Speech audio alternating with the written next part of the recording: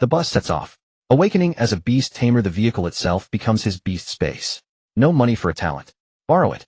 High interest can't repay. Better to become a system doll, letting others amuse themselves. Still better than feeding zombies. Welcome to the global highway survival game. Half a blue star has been slaughtered and turned into NPCs to start this game. You are lucky not to be slaughtered. But don't be too happy, and maybe this is worse. Behind you is the abyss of devouring dark mist. Only by collecting supplies, upgrading your vehicle, and running hard can you survive on this endless highway. A cold, lowly voice echoed in the minds of 5 billion people on Blue Star. Ding. You have consumed the rule-level unique item, Salvation of God. The world restarts, and you are reborn.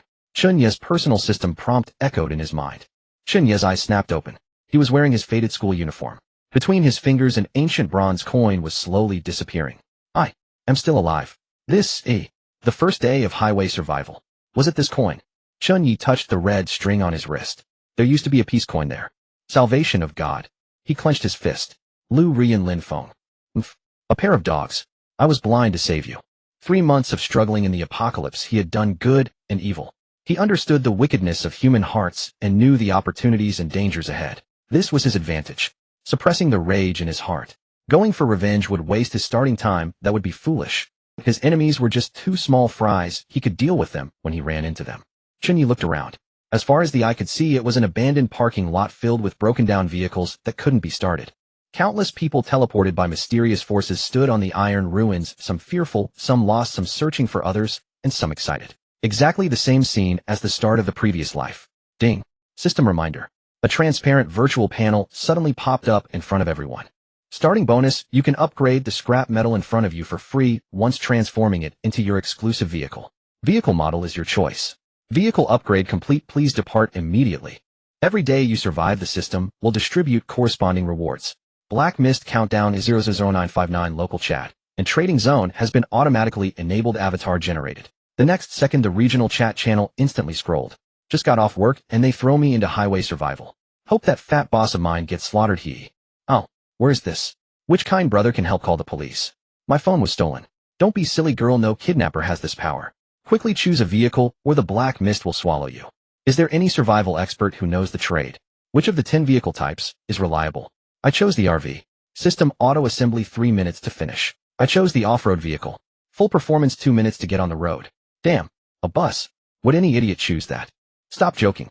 The bus is stupid, slow, and fuel hungry. Even dogs wouldn't choose it. Facing everyone's mockery, Chen Ye's gaze was calm. He directly pressed the button for the bus, which no one favored. Dogs don't choose it, I do. Although the bus consumes fuel, it uses diesel, and diesel supplies have less competition. The space is large with great development potential. A future mobile fortress can also farm, and when transformed into a mecha, it can be dozens of times larger, stepping on enemies with 1 foot. At the start, there is an exclusive bus lane. When others are stuck in traffic, he can drive unimpeded. Chen Ye remembers a big traffic jam at the start which would kill many people.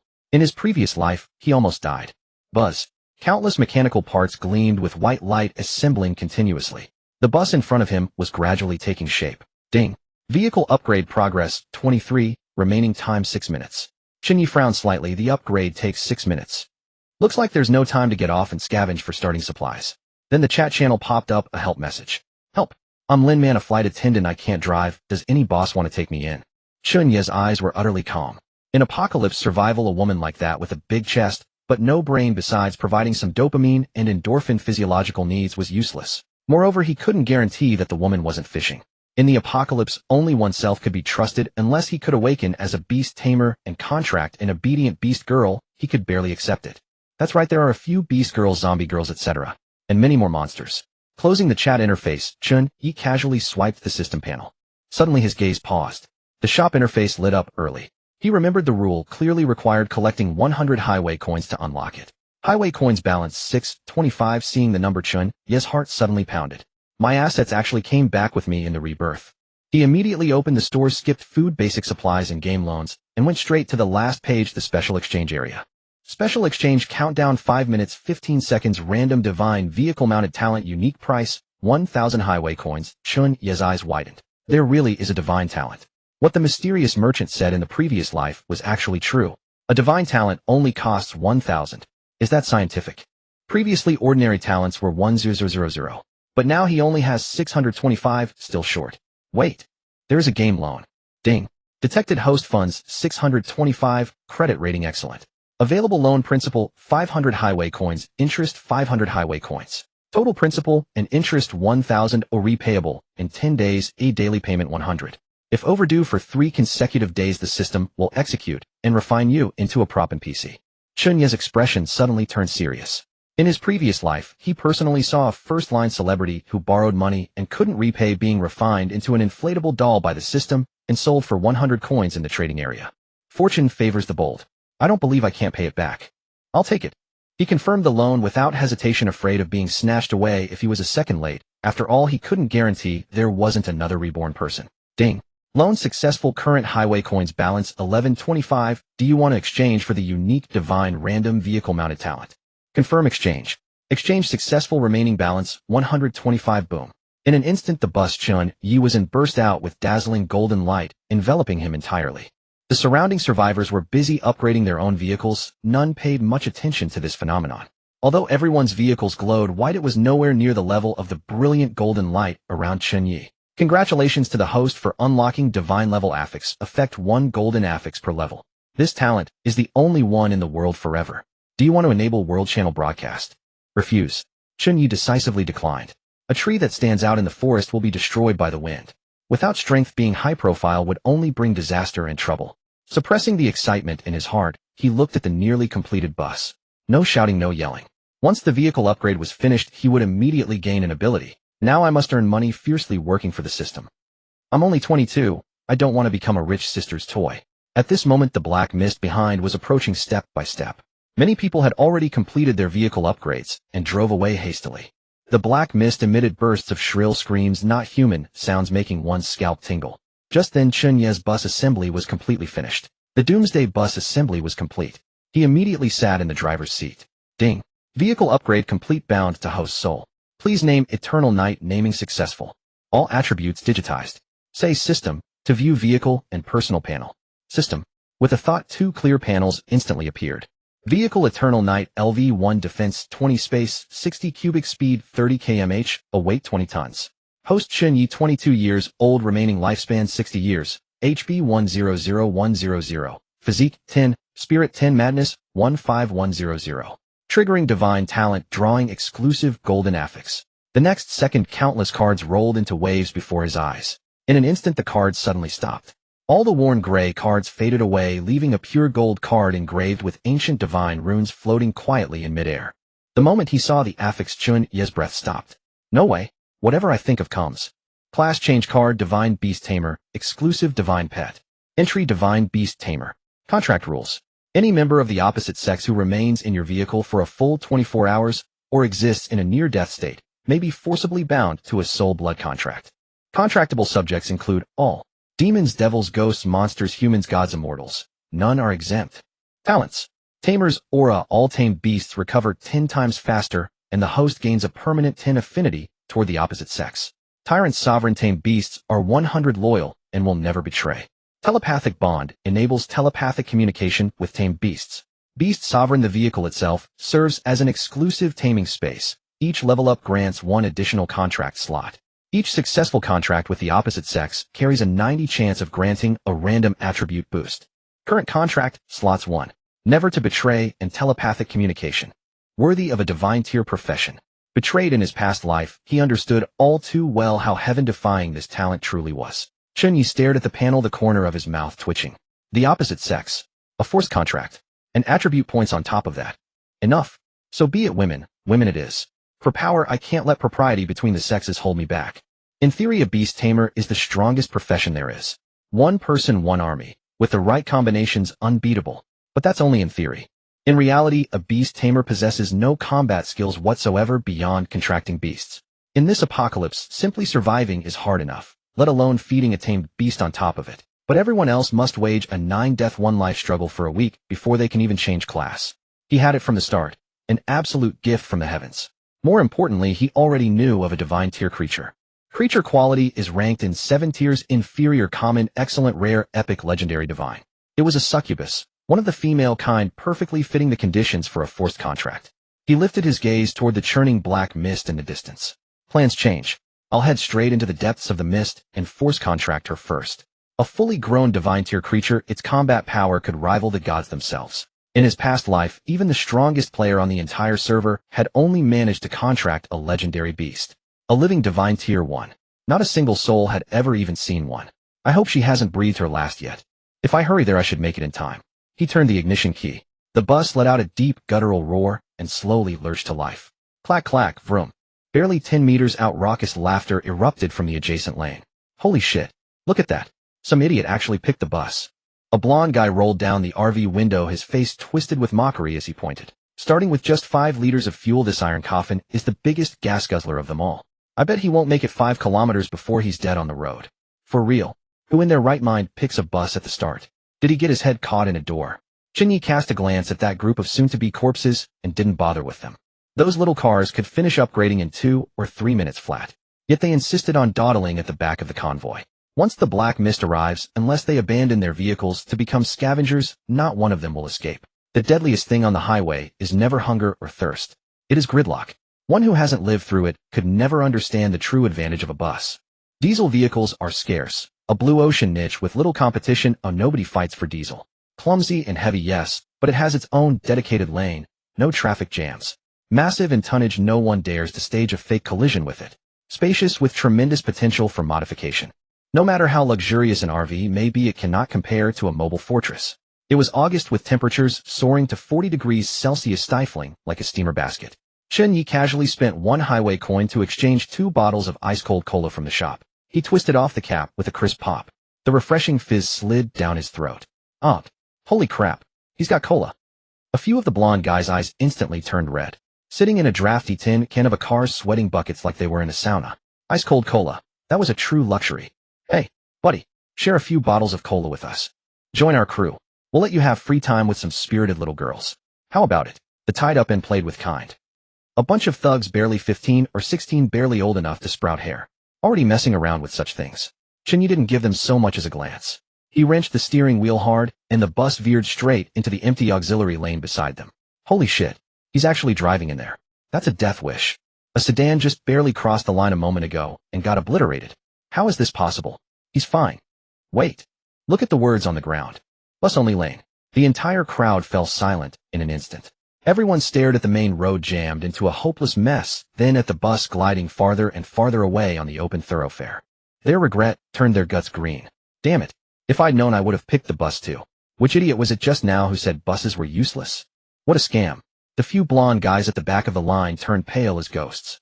The black mist behind them was growing thicker, the countdown about to hit 0. Move it, you idiot, up ahead. If you don't move, I'll ram you. Elsewhere, Chen Ye sailed out of the parking lot without a single obstacle in his way. Behind him stretched countless gazes of envy mixed with despair. A full third of the players remained stuck in place, unable to move. Ding. Black mist arrival at parking lot, countdown 3, 2, 1, 0. Game officially begins. Block B Zone F007, players aged 14 to 40. Current number 992110000. Ding. Global Survival Guide updated. Black Mist movement speed 10 km/h. Rule 1, complete missions, slay wild monsters, and open supply crates to earn random rewards. Rule 2, strictly abide by the rules. The enforcer's punishment is more terrifying than any evil spirit. Rule 3, keep your emotions in check. Madness is more fearsome than death. Madness value reaching 60 triggers bloodlust. 80 triggers complete madness. 95 triggers mutation into a monster. 100 is unknown. Beginner quest, arrive at the Happiness Town station 100 kilometers away before 1800 today. Rewards are distributed based on arrival ranking. Those who fail to arrive on time will be completely erased. Good luck. The moment the system voice faded, panic and the black mist swept through the parking lot together. Please move. I'm going to die. A beautiful woman so desperate she wet herself right there in the seat collapsed onto the steering while sobbing uncontrollably. The black mist slowly devoured those in the back rows. The first to be swallowed were those very blonde guys who had been running their mouths. Seconds later, piercing screams mingled with the sound of flesh being torn apart, carried clearly from far away. Ding. Player madness value 30. Ding. Player madness value 80. Ding. Congratulations to Zhou Xingxing, who has mutated into the first zombie. Reward skill, run fast. The crowd utterly exploded into chaos. The black mist speed was actually not fast, about the same as a person's walking pace. But the highway was clogged beyond redemption, and on top of that, some who had gone mad were hacking and smashing at random. Hundreds of vehicles rear-ended each other in a chain, sealing the situation into a complete death trap. Run! Forget this damn car. The mist is eating people. There's a lunatic with a knife killing people. Help! The cruelty of the apocalypse instantly tore apart the peace of bygone days. Trampling, slaughtering, wailing. Tragedies unfolded one after another. Chen Ye watched all of this in the rearview mirror, his expression flat. A familiar scene. A familiar ending.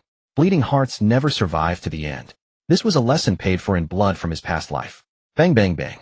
A group of survivors who had abandoned their cars threw themselves wildly at the bus door, smacking the glass until it rattled. Stop! Open the door. Let us on. Young man, saving one life is worth more than building a 7-story pagoda. Are you deaf? Want to die? If you don't open this door, I'll smash the bus to pieces. Another accident had occurred up ahead. The main road's 4 lanes were jammed down to just one. Only the bus lane remained unobstructed. Chen Ye felt no trace of pity. Stop. Not a chance. Save people? Why don't you go save the people behind you? He stomped the accelerator to the floor. The bus instantly tore away from the crowd, speeding off into the distance. Damn. What a cold-blooded bastard. This bus-driving loser will get what's coming to him one day. Just wait. At the next station, I'll be the first to cut him down. The crowd could only rage in impotent fury, venting their terror through curses. Look, there's another bus behind us. Hope instantly ignited in the crowd. Behind them, an honest-looking, bald-headed uncle drove a bus approaching slowly. Seeing the road packed with people, he instinctively stomped the brakes. Clang. The moment the bus stopped, the door was pried open from the outside. A scarred man carrying a blood-stained fire axe hauling a bucket of diesel scrambled onto the bus. Piteous screams erupted from inside. A few lackeys clutching wrenches followed close behind, sealing off the door tightly. This bus belongs to Brother Biao now. Hand over your supplies, and you can stay. The rest get lost. The crowd instantly erupted in an uproar.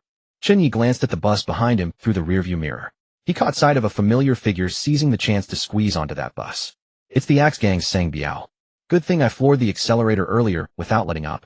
Getting tangled up with him would have cost me my life for sure. Chen Ye would never stick his nose into others' business, inviting trouble upon himself. He gripped the steering wheel tightly, watching the churning inky black mist behind. I must head into the mist right now to contract the succubus princess. I must venture into the black fog at once to contract the only divine succubus princess on the entire server. For anyone else, charging into the black fog at this moment would be a death sentence with no possibility of survival. But he had unlocked the system shop in advance. Naturally, everything was different. Special exchange: 1 year of lifespan ordinary peace talisman. Server-wide daily purchase limit of 10. When equipped, your vehicle will obtain 1 hour black fog immunity. Chen Ye exchanged for all of them at once. Ding. Exchange successful. Lifespan -10 years, peace talisman 10. Remaining lifespan 50 years. Good thing nobody else has unlocked the shop yet, or items like these would be impossible to snag. Having sacrificed a decade of his lifespan, he felt only a slight tightness in his chest. No other abnormalities. Lifespan could be traded back using road coins, so he didn't worry. Next, he exchanged for a vial of zombie serum to guard against infection. Ding. Exchange successful. Road coins -10, zombie serum 1. Remaining road coins 114. With everything prepared, he drove straight ahead, without ever driving the wrong way. Going against traffic tended to cause jams. There was also Rule 2, obey traffic regulations. The enforcer's punishment was more terrifying than any monster. Though he knew the enforcers wouldn't appear at this hour, 3 months of survival had conditioned him to follow the rules instinctively. Speeding along the bus lane, he collected 3 wooden resource crates, a portion of diesel, a fire axe, and a pack of tissues. Not bad, there's diesel. Looks like I won't need to buy fuel from the system shop. After refueling the vehicle, Chen Ye continued at full speed. He didn't linger over the crates by the roadside. His mind held a single objective: contract the succubus. Only by contracting this succubus could he rest easy with no worries. Finally, I can see a place to turn around. Spotting a signboard up ahead, he immediately made a U-turn and drove toward the black fog. Several players by the roadside couldn't make sense of his actions at all, pointing at him through the median strip. Is that guy insane? Driving straight into the black fog. What an idiot who can't even tell directions. Though it's a pity about that bus. Chen Ye couldn't care less about their chatter, maintaining his speed as he plunged straight into the black fog. Ding. 1 piece talisman consumed. Gained 1 hour of black fog immunity. A faint layer of white light shimmered into existence with a soft hum. It enveloped the entire bus. Even with the high beams on, he could only see a dozen meters ahead. The black fog was teeming with densely packed zombies. There were also all manner of twisted creatures snarling and wandering in the darkness. From time to time, players' blood-curdling screams pierced through. There's a vehicle. Save me. Help. I'm the daughter of the Ma family. Get me out, and I can have my father give you 100 million. Ding. Your madness value 1. Oi, please remain calm. A woman whose chest had been bitten into an unrecognizable mess by zombies stumbled toward his bus, pounding frantically on the door, with a lightning-fast zombie hot on her heels. It was that same yellow-haired punk who had mocked him for choosing a bus Zhou Xingxing. Hee hee hee. Little club girl, you've fallen for daddy's bite and stagger. Be a good little breeder zombie for me. Damn, it's that yellow-haired punk from before. And he's a high-tier zombie who hasn't lost his consciousness. Chen Ye cursed under his breath, cut sharply into another lane, and left her in his wake. It's the freaking apocalypse, and this dimwit woman is still trying to scam people with money. He drove along the bus lane straight toward the heart of the black fog. All low-tier monsters affected by the Peace Talisman hastily cleared a path. This was the talisman's power. With license and hand passage was naturally unimpeded. The vehicle pressed forward, its speed undiminished. Passing the entrance of the apocalypse parking lot, Chen Ye caught a glimpse of a middle-aged man's corpse out of the corner of his eye. His skull had been smashed open by a blunt object, brains splattered across the ground, and a blood-red axe mark was scrawled beside the body. Chen Ye's expression remained utterly impassive. Just as expected, it was the hatchet gang killing for vehicles exactly as in his previous life. The bus drove through the black fog for roughly 30 minutes. At last he arrived at the source of the black fog. Chen Ye slowly pressed the brake. Before his eyes a massive spatial rift stretched across heaven and earth, ceaselessly spewing forth thick, viscous black fog. Around its edges stretched elongated fangs, as though some terrifying creature had its jaws parted wide. Above the rift, an enormous blood-red eye slowly rotated, its gaze sweeping across the entire region. Upon spotting Chen Ye's bus, it fixed its stare upon him unwaveringly. Chen Ye paid it no mind. This eye couldn't actually harm anyone. As long as no one attacked it first, it wouldn't attack them either. Chen Ye quickly scanned the area, then his gaze fell upon the plaza before the rift. There a translucent black egg lay quietly, rippling with a faint iridescent glow, strikingly mystical amid the black fog. The egg was about as tall as a person, and through its shell one could faintly see a graceful lithe figure curled within. Chen Ye immediately pulled up his system interface. Target: unhatched succubus, maiden, our race, demon race, magic immunity, bloodline, rank mutant, divine, grade, age 18, level LV0, HP 1999, appearance 98, spirit physique 1, ability unevolved. Status: near death, congenital energy insufficient, unable to break out of shell independently. System evaluation: a rare divine grade creature. Hopeless romantics, and an extremely lustful species. If you are a man, please protect yourself. Amen. An egg that has slept for 18 years. Suggested preparation: egg fried rice. Consumption permanently increases physique by 10 points. Reading the interface, Chen Ye frowned. Lustful. How lustful could such a beautiful woman possibly be? Could she actually kill me with pleasure? That seems unlikely. Egg fried rice. 10 points of physique. What kind of international joke is this?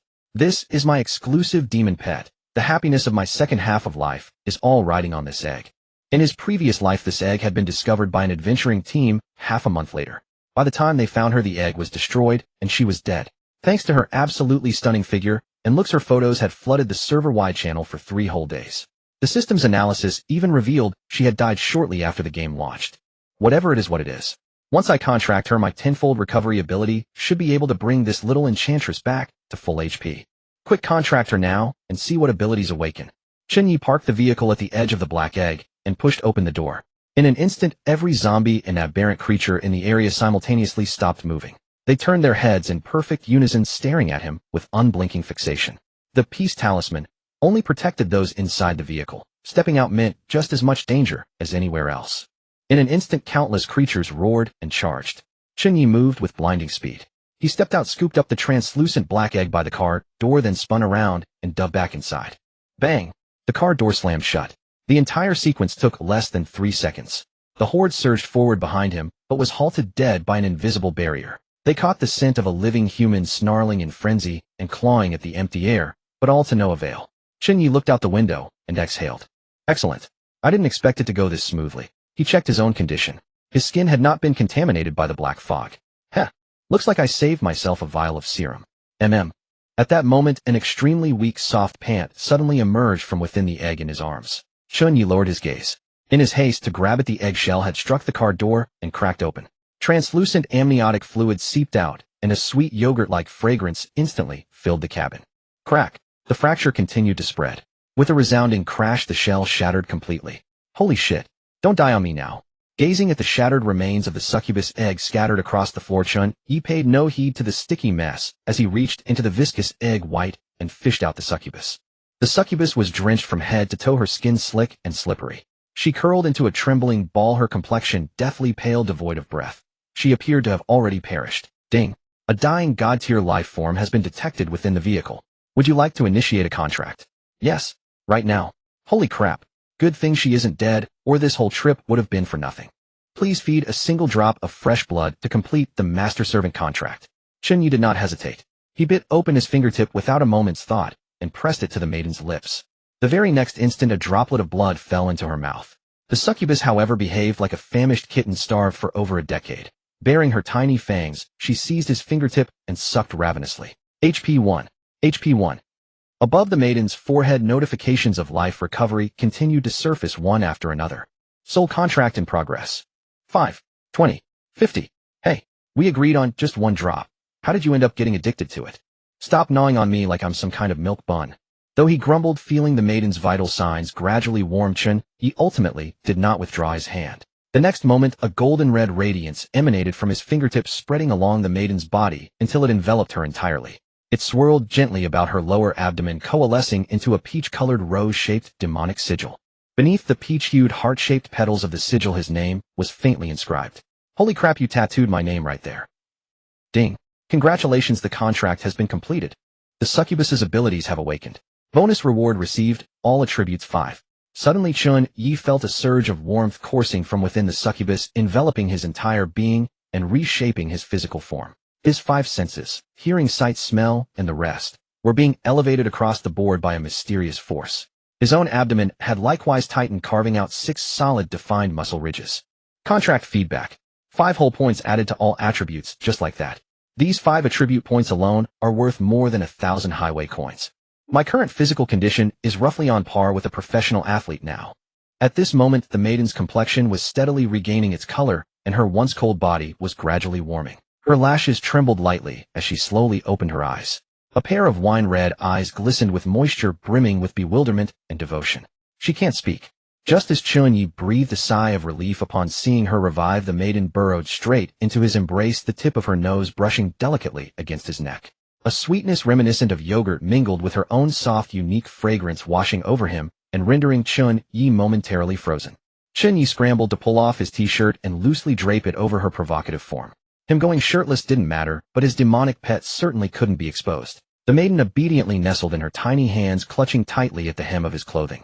A pair of small, delicate demon horns perched atop her head as she ceaselessly nuzzled against his chest. A crimson flush instantly bloomed across Chen Ye's ears. His breathing grew ragged and disordered, a sweetness welled up in his throat, and the blood, threatening to spill from his nose, was forcefully swallowed back down. What was worse, one of the maiden's peach-colored heart-tipped tails had coiled itself firmly around his thigh, while her small mouth pressed against his pectoral muscle, rubbing against him and leaving him drenched in her saliva. The moment he placed her onto the reclining chair, a soft, milky voice rang out, murmuring, "Master, hungry." Oh, so she can speak after all. Don't tell me she still wants my blood. Is she some kind of vampire? The maiden blinked, revealing 4 small fangs. She smacked her lips, then clung even tighter and sank her teeth straight into his pectoral muscle. Ouch, ouch, ouch. Damn it, that's bleeding. There's nothing to drink there, hey. Completely at a loss with her, Chen Ye had no choice but to pry open her little mouth and pop open a can of cola, pressing it to her lips. A being of God-tier biology learned astonishingly fast. Instantly recognizing the cola as something to drink, she hugged the bottle herself and began gulping it down heartily. Hee, drink up. This stuff fills you up in no time. The little succubus obediently settled into the seat behind him, temporarily docile. Born just now and already taking iced cola as milk. Has anyone ever seen the likes of this? How about I call you Little Cola from now on? The little succubus nodded foolishly. Cola. I want Master to hold me. Chen Ye took the cue and gently patted her head. Master still has to drive, you know. You're not a little baby. At 165 centimeters tall, go play on your own. Bound by the demonic sigil, an instinct of submission took root deep within the little succubus's heart. It compelled her to obediently heed Chen Ye's commands. We're preparing to head back now. From this day forward, you have to help Master with his work, understand? The maiden was a remarkably quick learner, her head bobbing like a rattledrum. Chen Ye had no desire to raise a little succubus whose only thoughts revolved around men. Ding. Your black fog immunity is down to its final 10 minutes. Please plan your time wisely. Hearing the system's broadcast, Chen Ye hurried back to the driver's seat and prepared to turn the vehicle around to catch up with the main convoy. Meanwhile, he pulled up the little succubus's panel once more. Name: Cola, God-tier. Favor: loyalty 100 maxed. Race: demon magic immunity, cannot be infected by the black fog. HP 271,009. Physique Spirit 2. Abilities. Lucky Right Hand. The first treasure chest opened each day has its grade elevated by 1 tier, a limit of once per chest. Succubus Body Devour. When in close physical contact with a master of the opposite sex whom she is fond of, permanently gains 1 to all attributes and 10 to max HP daily. Growth potential is unlimited. Charm Aura. Allied forces receive 5 to all attributes. Lick Wounds. The succubus's saliva and bodily fluids possess restorative properties capable of rapidly healing wounds. A prolonged consumption yields unexpected therapeutic benefits. Holy crap for skills. This god-tier contract pet is truly something else. Treasure chest upgrades plus unlimited growth. Venturing into the Black Fog this time was absolutely the right call. In this life, I'll definitely be able to come into contact with far more things, such as the chosen ones. Chen Ye knew full well that he was not the only special person in this world. Many people would acquire various abilities during this calamity of Black Fog and highway catastrophe. In his previous life, he had been nothing more than a bottom-feeding worm barely clinging to survival. But this life was entirely different. He glanced at the bite mark on his chest, which had already healed in an instant thanks to the succubus's saliva. The same had happened to the wound on his finger. Truly miraculous. A flavor of strawberry cake, no less. Just as Chen Ye was lost in wonder, a silver-white treasure chest suddenly materialized in the rearview mirror, flashing once. Although visibility within the Black Fog was exceptionally poor, Chen Ye's sensitivity to resource chests remained razor-sharp. That chest moments ago had likely caught the reflection of his tail lights. There's actually a silver treasure chest beneath the spatial rift. I completely missed it just now. Considering the haste of his earlier exit to steal the egg, it was perfectly understandable that he hadn't spotted it. Chen Ye did not hesitate. He equipped another Wuxia token and promptly turned the vehicle around, heading straight back for the rift's entrance. Ding. 1 Wuxia token has been used. Gained 1 hour of Black Fog immunity. Current remaining immunity duration 1 hour and 5 minutes. Cola, go help Master retrieve that treasure chest. Upon hearing Chen Ye's command, little Cola immediately set down her half-finished cola, let out a tiny milky burp, and hopped out of the vehicle. Chen Ye shared a telepathic link with her. Their communication flowed unimpeded. Before long, the succubus maiden returned, straining as she hugged the treasure chest to her chest. Being a pure-blooded demon, the Black Fog zombies and Black Fog monsters alike would never proactively attack her. Good girl, Cola. Master will get you something tasty later. The maiden beamed a silly, sweet smile. Cola is the best. Holding the chest, Chen Ye had initially planned to open it directly, but then he suddenly recalled Cola's lucky ability. On the very first day of survival, let alone a silver treasure chest, most players would already be thanking the heavens for stumbling upon a mere black iron supply chest. Even if he encountered another silver chest later on, he could simply wait until tomorrow to let Cola open it. Cola, help Master open this chest. The maiden extended her jade-like hand and fumbled at it a few times, but the chest remained utterly unmoved. Frustrated, she bared her tiny fangs and lunged to gnaw at it directly. Hey, easy, don't bite the chest and ruin it. Just press this button here to open it. Chen Ye facepalmed in exasperation. Only after receiving the hint did little Cola dazedly tap the chest's button. Whoosh! A blinding white light flared abruptly, gradually shifting into a golden hue. A golden orb of light slowly materialized, hovering in the air.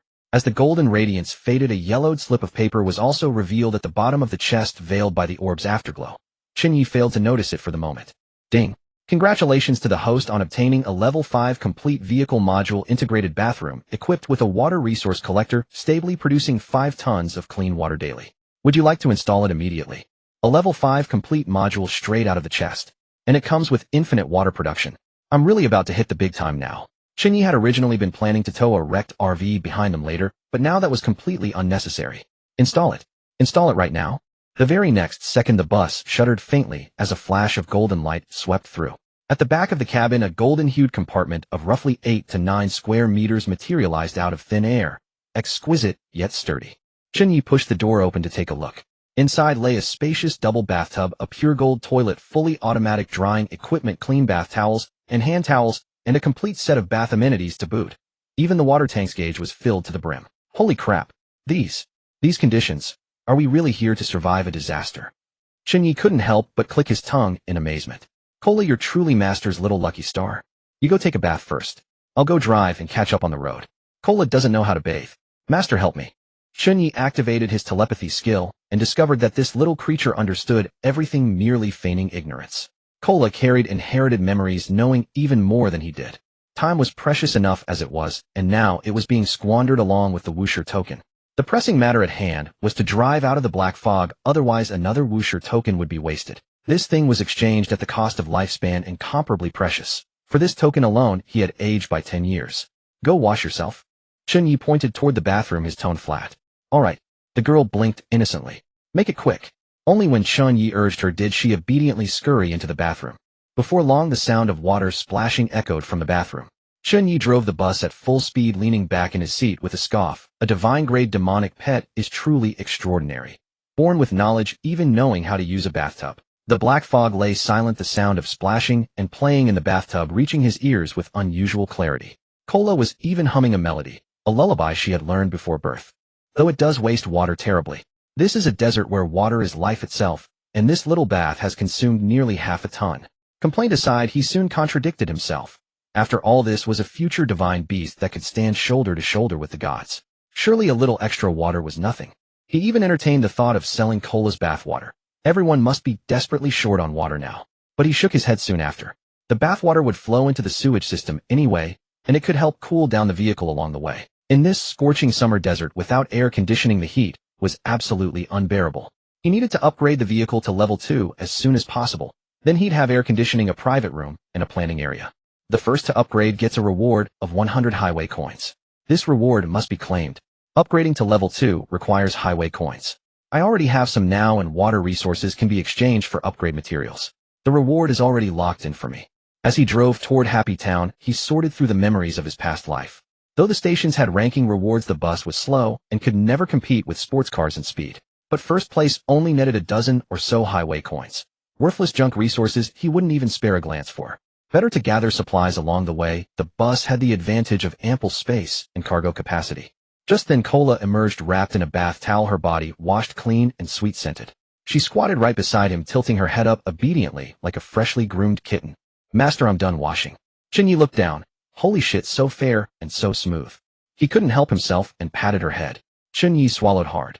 He had never seen such divine beauty before. Fortunately, this stunning creature was his demonic pet belonging solely to him.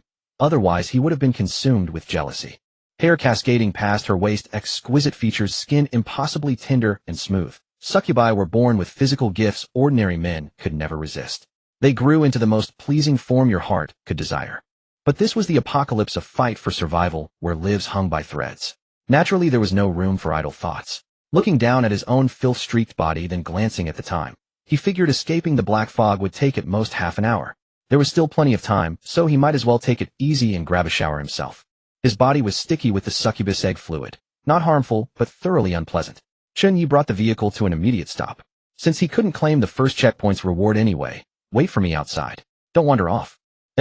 The little succubus nodded, shyly obedient as could be. In less than 3 minutes, Chen Ye had showered, quickly returned to the driver's seat, and started the vehicle. What a relief. In his view, he hadn't showered in 3 months. This was the first time indulging in such luxury. The time was 11:00 a.m. Chen Ye casually picked up the silver treasure chest he had just opened, about to toss it aside, when his gaze inadvertently caught sight of a gray, dusty parchment at the bottom of the chest. At first glance, it looked just like the wooden base of the box. Beneath the parchment lay a collar with a bell attached. There's actually something else. He immediately took out the items inside. Special locating collar. After equipping, the host can view the wearer's location. Effective range 100 kilometers. Royal relic. The mysterious merchant is willing to buy it back at a high price. Holy crap. Something the mysterious merchant wants. This thing must be worth a fortune. Maybe selling it will set me up for life. And it's a locator too. I'll put it on Cola first to prevent her from wandering off and getting lost. We'll sell it when we meet the mysterious merchant. Chen Ye then unfolded that bloodstained parchment. Egg abandoned by the sovereign of the Black Abyss. Take her with you, and you shall be marked by the Black Abyss.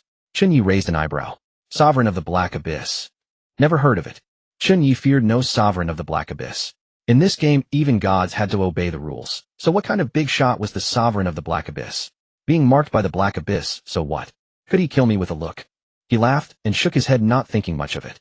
Then he gazed at the colossal eye outside the window, not a trace of fear in his expression. With one hand on the steering wheel and the other holding the bell, he gave it a gentle shake. The clear chiming sound echoed through the cabin. Cola, come here. Hearing her master's call, Cola scampered over on her little bare feet, pattering lightly. Does it look nice? Master, is this a gift for me? Chen Ye casually fastened the collar around her neck. The leather strap and bell resting against her fair neck reminded Chen Ye of the dairy, made from some Western fantasy world. Too bad she wasn't pregnant yet, so there was no milk. The fit is just right. You must not lose this thing, understand? Ding. Locating bell is binding to vehicle. Cola was overjoyed. In her eyes this was a bond token her master had given her. Whatever master gives me I'll treasure as dearly as my own life. Binding successful. Chen Ye didn't overthink it, and sent Cola to the back row to wait. Delighted with her new treasure, the little succubus obediently sat in the back, tinkering with the bell, as though she had discovered a whole new world.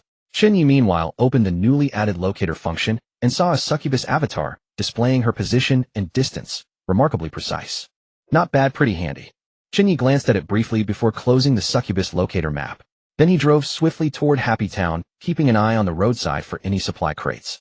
In total he picked up 4 inferior crates and 2 wooden crates. From them came a bottle of engine oil, a fire axe, 2 sausages, a pack of spicy strips, and a roll of garbage bags. All the supplies had been carried back by Cola, who stepped out each time. The crates weren't large. Cola could just barely manage them.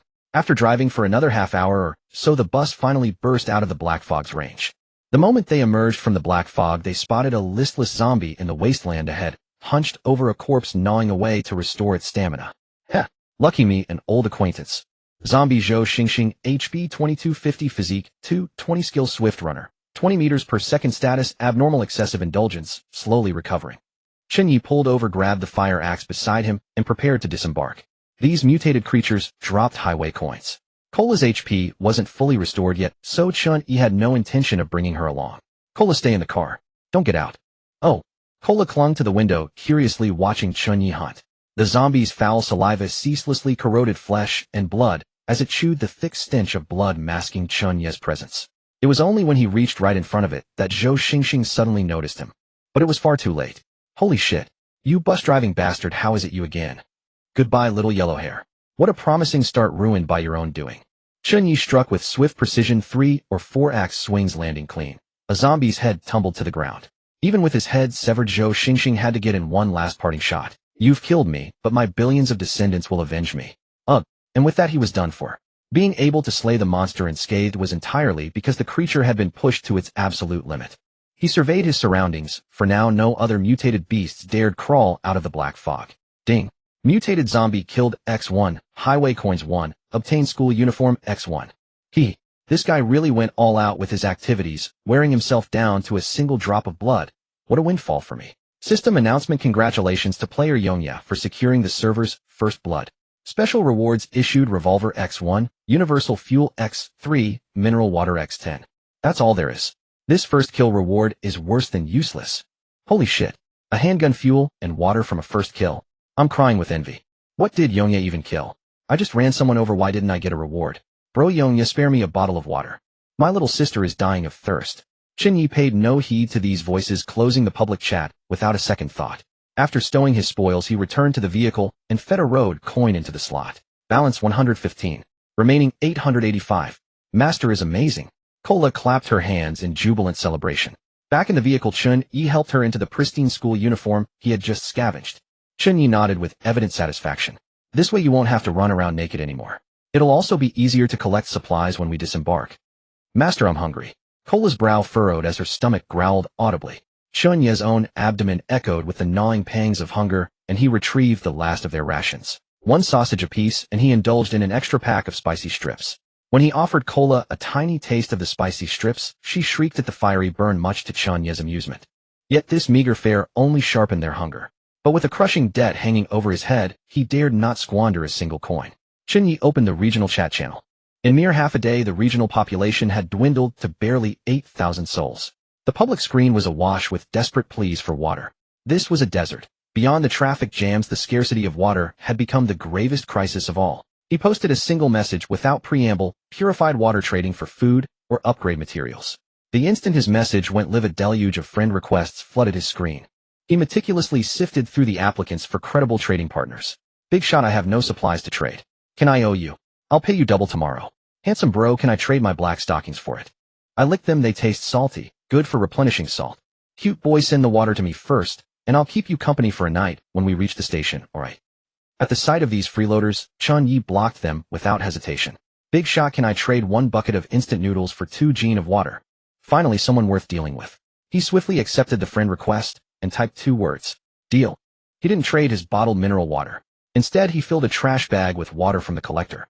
its graduated markings confirming that 2 gene equated to exactly 1,000 milliliters. Then he completed the transaction through the central console. Afterward, on a mere whim, he tried teaching Kola how to operate the trading system.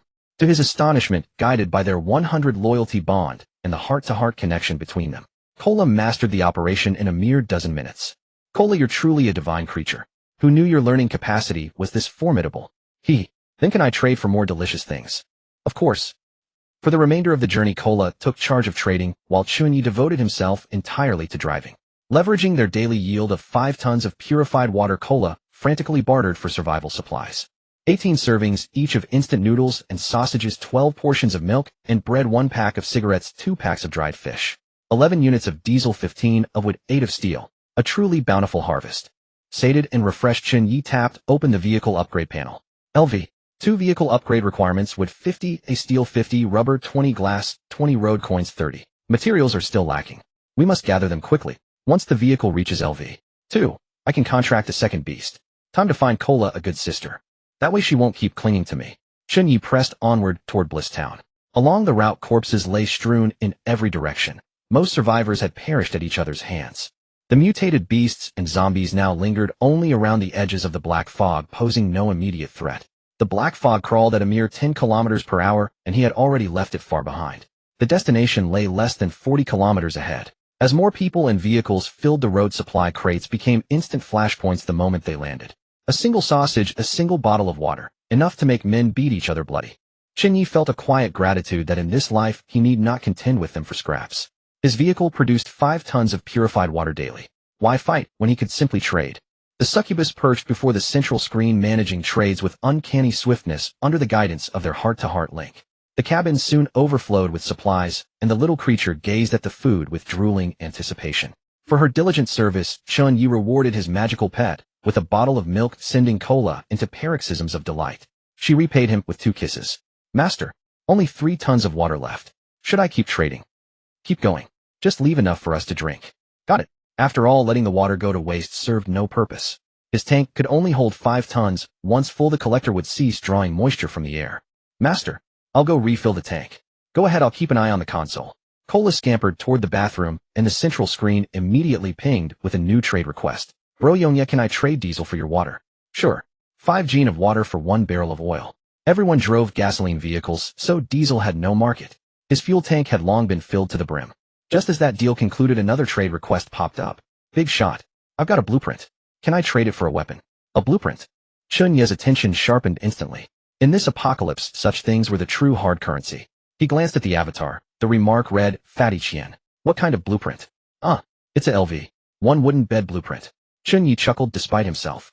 No wonder no one wanted it. Compared to water, fuel, or weapons, a wooden bed was hardly an essential.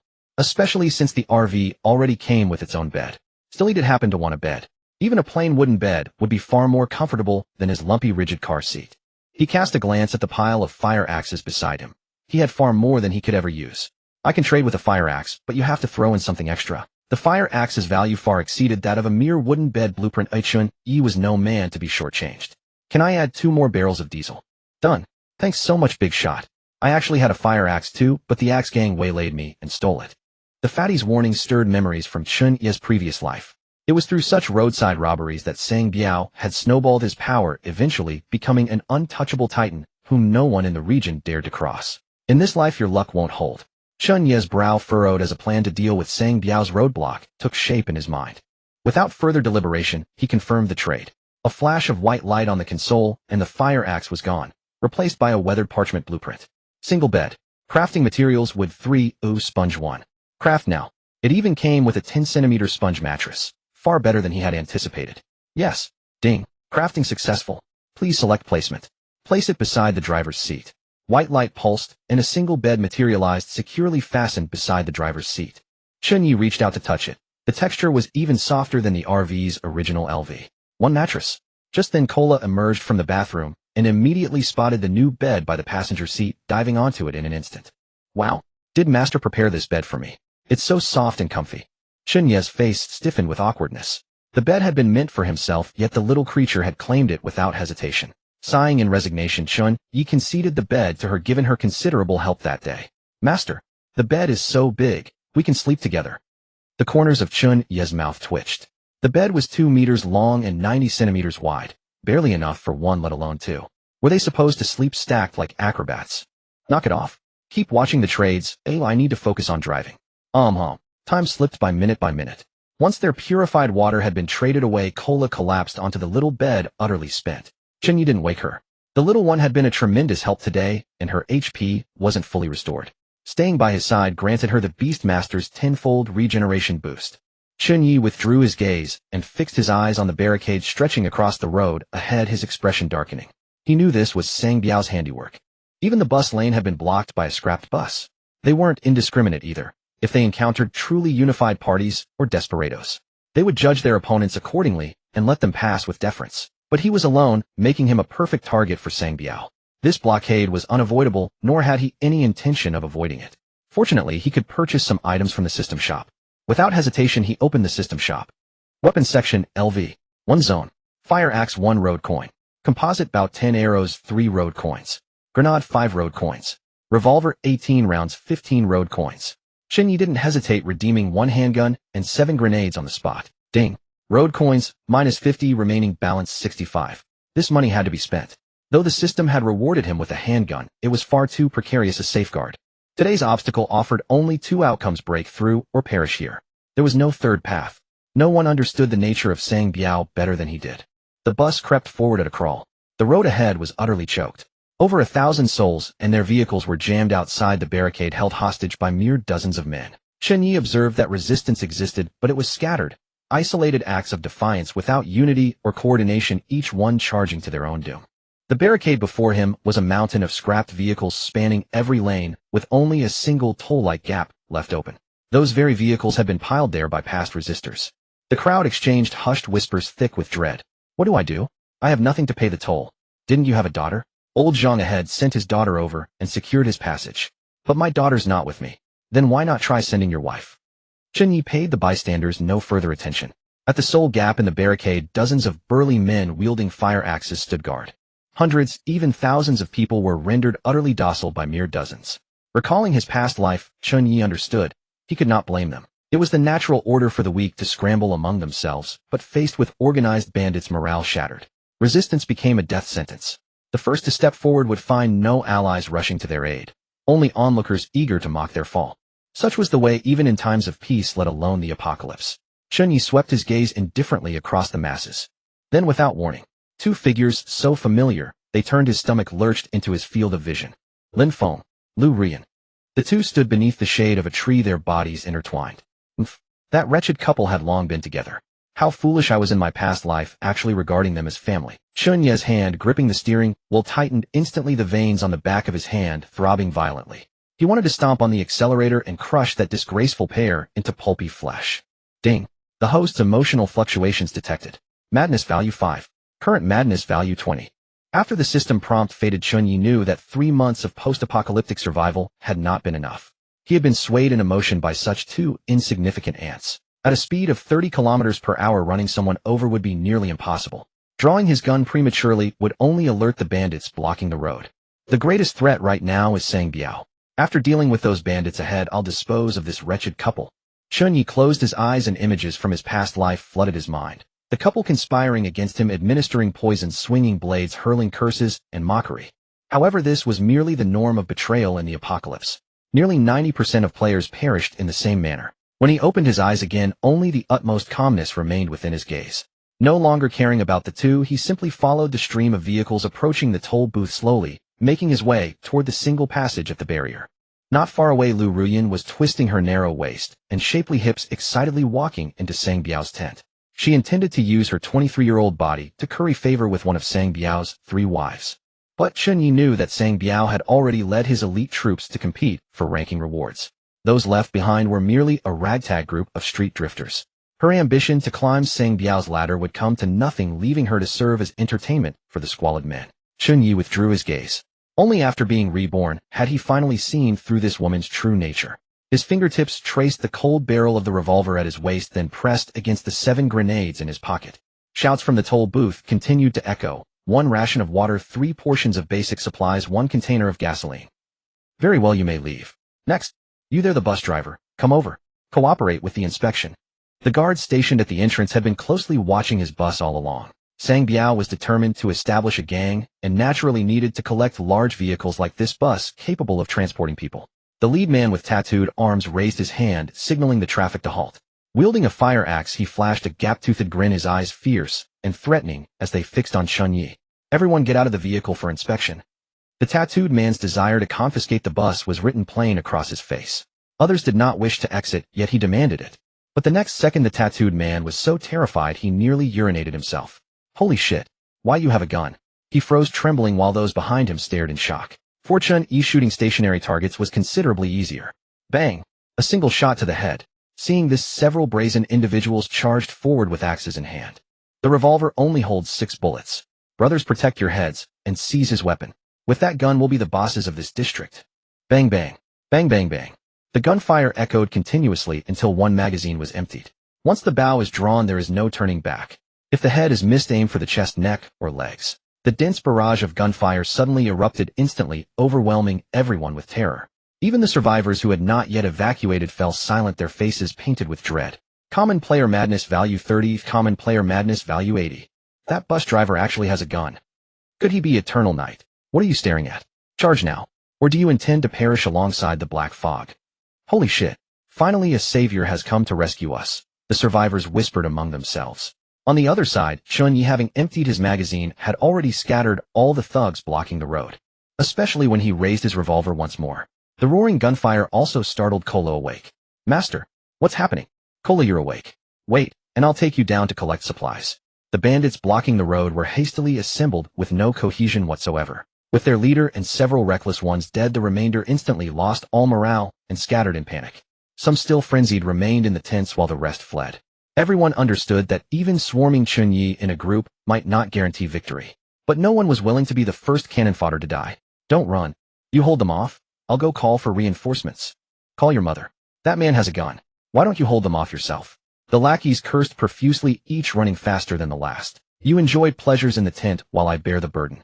Resources were plundered, yet I footed the bill. Fuck these bandits. Anyone can be one instead of me. The chaotic cries of fleeing panicked voices rose and fell. The scene collapsed even faster than Chen Ye had anticipated. Chen Ye glanced back at the tent still swaying rhythmically. He casually flicked open the pin of a grenade and threw it precisely inside. That was the only place still occupied. Boom. Limbs and torn flesh flew everywhere. Off. Ouch. After the explosion, only the sound of gasping breaths before death and low, anguished wails remained. Lu Ruyan was among them. Though she did not die instantly, shrapnel had torn her body to pieces. In this medicine-scarce apocalypse, she could only suffer and await death. Watching her writhe in pain awaiting death, Chen Ye felt it was even more satisfying than killing her outright. He merely cast a distant glance and turned away. Such insignificant ant's hatred could be avenged with a casual strike. He was not the type to revel in tormenting the helpless. That woman no longer belonged to his world. He scanned the area but could not locate Lin Feng, a trace of coldness flashing across his eyes. It seemed Lin Feng cared little for this woman, after all, choosing to flee on his own. Chen Ye did not waste time searching for Lin Feng in the crowd.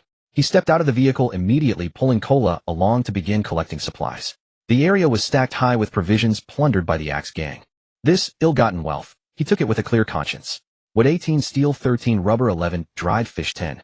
The onboard system continuously calculated the quantities for him. Chen Ye held his gun in one hand while carrying supplies when suddenly a chill ran down his spine.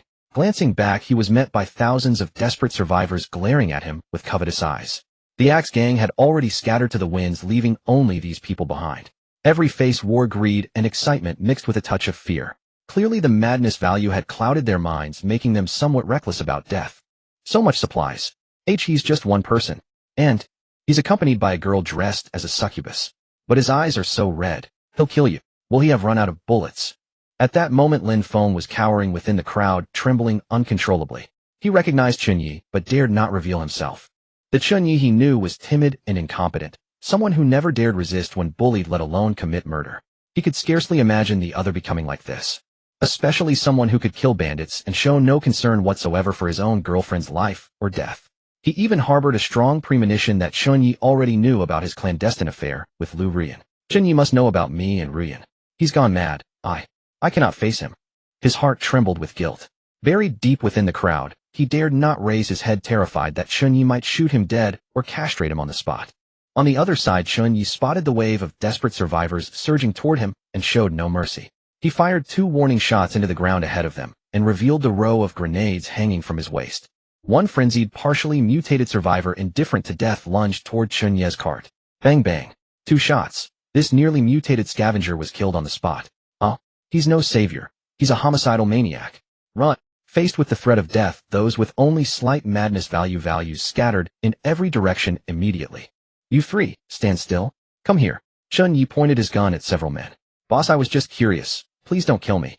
Cut the nonsense. Come help me carry supplies or die. 1 hour later, Chen Ye's bus was packed to capacity before he drove away. 60 cubic meters total, at least 40 loaded. The remaining supplies filled slightly less than half, which he could not carry. In the end, he left them for those who had helped him carry. As for whether they could defend them, that depended on their own abilities. Good heavens. The man with the gun has left too. Only a few unarmed people remain. Everyone grabbed the supplies quickly.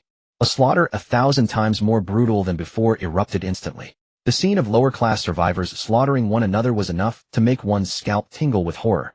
The red glow in Chen Ye's eyes gradually faded, his madness value dropping from 45 to 43. This was a composure technique he had trained during his past life. Through controlled, deep breathing, he could regulate his madness value. Looking at the fully loaded bus, he had enough materials to upgrade to at least a level 2 vehicle, perhaps even level 3. Master, so many people died behind us. Are you afraid? Chen Ye countered. His magical beast did not possess a madness value system, but she should still feel fear when killing freely right. Yet she was his contracted beast, and every day henceforth she would need to face such bloody scenes. She had to adapt sooner rather than later. Afraid? Hee. Cola simply loves the scent of fresh blood, the more thrilling. Hearing this, he recalled how this girl used to suck his blood. Cola, from now on you are not allowed to drink human blood. Cola won't drink blood. Cola will drink milk instead. Milk tastes much better. Speaking of which, little Cola took out a carton of pure milk herself, squatting on the bed beside Chen Ye. Her eyes shyly flicked toward him as if asking whether she could have it. Chen Ye nodded and continued driving. Not long after, the system chimed once more. Current remaining players in this district 6821. 3 or 4,000 vibrant lives amounted to nothing more than a string of cold numbers here. Ding. District-wide announcement. Player Sanzang Monk has arrived at Happy Town. First arrival time, 1:03 noon. Reward Pioneer Medal, all attributes 2 upon wearing road coins 10. Exclusive weapon chest 1. Ding. District-wide announcement. Player Huzi arrives at Happy Town. Second arrival time, 12:07 noon. Reward Pioneer Medal, road coins 5, or revolver X1. Player Seng Biao arrives at Happy Town 999th, arrival time 1355. No reward. The system's delayed broadcast notifications continued to roll, in one after another. It was already 4 p.m. Those people had long since reached the destination. The broadcast was delayed because only those who had arrived at Happy Town could view this ranking list. Indeed, Chen Ye had already arrived at Happy Town. Dubbed a town, it was merely a temporary bus station. Glancing around, everything consisted of old stairwell apartments, and all vehicles were parked within a vast park. Ding. You have arrived at Happy Town, ranked 5022nd. No reward. Please park your vehicle within the marked white parking spaces to ensure protection from attacks. Only with your permission may others enter your vehicle. Sanzang Monk and the mercenary Huzi secured first and second place. Chen Ye did not dwell further. He casually selected a bus parking spot and steadily parked within the white-lined frame. The very next moment, the vehicle began emitting a faint white radiance, granting it special protection. Nearby 8 other buses had already been claimed by Sang Biao's group. At present, no one remained inside those vehicles. All had gone into the town to scavenge for supplies. However, Chen Ye had no intention of venturing out. Happy Town was plagued by apparitions, and danger persisted even during daylight hours. Moreover, Sang Biao was a man who harbored grudges over the smallest slights. Having seized his belongings, Sang Biao would never let it go. With his opposition numerous and powerful, Chen Ye chose to bide his time, lay low, and prioritize upgrading his bus to level 2. Ding. Upgrading to level 2 bus. Confirm. Yes. Please select your upgrade path. 1. Balance type 2. Survival type 3. Combat type. Chen Ye hesitated not at all and selected option 1. A pure survival type could provide a comfortable environment and renewable resources, a mobile fortress for the future, but would be highly vulnerable to attacks and theft. A pure combat type could mount vehicle weapons, granting greater strength and resilience. A transforming mech for the future. The balance type offered both comfort and armament, though neither aspect would match the intensity of a specialized build. Road conditions will be unpredictable in the future. As a lone traveler, the balance type is the wisest choice. Ding. Selection confirmed. Balance type. The next second, the vehicle entered upgrade mode. Supplies inside the bus transformed into streams of light beginning to remodel the vehicle. Estimated upgrade time, 30 minutes. Master, our bus is growing bigger. Chen Ye gazed at the petite succubus beside him, unable to resist pinching her soft cheeks. Cola, has your health bar not recovered yet? No. Only less than 1/10. However, if Master holds Cola, my recovery speed will double. Chen Ye's mind filled with black lines. This succubus was rather improper. Was her lustful attribute triggering again? Are you certain? Cola nodded vigorously, her expression appearing genuinely innocent. Very well. Chen Ye spread his arms. At worst he would suffer no loss. The little succubus eagerly pounced into Chen Ye's embrace. Her stunningly beautiful figure overwhelmed him utterly. Fortunately, he was prepared this time, and did not suffer a nosebleed. The girl's warm, soft touch sent a gentle ripple through his heart. Her faint, elegant fragrance drifted into his nostrils instantly, dissolving the exhaustion coursing through his body. Master's scent is so wonderful. It feels as though countless traces of warmth and vitality are flooding into Cola's body. Health 1, health 1. Before long, Chen Ye noticed something unusual. Staring in astonishment at the health bar incrementing by 1 point every 5 minutes, he was completely stunned. This girl wasn't lying. Her recovery speed has truly doubled. Good heavens. If she could recover a full 1,000 health points, he could potentially use her as a frontline tank in the future. The little succubus wrapped her arms around his neck, resting her head on his shoulder, and fell comfortably asleep. Worthwhile? Falling asleep in 1 second. What kind of physique is this? He couldn't help but feel envious. Half an hour later, Chen Ye, cradling the succubus and breathing in her faint fragrance, also drifted into a comfortable slumber. Ding. Your vehicle has successfully upgraded to level 2. Ding. District-wide announcement. Player Yongye is the first in the entire server to upgrade a vehicle to level 2. Reward road coins 100 bronze blueprint chest X1. It was the system's broadcast that roused Chen Ye from his slumber. I actually fell asleep. Fortunately, this is a safe zone. The moment Chen Ye opened his eyes, he found his bus surrounded by a crowd. At their forefront stood Sang Biao, a man known for nursing every grudge. The moment Chen Ye opened his eyes, he was met with a dense crowd of figures beyond the car window.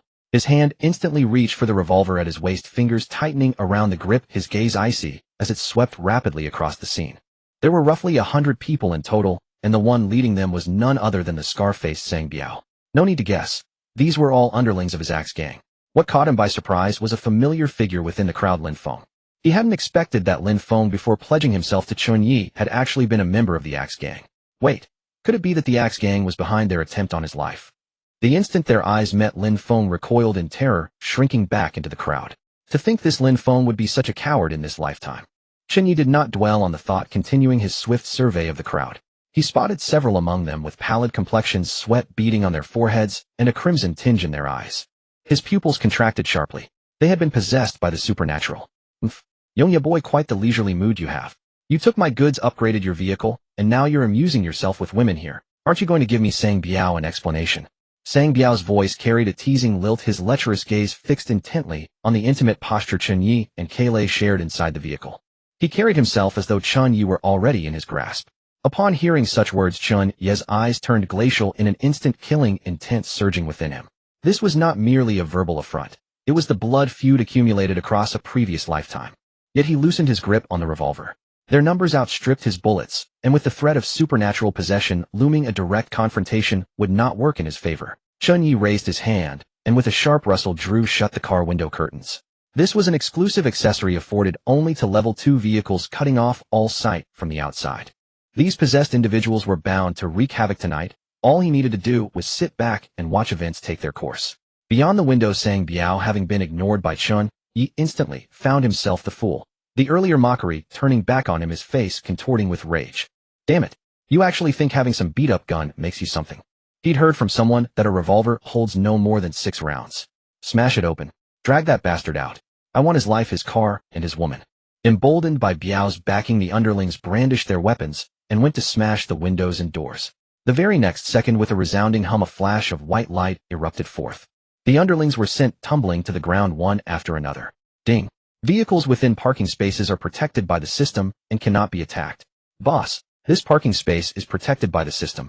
There's nothing we can do. Sang Biao could only grit his teeth in fury, spitting out threats. Damn it, forget it. Almost forgot the rules of the parking space. Kid, I don't believe you can stay in there forever. You lot stay right here and keep your eyes on him. The rest of you come with me. Got it, Biao. The shouting and pounding outside failed to draw even a glance from Chen Ye. He rose, lifting the still slumbering Kailei, and placing her gently into her little bed. The level 2 vehicle came with its own air conditioning. He turned it down to 16 degrees, took 2 bath towels, and laid them over Kayleigh as a makeshift blanket. It was the height of summer. Everyone else was suffering in their tin-can cars while he alone enjoyed the cool breeze and a glass of milk. He twisted open a bottle of pure milk and tipped it back, the rich sweetness pressing down the lingering savagery in his heart. He paid no mind whatsoever to the clowns outside blocking his path. Standing out there now was nothing less than offering themselves up as free vessels for supernatural possession. Chen Ye opened his newly upgraded vehicle interface. Vehicle Yonya LV2 highway coins, 165 daily repayment, 100 coins 10 days remaining defense, 50 top speed, 90 kmh fuel consumption, 100 km 65L durability, 1010 weight, 100 tons cultivation chamber level 0, upgradable simple bedroom level 0, upgradable weapon slot 1. Available for loading. Installed accessories level 5 golden bathroom with water resource collector level 1 single wooden bed. Inventory bronze blueprint chest revolvers 2, grenades 3 fire axes 3 talent 1 golden modifier per level active modifiers 1. Divine Beast Master current contract slots 12, contracted Beast Kayleigh Divine Succubus, you have 1 fresh golden modifier draw available. Chen Ye surveyed the space behind the bus, which had already been transformed into an independent small room. The dome had also been converted into a cultivation chamber with a staircase, though it stood empty for now. In addition, the vehicle now featured an external weapon port. As expected, the modification space on a bus is far superior. Even 3 or 4 other vehicles combined wouldn't offer half the customization potential of this bus. Chen Ye steadied himself, then turned his attention to the modifier draw. Without a moment's hesitation, he tapped to proceed. Ding! Drawing modifier. A wave of golden red cards churned wildly before his eyes, blazing with radiant light. The very next instant it froze abruptly. Congratulations. You have obtained the divine modifier Infinite Devour. Modifier effect: your vehicle can devour ownerless scrapped vehicles and the carcasses of fallen exotic beasts, randomly granting vehicle attribute bonuses and supply chests. Chen Ye clenched his fist tightly, his heart pounding wildly, his breath catching for half a beat. Infinite Devour. A mobile fortress capable of endless growth and boundless ascension. And it drops supply chests too. Today alone, over 3,000 vehicles across the entire district were scrapped. All ownerless, all up for grabs.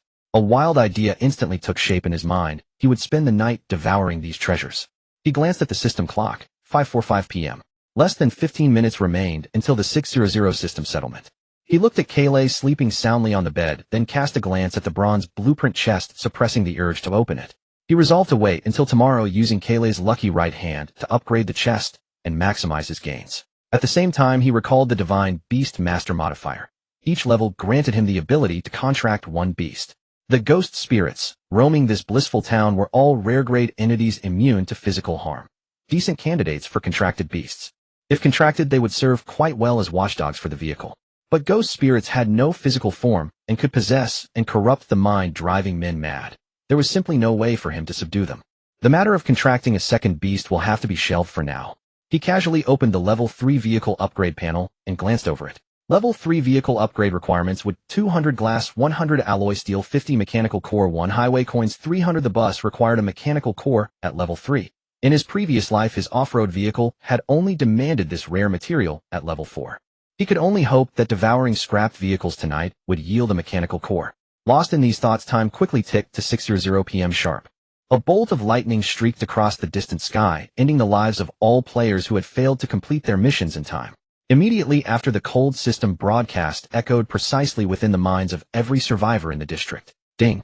Current survivors in Sector F007 of Building B6. Congratulations to all players who reached Blissful Town on time. Each will receive a reward of 1 highway coin. Accumulate 100 highway coins to unlock the hidden surprise privilege. Players who failed to arrive on time have been erased by the system and converted into game NPCs or puppet props. System reminder: do not leave the white line area of your parking space. Doing so will revoke your system protection. Good night, everyone. See you tomorrow. The moment the broadcast ended, the district chat channel exploded with messages. Terrifying. Thank goodness I made it to town just in time. The vehicles behind me were all struck by lightning. Holy crap. You guys risked your lives just for supplies. Next time you won't be so lucky. Hey, aren't any of you going to look at the reward? What good is 1 highway coin? This damn system won't let anyone survive. Exactly. Upgrading to a level 2 vehicle costs 30 coins. Yonya must be hacking. I'm reporting him. Who'sy, shouldn't you all be curious about what hidden privilege unlocks at 100 highway coins? Damn, the second-ranked boss Who'sy is speaking. Who'sy, what you're saying about the unlock is way too far from our reach. There's no point in us even thinking about it. Master Sanzong, esteemed speaker, you are mistaken. In truth, we can all unlock this hidden privilege right now. We need only help one another. Holy smokes, the #1 ranked Master Sanzong is speaking too. How do we help each other? Master, teach us. Meanwhile, on the other side, Chen Ye glanced briefly at the chat, then closed the window. The advantage the system marketplace offers is about to disappear. Everyone is developing at a swift pace, especially Master Sanzong and Huzi. They'll have upgraded to level 2 vehicles by tonight at the latest. If Chen Ye didn't push himself, they would soon catch up to him. He immediately turned the ignition key. The engine let out a low, steady hum as he prepared to set out and devour the free scrapped vehicles. The level 2 vehicle had entirely shed its previous rattling, near-disintegrating sounds. The body rode as steady as bedrock at speed, leaving every level 1 vehicle in the dust. He turned the steering wheel and drove straight out of the bus parking space, heading toward the abandoned highway shrouded in black fog. He meant to test the limits of his infinite devourability. Ding! You have used One Piece Talisman. Shortly after his vehicle left the town, inside Sang Biao's bus, a blood-curdling scream suddenly erupted. The few underlings possessed by ghost spirits, their eyes blood-red, hacked 2 men to death in frenzied fashion with fire axes. Don't come any closer. Biao? What do we do? We can't kill them. I refuse to believe it. Watch me blow their heads off with my composite bow. Just then the lackeys he had stationed at Chen Ye's car door also returned. But they too had blood-red eyes and deathly pale faces, slamming against the vehicle doors from outside, completely cutting off any escape route. Meanwhile, Chen Ye had already encountered his first scrapped vehicle. Ding! Unowned RV detected. Would you like to devour? Just as he was about to tap confirm, a white shadow drifted through the vehicle. Ding! Hostile RV detected. Would you like to devour? Yes. The next moment, the abandoned RV before his eyes slowly faded, transforming into countless shimmering particles that were absorbed by Chen Ye's vehicle. Ding! Devoured level 1, RV1. Vehicle magical resistance permanently increased by 1. Inferior treasure chest 1. As the magical resistance enhancement took effect, the faint blue aura encircling the double-decker bus shell flared briefly. Current vehicle magical resistance 1. An inferior treasure chest materialized beside the driver's seat. A flicker of delight crossed Chen Ye's eyes. Permanent magical resistance. This attribute typically only unlocks at level 3 vehicles. With magical resistance, he could directly defend against spiritual type attacks from anomalous entities. The moment the thought formed, a soft thudding sound echoed from within the vehicle. Ding! Anomalous entity intrusion detected. Hearing the system alert, Chen Ye realized with a start that the anomaly had already infiltrated the interior. How is this possible? I clearly activated the peace token. Could the entity have slipped in during the brief moment I was using the token? That's absurdly coincidental. Chen Ye glanced toward the source of the noise, catching only a faint white shadow darting through the cabin. He remained composed. Panic would only give the anomaly an opening to exploit. This creature doesn't kill outright. It parasitizes hosts, eroding their willpower and amplifying negative emotions until it pries open their madness threshold, ultimately transforming them into raving husks. Fortunately, his past life experiences had forged a mental fortitude far beyond ordinary people. Combined with the 5-point boost across all attributes he had received earlier, which included 5 points of magical resistance, these anomalies primarily attacked spiritually, making them particularly vulnerable to magical resistance. You phantom creature, dare to remain in my vehicle for 24 hours and prove yourself. Chen Ye resolved to stand his ground against this entity. With his 5-point magical resistance and unyielding willpower, he was confident he could endure the full 24 hours. If the entity persisted, he would bind it without hesitation. If it fled, he would simply enjoy peace and quiet. Moreover, Cola possessed innate magical immunity as a safeguard, though whether she could handle this particular anomaly remained uncertain. After devouring the vehicle, Chen Ye pressed onward through the dark fog, scanning for his next target. Ding! Unknown sports car detected. Devour. Affirmative. Ding! Devoured level 1 sports car 1. Speed permanently increased by 1. Inferior treasure chest 1. Direct speed enhancement. Chen Ye's lips curved upward. The infinite devouring mechanism exceeded even his expectations. He pressed the accelerator gently, the amber headlights cutting steadily through the swirling darkness. Vehicle after vehicle fell to his devouring power. The roadside stretched with wreckage abandoned by former owners. Most had transformed into mindless zombies or puppet-like constructs remade by the system, wandering aimlessly through deserted streets. Ding! Devoured level 1 heavy truck 1. Defense permanently increased by 1. Common treasure chest 1. Ding! Devoured level 1 minivan 1. Space permanently expanded by 1 cubic meter. Inferior treasure chest 1. Ding! Devoured level 1 off-road vehicle 1. Durability permanently increased by 1. Inferior treasure chest 1. Within mere minutes, dozens of wrecked vehicles had been consumed. His level 2 vehicle's base defense surged from 50 to 57, while speed and durability rose visibly across all stats. Inside the cabin, treasure chests accumulated until they piled high. Meanwhile, Happiness Town descended into chaos. On Sang Biao's bus, 2 mad disciples lay dead at his hand. But the anomalies suffered no harm, possessing other disciples to wreak further havoc. Brother Biao, check the chat group. Many people report the same thing. Their companions suddenly went mad and started attacking others. They're talking about anomalies. What's going on? Didn't the system say we'd be safe as long as we stayed within the white lines of our vehicles? Sang Biao's heart sank. He understood this was an entirely new survival trial. It wasn't until 2 more disciples lost control that he fully grasped the chat messages might be true. They had encountered anomalies. We're done for. We're just ordinary people. How can we fight these things? No sooner had they subdued the 2 frenzied disciples when the white mist-like anomaly surged forward, targeting Lin Feng in the crowd. Suddenly disaster struck. A sharp, resonant chime echoed as a golden light repelled the malevolent entity, exposing its true form and killing it instantly before it could even scream. Ding! Congratulations, Lin Feng, for eliminating the anomalous entity. Reward: Iron Chest 1, A Road Coins 2. A chest clattered to the ground. Lin Feng stared in bewilderment, his fingers brushing the copper coin around his neck. It glowed faintly and radiated warmth. A small fragment had broken from its edge. Sang Biao witnessed everything.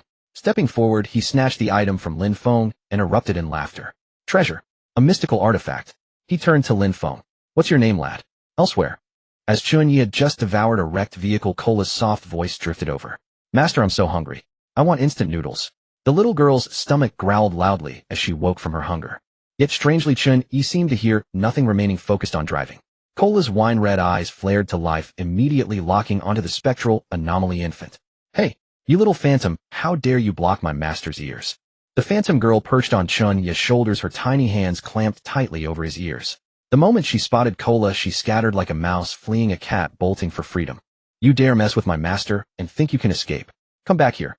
As a being of divine demonic lineage, Cola possessed an innate ability to suppress lower-grade anomalies. The moment the phantom girl attempted to phase through the wall, Cola's command froze her in place, immobilizing her completely. Chen Ye felt an immediate release as his muffled senses and hearing snapped back into focus, his awareness fully restored.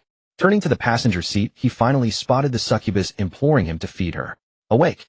Before he could finish speaking, he saw the little girl, swaying her demonic tail, the pale, white mist coiled around its tip, waving triumphantly at him. Chen Ye's pupils contracted as realization struck. That wisp of white mist was the anomaly that had infiltrated his vehicle. Master, I'm hungry, I want instant noodles. Why you? The thing tied to your tail, is that an anomaly? Oh, this. Just a mischievous little thing. Show your true form and apologize to my master at once. A spark of insight flashed in Chen Ye's eyes as the white mist condensed, revealing a timid, translucent girl with a chubby, innocent appearance that seemed harmless. Unfortunately, this entity could murder without leaving a trace. Uncle, I'm sorry, I didn't mean to. I'd been targeting the treasure in your vehicle and slipped in while you were away from your parking space. As she materialized, the system panel appeared simultaneously. Species: Anomalous Spirit, Physical Immunity, Level 3, Rarity Rare, HP 33, Spiritual Attack, 10, Abilities: Possession, Enhanced Perception. Chen Ye immediately pulled over, his eyes gleaming with growing intensity. Incredible, Cola. You actually subdued a rare level anomaly directly. I didn't know you had this capability. Chen Ye understood this must be the legendary bloodline suppression at work, given Cola's divine tier nature. Hehe.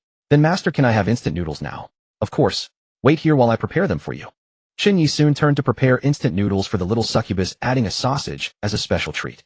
Cola hugged the bowl and began eating immediately, clearly starving. Meanwhile, Chen Ye stared at the phantom girl, lost in thought. In his past life, he had heard of beast tamers who contracted anomalies, binding them to vehicles as spirit guardians that transformed ordinary cars into the safest apocalyptic fortresses in the region. Cola beat her to near death quickly. Alright. Cola grinned wickedly at the trembling phantom girl, causing the smaller entity to bristle with fear. Please don't. Don't hurt me. I only have 3 HP, sister, I beg you. The phantom girl pleaded desperately to Cola. Weren't you having such fun tormenting my master just now? Let me play with you too. The little succubus flicked her heart-shaped tail tip, releasing a sharp, bony spike that pierced precisely into the phantom girl's neck. HP -2. Instantly, the anomaly let out a piercing scream, her childlike form shattering as she transformed into a ghostly bride draped in white wedding garments. Her face was strikingly beautiful, with a voluptuous figure scoring well above 90 in appearance. Oh, trying to pass as young, Chen Ye said with amusement. Ding. A dying rare level anomaly detected within the vehicle. Initiate Beast Tamer contract. Chen Ye glanced at the alluring phantom bride, then at the prominent physical immunity text on his panel, and his heart swelled with joy. One with physical immunity, one with magical immunity. This is absolutely incredible. Contract. Just as Chen Ye confirmed the contract with the ghost bride, the next moment the system drew a wisp of vital essence from his body and began sealing it onto the ghost bride's forehead, transforming into an unfolding cloud and thunder pattern. Aside from this, a delicate cloud mark had appeared on Chen Ye's wrist, complementing his original succubus mark and clearly indicating that he now possessed two tamed beasts. Ding! Congratulations on successfully contracting a rare-grade shadow ghost. You have earned bonus rewards: mental power 3, special attribute points 8 centimeters. A stream of dark blue turbid energy poured out from the ghost bride's body, flowing entirely into Chen Ye. He felt a refreshing coldness wash through his entire body, causing him to shiver involuntarily. After absorbing the mental power boost, his eyes became increasingly clear and bright, and his mental perception grew sharper. Then his gaze fell upon the 8 centimeters special attribute. Ding! This attribute is a physical mutation type, which can be freely allocated to any body part. Where should I allocate this attribute? Chen Ye pondered for a long time. I'll put it on my height. The next moment he felt his limbs stretch slightly, and his original height of 1.72 meters directly broke through to his dream height of 1.8 meters. Not bad, I can actually grow taller. Wait, Chen Ye felt something was off and looked down. Gulp. Little Chen Ye also seemed to have grown 8 centimeters taller. Chen Ye felt Coke would probably cry. He shook his head and stopped thinking about it. He opened his personal panel named Chen Ye, human race, 22 years old, quality inferior. Height 180 centimeters, class God-level Beast Tamer, level 1, vehicle level 2. HP 100100, physique 15, mental 18, madness 5, system evaluation, an inferior human race, barely outstanding among peers. Hope you can survive longer. Not bad. Chen Ye chuckled softly. In my past life I fought desperately for 3 months, and my final attributes were about the same as now. With my current base attributes, fighting a level 1 zombie one-on-one would be no problem. But this time I'm a God-level Beast Tamer, so I wouldn't choose close combat. After feeling the changes in his body, he closed the panel and turned to look at the silent ghost bride. What's your name? Returning to my master, my name is Bai Ling. She had understood all the rules after being contracted, having lost her earlier schemes, and fully complying throughout. Bai Ling, you should be able to possess my bus, right? Yes, I can master. She nodded obediently. Chen Ye glanced at Coke and slightly tilted his chin. Coke immediately understood, quickly retracting her little tail and releasing her restraint on Bai Ling. Having learned from the bloodline suppression incident combined with the contract seal on her forehead, Bai Ling now harbored no dissenting thoughts whatsoever. She respectfully bowed in submission, fully accepting her place. At Chen Ye's signal, she transformed into a faint wisp of white mist that gently drifted into the bus's central control console. The next moment, the entire level 2 vehicle shivered slightly as an extremely faint dark white glow swept through the interior. On the vehicle's central control screen, a miniature figure dressed in a white wedding gown appeared, Bai Ling herself. From then on, the metal shell of this vehicle became her new body. Ding! Your beast and vehicle have successfully merged, advancing to epic quality. After possessing the vehicle, Bai Ling was both startled and overjoyed. Master, it seems I've awakened the ability to grow stronger by consuming. Chen Ye didn't find anything surprising about it, as this was simply a derivative ability of his vehicle's infinite devouring trait. But Bai Ling was overjoyed. Gaining an additional ability meant her bloodline grade was elevated directly. From a rare grade ghost spirit, she leaped to become an epic level beast under Chen Ye's command. Bai Ling, can you control this vehicle? The mini Bai Ling on the central control screen nodded frantically. Yes, master. This vehicle has become my body. Bai Ling was eager to prove herself before her new master, and quickly listed her functions. I can help drive for you, protect the safety inside the vehicle, and provide early warning if anyone attempts a sneak attack. Good. From now on, only our own people are allowed to board or alight from this vehicle. Absolutely no strangers will be permitted to enter, understood? Bai Ling understands, and will absolutely not allow others to board the vehicle. HP 1. Suddenly Bai Ling's HP recovered slightly out of nowhere. Her face showed both surprise and confusion. Ghost spirits recover extremely slowly after injury, yet her fresh wound was healing on its own. And master, did you help me recover this? She could clearly feel that this powerful healing ability only existed when she stayed near Chen Ye. Oof, you're getting a bargain. As master possesses the God-level Beast Tamer's halo, the fact that you became master's beast is truly a blessing from your past life. You must work hard in the future, understood? Upon seeing Chen Ye contract a new beast, Coke immediately struck a little master pose, slurping instant noodles while advising Bai Ling. Yes, Bai Ling will serve master and young master well from now on. Bai Ling quickly responded, her attitude growing increasingly submissive. That's more like it. Chen Ye watched from the side with a cold expression, casually grabbing a piece of bread and eating it with milk. He had only consumed 1 bucket of instant noodles all day and was already hungry. They currently had ample supplies and didn't need to ration at all, unlike other players who went hungry for a full day, with some even driven to desperation and resorting to drinking urine for hydration. This was an uninhabited desert where moisture evaporated rapidly, and without water one could fall into dehydration and faint at any time. Yet Chen Ye had absolutely no concerns about this. After quickly finishing dinner, Chen Ye had Bai Ling take over driving while he sat with Coke, opening treasure chests and organizing supplies. The bus continued its steady passage through the black fog, constantly devouring abandoned vehicles along the route. Ding. Devoured 5 level 1 RVs, vehicle magic resistance, permanently 5, low-quality treasure chests 3. Chen Ye also figured out the rule. Vehicles that were too severely damaged wouldn't generate treasure chests after being devoured. Master, I sense a bronze treasure chest nearby. Oh, Bai Ling, you can actually find treasure chests within the black fog. Yes, I can, Master. My perception is through spiritual telekinesis, unaffected by the black fog's visual obstruction. It's just that my mental power isn't strong enough yet to carry the chests directly. Chen Ye's eyes lit up. He hadn't expected Bai Ling to serve as a living radar.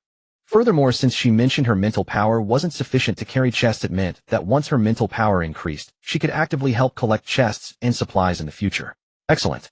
Coke, go retrieve the chests. Yes, Master. Coke didn't hesitate at all. She was the most obedient to Chen Ye. Meanwhile, Chen Ye continued organizing the massive amount of supplies, unable to help but think it's a pity that Bai Ling lacks a physical form, otherwise she could have helped him. Sigh. Having too many supplies is also a troubling matter. Thus Chen Ye swept through players' abandoned vehicles along the way, frantically hoarding supplies and upgrading his vehicle. Meanwhile, in Happy Town, a supernatural invasion claimed several more lives. Fortunately, the town had relatively few entities, resulting in only a few hundred casualties. Moreover, the survivors were far from helpless. Master Sanzang utilized an ancient Buddhist scripture to repeatedly subdue multiple ghost spirits. Huzi relied on Virgin Boy's urine to ward off evil, barely driving away the female ghost possessed him. Meanwhile, Sang Biao used Lin Feng's stolen copper coins to kill ghosts, and his kill count surprisingly exceeded even Master Sanzang's, mainly because many of his subordinates had been possessed. Damn it, Lin Feng, why does this crappy copper coin lose a corner every time I use it? Do you have any stock left? Sang Biao caressed the copper coin in his hand with a pained expression. This was a precious tool for eliminating ghost spirits, but it was far too fragile. After killing a few more ghost spirits, it would likely be completely destroyed. Brother Biao, you've already searched me. Why don't you trust me? I really have nothing left. Lin Feng huddled in the corner, trembling like a sieve. Sang Biao narrowed his eyes, feeling that Lin Feng wasn't being truthful. Brother Biao, it seems Lin Feng won't yield to force. How about we try a different approach? A scheming advisor with a sharp nose and monkey face pulled Sang Biao aside to whisper. Brother Biao, isn't Lin Feng's wife Lu Ruyan injured? What if we save her life, making Lin Feng eternally grateful to you? By then wouldn't he reveal everything? The scheming advisor quickly understood Sang Biao's desire for information about the copper coins and eagerly offered a plan. All right, let's do it. Bring over that recovery potion from the black iron treasure chest we just opened and use it on that woman. Upon hearing this, a nearby henchman immediately objected. Brother Biao, that's the only life-saving potion we've obtained. How can we waste it on that slut? You don't understand anything. You can't catch wolves without sacrificing children. Each of these ghosts can drop a black iron treasure chest. If we can get another copper coin, what's a mere potion worth? Sang Biao clutched the copper coin that was now reduced to half its size, his tone absolutely resolute. Just as the henchman turned to fetch the potion, a piercing scream erupted from the square. 2 more henchmen were possessed by ghost entities, their eyes crimson as they lunged toward the crowd. To hunt ghosts for resources, they had ventured beyond the safe zone. Sang Biao spat on the ground and cursed, damn it. It seems these ghost creatures have crossed paths with me. Perfect timing. I'll send your entire family to the underworld. Ha ha. After nearly 5 or 6 hours of continuous devouring, Chen Ye and Cola sorted through treasure chests, while listening to the system's successive notification chimes, the corners of their lips curving upward in a smile they could barely contain. Speeding and devouring all the while, within just a few short hours they had consumed nearly 1,000 scrap vehicles. Their vehicle attributes skyrocketed, and they truly experienced what it felt like to open so many treasure chests that their hands cramped. Chen Ye wiped the thin sheen of sweat from his brow, twisted open a bottle of sports drink, and gulped down more than half, then leaned back in his seat to rest. With a casual flick, he opened the vehicle panel. Vehicle, Yongya LV2. Found Cart Spirit Bai Ling. Cart Spirit status, HP 33, Spiritual Power 10. Defense 220. Magic Resistance 398. Durability 102. Space 260 cubic meters. Max speed 190 km/h. Vehicle modification expandable. Hiss. Chen Ye gazed at the numbers on the panel and couldn't help but draw a sharp breath of cold air. These attributes. Any balance-type level 2 vehicle would pale in comparison, and even combat-type vehicles couldn't boast such stats. A flawless hexagonal warrior without the slightest weakness. He was thoroughly satisfied with the fruits of this devouring spree. The vehicle was still stacked with abundant supplies. Rationed carefully, it would sustain him comfortably for an entire month. Thrilling as it was, he dared not grow too greedy. With only 2 peace tokens remaining, devouring the remaining several thousand scrap vehicles within 2 hours was simply impossible. Without the protection of peace tokens, lingering in the black fog would spell certain death. In his previous life, countless players had perished within these very mists. Among them lurked level 3 and level 4 monsters, NPCs with elusive movements, and regional bosses capable of shattering a level 3 vehicle with a single palm strike. Chen Ye tilted his head back and finished the remaining drink, steadied himself, and ordered, "Bai Ling, turn around and head back to Happy Town. We'll return for the rest next time." "Understood, Master." Bai Ling maneuvered the bus into a smooth U-turn at the intersection ahead. At a speed of 190 km/h, the vehicle's body remained steady as a boulder, and Chen Ye and Cola genuinely experienced the exhilarating sensation of being pushed back into their seats. The 100-kilometer journey was completed in just half an hour. Ahead of Happy Town, a vast expanse of white mist loomed, rendering further progress impossible. Only when a new quest activated could things return to normal. Thus he could not depart ahead of time. "Bai Ling, you don't need to park in a designated spot. Just stop at the plaza." "Understood, Master." Bai Ling parked the vehicle steadily in the center of Happy Plaza. With Cola standing guard and nearly 400 points of magic resistance at their disposal, he wasn't afraid of any ghostly spirits. This was pure entrapment bait, waiting for ghostly spirits to come knocking, so he could farm coins and treasure chests from them. Chen Ye knew the rules well. The black fog had ceased spreading today and would not engulf Happy Town. Aside from a few scattered ghostly spirits, this place was absolutely safe, so naturally, he had nothing to worry about. Not long after the vehicle came to a stop, the time struck exactly midnight. Ding! Congratulations to all surviving players for successfully enduring the first survival day. Server-wide survival reward distributed: road coins 1, universal repair wrench 1. Item effect: can repair all vehicle damage and restore durability. The system simultaneously provides a nanny-level repair tutorial. The cold system notification popped up simultaneously on every survivor's vehicle screen.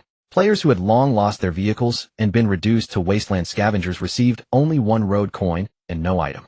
The survivors who claimed the reward excitedly flooded the chat channels with messages. Those who had weathered the ghostly spirit assault were each more pumped up than the last. Holy crap, the system actually showed some conscience. And they're giving away repair tools. Is there any brother who unlocked the shop? How do you actually do it? I'm dying over here. I joined Master Sanzang's mutual aid group and already unlocked it. 1 road coin for 2 bottles of iced cola. Absolutely ecstatic. What? Iced cola? I signed up too late. Do I really have to wait several more days before I can unlock it? Waiting a few days would actually be good. I learned even later. I have to wait over 10 days. Sang Biao immediately spotted a business opportunity and spoke up in the channel. Hee. Anyone who wants to unlock the shop early, come find our Axe Gang. Only 2 road coins as a service fee, and we'll activate it for you on the spot. The moment the message went out, quite a few impatient players actually private messaged him. Seeing that quite a few people had already unlocked the shop, Chen Ye had long since opened the special exchange window, hoping to stock up on a few peace tokens. But the moment midnight ticked over to the new day, the numbers flickered, and the peace tokens were snatched clean. The limited peace tokens refreshed for the new day. He'd been just 0.1 seconds too slow, and they were already gone. Damn, who the hell was that? Single for at least several decades, huh? That fast? Doesn't your lifespan count as money? Chen Ye couldn't help but curse under his breath, his face darkening like the bottom of a wok. He then glanced at the newly refreshed talents, already priced at 10,000 now, and there were no more divine-grade talents to be found. Ding. System automatically deducts 100 road coins for daily loan payment. Deduction successful. Remaining outstanding principal and interest 900 road coins. Current balance 66 coins. Damn. Failed to snag any peace tokens, and the road coins in his pocket were now scraping bottom. Without earning some road coins soon, he wouldn't even be able to pay tomorrow's loan. As for Sang Biao, watching them hungrily back in town, he didn't give it a second thought. Suddenly, Bai Ling's voice rang out with a hint of pleasant surprise. "Master, some ghostly spirits are approaching." Bang, bang, bang. The muffled sound of heavy impacts instantly rang out. It was the ghostly spirits frantically pounding on the vehicle. Ouch! What kind of junk car is this? It's making my skull hurt. The few small ghostly spirits had finally found a vehicle that wasn't in a parking spot, and thus wasn't protected by the system. Yet to their utter disbelief, this car's shell was ridiculously hard. Chen Ye's eyes lit up. Cola, hurry down and kill them. Have them drop some coins for Master. Cola happily pushed open the door and leapt down. When the few small ghosts saw the girls stepping out of the vehicle, they were scared out of their wits and took to their heels. Oh my god, why is there a demon in the car? Run. The little ghostly spirits wished they had 2 more legs, fleeing at top speed. You think you can run after coming here? You lot can fly, so what? The magical patterns on the little succubus's abdomen rippled slightly, as 2 purplish-red bat wings instantly sprouted from her back. With a gentle flap, she launched into the air and pursued the fleeing ghosts. Within just a few breaths, Cola caught up with the fleeing ghostly spirits. Locked onto by her demonic aura, the ghosts couldn't move quickly at all, and were instantly frozen in place. Demon Lord, we didn't mean to crash into your car. Spare us, we beg you. Hee, if you didn't do it on purpose, then you did it on purpose. My master is currently up to his ears in debt, so I'm borrowing your measly lives to drop a few coins. As her words fell, sharp claws sprang from her fingertips, and the heart-shaped fleshy appendage on her tail instantly transformed into a silver hook. There was no gory scene. Chen Ye only saw Cola hovering in the air, clawing at a few immobilized wisps of white fog. With each casual swing of her silver hook, the ghosts completely dissipated. Ding! Congratulations to Ye for killing 3 ghostly spirits. Obtained iron treasure chest 3, a road coins 6. Clang, clang, clang. 3 iron treasure chests crashed heavily onto the ground, instantly drawing the covetous gazes of numerous nearby vehicle owners. They all huddled inside their cars, eyes pressed against the glass, staring intently at the commotion on the plaza. Holy crap! What is that thing? Claws, silver hook, ram horns, bat wings. Could it be a legendary succubus? That girl is way too badass. And those looks and figure are absolutely top tier. Whoa! She picked up the treasure chests and got back in the car. Isn't that Ye, the first level 2 vehicle in our district? Meanwhile, in Sang Biao's vehicle, Biao Ji confirmed. The thing Ye is keeping is a succubus, and it helps him kill ghosts too. What? That succubus can help fight monsters too. Sang Biao's eyes instantly reddened. He stared fixedly at the direction of the bus, gnashing his teeth as he growled in a low voice. Excellent. This kid stole my resources, got ahead of me in upgrading to a level 2 vehicle, and now he's hiding such a treasure. That succubus, his vehicle, and his supplies. They should all be mine. They should be mine. He cast a glance at his own freshly upgraded level 2 vehicle, which hadn't given him a single extra reward. The fury in his heart reached its absolute peak, his madness value skyrocketing.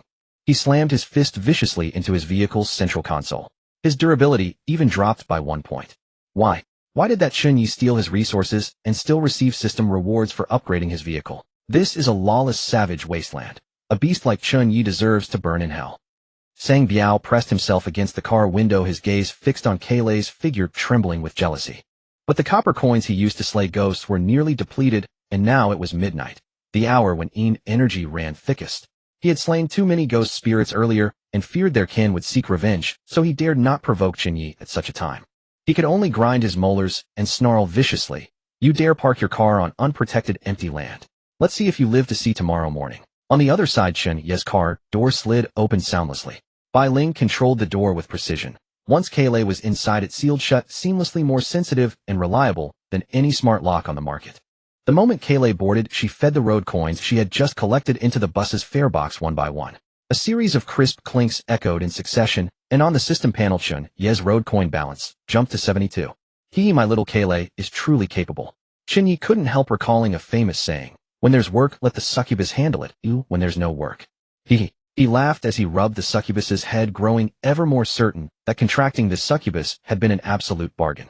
The little succubus, praised by her master, immediately snuggled up softly, perhaps hoping to cling to Chen Ye's body again. Master, shall we open the treasure chests? Let's. But these black iron chests, I'll open them myself. Okay. Chen Ye glanced at the 3 bronze treasure chests piled in the corner. A new day had already begun, and Keilei's lucky right-hand talent could trigger once more. He naturally wouldn't waste it on black iron chests. Even the bronze chests weren't handed to Keilei directly. He wanted to save her luck for better ones. Chen Ye didn't overthink it, and eagerly began opening the black iron chests in sequence. Ding. Obtained alloy steel 5. Ding. Obtained 1 cubic meter space backpack 1. Ding. Obtained low-grade healing potion 1. Holy crap. Ghost spirits really drop different stuff. A space backpack and healing potions came out. With these we'll have an extra layer of security when we disembark to explore later. Seeing Chen Ye so pleased, Keilei giggled foolishly beside him. Having tasted the sweetness of success, Chen Ye continued his vigil for ghost spirits. But the spirits had sensed the demonic aura and lost their nerve long ago, no longer daring to approach. This sting operation ultimately succeeded only once. Chen Ye slumped in his seat and dozed briefly, and the night passed quietly. Morning sunlight fell across his clean face. The cold system broadcast punctually shattered Chen Ye's pleasant dream. Ding. Survival mission issued within 48 hours. Reached the next stop, Pet Paradise Station. Distance 500 kilometers. The mission activates in 10 minutes. Players who complete it first can obtain pet blind boxes of varying qualities. Those who fail to complete the mission on time will be erased without exception. Friendly reminder 1. Today's supply crates may carry certain risks. Please collect with caution. 2. Pets can be captured or purchased at upcoming stations to become your survival companions. Chen Ye rubbed his sore eyes. I actually fell asleep like that. Whatever. Reaching Pet Paradise Station first is what matters. He had just sat up and stretched when he heard a tremendous crash. The Yonya shuddered violently. Master, someone's attacking the car. Bai Ling's voice rang out instantly. With over 200 points of ultra-high defense, the Yonya had become truly indestructible. Chen Ye didn't even lift his eyelids, continuing to stretch lazily. What's the panic? Just a bunch of ants. Let them wear themselves out today. The car won't break. Outside, Sang Biao led a dozen of his underlings swinging steel pipes and axes as they smashed wildly at the car doors and tires. Brothers, smash harder. Drag that Yonya kid out and beat him to death. Remember, don't hurt the succubus. Sang Biao grinned viciously, utterly unaware of how sturdy Chen Ye's car truly was. Clang, clang, clang. Countless strikes rained against the light barrier, sending only fine sparks of blue light scattering. Not even a white mark remained. Biaoji, something's wrong. What the hell kind of car is this? We can't even puncture the tires. One underling held up a steel pipe, snapped clean into his face, twisted with terror. Sang Biao's face turned ashen. Impossible. Isn't it just some crappy level 2 car? He gritted his teeth and pulled out the handgun he'd just exchanged from the mall, squeezing the trigger through the car window. Bang bang bang. Clang clang clang. A full clip emptied. The window glass remained flawless, every bullet ricocheting away. The violent gunfire finally woke Kaylee. The little succubus rubbed her eyes, yawning as she sat up, her just woken voice soft and sweet. Master, what's happening? It's so noisy. How is this possible? Before Sang Biao could recover from his shock, the car window slowly lowered a crack. Chen Ye took a sip of water, the muzzle of his revolver aimed squarely at Sang Biao's chest. Sang Biao wore a helmet precisely because he feared death. Had enough smashing. Bang. The gunshot rang out. Sang Biao, knowing Chen Ye had a gun, had prepared in advance. With a dull thud, the bullet struck his chest, and Sang Biao collapsed on the spot. Before Chen Ye could even breathe a sigh of relief, Sang Biao merely rolled on the ground once, and was back on his feet in the blink of an eye. Damn. This bastard's not only got a helmet, but a bulletproof vest too. Chen Ye's eyes nearly popped out of their sockets. But that was all. The Yonya was invincible at this stage of the game. He could just ram the car directly into this idiot and end him. Retreat. Sang Biao yanked one of his underlings in front of him as a human shield, fleeing backward like a madman. Trying to leave, Chen Ye drew both pistols and opened fire simultaneously, aiming wildly at Sang Biao's legs. Bang bang bang. Bang bang bang. Gunshots rose and fell in succession, yet Sang Biao emerged unscathed, while several of his underlings beside him dropped instead.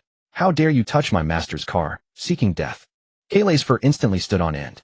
Within her wine-red eyes swirled a violent ferocity as she shrieked at Bai Ling. Bai Ling rammed them. Yes, Madam Kaylee. Chen Ye stayed silent, a tacit approval. Virum.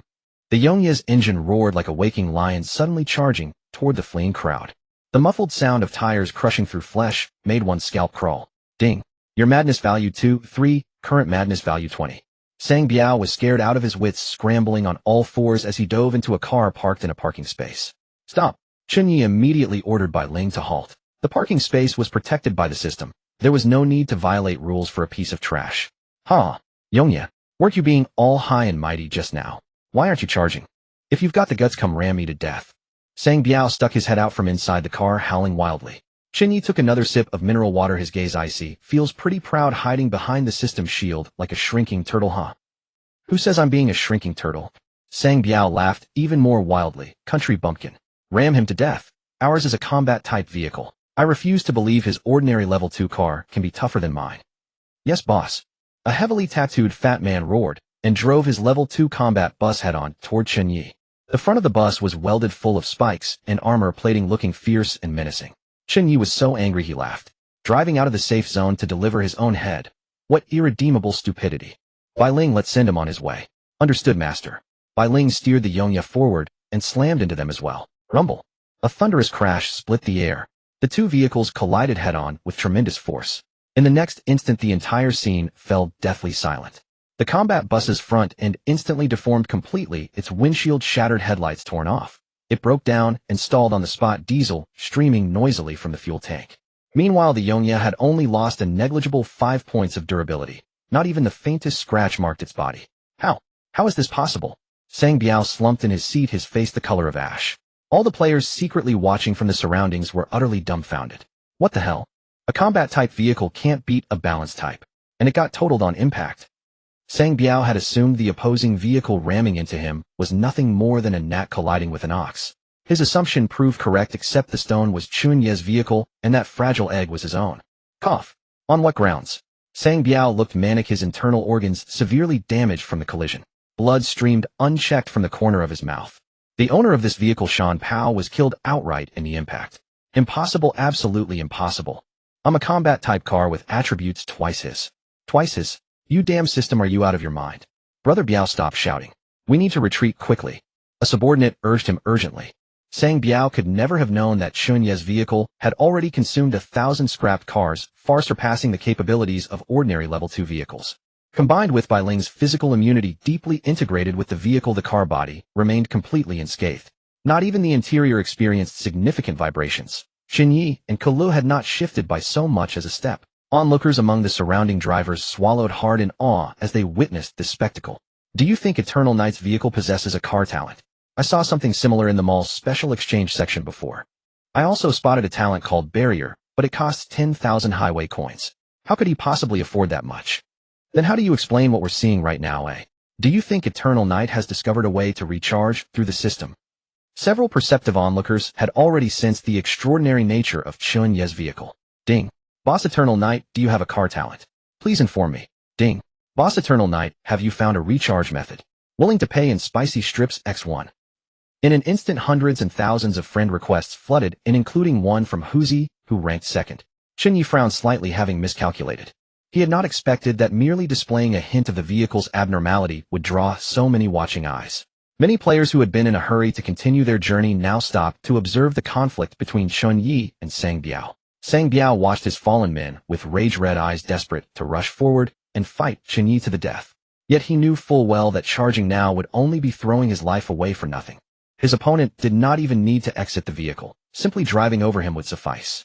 After the peak of fury subsided, he found himself clearer-headed. Brother Biao, let's go. Let's take cover in the backup bus.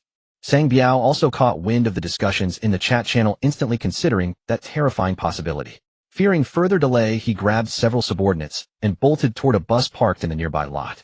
Chen Ye drew his gun and fired immediately upon seeing this, but the enemy used the vehicle body as cover. He managed to kill only one subordinate, holding a hand crossbow as a rearguard, yet Sang Biao still succeeded in escaping into another bus. Damn it, this bastard is really damn hard to kill. Inside the bus, Sang Biao fled into Lin Feng, and Lu Rian were also present, their eyes locked fixedly on Chen Ye's vehicle. Only the two of them knew that Eternal Knight was Chen Ye. Lu Rian felt a certain excitement. Chen Ye was her nominal boyfriend, one of her most reliable backup options. If not for Chen Ye's handsome face, she would not have bothered to interact with someone so penniless. But now it was the apocalypse. With Chen Ye possessing such a powerful vehicle, a succubus capable of killing ghosts, and even forcing someone ruthless like Sang Biao to flee in disarray, such a backer was more than qualified. Unfortunately, she had barely survived thanks to a recovery potion, her body still not fully recovered, and after being worn out all night by Sang Biao's subordinates, she lacked the strength to escape to Chen Ye's vehicle. In her view, as long as Chen Ye knew she was here, he would risk everything to rescue her. This naive little puppy had always obeyed her every word. Lu Rian immediately pushed open the window and shouted desperately toward Chen Ye's direction. Chen Ye, save me. It's me, Rian. Chen Ye, save me quickly. I'm your Lu Rian. I'm so scared, save me quickly. She had not clearly realized that the grenade that had wounded her was thrown by Chen Ye himself, still treating him as that naive backup option she could summon at will. Neither Lin Feng nor Sang Biao had had the chance to tell her the truth. Chen Ye also paused when he saw the woman poking her head out from Sang Biao's vehicle. In his previous life, he might have genuinely risked his life to save this woman. But now he could only hope these two scum would die soon. This vicious woman somehow survived. Could Sang Biao have used precious potions to save her? Is he crazy? Wasting a canister of potion on such trash. Does this madwoman not know I was the one who blew her up? And she comes to me for rescue. A hint of unmistakable mockery appeared on Chen Ye's face. Lu Rian's sudden cry for help made Sang Biao pause. After Lin Feng urgently explained beside him, he learned that this plaything he had casually saved was actually Chen Ye's girlfriend. Excellent. Heaven is truly helping me. Sang Biao seized Lu Rian's hair in a grip, dragged her outside the vehicle like a dead dog, and pressed his gun firmly against her temple. It hurts. You bastard, Sang Biao. My husband Chen Ye won't let you off. Just wait to die. Oh really? Sang Biao wore a sinister smile, cautiously hiding behind the vehicle, while holding Lu Rian forward, letting out a mocking laugh toward Chen Ye in the distance. Kid, so your name is Chen Ye. Listen to me carefully. He looked thoroughly pleased with himself, believing he had found Chen Ye's fatal weakness. Hand over your vehicle and that succubus, or I'll put a bullet through your wife right now. Chen Ye almost laughed at this. He almost wished he could step forward and finish her off himself. Unfortunately, the opponent was too cautious, too far away, and the pistol could not aim accurately. If he failed to kill this woman with his shot, besides wasting bullets, Sang Biao might not execute this evil woman afterward. The opponent was in a safe parking space, and going alone would be dangerous. He considered sending Bai Ling, yet felt an uneasy sense of dread. Sang Biao, you're really making me laugh to death. My name is indeed Chen Ye, but I do not know this woman. If you want to kill her, go ahead. Upon hearing this, Lu Rian, Lin Feng, and even Sang Biao were all stunned. Kid, stop playing hard to get with me. I'll really kill your wife. As long as you give me the car, you can save your woman right now. Otherwise, your wife is so pretty. My men have quite a few cases of syphilis, gonorrhea, and AIDS. Think carefully. Chen Ye was speechless. Wife. That woman would not even let him touch her hand. Besides stabbing him to death in his past life and drugging him, there was virtually no physical contact between them. As for killing that woman, he could not have been more pleased. He now suspected Sang Biao was actually helping him. Bai Ling, devour this scrapped level 2 vehicle. Yes, master. The owner of this level 2 bus, Shan Pao, had already died in battle, making it an ownerless vehicle that perfectly matched the devouring rules. Ding. Devoured 1 level 2 combat type bus. Defense permanently 10, magic resistance permanently 10, durability permanently 10, highway coins 15, black iron chest X1. Current highway coin balance 87 units. Wow, devouring a level 2 vehicle feels this good. Oi. Chen Ye devoured the scrapped vehicle before everyone's eyes, dumbfounding the gathered players once again. From then on, no one would doubt his car talent. Then what ability is that? Directly decomposing someone's vehicle into resources. Insane. I now completely believe Boss Eternal Knight found a recharge path. Immediately after devouring Chen Ye directly ordered, Bai Ling set off secure first place in this mission. Yes, master, leave it to me. Virum. A loud horn blasted, the bus accelerated instantly and drove away directly, leaving only Sang Biao, holding his gun, pressing Lu Rian's forehead, lost in the wind. Lu Rian was also dumbfounded on the spot. You useless trash. That person does not even know you, and you dare to deceive me. Did you really think because I saved you I would not dare kill you, eh? Brother Biao, it's a misunderstanding. Chen Ye definitely has feelings for me. Lu Rian's legs trembled with urgency. He said that on purpose because he's afraid you'll hurt me. Yes, that must be it. If I were lying to you, how would I know his name? Hearing this, Sang Biao found it somewhat reasonable, yet his anger did not diminish in the slightest. His hand gripping Lu Rian's hair suddenly exerted force, and with a thud, he smashed her head forcefully against the bus door. Blood flowed endlessly. Brother Biao, why are you hitting me?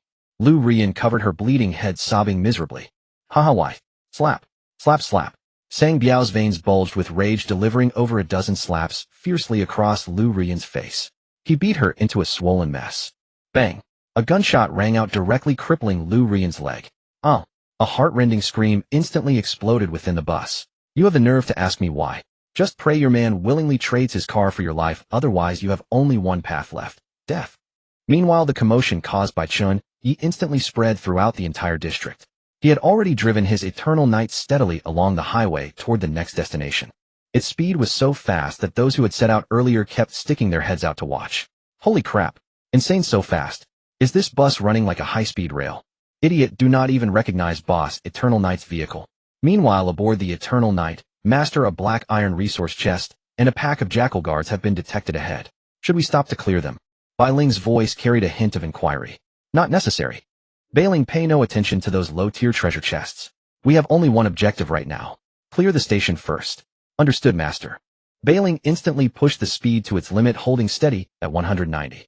Across the entire region, this was likely the fastest vehicle at the moment. The skirmish with Sang Biao earlier had already cost a considerable amount of time. After a full day of development, dozens, perhaps even hundreds of vehicles across the region had already upgraded to level 2. Aside from special vehicles like buses, most level 2 vehicles could easily exceed 100 km/h.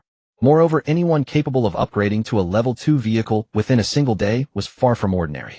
Whether through deception, theft, or sheer force among the several thousand players, there was no shortage of fortune-favored monsters and formidable powerhouses. Some had even resorted to desperate measures, taking out game loans. These individuals were relentless sources of pressure. For the sake of the rare pet blind box, Chen Ye had no choice but to abandon the treasure chests along the way and push forward at full throttle. Bailing drove with remarkable steadiness. Even at the blistering speed of 190, the cabin remained absurdly stable under her protection as a vehicle spirit. It felt nothing like riding a speeding bus, but rather like gliding along flat terrain in a subway car. Inside the cabin, a little succubus nestled greedily in Chen Ye's arms, gnawing on bread and sipping milk, while peering out the window at the swiftly receding traffic, clicking her tongue in wonder. Chen Ye held her close, combing her long hair with one hand, while scanning the messages in the chat group with the other. Damn it, I got bitten by a mutant jackal. Anyone have healing potions? Brother, take out a loan and buy one yourself. I got scratched by a zombie and had to do the same. Big bro, didn't you see how scammy those loans are? Borrow one, repay two. What choice do I have? If I don't borrow, I'm dead right now. Every treasure chest today came guarded by monsters, and many had been clawed, bitten, or even killed outright. The group chat was filled with wails and lamentations. I have potions here. Contribute 1 coin to join the Mutual Aid Alliance, and I'll distribute them for free. For real. Free potions. It's true, I just joined. Look, this is the potion I received. JPG. Holy crap, it's actually real. I'm signing up. I want to sign up too. Chen Ye regarded the con artist peddling free potions with complete indifference. This kind of scam surfaced every day, and plenty had already exposed it, yet fools always fell for the bargain. Just as she finished eating, Kayleigh's skill activated. Ding. Glutton's charm activated. Health 10, Physique 1, Spirit 1. Chen Ye pried the little succubus off him. Although Kayleigh was both alluring and sweet in appearance, her beauty at a perfect 99, enough to rival a celestial fairy. This was the apocalypse, and survival had to come first. He refused to live this second life in the same helpless manner, forced to watch helplessly as those regrets unfolded before him. Of course, the little succubus understood none of this. She only schemed to seize every chance to completely conquer her master. This was the curse etched into her demonic markings, churning with restless agitation. Chen Ye glanced at her status panel. Her health had mostly recovered, and all her attributes had steadily climbed to 3 points. He then instructed Kayleigh to continue trading the purified water produced by the water collector for supplies, materials, and road coins, just as she had done yesterday. He himself pulled out the accumulated bronze treasure chests and began opening them one by one. Naturally, Kayleigh's lucky right-hand skill had to be saved for opening the rare pet treasure chests. Ding. Obtained 20mm autocannon blueprint. Ding. Obtained level 3 water collector. Collects 0.5 tons of purified water daily. Ding. Obtained AK-47 rifle with 60 rounds. Magazines X2. Chen Ye's eyes lit up instantly. Not bad luck, all premium gear. He opened the autocannon blueprint and scanned the crafting requirements. Alloy steel X 10 units, precision instruments X 5 units. I haven't gathered precision instruments yet, so this can't be crafted right now. Chen Ye weighed the AK in his hands, the weapon's body cool and solid. 60 rounds of ammunition. With this rifle, even when we reach the pet paradise, I'll have the means to fight those level 2 mutant beasts. Chen Ye stowed both items, then handed the level 3 water collector to Kayleigh. Kayleigh, help me list this on the trading board. And master this as a finished water collector. Kayleigh's eyes widened in disbelief. They were currently the only ones in the entire region with a stable, exclusive water source. Selling the water collector meant fostering competitors for themselves, didn't it? It's a level 3 water collector. I'm short on funds right now. These will be easy to obtain for others soon, so now is when its value is at its peak. List it for 300 road coins and see if it sells. Understood. Kayleigh never questioned Chen Ye's decisions. She nodded obediently and immediately listed the level 3 water collector on the regional trading interface. The moment it went up, it sent shockwaves through the entire region. Holy crap, he's even selling a water collector. 0.5 ton of water daily. That's an infinite water source. No wonder Big Brother Yonya has so much water. Are you insane? 300 road coins. Who can afford that? That's an investment that pays for itself 100 times over. If I had 300, I'd definitely buy it.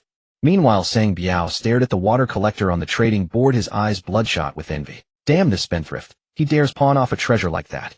Sang Biao assumed Chen Ye had put up his only water collector for sale. He had still been planning to use Lu Ruyan to trade for Chen Ye's vehicle. Watching Chen Ye sell the water collector made him feel as though his own prized possession had been sold off at a disgraceful price. Chen Ye, this is Sang Biao. Trade me that water collector for free right now, or I'll shoot your wife dead on the spot. The channel instantly exploded again. Holy shit. Sang Biao captured Yonya's wife. No wonder they were fighting earlier. Chen Ye glanced at the message, then typed a reply in the public channel without hesitation. Sang Biao, if you've got the guts, kill the woman yourself. Otherwise shut your mouth. Secretly, he was hoping Sang Biao would put a bullet through that woman. Sang Biao saw the reply and lost his composure on the spot. He had the absurd illusion that Chen Ye truly didn't care about that seductive vixen. He unleashed a barrage of obscenities at the screen. One moment cursing Chen Ye as a beast, the next fabricating lies that Lu Rian was pregnant with his child, threatening that any refusal would leave her dead along with their unborn baby. But Lu Rian and Lin Feng were locked in a dog kennel, completely unaware of what was happening outside.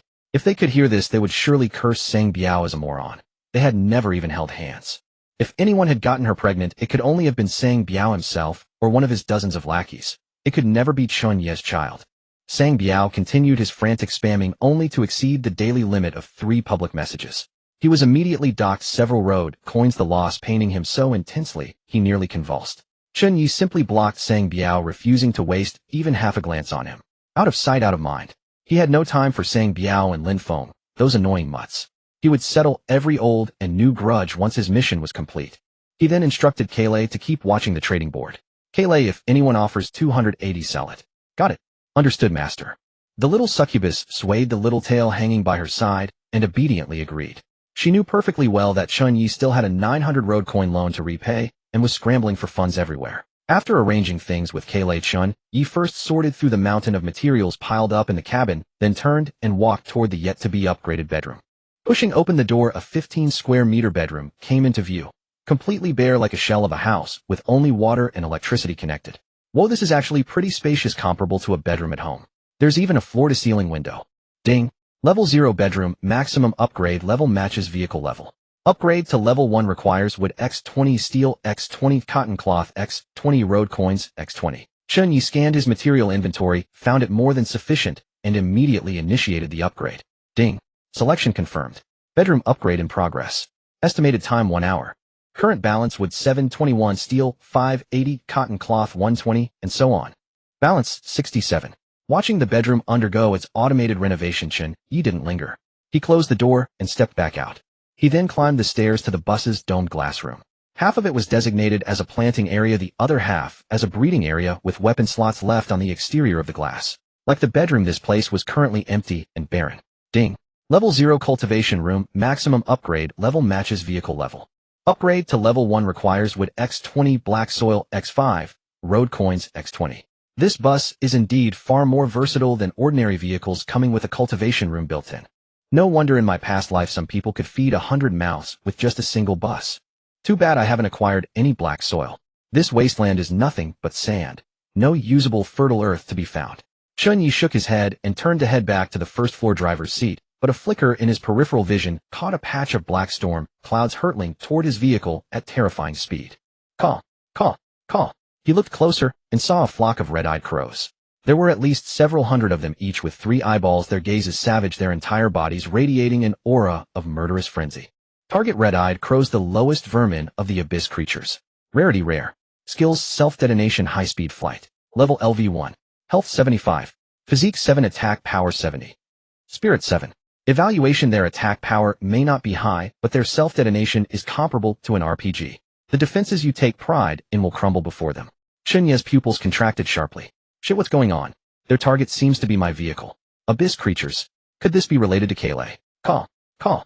Boom, boom, boom, boom, crack. The glass dome shattered instantly, a hairline fracture splintering across its surface. Master, this is bad. Something in the sky is attacking us. Bai Ling issued the warning at once. I don't need you to tell me. I can already see it.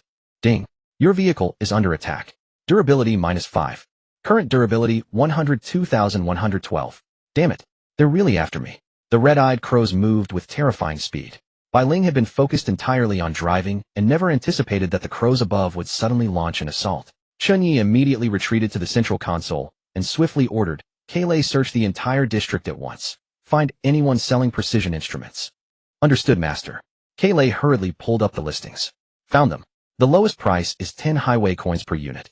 Chen Ye settled into the driver's seat and glanced over the results Kaylai had compiled. Quite a few people were selling precision instruments. The cheapest were listed at 10 highway coins, and some even demanded 20. Damn, these people are absolutely money crazy. Do they really think tier 3 materials are worth that much? This stuff is worth at most 5 highway coins per unit. But time waited for no one. Boom. Another red-eyed crow rammed into their vehicle. Durability dropped another 5 points. Kayle was still far too weak to withstand an impact of this magnitude, certainly not a suicidal crash. Chen Ye understood perfectly well that the red-eyed crows were merely probing attacks. They had yet to launch a full-scale suicidal offensive, or the consequences would have been unthinkable. Kayle, regardless of price, by 5 units immediately. Right away, master. Kayle swiftly manipulated the console and purchased 5 units of precision instruments. Ding. Transaction complete. You have acquired 5 units of precision instruments. Remaining balance, 7 highway coins. Chen Ye had no time to lament the 60 highway coins spent on materials. He immediately initiated the crafting of an automatic cannon and mounted it directly into the weapon slot. The next instant, a flash of white light, and in less than 5 seconds a 20 mm caliber automatic cannon materialized within the vehicle's weapon slot. Ding. Crafting complete. Initial cannon, rounds 200. Automatic ammunition resupply, 1 highway coin, 10 rounds. Fortunately, blueprint-based equipment wasn't as tedious as vehicle upgrades. No waiting required. It was done in virtually an instant. Bai Ling opened fire on the red-eyed crows in the sky immediately. Chen Ye commanded without hesitation. Yes, master. In an instant, Bai Ling took control of the cannon, unleashing a thunderous rat-tat-tat of gunfire. The red-eyed crows plummeted from the heavens like dumplings dropped into boiling water. Chen Ye didn't stay idle either. He handed 2 fully loaded pistols to Kayle, shouldered his AK rifle himself, and pulled her along as he rushed toward the vehicle's roof. Kayle, come with me to the roof. We're taking those bastards down. Chen Ye knew that even with the cannon's safety wasn't guaranteed. Their numbers were simply too overwhelming. He had to eliminate them in the shortest time possible. Otherwise, once they launched a coordinated suicidal assault, he would lose not only Kayle, but his vehicle as well. Kayle understood the gravity of the situation. Her magic runes allowed her to perceive Chen Ye's anxious inner voice. She nodded obediently.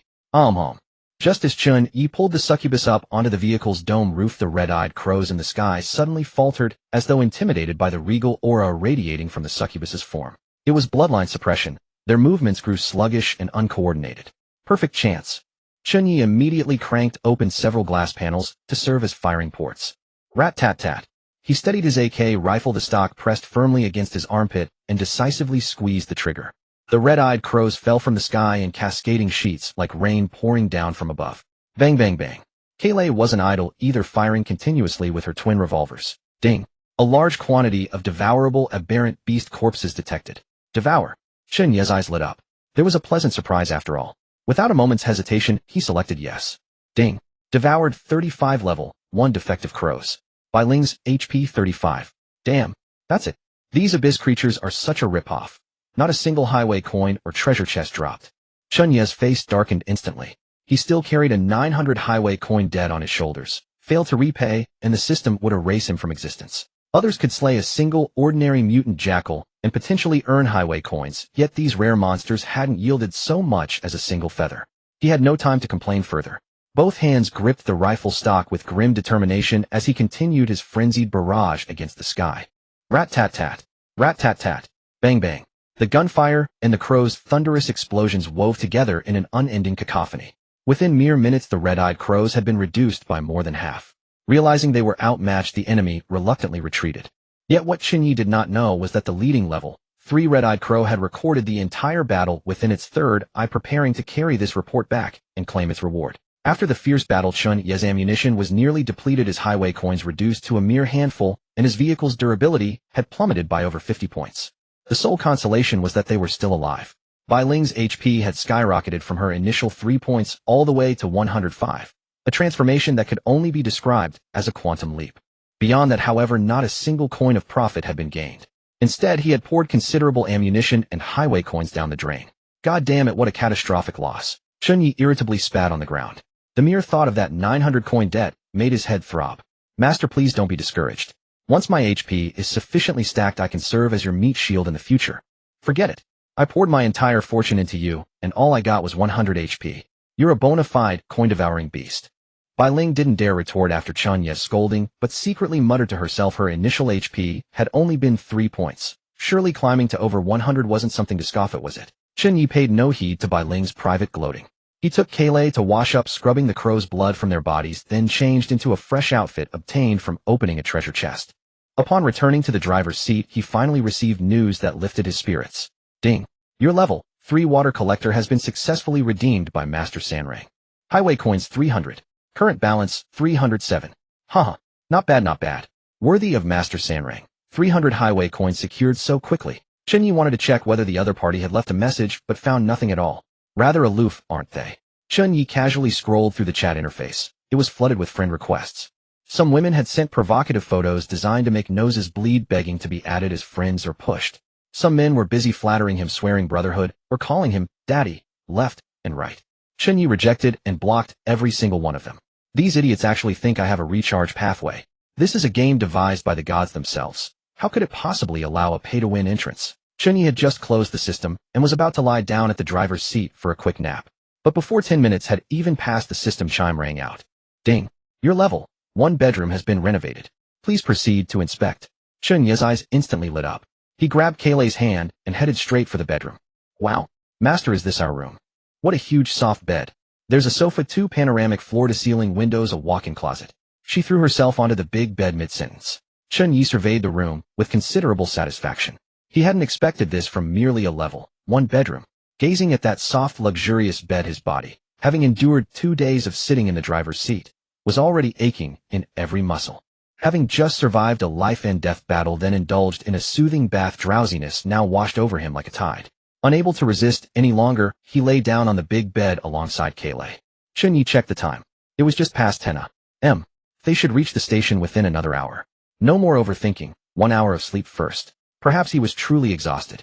The moment his body sank into the plush embrace of the Simmons mattress, Chen Ye was sound asleep within 5 minutes, snoring softly.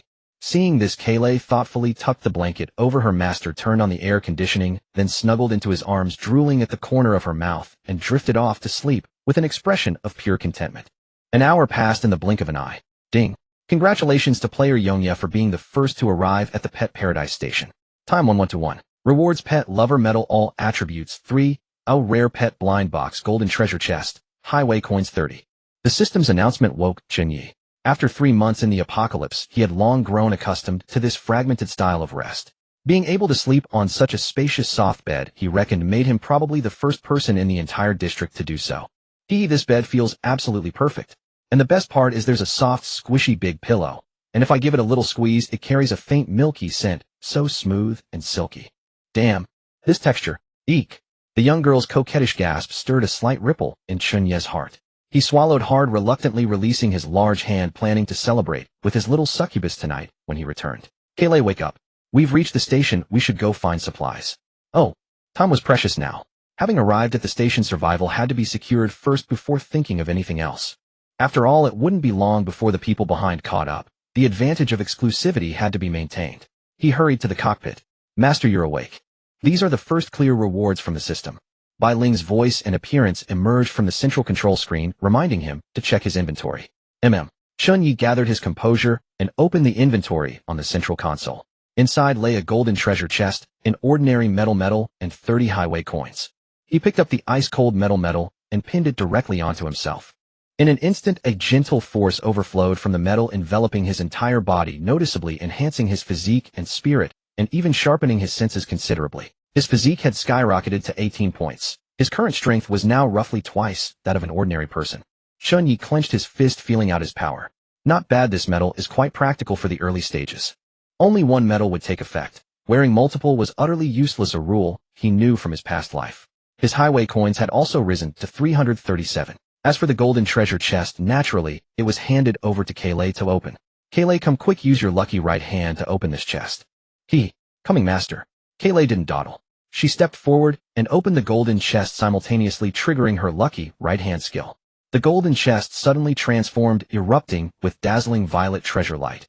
Its grade had been elevated by an entire tier.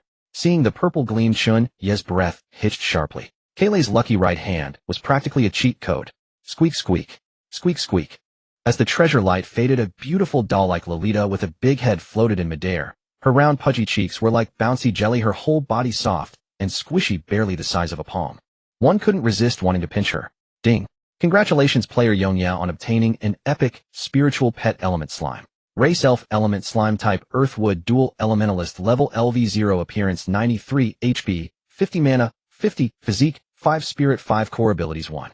Illusion can transform into a Lolita. Maiden can shapeshift into an exquisite Lolita ranging from 120 to 160 centimeters in height, with the standard form being a 20 centimeters small blob. 2. Earth element control can autonomously produce fertile black soil and construct rock-earth barriers. 3. Wood element control can accelerate plant growth and summon vines to entangle and bind enemies. Overall evaluation: a super endangered species, a coward blessed with a 007 constitution, a born working saint. Epic grade, and an element type at that. Chen Ye couldn't help but swallow hard. This was like a pillow delivered just as sleep was calling. She can actually produce black soil. Now I won't have to worry about black soil anymore. He knew just how scarce black soil was as a resource, something that couldn't be bought even with money. Chen Ye knew that after the next station the system would no longer provide food for sale. Those who couldn't grow their own food would have no choice but to eat dirt, garbage, or even other people. Of course he had been hoarding food all along, traded with water. But these supplies would eventually run out. Chen Ye spoke with excitement, reaching out to gently pinch her soft little cheeks. Eek, eek, eek. Squeak, squeak. Squeak, squeak. The little one mumbled syllables in her mouth that no one could understand. Chen Ye immediately looked toward Kailei and Bai Ling, casting them a pleading glance for help. Master, I can't understand what she's saying. Master, neither can I. Chen Ye facepalmed. Forget it, once I form a contract, I'll naturally know what she's saying. He tried taking a sausage and handing it over, hoping to ease the awkwardness between strangers with a bit of food. Thanks to the Beast Tamer's 10-point affinity with the opposite sex, although the little one was frightened in her heart, she didn't reject Chen Ye's kindness and was just about to hug it and take a bite. When Bai Ling's spirit form drifted out, the little one was instantly startled into a shiver, and the bond of that 10-point affinity was instantly cast to the back of her mind. Squeak, squeak, she called out twice. Dropping the sausage, she flew about frantically, trying to escape. Chen Ye hastily spoke to soothe her. Don't be afraid. Unfortunately, the little one couldn't understand and burrowed straight into the glass room on the vehicle's roof. Master, I'm sorry, I just wanted to take a closer look at her. Bai Ling hurriedly apologized. Next time don't wander around outside your body when there's nothing going on. Forget it, I'll go check on her. Chen Ye also hurriedly climbed up to the roof to see what was happening. The doors and windows of the second floor on the roof were tightly shut.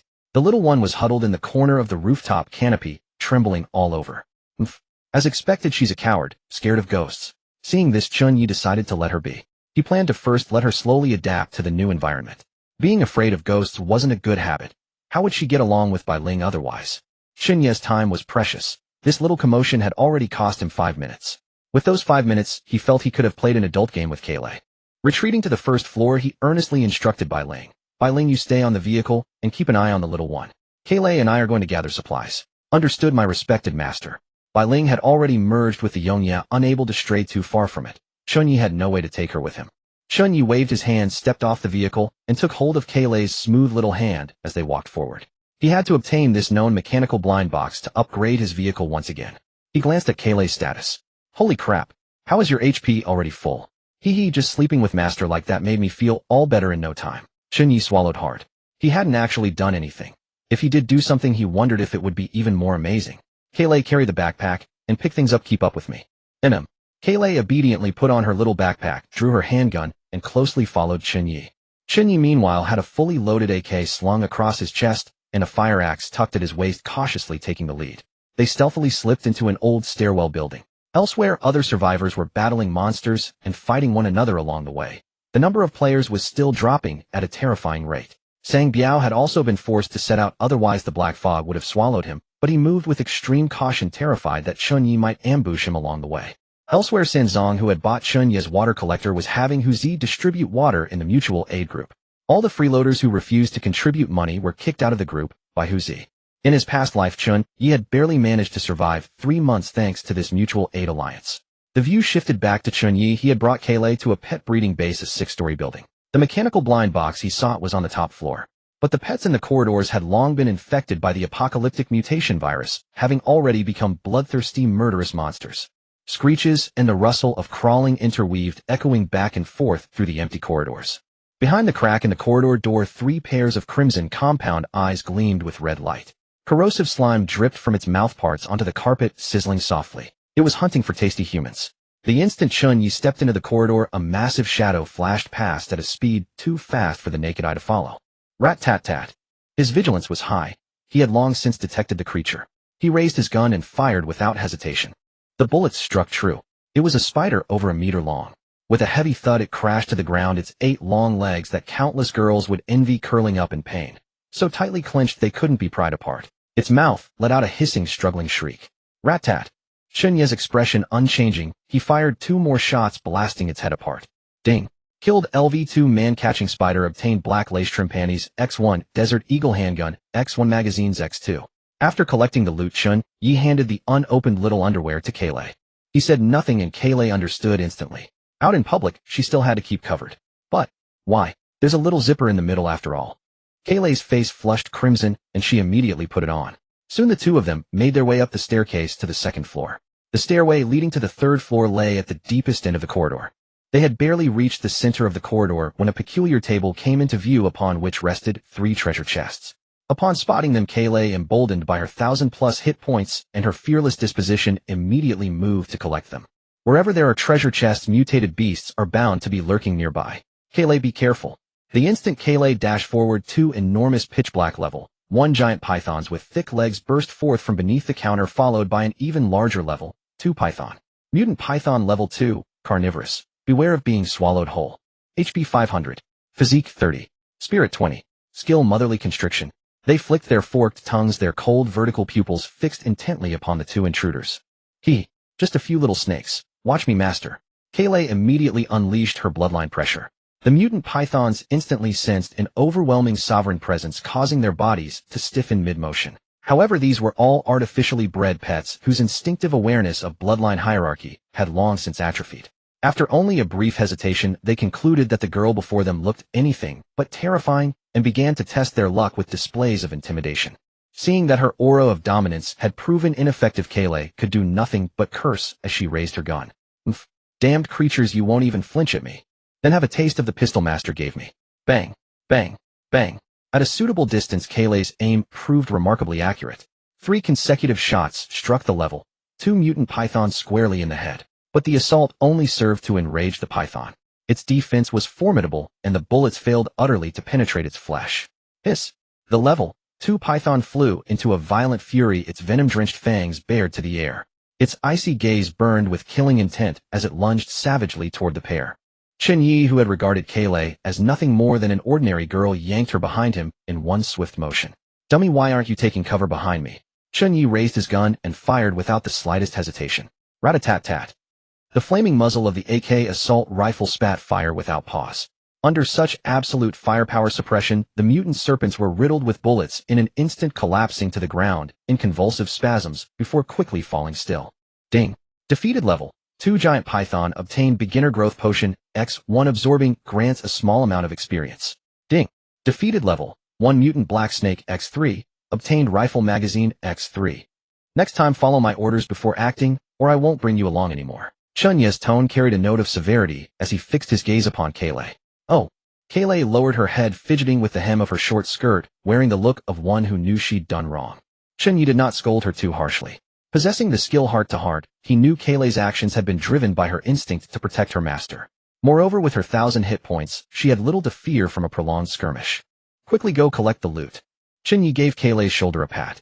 Kaylay obediently stepped forward and gathered the spoils. She opened all the treasure chests as well, obtaining 20 road coins and pet cans X10. The instant Chen Ye caught sight of the cans, the slime aboard his vehicle sprang to mind.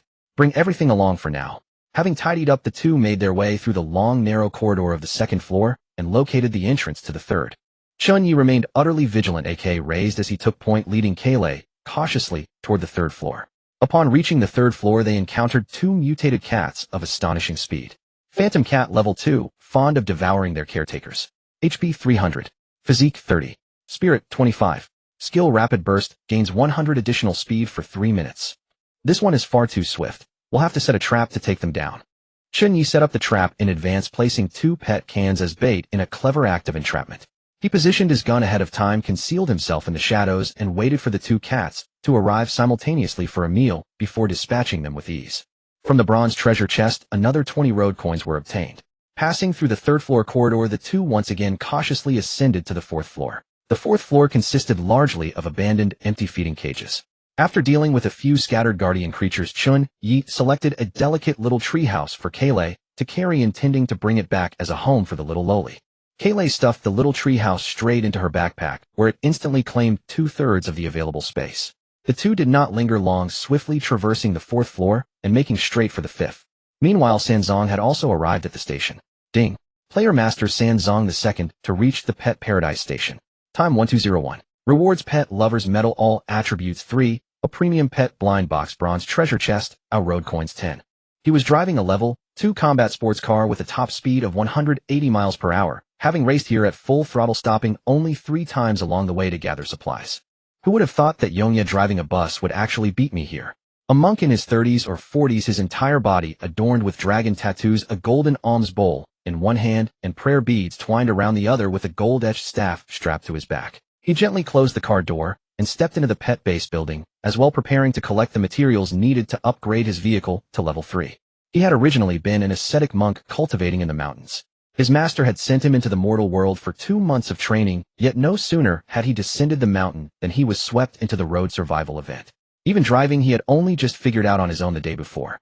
The very first chain collision on the highway yesterday had been caused by his own flustered incompetence, costing the lives of numerous players, a tragedy for which he had been consumed by guilt the entire night. Yet after reciting the Rebirth Sutra dozens of times, he suddenly saw the light. All causes and effects are the Buddha's arrangement of life and death, are each fated. Everything was a trial the Buddha had set before him. So long as he held kindness in his heart and ferried others while ferrying himself, those past unintentional misdeeds would not count as sins. After all, so many in the group called him living bodhisattva. Who hasn't killed a few people? Master once said, lay down the butcher's knife and instantly become a Buddha. Meanwhile, on another front, Chen Ye had reached the 5th floor, where he and Kaylay finally encountered the strangest monsters in the building, the hypnotic man-eating pigs. They appeared perfectly round and plump like tender little winter melons. Pink adorable piglets utterly devoid of any aggressive air, making them deceptively harmless. Yet to reach the top floor one had no choice but to traverse this 5th level. Ding. Target level 1, hypnotic man-eating pig skill, mental hypnosis. Beware, do not make eye contact.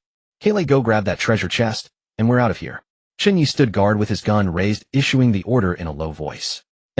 The little succubus nodded, swaggered forward with bold nonchalance, and reached out to open the chest. Several of the little piglets immediately swarmed around her, their crimson eyes releasing waves of hypnosis. Yet the moment they drew close, Kaylay sent each one flying with a single kick. She possessed a magic immune constitution. Mere mental hypnosis was utterly useless against her. Chen Ye watched from behind, unable to suppress a private thought. This magic immunity is truly wonderful. If only I had Kaylay's constitution. Alas, such traits were innate and could not be acquired through training.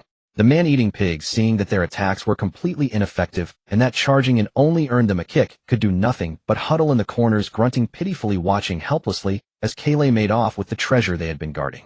After collecting 3 healing potions from within the chest, Chen Ye, borrowing Kaylay's fearsome aura as cover, slipped past the 5th floor behind her and at last arrived at the stairway leading to the top floor. Chen Ye topped off both his own and Kaylay's ammunition to full, then pressed 2 healing potions into Kaylay's hands. Only then did he slowly push open the iron door leading to the rooftop. Upon the rooftop, a jackal man standing over 2 meters tall had its back turned to them, huffing and puffing as it went about its fitness routine. The barbell it hefted had been forged from the bones of the building's former caretaker, while rotten chunks of flesh lay scattered across the ground and waves of a piercingly foul cadaverous stench assailed the senses. Ding. Target level 3, Jackal Man. Quality normal. Level LV3. HP 1000. Physique 50. Skills human speech, bloodthirsty frenzy. The instant Chen Ye and Kaylay pushed open the door, it detected them at once. The Jackal Man whirled around sharply, a finely crafted dog tag dangling from its neck. Its foul-smelling nostrils flared wildly in the air, and a greedy gleam instantly ignited within its clouded eyes. Finally a delivery. Hand-delivered right to our door. Upon seeing the creature's attributes, Chen Ye's pupils contracted sharply. He was absolutely no match for it. Damn it. How on earth did that Sanzang from his previous life manage to defeat such an abomination? My delicious takeout has finally arrived. I've been starving waiting for you. The gnoll hauled its chain of human skulls behind it, a wicked grin splitting its maw as it charged toward the doorway with terrifying speed. Kaylay, run. Without a moment's hesitation, Chen Ye seized Kaylay's hand and bolted. When the gnoll's pursuit grew dangerously close, Chen Ye wheeled around, raised his rifle, and unleashed a rapid volley at the beast. Damned meat. How dare you resist? It's killing me. The creature refused to retreat, lunging forward instead. Chen Ye immediately produced 2 grenades, hurling them with precision toward the dilapidated rooftop entrance. Boom! The rotten door and crumbling wall of the rooftop collapsed in an instant, sealing the gnoll's only path of pursuit beneath a mountain of debris. Damn it! My food. My food. Don't run. Behind them echoed the gnoll's frenzied howls accompanied by the clatter and scrape of rubble being torn apart. Without so much as a backward glance, Chen Ye continued dragging Kaylee downward, terrified the gnoll would claw through the debris and resume its pursuit. In the blink of an eye they had sprinted from the 6th floor down to the 3rd. The building's staircases zigzagged between east and west wings, meaning the two had effectively covered nearly a kilometer of continuous sprinting. With a physique stat of 18A, Chen Ye was none the worse for a kilometer run. But the little succubus with a physique of merely 3.0 possessed the endurance of a 3-year-old child. Master, you. Slow down. I can't run anymore. Huff, huff. Dragged along by Chen Ye in their desperate flight, Kaylee gasped for breath until she could barely draw air, her heart pounding wildly, her entire body on the verge of collapse. Kaylee, that's a level 3 monster with a physique of 50. If we don't run, are we just supposed to sit here and die? Even my assault rifle could only inflict superficial wounds on that thing. Chen Ye shuddered at the mere thought. We can't stay here. I need to get us out of this place. Let me carry you on my back. But master, I can fly. That big dumb brute can't fly, right? Crack. It was as though a thunderbolt had struck Chen Ye's mind, illuminating everything in an instant. Of course, Kaylee could fly. Why on earth had he been trying to take that gnoll head on? He was a divine beast tamer. Wouldn't it be far more effective to have his succubus handle the combat? The gnoll couldn't fly, giving Kaylee absolute air superiority. It could do nothing but take the beating. Having grasped the crucial point, Chen Ye was so thrilled that he pulled Kaylee into his arms and planted a kiss on her cheek. The little face that had already been flushed with exertion now burned an even deeper crimson. Kaylee, you're absolutely brilliant. Without delay, Chen Ye slung his AK over Kaylee's shoulders. Take this gun and just shoot at that gnoll from the air. Huff huff. But I'm so tired right now. Kaylee was drenched in sweat, gasping for air, her legs trembling like aspen leaves in a storm. Only then did Chen Ye recall how frail her constitution was. The kilometer sprint just now had been a near-fatal ordeal for the girl. All right, let's rest for a bit. Later you'll help me wear that gnoll down. Don't skimp on the bullets, understand? Kaylee's mouth hung open as she gulped for air, her chest rising and falling with each ragged breath. Above her head a health bar had even begun to flicker into view. HP -1, HP -1. Witnessing this, Chen Ye immediately rummaged through Kaylee's pack, pulled out a carton of pure milk, inserted a straw, and held it to her lips before settling her onto a sofa behind the 3rd floor counter to rest. Here, get some nutrition in you. Watching Kaylee sip the milk in small mouthfuls, Chen Ye felt no fear of the gnoll above charging down. At worst, they could simply jump out the window and let Kaylee carry him away through the sky. However, before they could finish composing themselves, the sound of soft footsteps echoed from the 2nd floor, making their way upward. The approaching figure was none other than the monk Sanzang. Their eyes met, and the monk was the first to offer greeting. Ba. You must be patron Chen, I presume. The monk pressed his palms together and offered Chen Ye a respectful bow. Chen Ye, still seated on the sofa, gave a slight nod in return. Master, what business do you have with me? Kaylee, meanwhile, was so terrified that she immediately curled up behind Chen Ye. She could see the golden radiance emanating from the monk's form. Note indeed, Sanzang was no ordinary man. He was Dharma's closed-door disciple, and the Buddha's trial bestowed upon him was no mere fabrication. Kaylee, milk straw still clutched in her mouth, gripped the hem of Chen Ye's clothing with all her might. Chen Ye could clearly sense the rigid tension coursing through Kaylee's entire being. An instinctive primal terror of Sanzang. His gaze sharpened slightly. The monk was powerfully built, standing 8 chi tall, a full head above Chen Ye himself. Coiled muscles bore the tattoo of a massive azure dragon, giving off an unmistakable air of danger. To think such a figure could intimidate even a divine tier being. Though Chen Ye harbored his reservations, that was where his concerns ended. For one, he possessed the means for safe retreat. For another, he knew the monk's true nature. Patron Chen, I am greatly indebted to your water collector. It has granted me ample water supply. If Patron Chen finds himself in need of water, please do not hesitate to say so. This humble monk can arrange for you to join our mutual aid alliance. The monk spoke from the heart. In the desert, water was more precious than life itself. That Chen Ye had willingly offered his precious water collector in fair exchange spoke volumes of his character, something the monk deeply admired and wished to befriend. As for the rumors and gossip, who didn't have their own secrets? He himself had awakened a specialized weapon, the golden alms bowl, in his hand, which contained a storage space of 1 square meter and could even hold living creatures. The little green serpent he had just obtained was currently suppressed within the golden alms bowl. He planned to raise it gradually, tame it into a battle companion, or if that failed, turn it into jerky. Chen Ye, upon hearing this, knew Sanzang meant well, but having been reborn into this life, becoming someone's underling would render his rebirth meaningless. Note, of course, what he did not know was that he had already undergone reincarnation 99 times. No need. I have water. Chen Ye scoffed inwardly. He possessed a level 5 water collector yielding 10 times more water than the monk's entire alliance. For that monk to offer him aid bordered on the absurd. A level 3 water collector could be obtained from a bronze treasure chest, making this an advantageous deal for him. These devices were only valuable for a day or two. In 3 days' time, they wouldn't be worth 100. The monk, however, interpreted Chen Ye's refusal as mere stubbornness, an inability to admit one's need akin to the awkwardness of a bankrupt boss now answering to his former employee. Then this humble monk shall not press the matter. Chen Ye offered a knowing smile without a word. In the marketplace, a single highway coin could buy 2 bottles of ice-cold cola. Apart from those who hadn't unlocked the marketplace who would still die of thirst these days, those who had caused the chain collision blocking the road were the true culprits responsible for so many deaths. By the way, Patron Chen, are there any tameable beasts within this building? His reason for arriving at the outpost ahead of schedule was twofold. First, to claim the first clear rewards. Second, he also hoped to contract a formidable beast. Though he was quite satisfied with the green serpent, he harbored hopes of finding something even more powerful, such as the extraordinarily gifted succubus standing behind Chen Ye. Though a man of the cloth, he too appreciated such spiritual intelligent beasts. If she could aid him in his cultivation, so much the better. The monk's tone remained placid, betraying neither warmth nor annoyance. Chen Ye spoke evenly. I only cleared up to the 3rd floor. Above that I haven't been. Chen Ye lied after all. The man was his competition. Many thanks for the information, Patron Chen.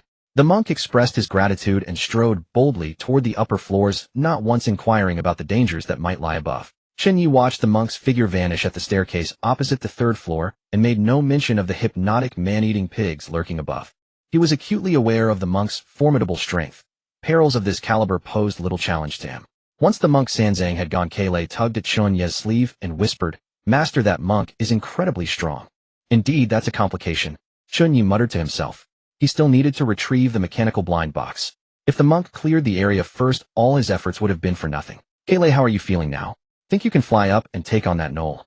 Watching Sanzang already ascending, even if the man had been his benefactor in a previous life, there was no way he would surrender the mechanical blind box to him. Seeing that Kayleigh's breathing had steadied and her HP was slowly recovering, Chen Ye inquired without delay. Before Kailei could answer, however, a commotion erupted from the upper floors. Aolo! A thunderous howl echoed from what seemed like the 5th floor, causing the entire building to tremble faintly. Not good. My mechanical blind box. Chen Ye's expression shifted. Though the monk's organization had once helped him in his past life, one thing was one thing. In this life, Chen Ye owed him nothing. Kailei, fly up to the rooftop immediately and see if you can steal that mechanical blind box. Be extremely careful. Yes, master. Right now. Right now? Remember, safety first above all else. Following Chen Ye's instructions, Cola felt the demonic runes on her lower abdomen pulse faintly. Her bat wings unfurled abruptly behind her, and after gently pushing open the door to the 3rd floor balcony, she leaped into the air without hesitation. Chen Ye watched her figure dip slightly before her wings began to flap with a steady rhythm, carrying her steadily upward. Cola, if it's dangerous, just retreat. Don't worry, master. There won't be any danger. Wait for me to be back in no time. Cola flashed a cocky grin, held her AK at the ready, and shot straight up at a 90-degree angle, vanishing in an instant toward the rooftop. Chen Ye immediately rushed downstairs to wait for her, his gaze locked fixedly on the direction of the rooftop. Although he knew Cola could fly, a vague unease stirred within him. After all, in his previous life, he had never been to that rooftop. He had no idea what other dangers might lurk there besides the Jackal Man. Impossible. It's just a mechanical blind box guarded by a level 3 monster. That's already twisted enough. How could there possibly be any other danger? Chen Ye shook his head, went downstairs early, and quietly waited for Cola's swift return. Time slipped by second by second. To Chen Ye, each moment stretched into eternity. Had he not checked the system panel and seen Cola's position marked at the rooftop, he would have suspected she had lost her way. At that moment, the sounds of combat from the 5th floor grew increasingly fierce. The clash of metal, the roars of monsters, and the monk's thunderous shouts reverberating in an unrelenting crescendo. That monk is truly formidable. To think he can fight that thick-skinned wolfman to such a standstill. Right now I'm nowhere near his level. Though Chen Ye was curious about the battle between the monk and the jackalman, he knew well that curiosity could kill. He had even given Cola his only lifeline, the AK, so venturing up to watch the fight would be far too dangerous. Just as he waited anxiously for Cola's return, a sharp whoosh of wind slashed from behind him.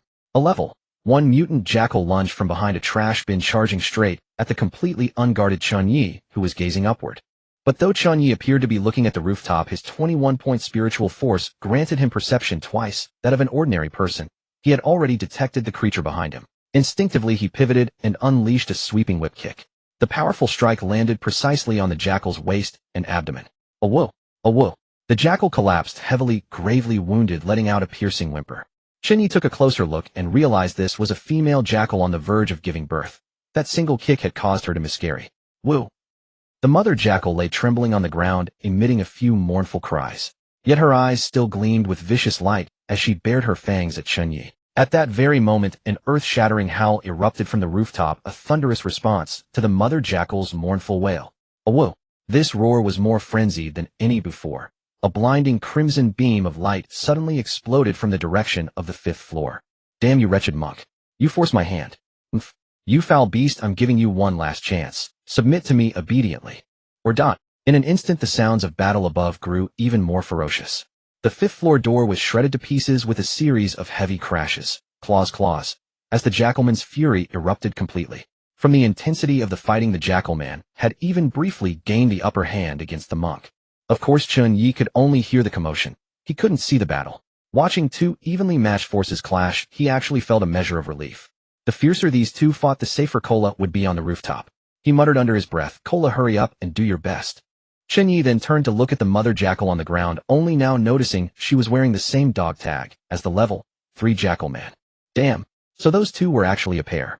The mother jackal had tried to eat him just moments ago. He wouldn't show mercy just because she was pregnant.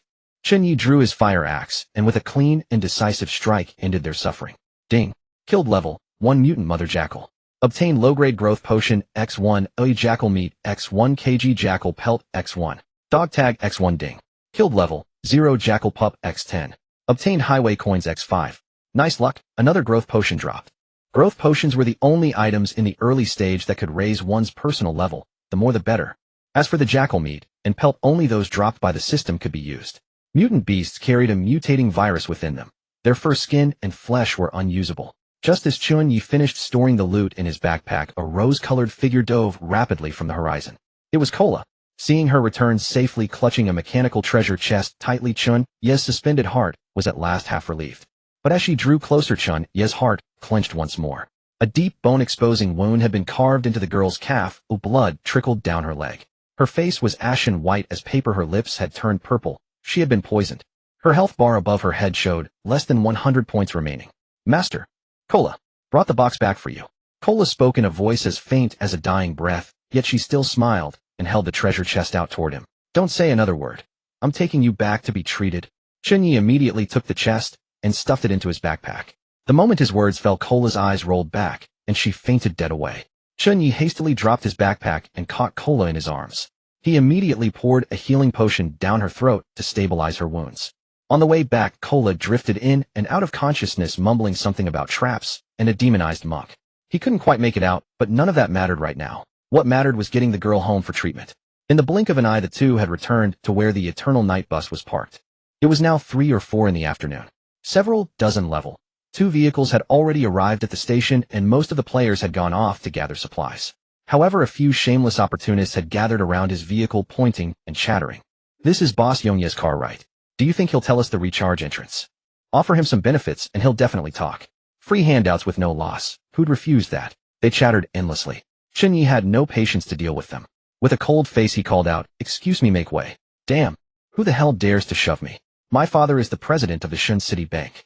A young master in designer clothes was pushed aside by Chen Ye with a single hand. The crowd turned around in unison, immediately recognizing him and the succubus girl in his arms. Before they could react, Bai Ling had already opened the car door. Chen Ye climbed inside carrying Kola, and the door sealed shut immediately behind them. Was that just Boss Yongye?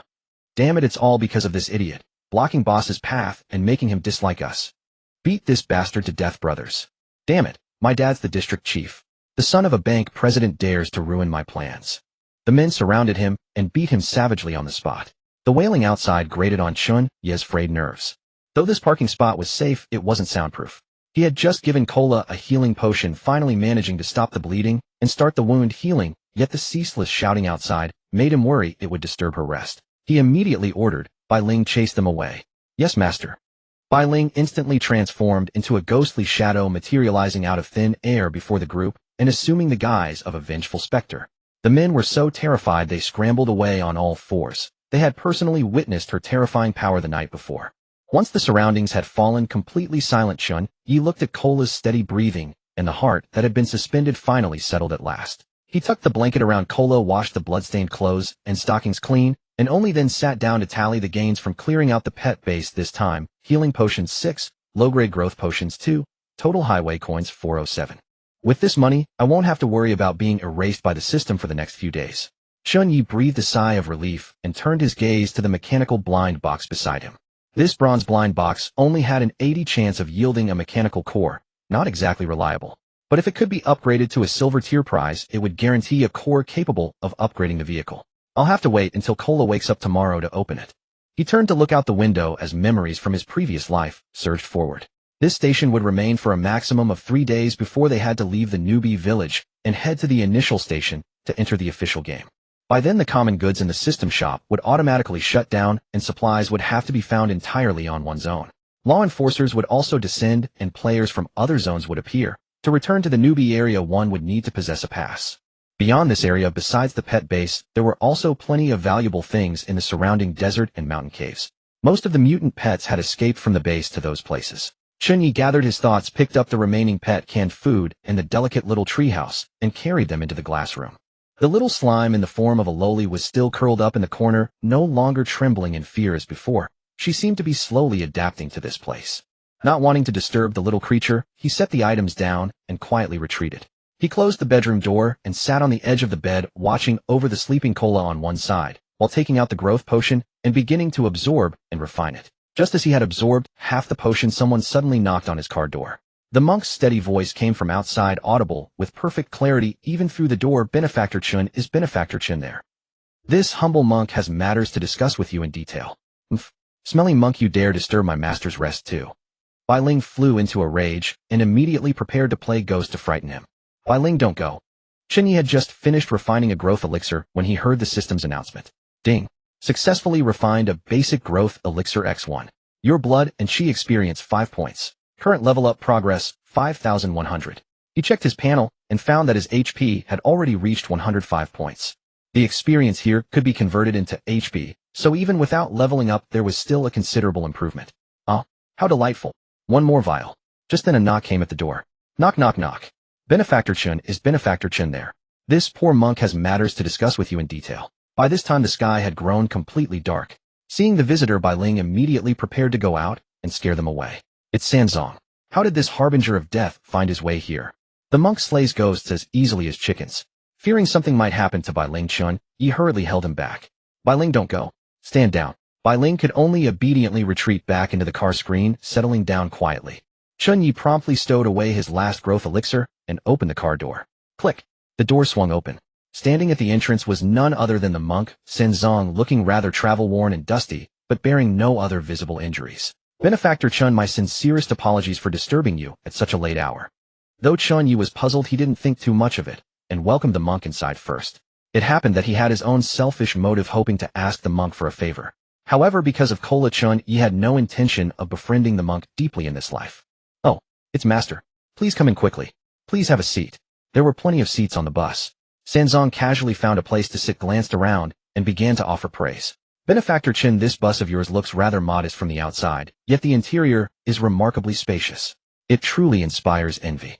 The monk's sports car was excellent in every way except for its cramped space, so seeing Chen Ye's generous interior naturally stirred a touch of covetousness. It was just a blind pick. I was even mocked for it at first. He casually tossed over a bottle of beverage. Conditions are humble here, and there's nothing else on the bus. Please make do with this. Hearing these words, the monk's eyelid twitched as he muttered inwardly. You call this humble? Then what does that make his car? There's barely any space to step with all these supplies scattered about. Nevertheless, recalling that this fellow had taken 300 highway coins from him, possessing such things hardly seemed surprising. The monk pressed his palms together in a gesture of gratitude and accepted the drink. Then I thank Benefactor Chen for your hospitality. This poor monk has actually come seeking a favor. Oh, master, please speak freely.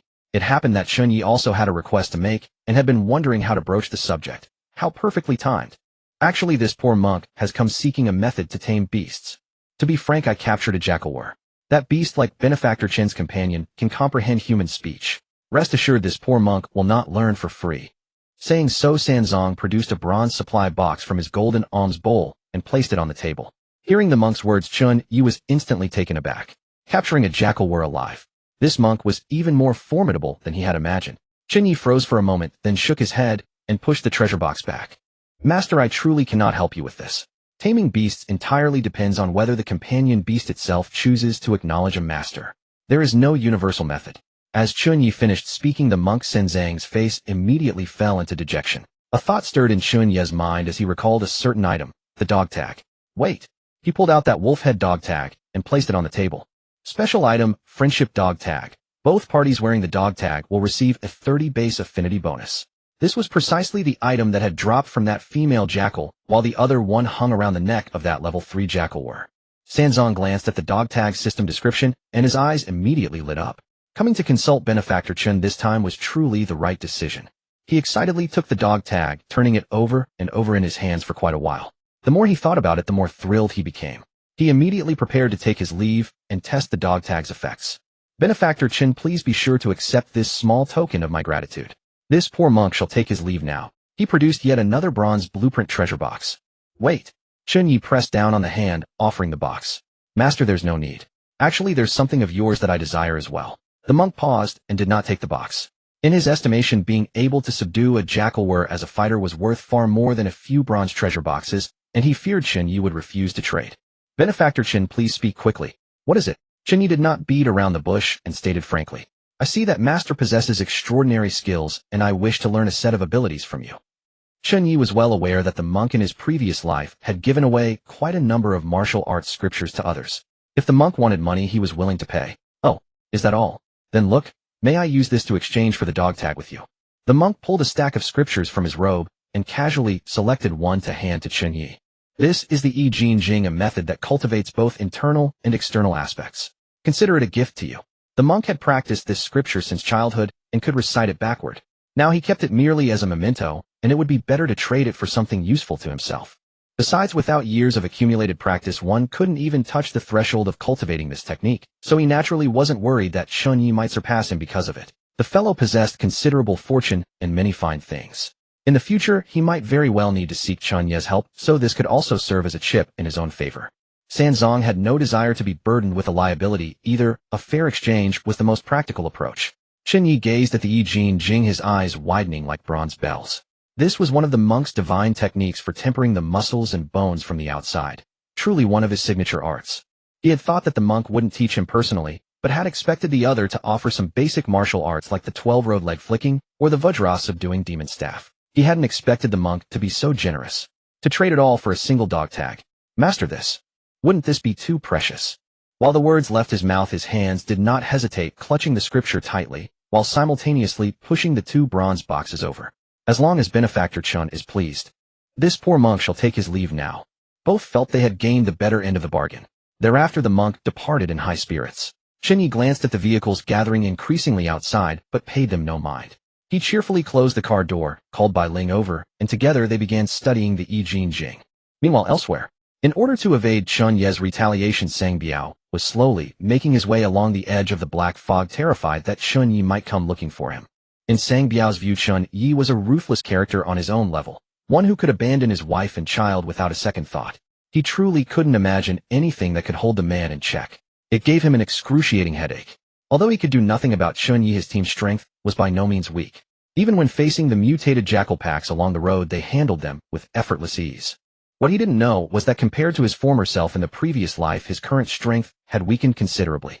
In his past life, Sang Biao's vehicle level had always led the entire region by a wide margin. But now to evade Chen Ye, he was forced to skulk along the black fog's edge, slowly developing his strength. Along the way, with nowhere to vent their frustrations, Sang Biao and his brothers took out their anger on Lin Feng and Lu Ruyan, and unexpectedly managed to extract that Lin Feng was Chen Ye's sworn brother. This was perfect. Chen Ye's woman and brother were now both in his grasp. Huh. Chen Ye, oh Chen Ye, I refuse to believe you'd abandon your own brother. Sang Biao had also figured it out. Chen Ye's coldness toward Lu Ruyan had its reasons. After all, with such a beautiful succubus by his side, who would be like them, left to fool around only with their own brothers? Biaoji Lin Feng passed out from the beating again. That kid's mouth is really tough. He keeps insisting that copper coin came from praying at the ancestral temple. Oomph. It's clearly a game item, yet he spouts this superstitious nonsense. Tough mouth. I'm not afraid of tough mouths. Wake him up and smash every last one of his teeth out. Remember, take photos and send them to Chen Ye. Let him know the consequences of crossing me. Tell him, if he wants to save his brother, he can trade his car and that succubus for him. At the same time across the entire region, after 2 days of surviving on the highway and fighting mutated beasts to the death, the surviving players finally realized the importance of teamwork, and one after another began forming small groups, huddling together for warmth. Groups like the Independent Regiment, the Green Hat Gang, the Lily Squad, the Skyblasting Alliance, and so on sprang up overnight in abundance. The view pulled back to Chen Ye's bus. After the monk Sanzong departed, Chen Ye spent half the day practicing the Yi Jin Jing, but couldn't make heads or tails of it. Fortunately, Bai Ling indicated to Chen Ye that he should absorb a growth elixir while simultaneously practicing the little figure's movements depicted in the scripture. Unexpectedly, it actually worked. A faint white glow soon manifested across his skin. Ding! You have initially grasped the rudiments of the Yi Jin Jing. Gained 1 point of Gang Qi. Gang Qi, a flow of internal force that can be used to block or deflect attacks. Holy crap! Could this be the legendary supernatural ability? This was Chen Ye's first encounter with martial arts across 2 lifetimes. Just as Chen Ye was delighting in his newfound Gang Qi, a rustling sound came from the bedroom. Kola had changed into a new uniform and barefoot pushed open the bedroom door. She had been awakened by hunger, yet her first words were not about food. Master, that monk is not human. Master, that monk is not human. Kettle finished the sentence and casually picked up a dry compressed biscuit, lowering her head to nibble. Chen Ye did not take those words to heart at all. So what if the Sansang monk were human or not? Kettle was not human either, yet Chen Ye felt no fear whatsoever. He would not even mind sharing a bed with her. As long as they could be used by him, who cared what they were? Lin Feng and Lu Ruyan were humans, but what was the result? Chen Ye had saved them, yet they killed him. Come here, let master properly examine your body. Yes. Kettle shyly sat into his embrace. Chen Ye's fingertips gently lifted her skirt hem, carefully inspecting the wounds beneath her stockings. It's fine, healing well, no scars, no signs of toxin residue. Next time don't be so reckless, understand? The low-grade healing potion was not a miracle cure, it merely accelerated wound recovery simply. Since Kettle had been poisoned before, he naturally needed to examine her thoroughly. The young girl sat obediently on Chen Ye's lap, snuggling into his arms, appearing gentle and clingy. She nodded coquettishly like a little girl admitting her mistake. Chen Ye did not press about what had happened on the rooftop. The matter was past, and questioning it was meaningless. He helped Kettle tidy her skirt, reached over to snatch the biscuit from her hand, and tossed it straight out the window. Succubi required high-calorie diets. Gnawing on such nutrient-poor vegetarian food daily was of no benefit to her growth or advancement. Kettle stopped chewing on that rubbish. You need to eat meat, or how will you level up? Today we're having something good. He had long posted an offer on the trading channel, exchanging a surplus ton of water resources for an entirely new portable barbecue grill. It also included 10 gene of charcoal and a packet of secret barbecue seasoning. To players across the entire server, this move seemed like pure foolhardiness. Water was now more precious than life itself. People even resorted to collecting urine in bottles for reuse. Yet he traded a ton of water for a barbecue grill. Could you believe it? But money could not buy his willingness. Chen Ye now had so much water, he could never finish using it, and he certainly did not need to bathe 10 times a day. Rather than letting it go to waste, he would rather exchange it for things that improved his quality of life. Moreover, he was quite skilled at barbecuing. His parents had died early, and his family relied entirely on his grandfather's income from scavenging. From his grandfather's scrap pile, he had found a barbecue grill, and on weekends and holidays he set up a stall at the night market every day, helping to ease his family's burden. Grandpa, are you okay now? Chen Ye shook his head, daring not to dwell on it. He placed the barbecue grill beside the car window, lit the charcoal, brushed on base oil, his movements exceptionally practiced. Then together with Kettle, he sliced the wolf meat that had dropped that day into thin pieces, neatly arranging them on the grill. The fat sizzled upon contact with heat, and the aroma of meat mixed with charcoal, smoke instantly wafted out. Every slice was grilled until crispy outside and tender inside. Finally sprinkled with cumin, it was directly plated and offered to Kettle's lips. The moment Kettle took a bite, her eyes instantly sparkled like stars. She simply could not stop eating, with her mouth full of grease, her little cheeks puffed out. Master, this is so delicious. I have never eaten anything this good in my life. Chen Ye smiled and flicked her little nose. Your life? You are just a little girl who hatched yesterday. There are many more wonderful foods you have not tasted. It from now on, master will slowly make them all for you to eat. Chen Ye turned the meat on the grill, while Kettle buried her face and ate voraciously.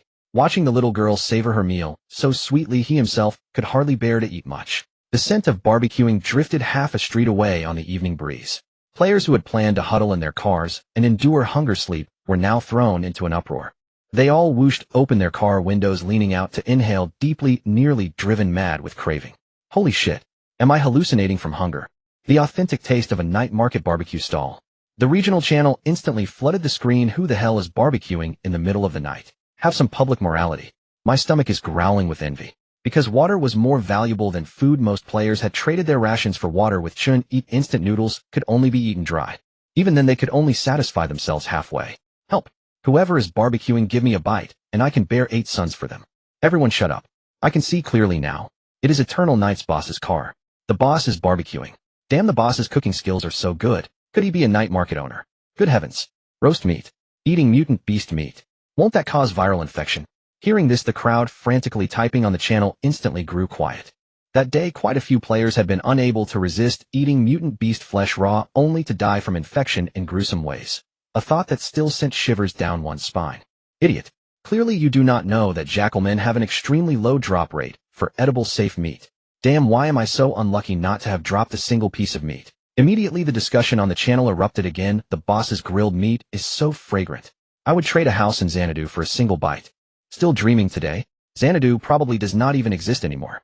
Everyone only dared to post comments on the public channel. None dared to exit their vehicles and cause trouble. After all, the outside situation was unclear. Yesterday many had rashly exited their cars and were killed by the bizarre meeting horrific deaths. Everyone subconsciously huddled inside their vehicles, only daring to whimper while smelling the aroma through the windows. Chen Ye had long blocked all group messages with one click. Even the videos and photos sent by Sang Biao's people, showing Lin Feng beaten beyond recognition, he only glanced at. With no extra emotion, Sang Biao tormenting these two enemies actually spared him the trouble of doing it himself. Additionally, the aroma of his roasting meat attracted countless green glowing eyes, which stared fixedly at the direction of the barbecue in the dark night. He did not know if these creatures were hostile toward Chen Ye due to the scent of wolf meat, or if they were driven mad by the barbecue's fragrance. Just then the slime lowly in the second-floor glass room, bearing her soft little body, timidly peered over the doorframe. Apparently drawn by the rich meat aroma, her round eyes stared fixedly at the grill. Her little body trembled slightly, yet she could not resist shuffling 2 steps forward. Chen Ye spotted it at a glance, smiling as he picked up a skewer of the most tender meat and held it out. "Wanna eat? Come have some." The little creature just about to approach, but when it met Chen Ye's gaze it shrank back in fright and scampered back into the second-floor glass room in a flash. Seeing this, Chen Ye did not insist. He took a small dish, filled it with 2 liang of sliced barbecue meat, quietly placed it on the second-floor hallway, then turned and went downstairs. Soon Chen Ye had grilled all 2 jin of wolf meat. He himself ate only 1 piece. The rest was all devoured by Kettle. Kettle stroked her slightly swollen belly, burping, clearly overstuffed. "Master, this is so delicious. Can we eat this again tomorrow?" "No problem. Of course we can. Go wash up and sleep first. No need to wait for me." Chen Ye checked the system time. It was already 11 p.m. He had not forgotten to maintain and repair the car. In the morning the car had been attacked by red-eyed crows. He had not had time to patch it yet. If he waited until tomorrow to repair it, it would delay his plans for the day. "Okay, master. Then I will go take a bath first." MHM. Saying this, Chen Ye took the universal wrench and got out of the car to repair the bus's durability. But at this moment the outside world was not safe. Over a dozen green glowing eyes stared fixedly at his car. Chen Ye stepped outside his bus holding a universal wrench and skillfully began repairing the vehicle according to the system's instructions. Ding. This repair requires 35 wood, 15 glass, 4 highway coins. Would you like to proceed? Yes. The system instantly deducted the corresponding materials and sent him precise repair guidance. At this moment in the surrounding darkness, pairs of mutated beasts' eyes were slowly taking shape, one figure after another emerging from the shadows. Chen Ye only glanced at these level 1 mutated beasts, knowing in his heart they had been drawn by the aroma of his roasted meat. But he completely ignored them, showing not the slightest concern on his face. For one, when players repaired vehicles within station parking spaces, they would receive basic protection from the station system. For another, he had an epic-level spirit entity sitting in his vehicle, and most mutated beasts simply dared not approach. And indeed it was true. Those mutated beasts took a few steps forward, as if sensing mortal danger, and scurried away with their tails between their legs. But what Chen Ye failed to notice was that in the distance a group of pitch-black venomous new species had already locked onto him. And before long they made a grinding sound, dug into the sandy ground. Time soon reached midnight. Ding. Congratulations to all surviving players on successfully completing their second day of survival. Reward highway coins 1. Then once again the sound of deductions echoed in Chen Ye's ears. Ding. System automatically deducts 100 highway coins to pay the daily loan. Deduction successful. Your remaining unpaid principal and interest total 800 highway coins. Current balance 304 highway coins. Damn it. This loan, these deductions, really gets on my nerves. Chen Ye had no intention of fighting for the peace tokens because he needed to meet the mysterious merchant tomorrow and had to preserve his life. By the time Chen Ye finished repairing the vehicle, it was already past 1 a.m., with nothing happening throughout the entire process. He returned to the car, took a shower, and was about to go back to sleep. But the moment he lay on the bed, Cola, who hadn't been sleeping at all, fake rolled over and pressed her snow-white, smooth thighs against him. Chen Ye was not the type to remain composed under such circumstances. Little succubus, you're playing with fire. Hee, I just want to recover some HP, master, please don't do anything reckless. The succubus's voice was coquettish, her warm breath and fragrant scent brushing against his ear, making him feel a bit heated. Her fiery figure was simply too much to handle. So you like rubbing against me? Don't cry later. Chen Ye had 18 constitution points. How could he possibly fear a succubus with only 3 constitution points? Ugh. A sexy, alluring succubus and a vigorous young man. With the lights off, it was dry firewood meeting blazing flames. No holding back, absolutely not. Chen Ye could play however he wanted. The night passed without words save for the sound of swinging bronze bells. Ding. Body charming devour, critical hit, triggered health 20, constitution 1, mental power 1. Cola, current health 1039, constitution 4, a mental power 4. The next morning, Chen Ye was completely baffled. He had been pawned in the fountain. Like most people's first gaming experience, he was wiped out the moment he peeked out. He couldn't last a second. 3 minutes was already his limit. He was truly trying his best, but the opponents were just too strong. The succubus teacher's techniques were incredibly proficient. Seeing him falter, she would use her succubus talents to help him recover, letting him fall and rise again. It was practically desecrating a corpse. Chen Ye was no quitter. He only grew bolder with each encounter. Practice makes perfect, and after a night of exertion, he had finally improved to lasting half an hour. Looking at Cola's charming sleeping posture, he really wanted to pull out his golden cudgel and give this little demoness another round of discipline. But his 2 kidneys felt utterly hollow, as if his 22 years of savings had been drained overnight by a heartless woman. Not a single drop left. The little succubus had succubus heritage, though it was their first time together. She came equipped with god-tier abilities. What about Chen Ye? Despite watching countless videos, he was still a complete novice. Last night had been like stubborn ironclad encountering the entire server's strongest players. Master, you're quite talented. Perhaps if you squeeze a bit more, something might come out. Cola had also woken up.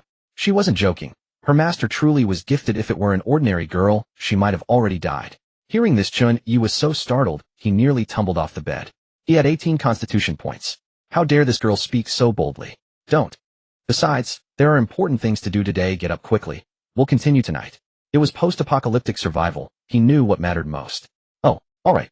Although Cola was incredibly skilled, she still had to obediently follow Chen Ye's orders. Soon both of them dressed neatly and returned to the driver's seat. Chen Ye then opened the system panel and saw that only over 4900 people remained across the entire region. He then clicked on the regional channel and found his eyes filled with dense messages, all discussing him. Chen Ye understood clearly that being constantly watched by others was not a good thing. In his previous life, someone had found a mysterious merchant in the desert at this station by good fortune, and spent 10 years of lifespan to purchase a gold coin blind box, which could randomly yield between 1 to 999 highway coins. But that person was too showy, shouting that he wanted to sell for 500 highway coins, and the next day met a miserable death in the wasteland. And now he was being suspected of having vehicle-related talents, with people speculating he knew some heaven-defying bug. Heaven and earth were witnesses. He had merely brought along an extra 625 yuan. The attention he was receiving now was already quite high. Chen Ye didn't look at the chat bar anymore and directly closed the channel. Although he wasn't afraid of ordinary thieves making moves, he knew that even if thieves didn't steal, they could still scheme against him. From now on, I must keep a lower profile. He composed himself and planned today's schedule. But before setting out, Chen Ye decided to upgrade the vehicle to a level 3 bus first. He immediately took out a bronze mechanical blind box and handed it to Cola. Cola, use your lucky right hand to open it. Cola obediently followed the instruction and lifted her hand to open the blind box. The blind box immediately advanced 1 tier. Ding. Congratulations on receiving 5 mechanical cores and 100 precision parts. Great mechanical cores dropped as expected, and there are 5 more. These cores can also be used to upgrade to a level 4 vehicle. System, upgrade me to a level 3 vehicle. Ding. Deducted 200 wood, 100 glass, 50 alloy steel, 1 mechanical core, and 300 highway coins. Vehicle upgrade to LV3 started. Estimated time 6 hours. This vehicle modification would only upgrade the external frame and core systems without affecting the interior space, let alone harming anyone inside. Chen Ye once again instructed Bailing to take good care of the slime lowly on the second floor, then gathered all his equipment and pulled Kohler out of the car. The first place he wanted to visit was the location where the mysterious merchant had appeared in his previous life. However, he didn't know the other party's exact coordinates, only the general area, since in his previous life he had never had the opportunity to meet that mysterious merchant. At this time it was early morning, and quite a few survivors had already formed groups and begun searching for resources in the surrounding area. After days of brutal elimination, the survivors who remained were all quite sharp and resourceful. Some even spotted Chen Ye from afar and eagerly approached to greet him, hoping to team up with him. "It's the Evernight boss. Evernight boss, please guide us." "Yes, boss, we can carry things for you for free, just take us with you." He was really too famous now. His appearance had long been thoroughly exposed by all players in the region. Chen Ye polite refusal. "I don't need followers, please leave." But he still couldn't stop some people from wanting to follow him and scavenge for benefits. Da-da-da. He directly raised his AK and fired several shots into the sky, the piercing gunshots making everyone retreat in terror. "Stop following me. Do you really think I have no temper?" Chen Ye gave everyone a cold glance, and his chilling gaze frightened them into keeping their distance, daring not to approach anymore. He was no saint. He could never bring along these dead weights, and even less likely let them divide his opportunities and resources. "Hey, check the group messages." The independent regiment found a treasure location with lots of resources inside. Suddenly, someone shouted loudly in the crowd. "Holy shit. Hurry up, quite a few people have already gone." Someone even posted on-site photos. That was an ancient tomb with resource boxes everywhere inside. "Oh my god, it's actually real." The crowd that was originally surrounding Chen Ye instantly sprang into action at the news, stampeding toward the ancient tomb in a frenzy, terrified of arriving too late and not even getting a taste of the broth. Chen Ye naturally knew about that ancient tomb. In his previous life, it was there that he had gathered the materials to upgrade his level 2 vehicle. Unfortunately, it was all filled with the lowest grade level 1 materials, which had little use for him now. Watching as everyone scattered, Chen Ye secretly breathed a sigh of relief. After all, if everyone had followed him, he wouldn't have been able to encounter any opportunities. And in the end, he might have only been able to have Kohler carry him while flying to escape the map. "Master, aren't we going to follow them?" "Not going. We're heading into the deep desert ahead to find a mysterious merchant and buy some things." Kohler didn't ask how Chen Ye knew these things, and simply stayed quietly by his side. The two figures gradually disappeared over the scorching sand dunes. However, they failed to notice that behind them a chubby little boy was still following. This fat boy was named Qian Duodua, the same person who had traded a level 1 bed blueprint to Chen Ye for a fire axe. "Everyone's going to the ancient tomb, and I probably wouldn't gain much by going now. Better to follow the Evernight boss and see what good things he can find." Qian Duodua just bent his waist and followed from a distance, perhaps a few hundred meters away. He had been following for 2 hours, and seeing Chen Ye actually still walking deeper into the sand dunes, Qian Duodua suddenly felt like giving up. Just then, a gust of black sand instantly swallowed Chen Ye and Kohler's figures. A moment later, the black sand dissipated and the sand dune fell silent. Qian Duodua's eyes widened in shock as he rushed forward. By the time he reached where Chen Ye had vanished, the black sand swept over him once more. "Holy crap! Help!" The fat man didn't even have time to turn around before being engulfed by the black sand. Ding! "Welcome to the Lifespan Shop. Admission fee 5 years of lifespan." Chen Ye stepped into a mysterious cave with Kohler by his side. At the farthest end of the cavern, a grotesque figure covered entirely in eyes sat cross-legged upon the ground. Merchandise lay displayed upon the earth. Chen Ye knew at once. This was the enigmatic merchant. Apart from the countless eyes clustered upon his head, even his hands and the scepter he grasped were embedded with several orbs of flesh that rolled and swiveled endlessly. Even in the sweltering heat of midsummer, the mere sight of him would send a bone-deep chill crawling across one's skin, raising every hair on end. "Ding! Your madness value too. Honored guest, what might you wish to purchase?" "The rules of my humble establishment dictate that each patron may purchase but one item." The many-eyed creature intoned his regulation in a voice that dripped with sinister warmth. Chen Ye swept his gaze across the stall and beheld a dazzling array of treasures, awakening stones capable of granting one a class priced at a mere 60 years of lifespan, a premium spatial backpack valued at 50 years, a golden coin mystery box going for 10 years, a single thread of top-secret intelligence, also 10 years. And beyond these, water collectors, talismanic peace tokens, and other essential survival paraphernalia lay scattered generously across the ground. Without a heartbeat of hesitation, Chen Ye pointed toward the golden coin mystery box. "I shall have this one." Though the highway coins concealed within the box were generated at random, he possessed Kohler's blessed right hand as his assurance. Once the box was upgraded on the morrow, it would undoubtedly yield a fortune beyond imagination. As for the remaining wares, they were either beyond his means or superfluous to his needs. The awakening stone, for instance. He was already a divine-tier beast tamer and had no use for it whatsoever. The strange being lightly tapped the center of Chen Ye's brow with his scepter. Instantly a wisp of vital essence was extracted from Chen Ye's body and collected by the merchant into a small glass vial. That was Chen Ye's 10 years of lifespan. Ding. Lifespan deducted, 10 years. Current remaining lifespan, 35 years. You have obtained Golden Coin Mystery Box. The transaction complete. The merchant made no move to usher Chen Ye away. Honored guest, might you permit me to examine the collar worn by the lady beside you? Of course. Chen Ye unfastened Cola's collar and handed it to the merchant for his careful inspection. Boss, is this thing valuable? Chen Ye could not restrain himself and asked on the spot. Most certainly valuable. Chen Ye's eyes instantly blazed with eager anticipation. Alas, I cannot afford to purchase it at present. Thank you for showing me such a priceless collector's piece. I shall gift you something in return. The merchant extended an object wrapped tightly in crimson cloth, pressing it firmly into Chen Ye's palm. Off. Chen Ye's heart surged with bewilderment. Unable to contain his curiosity, he opened it on the spot. An eyeball slick with blood and viscous fluid lay quietly nestled within his palm. Ding. Dragon Eye Fruit. Consumption grants a chance to grow an additional eyeball. Ding. Madness value 5. At the sight of such a thing, let alone eating it, Chen Ye wished to cast it away that very instant, yet he ultimately restrained himself. The mysterious merchant was not one to be provoked. Should he offend the creature over such a trifling matter, he and Cola might well perish in this very place. Many thanks for your generous gift, boss. I shall gratefully accept it. No thanks are necessary. Next time I shall certainly bring sufficient funds to purchase your wares. Chen Ye stored both the Dragon Eye Fruit and the Golden Coin Mystery Box into his backpack.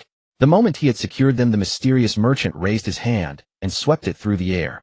A deluge of black sand descended upon them instantly, transporting the pair back to the surface. Cola was not a player and therefore could not purchase items.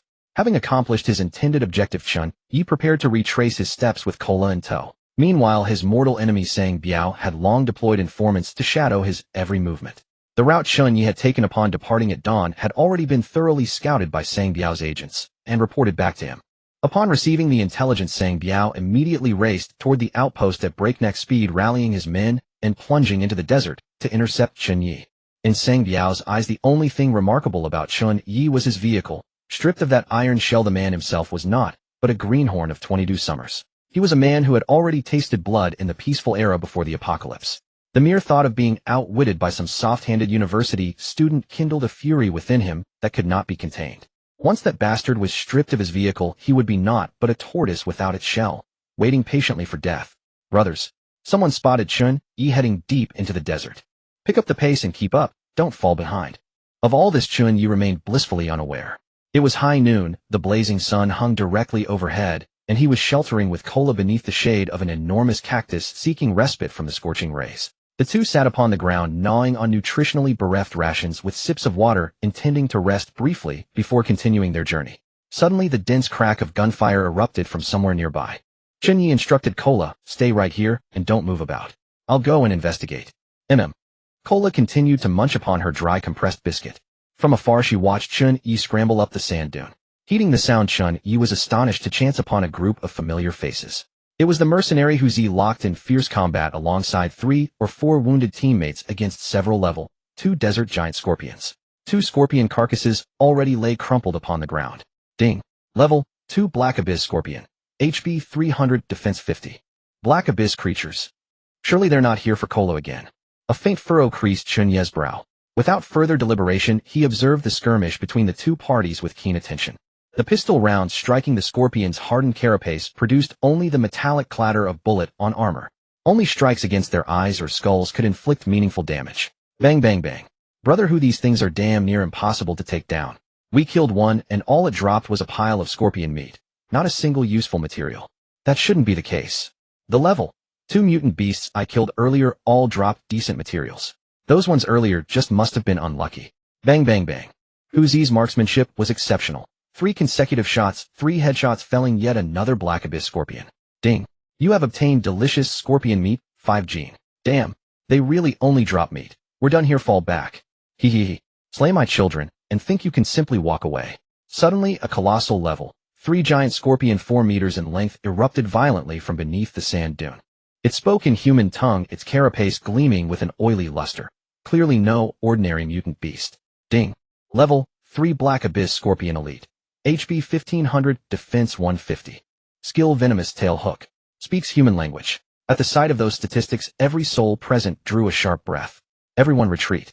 I'll cover the rear. Hu Zi bellowed, and his comrades instantly snapped to attention. Not daring to linger, they sprinted toward the distance, leaving Hu Zi alone to hold the rear guard. Hu Zi understood only too well. Against an adversary of this caliber, he stood no chance whatsoever. If only brother Sanzong were here. Hu Zi and Sanzong shared a deep bond, and he knew full well the terrifying extent of the man's abilities. You great lumbering beast, bring it on if you've got the guts. How dare you insignificant ants slay the children of the Black Abyss, truly seeking death. The words had barely fallen when the level 3 elite scorpion lunged forward with terrifying velocity, so swift that even Chen Ye watching from afar struggled to react in time. Bang bang bang. Hu Zi flicked his wrist, instantly swapping magazines, and continued to pull the trigger. Clang clang clang. The shots remained precisely on target. Yet this time the bullets striking the scorpion's skull were deflected outright by the impenetrable carapace, leaving not even a scratch. Holy shit. How are we supposed to fight this thing? Seeing his bullets prove ineffective, Hu Zi hurled a grenade at his own feet and immediately retreated. Predictably, the elite scorpion lunged precisely where Hu Zi had stood, arriving at the exact moment of detonation. Boom. The violent explosion swept across the battlefield, yet when the smoke dissipated, the scorpion had lost a mere 50 hit points. As the giant scorpion closed in, Hu Zi whipped out his fire axe and brought it down in a vicious arc. Clang. The scorpion's venomous tail hook collided with the iron axe, producing a shrill, piercing shriek of clashing metal. Yet the elite scorpion wielded more than a tail hook. It possessed iron pincers and spear-like limbs. Squelch. One of the scorpion's razor-sharp legs thrust forward, piercing straight through Hu Zi's shoulder blade. Blood spurted 3 feet into the air. The sight made Chen Ye's scalp prickle with dread, and he silently counted himself fortunate that this creature had not sought out Kola and himself directly. Otherwise they would be in far graver trouble. The two sides plunged into chaotic combat.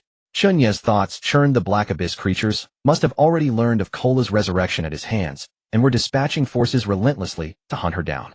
Kola was the one who could bring him pleasure, so exquisite his toes curled at night, and his indispensable daytime companion. He would never return her to the Black Abyss creatures. He wheeled around sharply, his gaze snapping to Kola still lounging beneath the shade of the cactus. At that very moment, he saw with chilling clarity the sand beneath Kola's feet begin to churn furiously, something thrashing wildly beneath the surface. Kola, look out.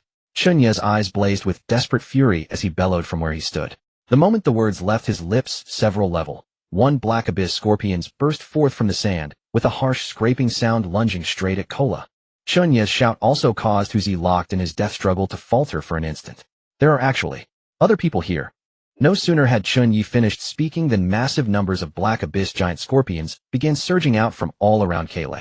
Sensing mortal danger, Kale immediately unleashed the suppression of her bloodline. Unfortunately, these inky black creatures had been specially chosen by the Black Abyss, a species barely affected by bloodline suppression. They paid Kale's power almost no heed and lunged straight toward her. Rat-a-tat-tat. At the critical moment, Chen Ye had already raised his AK rifle and squeezed the trigger. The outer carapace of the Black Abyss giant scorpion, sturdy enough to deflect ordinary pistol rounds, crumbled like paper before Chen Ye's large-caliber rifle bullets riddled with holes in an instant. Ding. Delicious scorpion meat X1 gene. Ding. Delicious scorpion meat X1 gene. Kale reacted in a flash. Her bat-like wings unfurled behind her, and she shot skyward. Pulling out the revolver Chen Ye had given her earlier, she fired wildly at the swarm below. Bang, bang, bang, ding. Delicious scorpion meat X1 gene. In mere moments, Chen Ye and Kale had dispatched the trouble at their feet. Just then, the squad members of Hu Zi who had fled in panic earlier stumbled into another scorpion ambush and were driven back. Beneath the dunes, the giant scorpions swarmed in uncounted numbers, dozens, perhaps hundreds. The smaller ones stretched half a meter long, the larger ones 2 meters, every one of them armored in thick, stubborn scales. Soon someone could hold out no longer, stung by a scorpion's tail and dragged beneath the sands to meet his end. What do we do? There are too many. I'm out of bullets. Lao Wu got dragged away. Damn scorpions. I'll fight you to the death. Outnumbered and overwhelmed, the group was soon reduced to empty magazines. One by one, they drew fire axes and threw themselves into a desperate melee with the encircling scorpions. Rat-a-tat-tat. Bang, bang, bang. Chen Ye arrived in the nick of time with Kale, and the concentrated firepower instantly pinned down the advancing scorpions. Is that the Yonya they were talking about in the group? He has an automatic rifle. We're saved. Rat-a-tat-tat. Chen Ye switched straight into slaughter mode, magazine after magazine flying out. Vast swathes of giant scorpions fell in waves like wheat cut by a scythe. Suddenly, a level 1 scorpion burst from the sand beneath his feet, its venom-laden tail hooked, stabbing upward in a strike no one could have anticipated. Chen Ye reacted on instinct, swinging his rifle, but in a brutal smash. Though he deflected the strike, the creature's massive claw instantly clamped around his calf. At that moment, a faint shield of protective chi surged outward from within him, buying him a precious instant of respite. Seizing the opening, Chen Ye erupted with strength and tore himself free. That was close. Good thing I cultivated even this thin layer of chi. Otherwise that strike would have left me crippled at best. He yanked his leg free and poured a frenzied stream of bullets into the sand at his feet. Rat-a-tat-tat. Several shots tore through the half-meter-long level 1 scorpion until it was reduced to pulp. Having learned his lesson, Chen Ye grew even more cautious, and with Kailei at his side, he gradually tore open a path through the black abyss scorpion encirclement. Fortunately, most of the scorpions in this swarm were level 1 with relatively few level 2 among them.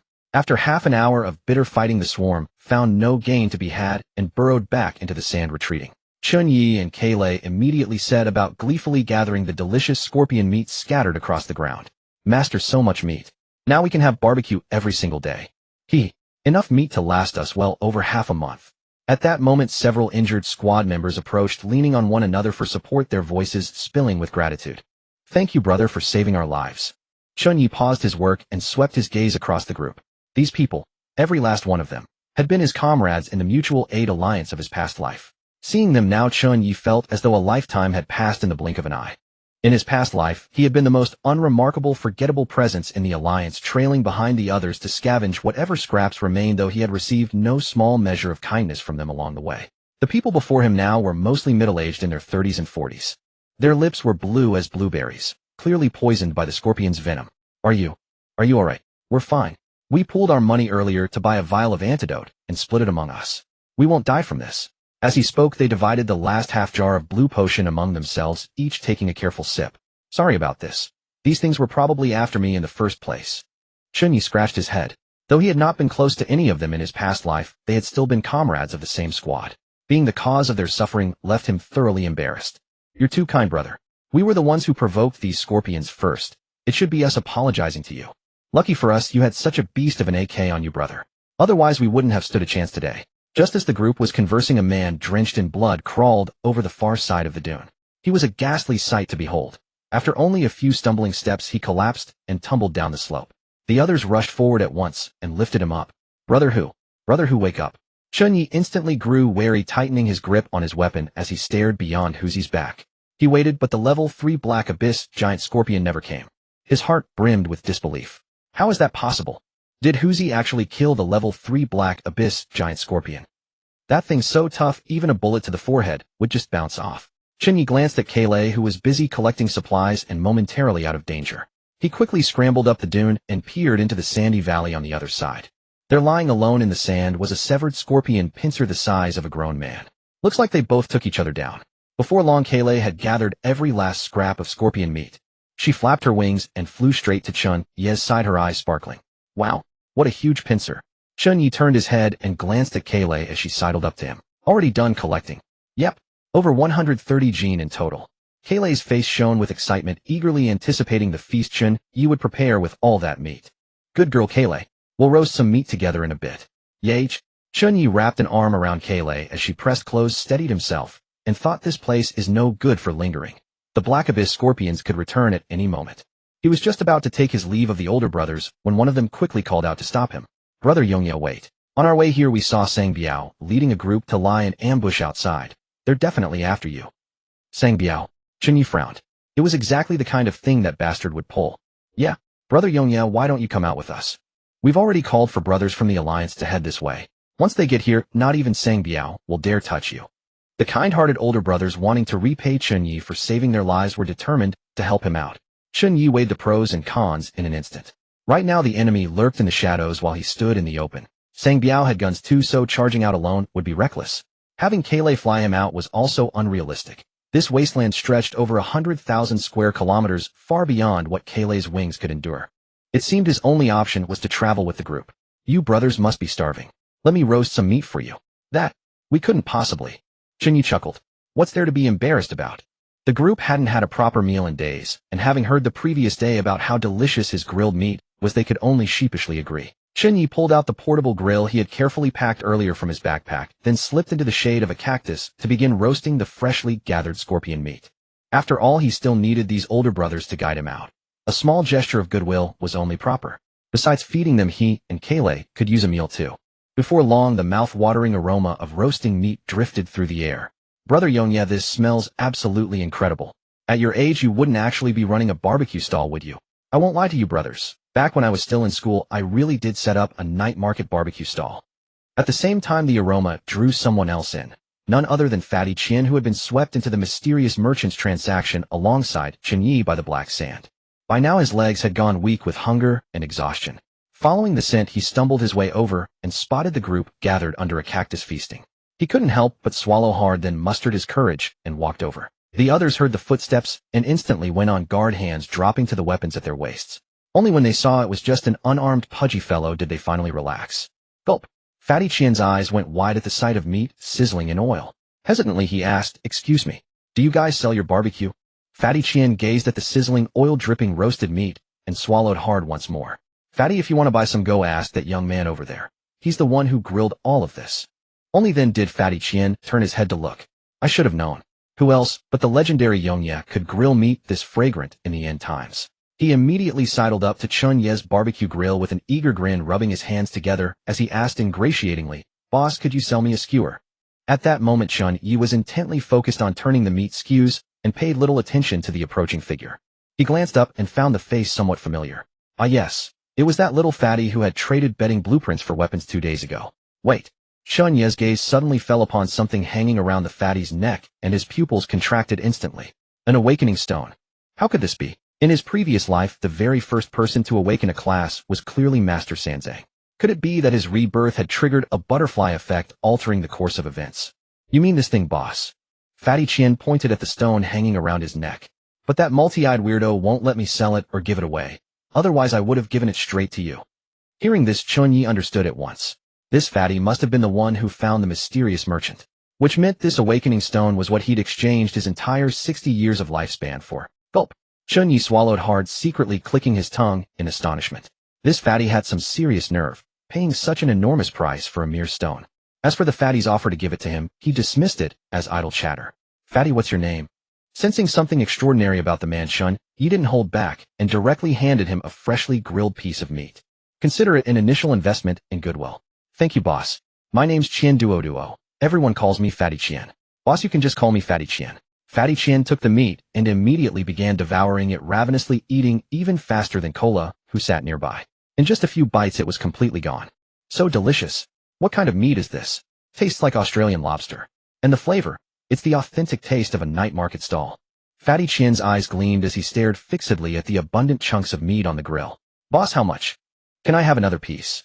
Without hesitation, Chen Ye gave him another piece free of charge. "Fatty Chen, let me ask you, how many years of lifespan do you have left?" 102. Fatty Chen mumbled through mouthfuls of meat. Chen Ye's eyelid twitched. "I meant years, not days." "It is years. I don't even know if it's real. That weirdo just extended it for me directly." Without a care in the world, Fatty Chen projected his system panel for Chen Ye to see. Name Chen Duo. Level LV0. Highway coins minus 99,999.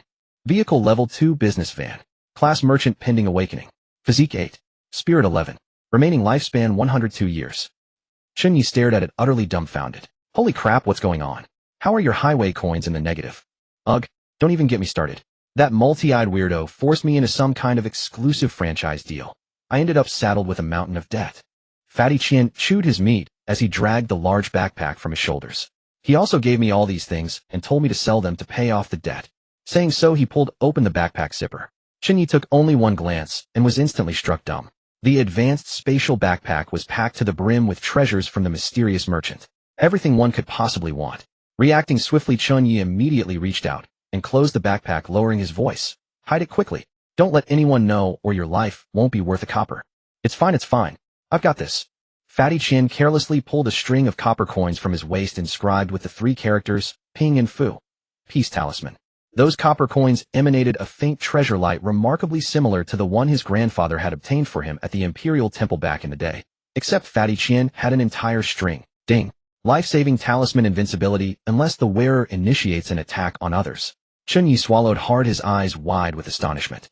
Invincibility. He had the strong premonition that the 3 months he had endured in his previous life were about to be completely overturned by this fatty. That weirdo said I can't level up by fighting monsters anymore. All my stuff has to come through trade. Chen Ye was actually beginning to envy the fatty's situation. Damn, what kind of dog's hit luck did you stumble into? Why wouldn't that merchant make me an agent too? Huh, boss, you want to be an agent? The fatty was genuinely surprised. Did you not know? To be an agent you need at least 5% daily revenue growth. Otherwise you'll be erased. Only 5%. That's a piece of cake, isn't it? Chen Ye remained nonchalant. Aren't everyone fighting over the stuff from the mysterious shop? Just throw in some hunger marketing, and these conditions won't be difficult at all. But he also required that I can only have as many customers as my vehicle's level. Right now I'm at a level 2 business van, so I can only have 2 customers at most. Upon hearing this, Chen Ye sobered up instantly. Holy shit. Only 2 customers. And you need 5% daily revenue growth. How much lifespan do 2 people even have? Boss, do you know any way to get rid of that weirdo? Fatty Chen asked with a miserable expression. Chen Ye could only shake his head at this. There's no way. He paused, then smiled, and said, since you're a merchant, how about giving me 10 years of lifespan? Consider it payment for those 2 pieces of grilled meat. Upon hearing Chen Ye's words, Fatty Chen jolted to attention and slapped his thigh. That's right. Revenue growth can be calculated starting from a negative number. Thanks for the tip, boss. Boss, your meat is so good. I want 2 more pieces. In the next instant, Fatty Chen produced a small magic wand, gave it a gentle wave, and directly extracted 20 years of lifespan, transferring it to Chen Ye. Ding. Chen Duo invites you to become his first permanent customer. Do you accept?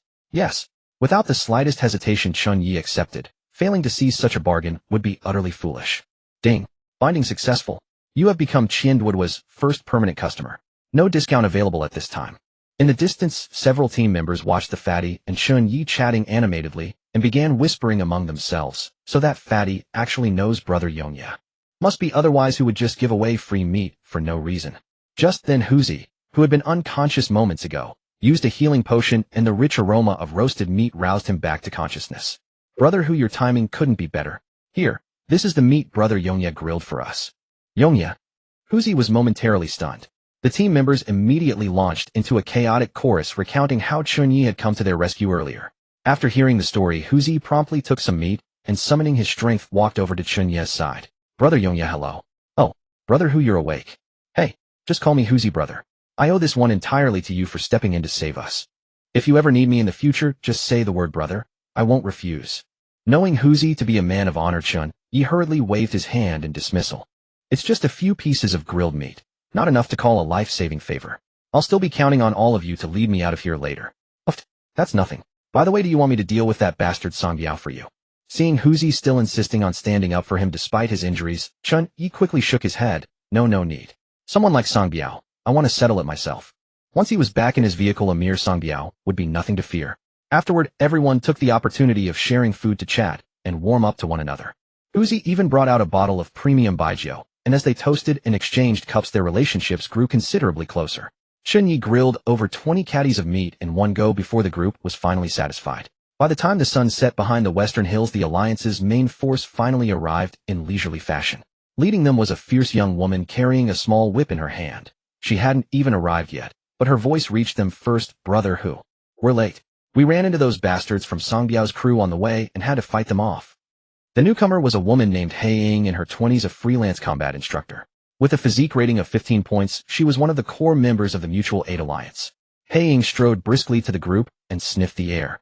What a wonderful aroma. Brother Hu, you've actually got your hands on such fragrant roasted meat here. That's all there is. You ran into the Axe Gang. None of you got hurt, did you? He Ying didn't stand on ceremony at all. She took the pack of roasted meat and said, how could we possibly? As if Sang Biao's little Axe Gang could lay a finger on me. He Ying fished out a piece of roasted meat from the bundle, took a bite, and her eyes immediately lit up. This is absolutely incredible. Brother Hu, are you sure you called us here for backup and not to watch you lot live the good life? Look at the state we're all in. He Ying cast a glance over them. Indeed, everyone looked utterly wretched. Each one bore injuries, had been poisoned, and their combat effectiveness had been diminished by at least 50%. If Brother Yongya hadn't stepped in, we'd probably be meeting King Yama by now. And the meat was roasted by him too. Huzi tilted his chin toward the youth in the group who was packing up the grill. He Ying followed his gaze and glanced at Chen Ye. He's Yongya. He's actually that young. She murmured the words under her breath, then swept her eyes over the rest of her teammates. Suddenly she asked offhandedly, what about 5th and 7th? Dead. Hu Zi replied with studied indifference. He Ying pressed her lips together and asked no further. She wrapped up the roasted meat and tossed it to the teammates behind her. Divide it up. This is a gift from Brother Yongya. She raised an eyebrow in Chen Ye's direction. A few junior members of the Mutual Aid Alliance caught the bundle and immediately cheered. Thanks Brother Yongya for the roasted meat treat. Chen Ye stowed the grill into his backpack. He dusted himself off and said, no need for thanks. If you enjoy it you can pay me next time, and I'll roast for everyone. The others hadn't gotten their share yet, so upon hearing Chen Ye's words they simply smiled. Highway coins were far too precious. They weren't about to spend them on roasted meat. But once everyone had eaten there were indeed those who sent Chen Ye friend requests asking him to roast meat for them. The very first was Hu Zi. After this brief reunion, the entire squad began their journey back. Everyone picked up their pace, their footsteps crunching against the gravel. They were eager to reach the outpost before the sun set. Otherwise, should they encounter giant scorpions at night, even their numbers would offer no advantage. Along the way, several people asked Chen Ye whether there was a top-up portal. Chen Ye gave them a direct answer no. Though everyone had long suspected as much, hearing it from Chen Ye finally extinguished their hopes. Meanwhile, Fatty Qian had been at Chen Ye's side the whole time peddling his wares. Big shot, how about buying some of this? Elsewhere, Sang Biao had set up an ambush on a road that travelers were bound to take. Every passerby was stopped by his men and forced to pay a hefty sum. Damn it, it's already 5:30. Why hasn't that kid come out yet? Sang Biao crouched behind a rock, picking at the stone with his fingers, his face contorted with anxiety. They dared not spend the night in the wasteland. No one knew what might emerge from the darkness. Don't worry, Brother Biao. That kid's no fool, he wouldn't stay in there to throw his life away. Remember, if you run into tough nuts again, don't act rashly. Sang Biao swept his gaze over the wounded subordinates beside him, still harboring some lingering unease. He hadn't expected that so many small factions had already grown strong enough to rival them. Go bring me those 2 dead dogs. If that kid doesn't comply later, push them out there. Yes, Brother Biao. I'll drag Lin Feng and Lu Ruyan over right now. The clanking of iron chains dragging across the ground echoed from behind. Before long, the Mutual Aid Alliance's squad arrived as the last rays of daylight faded from the horizon. Brother Biao, bad news. The lookout scrambled back in a panic. That Chen Ye is hiding in the Mutual Aid Alliance's group. He's coming through the western entrance. What? Those Mutual Aid Alliance bastards. I let them off, and now they have the nerve to push their luck. They dare steal my prey. Kunba, bring every brother and follow me. You got it, Brother Biao. Meanwhile, He Ying whispered a warning. Everyone be careful. We were ambushed by Sang Biao at the front entrance earlier. Although she knew Sang Biao had just suffered a setback and likely wouldn't trouble them again, the group still roused themselves to full alertness, drawing their weapons one after another. Just as everyone was about to enter the western passage of the gravel flats, swish, swish, 2 of Sang Biao's sentries leapt out from behind cover. He Ying had barely reached for her gun when the 2 men had already turned and fled, the rapid patter of their footsteps quickly fading into the distance. The group scanned their surroundings, but spotted no other figures lying in ambush. The way they ran looked just like a couple of dogs. Seeing the enemy flee at the mere sight of them, everyone burst into simultaneous laughter. They lowered their guard and swaggered into the narrow passage behind He Ying. Only Chen Ye remained frowning. Sang Biao's current strength was by no means inferior to their squad's. Combined with the man's vengeful nature, something about all of this felt off. Sister Ying, I think we should stay on our guard. How about we send someone ahead to scout first? Chen Ye offered the advice in good faith. Little Brother Yongya, I heard people say you were brave. How come the enemy runs, and you get scared instead?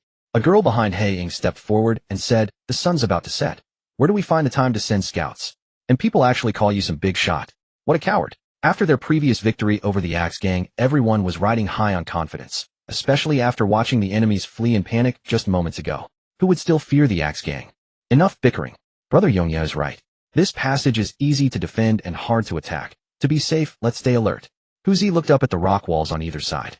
As a battle-hardened mercenary, he had never underestimated an enemy and fully agreed with Chen Ye's words. Listen to Brother Hu. Everyone draw your weapons. He Ying chimed in agreement. Reluctantly, the group drew their weapons once more and pressed slowly forward. Their footsteps echoed off the rock walls, sounding unusually hollow in the vast emptiness. Atop the cliff, Sang Biao watched every move of the group below. That Hu Zi and Chen Ye are truly insufferable. Pass the word, get ready. Wait until they've all entered the passage, then open fire. Only shoot the middle, cut their head from their tail. Then take them out one by one. I want them all dead without a burial place. Yes, Brother Biao. Had the Mutual Aid Alliance not injured his Axe Gang brothers before, he might have been willing to negotiate. As long as they handed over Chen Ye, he would have let them go. But now that blood had been spilled between them naturally, he had to cut the grass and dig up the roots. Elsewhere, Just as the last few people were about to step into the passage, a growing sense of unease gnawed at Chen Ye's heart. Kayle, sorry for the trouble. Fly up onto the cliff and see if there's any danger. Hopefully I'm overthinking this. Yes, master. Kayle spread her bat-like wings, and with a whoosh took flight. Brother Chen Ye, what's wrong? Why aren't you moving? A teammate behind him noticed his hesitation and called out. I need to use the latrine. You all go on ahead. Chen Ye had already warned everyone. Saying more would only earn him their annoyance. Big shot, wait for me. I need to use the latrine too. Fatty Qian immediately followed. Hiss. The two of them ducked behind a corner of the wall. Their streams of urine hit the stone with force, proof enough that both had healthy kidneys. The wind whistled through the narrow passage, emitting a low, mournful sound. The sky had already darkened considerably. Big shot, are you sure Sang Biao will ambush us here? Not sure, just suspicious. Suddenly, an abrupt gunshot rang out from above. Bang! Chen Ye immediately looked up. Had Kayle been hit? Gunshots rang out from the cliff face, instantly making everyone from the Mutual Aid Alliance tense up. Bang bang bang. Several more rapid gunshots echoed through the air. Ambush! Huzi shouted anxiously. Stay pressed against the cliff wall. Block their line of sight from above. Fall back in an orderly manner. Above the cliff face, Sang Biao, furious at the man who had fired prematurely, kicked him off the edge. The subordinate screamed as he plummeted down the cliff. Useless fool. Why is everyone just standing there? Throw grenades. Blast them out. Open fire, you lot. You good-for-nothings. Everyone scrambled to obey, fearful of suffering the same fate as their companion. Boom. Boom. Bang bang bang. Explosions and gunfire erupted simultaneously in the narrow passage, causing the cliff walls to shed debris. Sang Biao, taking advantage of the terrain, suffered almost no casualties. However, what broke his heart was that each grenade cost 5 highway coins. A full round's expenditure equaled the upgrade fee for a level 2 vehicle. Meanwhile, the Mutual Aid Alliance had suffered heavy casualties. Of 34 people, most had fallen into the traps. Only a handful of the stragglers who entered the narrow passage last had managed to retreat in time. Chen Ye was unconcerned with the casualties on either side. Instead, he tilted his head upward, staring fixedly at the sky where a fragile silhouette teetered on the edge of collapse, falling uncontrollably. Kayle! Chen Ye shouted. Anticipating her landing point in advance, he sprinted forward and leaped into the air, opening his arms to catch her steadily. Thud! Chen Ye felt as though he had been struck by a truck. Cradling Kayle, they crashed heavily into the sand and rolled dozens of times before coming to a stop. Pa pa pa. Chen Ye climbed out from the sand dune, spat the grit from his mouth, and helped up the dizzy Kayle.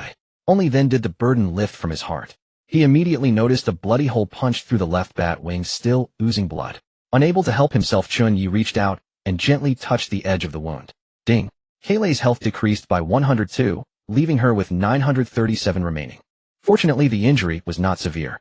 Sensing Chen Ye's worried gaze, Kayle promptly retracted her bat wings, revealing her smooth bare back, and offered a smile. Master, I'm fine.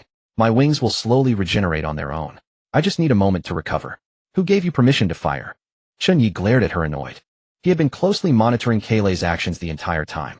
Upon spotting the ambush above, she had not reported back first. In fact, she had directly opened fire. Yes, that first shot was fired by Kayle.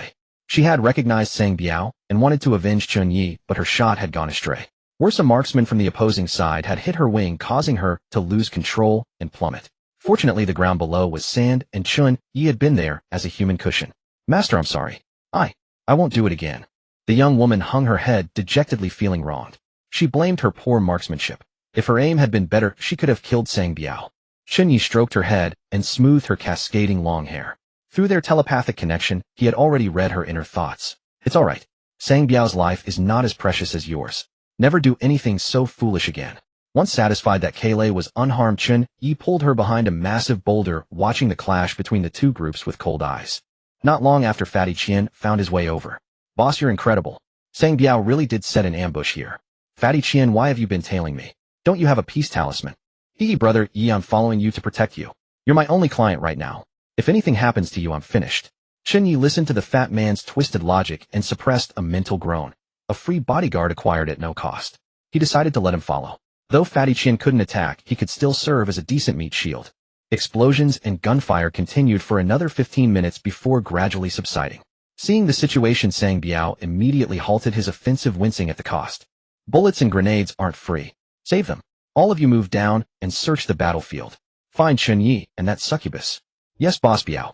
The first wave of Axe Gang members circled below and entered through the narrow passage. Surveying the corpses scattered across the ground with no living souls in sight, they relaxed their guard. Strange. Where's that kid, Chen Ye? Just as they began searching through the corpses one by one, bang bang bang, gunfire suddenly erupted. Chen Ye led over a dozen surviving team members emerging from the crevices in the cliff face and unleashing a furious barrage upon the unsuspecting Axe gang members. Several individuals feigning death on the ground suddenly sprang to their feet, their daggers slashing across their enemies' throats. Watching from above, Sang Biao's eyes bulged in fury. His earlier advantage had evaporated almost entirely. Worse still, his supply of grenades was running dangerously low. If he continued this bombardment, even victory would leave him completely ruined. Kunba, take everyone and follow me down. I want every last member of the Mutual Aid Alliance dead here. Gritting his teeth and determined to end this before nightfall, Sang Biao personally led his remaining men down the rope. The two sides engaged in another fierce melee within the narrow passage. Gunfire and battle cries rose and fell continuously until darkness fell. Chen Ye glanced at the darkening sky, knowing he could wait no longer. Once deep night arrived, the mutated beasts of the desert would emerge in packs to hunt. At that point, survival itself, not fighting, would become the real challenge. Listening to the firefight in the tunnel gradually fading, Chen Ye tightened his grip on his AK. Let's move. We're breaking out too. Tat tat tat. The night was too dark to make out faces clearly. Chen Ye didn't care. At anyone approaching from the opposite direction or attempting to close in, he simply pulled the trigger. In the chaos, he wasn't even certain whether he had taken down several members of the Mutual Aid Alliance. But in order to survive, he had no other choice. In the confusion, distinctions between friend and foe dissolved. Striking first was the sole rule for survival. Fortunately, he managed to push through the melee with little difficulty and sprinted all the way to the station entrance. Whish! A grenade suddenly flew out from the darkness and landed at Chen Ye's feet. At the critical moment, Fatty Qian, who had been trailing behind, kicked it away with his foot. Boom! The grenade exploded midair. Fatty Qian brushed the dust off his clothes completely unharmed. Chen Ye and Kale hiding behind him were likewise untouched. But Chen Ye had broken out in a cold sweat. He nearly died. Hiding within an abandoned wooden shack, Sang Biao watched with wide, stunned eyes. Go, fetch those two dogs. At this point, Sang Biao had only one subordinate remaining, Kuan Ba. Kuan Ba immediately nodded in agreement. Yes, Boss Biao. But when he turned around, no one was there. Where did they go? Furious that his men had fled, Sang Biao wanted to kill. They're gone. It must have been Lin Feng and Lu Ruyan. They slipped away during the chaos. Trash. You couldn't even keep track of two people. What use are you? Sang Biao pressed his gun barrel hard against Kuan Ba's forehead. Boss Biao, we've been brothers through life and death. How can you treat me this way? Brothers? Humph. I'm sparing your life so you can draw them out for me. Kuan Ba was Sang Biao's childhood friend. Seeing his former brother reduced to this state, his heart was filled with grief and indignation, as though he were meeting him for the first time. Fine. I'll go. Sang Biao kicked Kuan Ba forward, positioning him to face Chen Ye's direction. Bang bang bang. Immediately afterward, Sang Biao raised his gun and fired wildly in Chen Ye's direction. But the bullets struck Fatty Qian's body with sharp metallic clangs, leaving not even a white mark. What the hell? Is this guy insane? Shielding himself with bare flesh. What kind of monster is this? Sang Biao swallowed hard, his back drenched in cold sweat. He didn't dare hesitate and immediately used the cover of night to flee in the opposite direction. Oof. You courting death, fool, do you think you can escape? Chen Ye raised his gun and took aim at Sang Biao. Kicked by Sang Biao and sent sprawling at Chen Ye's feet, Kuan Ba knelt on the ground with his eyes shut, like a corpse awaiting execution. He was unarmed, yet Fatty Qian had already locked his gaze upon him with lethal intent. Chen Ye paid him no heed, his rifle barrel tracking the fleeing Sang Biao ahead. Rat-tat. Two precise shots rang out, each one striking a thigh. Sang Biao let out a blood-curdling scream and crashed heavily to the ground, fresh blood instantly staining his trousers. This scourge had harried him the entire journey and even wounded Kale. How could Chen Ye possibly let him escape so easily? Sang Biao gnashed his teeth, clutching his shattered leg as spasms of agony racked his entire body. Watching Chen Ye close and step by step, his earlier bravado evaporated instantly. He scrambled backward on hands and knees, begging for mercy. Boss Yongya. No, Boss Yongya. I was wrong. I'll give you all my highway coins. Just spare my life. Oh, buying your life with money. Chen Ye arched an eyebrow with amused curiosity. Yes. It's all yours. Sang Biao fumbled frantically to activate his interface, a flash of white light pulsing outward. Ding. You have received an unconditional transfer from Sang Biao, 72 highway coins. Current balance, 406. Chen Ye's smile instantly frosted over. He raised his rifle once more. Just 72 coins, and you thought that could buy your life. I truly have nothing left. The battle earlier wiped me clean. Sang Biao sobbed as he projected his interface for all to see. He was indeed penniless. Let me go and I'll serve you like a horse or a dog from now on. I'll earn money for you. My death would bring you no benefit whatsoever. Am I right? Noticing Chen Ye seemed to hesitate, a vicious glint flickered deep in Sang Biao's eyes. The hand hidden behind his back quietly reached toward the pistol at his waist. But no matter how swift his movements, they could never outpace Chen Ye, who had his rifle trained on him all along. Rat-tat-tat-tat. For shots thundered and crimson blossoms erupted simultaneously from all four of Sang Biao's limbs. He collapsed into a heap like a pile of rotten mud, his palms blown to shreds by the bullets, unable to even reach for his gun. Chen Ye, you beast. You will die a terrible death. Even as a ghost, I will never forgive you. Knowing death was inevitable, Sang Biao tore off all pretense and unleashed a torrent of vile curses. Chen Ye couldn't be bothered to acknowledge him and turned his gaze toward Kuan Ba, who still knelt on the ground. His 21-point spirit had allowed him to hear every word of the earlier exchange between Sang Biao and Kuan Ba. Kuan Ba, do you want to die, or do you want to live? Kuan Ba snapped his head up, his eyes bloodshot. I want to live. If you want to live, then kill him. Chen Ye tossed the fire axe at his feet, where it landed with a crisp metallic clang. Kuan Ba stared at the axe on the ground, then shifted his gaze to Sang Biao, writhing and wailing on the floor. He thought of his sister driven to her death by Sang Biao. He thought of his loyal brothers used as expendable cannon fodder. And he thought of how just moments ago the boss he had followed his entire life had unhesitatingly kicked him out to take the bullets. With trembling hands, he picked up the axe and walked towards Sang Biao one step at a time. Kuan Ba, you wouldn't dare. Sang Biao's eyes nearly split with rage. Didn't I feed you? Didn't I give you women? You ungrateful cur. Brother Biao, my apologies.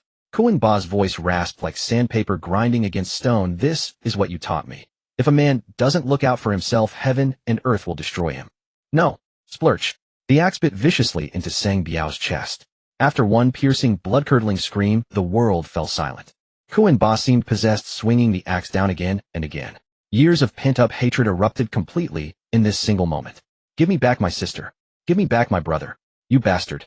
I've wanted to kill you for the longest time. The stench of blood grew thicker and thicker. The man on the ground looked as though he had been churned through a meat grinder. Fatty Chen couldn't take it any longer and began dry heaving against the wall. Even Chen Ye furrowed his brow. Enough. Kuan Ba acted as though he hadn't heard, still mechanically swinging the axe. Bang! Chen Ye fired a shot into the ground beside him, sending fragments of stones spraying across his face.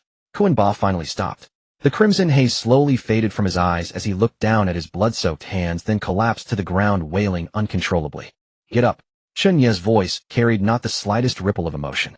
Kuan Ba immediately wiped away his tears and rose to kneel upright. Sang Biao's 3 buses along with whatever men he has left will be under your command from now on. Kuan Ba's head snapped up, unable to believe his own ears. You'll hand over 50% of your earnings each month. The rest you allocate as you see fit.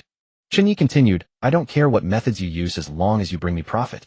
If you fail to deliver, I won't hesitate to find a replacement. I can do it. I swear I can. Kuan Ba kowtowed hastily in gratitude. Thank you, boss Yongya. My life belongs to you from this day forth. You tell me to go east, and I will never venture west. Chen Ye nodded, about to speak when a sudden dense chorus of wolf howls erupted from the tunnel behind him. Awoo! Countless pairs of ghostly green eyes glimmered to life in the darkness, dense as a constellation of stars. The gunfire and the stench of blood had drawn every jackal in the desert. Kale, we retreat. At Chen Ye's sharp command, he seized Kale and spun around to run. Fatty Chen covered their retreat. Shielded by his peace talisman, the jackals could do nothing against him. Fortunately, the exit was not far. Within minutes, everyone had safely made it back to their own vehicles. However, Chen Ye failed to notice that as they departed, Kuan Ba had pilfered half a mysterious copper coin from Sang Biao's body.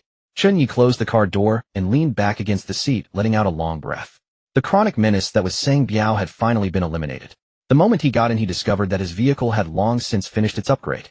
Ding! Congratulations on becoming the first player server-wide to upgrade to a level 3 vehicle. Special reward granted 200 highway coins, plus 1 designated level 3 blueprint. Current balance, 604.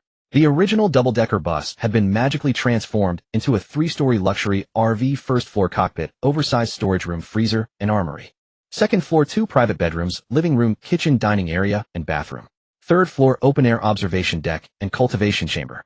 Vehicle, Yongya LV. 3-bound vehicle, Spirit by Ling, HB 105105, Spirit, 10 defense, 720 magic resistance, 898 durability, 602 cargo space, 760 cubic units max, speed 240 km/h, golden affix, draw 1 beast taming slots, 1. Chen Ye nodded with quiet satisfaction. With this level 3 vehicle, the road ahead would be considerably easier to traverse. However, for the moment, aside from the master bedroom and the bathroom, every other room remained an unfinished shell. Chen Ye surveyed the upgrade materials required for each room. The supplies currently in hand were only sufficient to upgrade the kitchen dining area and living room. Without the slightest hesitation, Chen Ye tapped the upgrade button. In the next instant, all the supplies behind him dissolved into specks of white light flooding toward the second floor as the fully automatic renovation of the space commenced. Ding! Wood, stone, glass, and other materials have been consumed. 50 highway coins deducted. Upgrading kitchen dining area and living room. Estimated time 3 hours. After selecting the upgrade, Chen Ye immediately prepared to draw a new affix. Just then a sudden knock came at the car door. Knock, knock, knock. Knock, knock, knock. Bai Ling stormed out in a fit of pique. Master, those two pests are back again. I've tried everything, and they won't leave. Chen Ye rolled down the window and looked down. Two disheveled, ragged figures knelt on the ground, their bodies smeared with sludge and blood, the sickening stench of filth so overpowering it stung the eyes. It was Lin Feng and Lu Rian. The moment she spotted Chen Ye, Lu Rian burst into tears and threw herself forward, pounding on the car window. Chen Ye, save me, I can't hold on much longer. I'm your Rian. You must be thinking I did something terrible to you. All of that was Lin Feng's doing. It has nothing to do with me. Lin Feng dropped straight to his knees, kowtowing without pause. Chen Ye, whatever you do, don't believe a word this woman says. The car accident that injured your grandfather last time, she was the one driving. Lin Feng, what nonsense are you spouting? His grandfather coming to the school to visit him only to be struck by a car had long been a thorn in his heart. He had investigated for 2 full years, yet never tracked down the hit-and-run driver. It turned out Lu Rian had been driving without a license. He never imagined this matter was connected to those two beasts as well. Chen Ye's gaze instantly plunged to glacial depths. Just then their bickering cut off abruptly. Both froze as if sensing something, their bodies going rigid as they turned their heads. Hovering silently behind them, suspended in midair, a pair of golden vertical pupils, each larger than a watermelon, fixed its unblinking gaze upon the two. The instant Lin Feng and Lu Rian turned their heads and beheld those golden vertical pupils, they could not even emit a scream. Their bodies melted like snow under scorching heat, instantly reduced to a pool of blood. Even their bone fragments vanished without a trace. Then a shrill, piercing siren tore through the night sky, jolting everyone awake. People poked their heads out to search, only to glimpse a black shadow flash past. The golden pupils hovering in midair vanished without a trace. Chen Ye slammed all the doors and windows, shut, his back instantly drenched in cold sweat. With trembling fingers, he attempted to open the other party's information panel to take a look. Ding. Insufficient permissions. Unable to view target information. Chen Ye swallowed hard. He had already figured out what it was. That was an enforcer. The next second, an IC system voice rang simultaneously in the minds of all survivors. Region-wide emergency announcement. Due to a player in this region upgrading to a level 3 vehicle ahead of schedule, triggering the system mechanism, the enforcers have descended early. Enforcer duty: maintain highway traffic order and protect the safety of vehicle owners within legitimate parking spaces. All survivors must strictly obey traffic regulations. Running red lights, speeding, driving against traffic, or harassing vehicle owners in parking spaces will result in immediate execution by the enforcers. Please abide by the rules and conduct a civilized escape. Chen Ye leaned back against his seat, his heart still pounding wildly. In his past life, the enforcers had only descended after leaving the beginner zone. He hadn't expected that upgrading to a level 3 vehicle early would summon them ahead of time. But perhaps it was for the best. Only he knew their habits. Which traffic violations absolutely could not be committed, and which ones didn't matter even if committed. For instance, highway robbery and murder fell outside their jurisdiction. These enforcers generally disdained dealing with such matters. They preferred to fuss over trivial infractions. Moreover, they showed greater patience toward higher-level vehicles. If a low-level vehicle crashed into a high-level one, it would be severely punished. But if a high-level vehicle struck a low-level one, they would play deaf. Ding! Suddenly Chen Ye received a message from Qian Pengzi. Big Shot, congratulations. You're the first level 3 vehicle in our region. Don't call me Big Shot. Sounds awful. You're younger than me, so call me Brother Ye. Sure thing, Brother Ye. Remember to trade with me tomorrow. Otherwise I'll be erased. Alright, just make sure to remind me. Got it, Brother Ye. I'm going to rest now. Exhausted after a whole day. Today he had freeloaded 20 years of lifespan from Fatty Qian. There would probably be more to mooch tomorrow. Thinking about it made his heart sing. After ending his communication with Qian Pengzi, Chen Ye received a message from San Zong, as well, who had come to offer congratulations, and also asked if he had seen Hu Zi and the others. Chen Ye replied that he hadn't. The other party then terminated the chat. Hu Gu and the others still haven't returned. Looks like they're in for a grim fate. Chen Ye didn't feel much sorrow. Although he had taken a liking to Hu Zi, it wasn't to the extent that he'd weep bitterly at his death. Considering how brutal the battle had been, even with Sang Biao's overwhelming advantage, the Mutual Aid Alliance's situation was likely no better. Chen Ye shook his head, no longer dwelling on the matter. Later he gradually received congratulatory messages from several friends he had added. After all his achievement had been announced region-wide, everyone knew he was the one who had upgraded to a level 3 vehicle. Chen Ye and Kulu sat in the driver's cabin briefly drinking something to rest, then went to take a hot shower, easing the nerves that had been taut all day. Time flew by. The two enjoyed a thorough hour-long wash before finally finishing up. Chen Ye instructed Kulu to sleep in the bedroom on the second floor, while he himself returned to the driver's cabin. Ding. Detected won and used golden trait lottery opportunity. Draw now? Yes. Congratulations, host. You have obtained the golden trait blessing of the opposite sex. Effect for every member of the opposite sex with a charm rating above 89 who stays overnight in your vehicle, there is a 50 daily chance of producing one permanent attribute point. This attribute point can only be absorbed by the host. Remember, visit their beds on time. Holy crap. This trait is insanely powerful. Personal attributes were the most cost-effective resource imaginable. With 50 points in physique, one's body could even withstand handgun bullets. Spirit had countless wonderful applications. An ordinary person training desperately for a month could increase their attributes by only 1 or 2 points. Yet his vehicle currently housed 3 females with charm ratings above 90. As long as his luck didn't fail him, steadily gaining 1 attribute point per day wouldn't be a problem. Chen Ye cheerfully closed the system interface and prepared to head to the 3rd floor to see what the little slime was up to.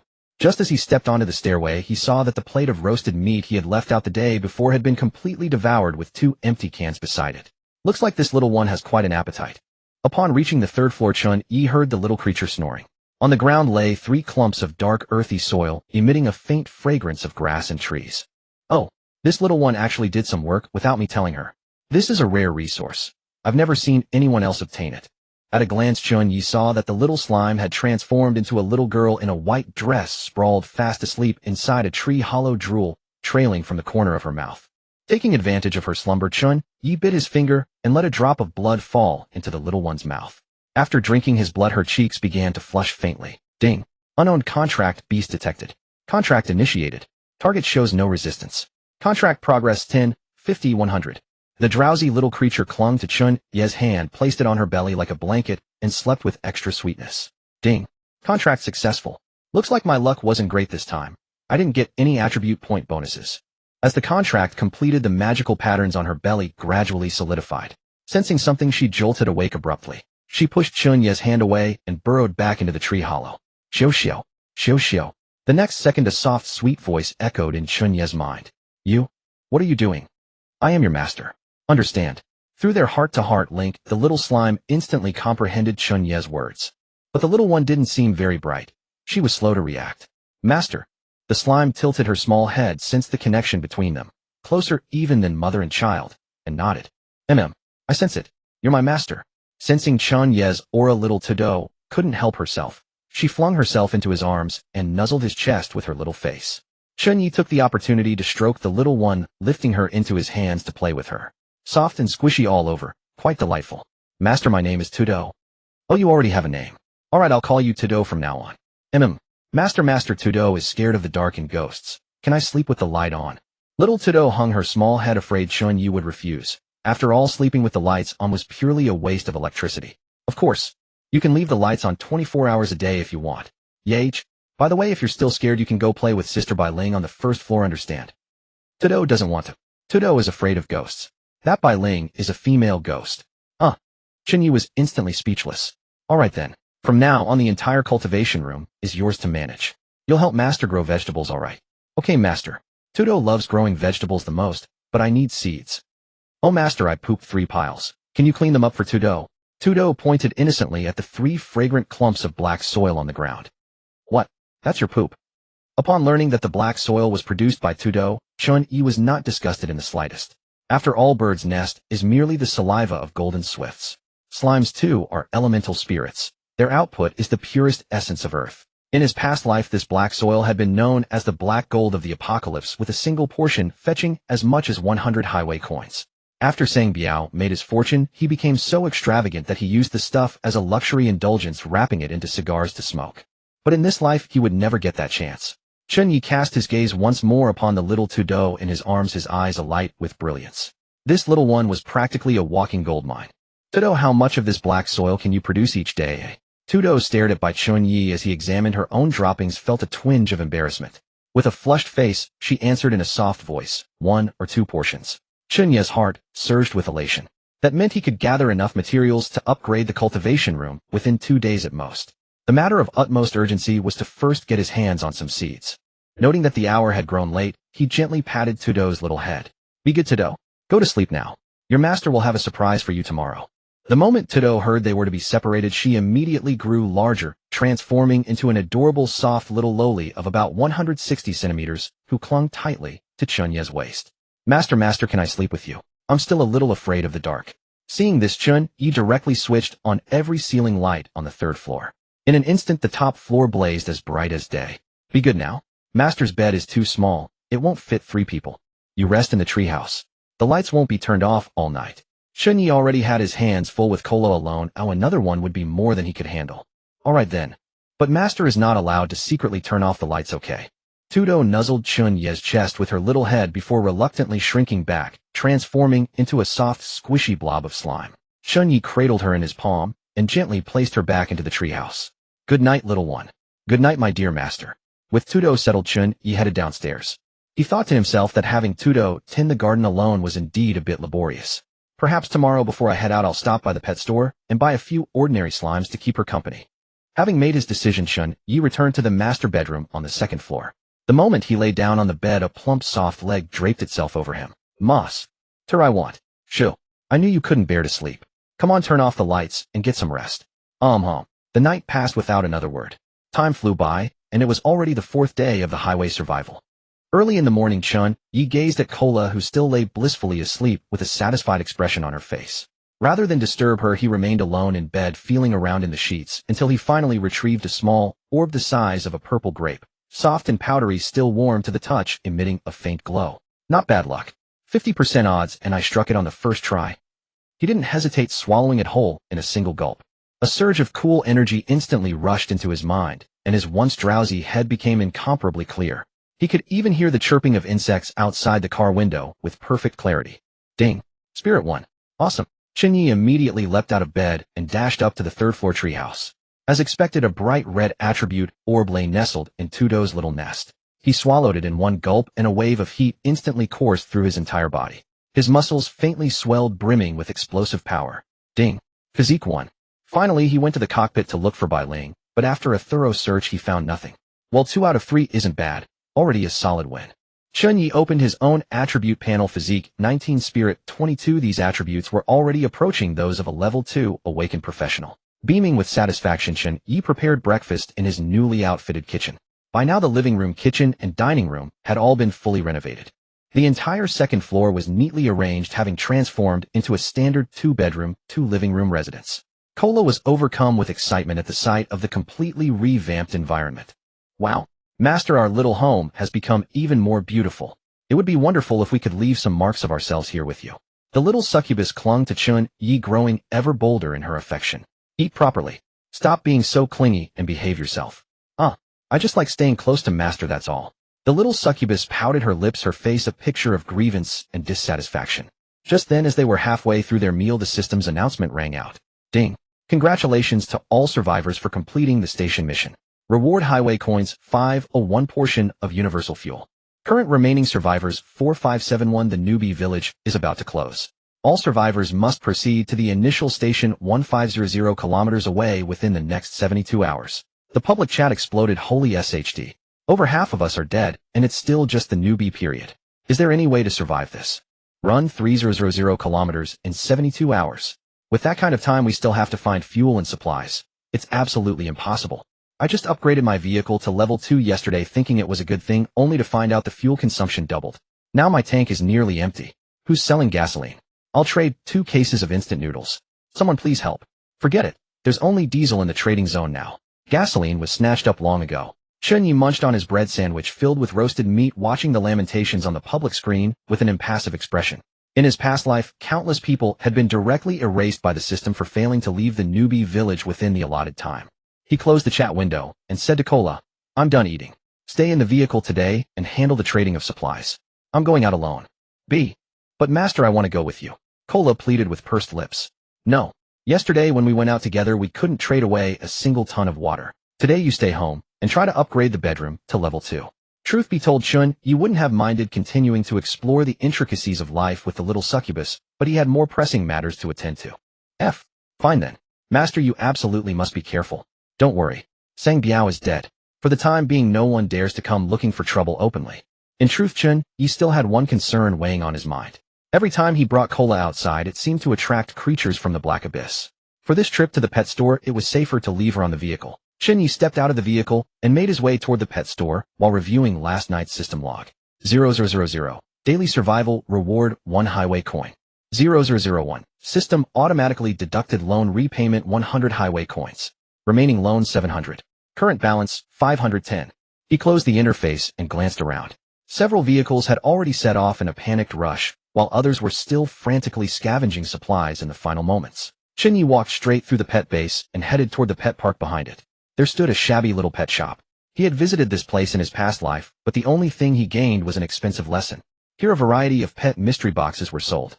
But this was nothing more than a shady establishment. Chen Ye pushed the door open and strode into the shop. A faint musty smell permeated the shop. A green-skinned dwarf sat behind the counter polishing a glass. Several player corpses lay strewn across the floor, their blood already dried to a dark brownish black. These were all customers who had purchased deceased pets and come to argue with the shopkeeper only to be legally beaten to death by him. "Oh, what can I do for you, customer? This shop offers all kinds of pet mystery boxes, quality goods at bargain prices." The dwarf shopkeeper raised his head, revealing a mouthful of yellowed teeth. Chen Ye shot him a glance. Target pet shop owner, description goblin merchant. Attributes unknown. Obsessed with money. Do you have any slimes? Yes. Sir, you truly have an eye for quality. Slimes are the easiest pets to raise. The shopkeeper immediately pulled out 3 dusty, drab, ordinary mystery boxes from behind the counter. They looked as if they had been sitting in stock for ages. Ordinary slime mystery boxes, 10 highway coins each. How many would you like? Boss, do you guarantee your pets will survive? Upon hearing this, the dwarf shopkeeper's face instantly darkened, and he slammed the glass in his hand heavily onto the counter. Kid, I take it you're here to cause trouble. A mystery box is a mystery box. Anything is possible naturally. I thought you were a beast tamer, someone who knew the trade, but it turns out you're just another fool looking to die. Chen Ye knew the rules well and didn't take offense. He smiled and said, "Boss, you've got the wrong idea. I can pay more. 10 times more." Upon hearing the words, "pay more," and 10 times at that, the dwarf shopkeeper's face instantly transformed from overcast to sunny. He grinned, so wide his eyes narrowed into slits. Sir, my apologies for my ignorance just now. Pay more. Heck, you could tear my shop apart, and I wouldn't complain. Wait right here. I'll find you the best ones right away. He dove headfirst beneath the counter, rummaging through boxes for what felt like an eternity, until he finally mysteriously produced 2 jet black mystery boxes, each etched with an eerie skull. These 2 are 100 highway coins each, and I absolutely guarantee they're alive. If they're not, you don't pay a cent. The novice camp permits round-trip passage with a pass. Countless explorers in his previous life had long since figured out every quirk of this money-grubbing shopkeeper. The fellow was greedy certainly, but for enough coin, he delivered genuine quality. Chen Ye surveyed the 2 blind boxes before him.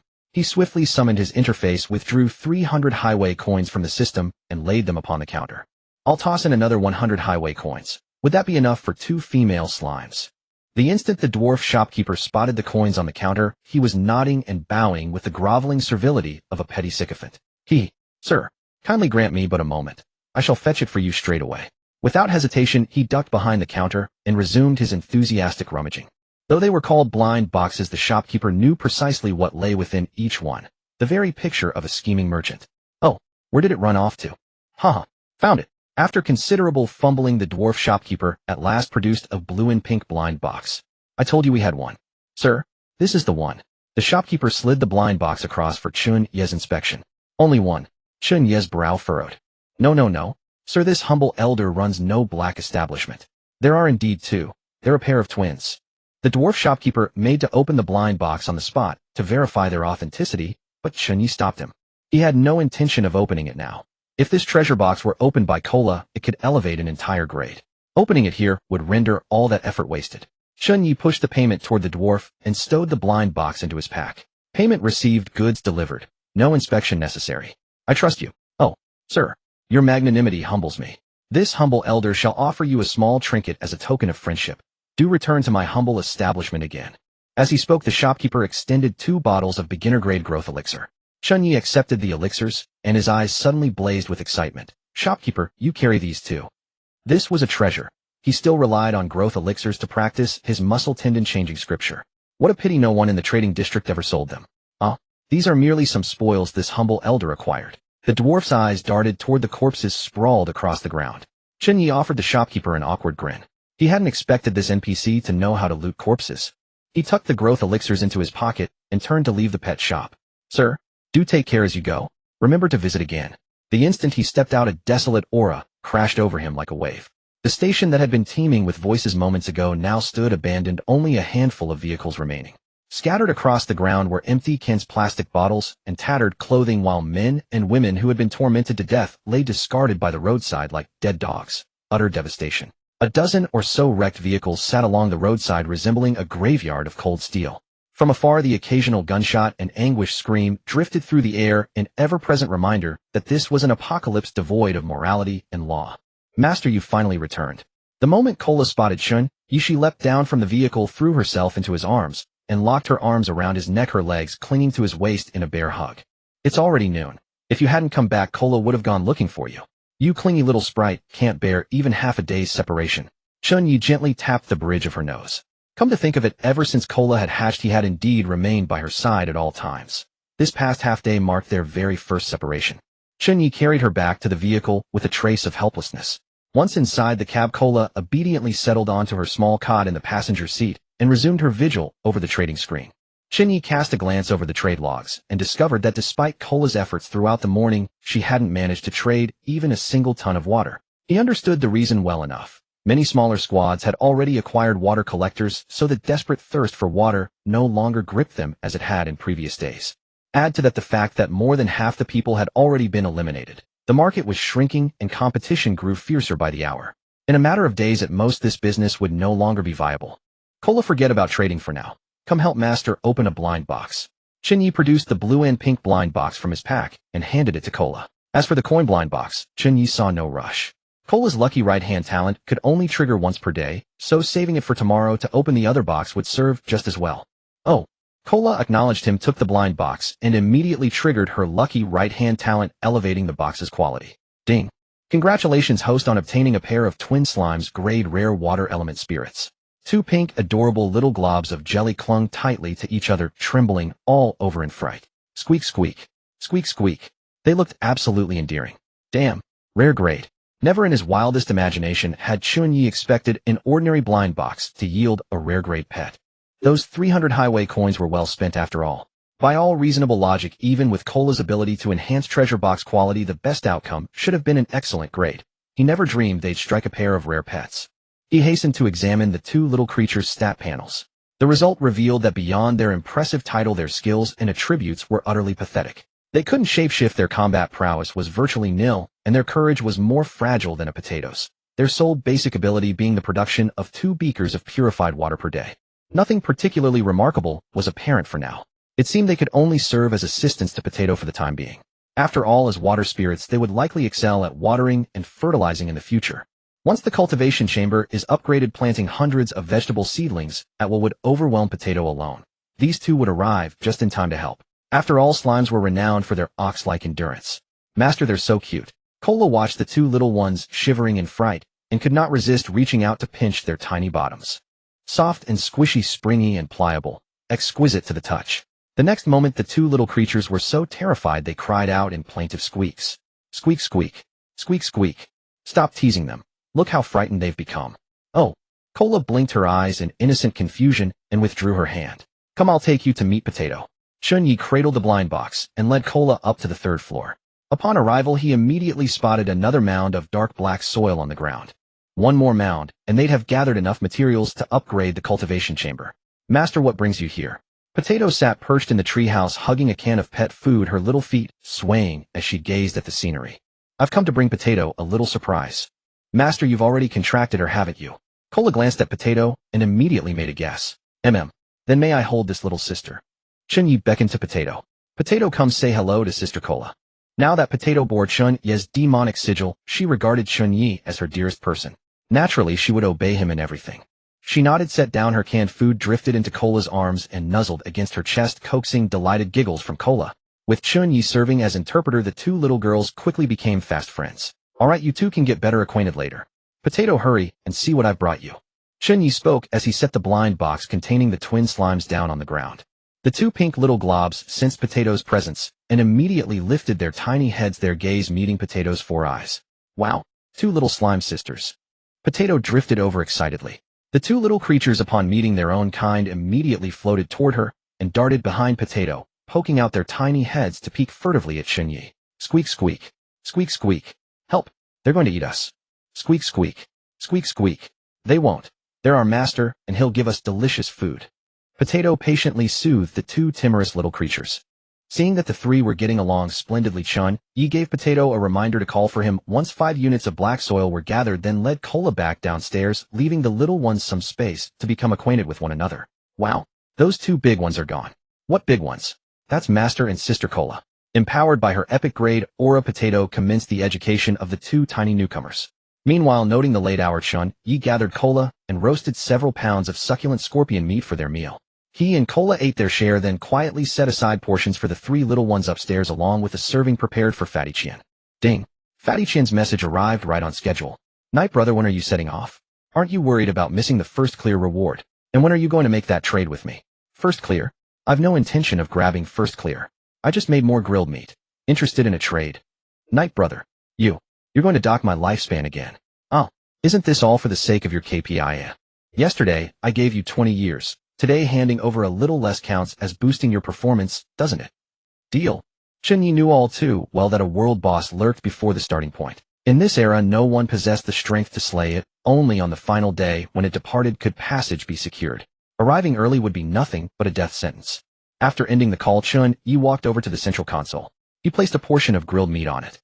A flash of white light, and the meat was traded away. Another flash of white light, and a small glass vial appeared on the platform. It was lifespan energy. This energy was a kind of indescribable contractual power forged between merchants and the system, one that could age a person or restore their youth. It could be considered a strange, unconventional currency. However, this lifespan could not be stacked infinitely. An ordinary person could live up to 120 years at most. Any excess could not be absorbed, unless one elevated their personal level and broke through the genetic lock. The traveling merchant must be hiding quite a few rare goods. I must keep in touch with that fat man. He gently unscrewed the vial cap, and a surge of overwhelming energy was absorbed into him. Instantly, every trace of fatigue across his body vanished, and his physical functions were pushed to their absolute peak. Ding! Congratulations to the host for gaining 15 years of lifespan. Current remaining lifespan 70 years. Oh, this feeling is incredible. After handling the trivial matters, Chen Ye did not rush to set out. He called Bai Ling over to supervise his practice of the muscle tendon changing classic. Keep urging me to cultivate. Rest assured, master. Leave it to me. Seeing this, Chen Ye downed the potion, sat cross-legged, and began circulating the methods of the muscle tendon changing classic. Bai Ling floated to the side, tilting her head as she seriously flipped through the manual, occasionally using her spectral chi to turn a page. Although Bai Ling was somewhat reckless as a specter who had lived for who knows how long, she was far more knowledgeable than Chen Ye in many aspects. Fortunately, the manual was not difficult. It was simply a collection of breathing and circulation techniques, and Bai Ling could actually understand it. The true difficulty of this technique lay in the perseverance of long, grueling years of practice. The cultivation itself held no profound mysteries. Any kindergartner could practice it. Fortunately, with the aid of potions, he could save a great deal of time. Kaylay was a well-behaved little magical pet. Seeing Chen Ye cultivating, she went off to play with Tudo.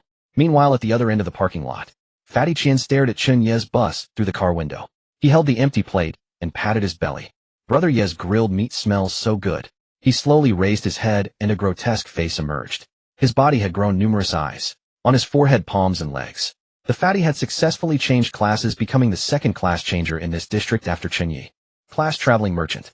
Talent heart's eye. Perceive the true essence of all things. Extraordinary appraisal ability. Spiritual power receives a 5x amplification. Fatty Chen hurriedly wrapped himself in strips of cloth, binding himself up like a mummy. It's over, it's over.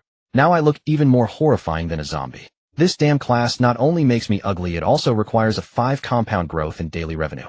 Fall short, and I die. The fatty was no fool. This kind of compound growth was bound to eventually blow up in his face. In other words, he was doomed. I wonder if reducing losses counts toward completing the KPI. Ding. Today's transaction target achieved. That's wonderful. Reducing losses really does work. I must cling tight to Brother Ye's coattails. Fatty Chen let out a sigh of relief. My car is almost level 3 too. Once it upgrades, I'll ask Brother Yi if I can travel with him. At this moment, Chen Ye was still cultivating, having just absorbed a vial of growth potion. He gained 5 additional permanent health points and 1 point of chi. Master, you're too amazing. Others say it takes half a month to cultivate 1 point of chi, yet you finished it in just 1 hour. Given time, you'll definitely be able to beat that tattooed, old bald donkey. Stop flattering me. I only have 2 points of chi. We can't be arrogant yet. Come. Let's continue cultivating. Meanwhile, deep in the desert, the mysterious merchant who had forced the fatty to change classes was attending to another new customer, a tall, thin old man who was being driven out while cursing and swearing. His name was Holy. He was supposed to be the first player to find the mysterious merchant. The fact that Chen Ye had found the mysterious merchant was largely thanks to him. The gold coin mystery box he had wanted to exchange had been snatched up by Chen Ye. As a result, he spent 50 years drawing a blind box. A perfectly fine 16-year-old lad had instantly transformed into a 66-year-old white-haired old man. Damn it, I haven't even touched a woman yet. At this rate, I'm probably done for, aren't I? Holy's face was full of misery. Damn it. 50 years for a scrap of paper. That monster even said I got a bargain, and when I asked one more question, he wanted to beat me up. Let it all end. I'm done playing. He slowly opened the treasure in his hand. A desert treasure map. On it were inscribed 5 gilded characters: legendary secret cache. The routes on the map were ever-shifting with 7 paths in total. Each refresh, they changed. A line of small text was carved at the bottom of the map. A thief class is required to pinpoint the location. Damn, what a scam. I wonder if some idiot will buy it if I list it on the trading district. Holy cursed once, put away the map, and prepared to list it on the trading house for sale. Before selling, he also photographed and recorded the map's 7 routes just in case he might need them later. He was seen pulling out a central console from his backpack. Since he had chosen a 2-wheeled electric scooter, his central console was strapped to his back for convenient trading on the go. He posted the map's information on the district-wide public channel, pricing it at 100 road coins. Unexpectedly, the moment it was listed, dozens of people added him as a friend to inquire.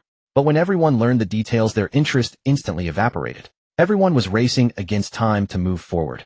No one would be foolish enough to stay in the desert digging for treasure. Dead scammer bringing out this kind of junk to swindle people. 100 road coins. In your dreams. Only an idiot would buy it. Shit. Just as I thought.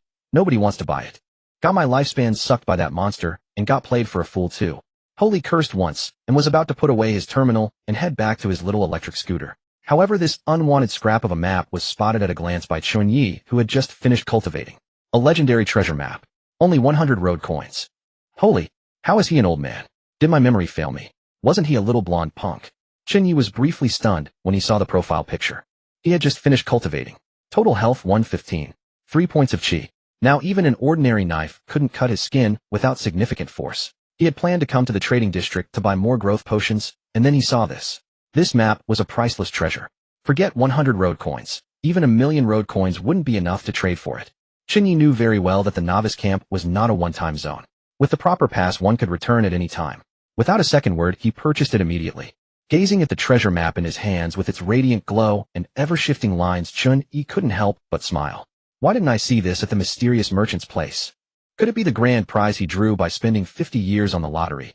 Chen Ye had guessed correctly. The many-eyed merchant was also stamping his feet in frustration. Had he known that this kind of thing was inside the blind box, he would have absolutely kept it for himself. The value of this item alone was enough to trade for Kayleigh's bell. But there were no ifs. Chen Ye carefully tucked the treasure map away, calculating in his mind. Even if I lacked the ability to obtain the treasure myself, selling it off would let me retire on the spot. Meanwhile, Holy watched his map get bought and laughed himself silly. Oh my god, there's really such a sucker out there. He actually bought that useless map. Elsewhere, Chen Ye was browsing the trading district, looking to see if there were any other bargains to pick up.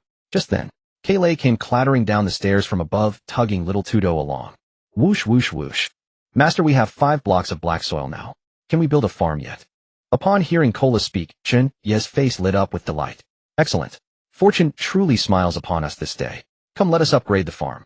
Ding. Consume the following wood: X20 black soil, X5 highway coins, X20. Upgrade cultivation room to level 1. Yes. Ding. Cultivation room is upgrading.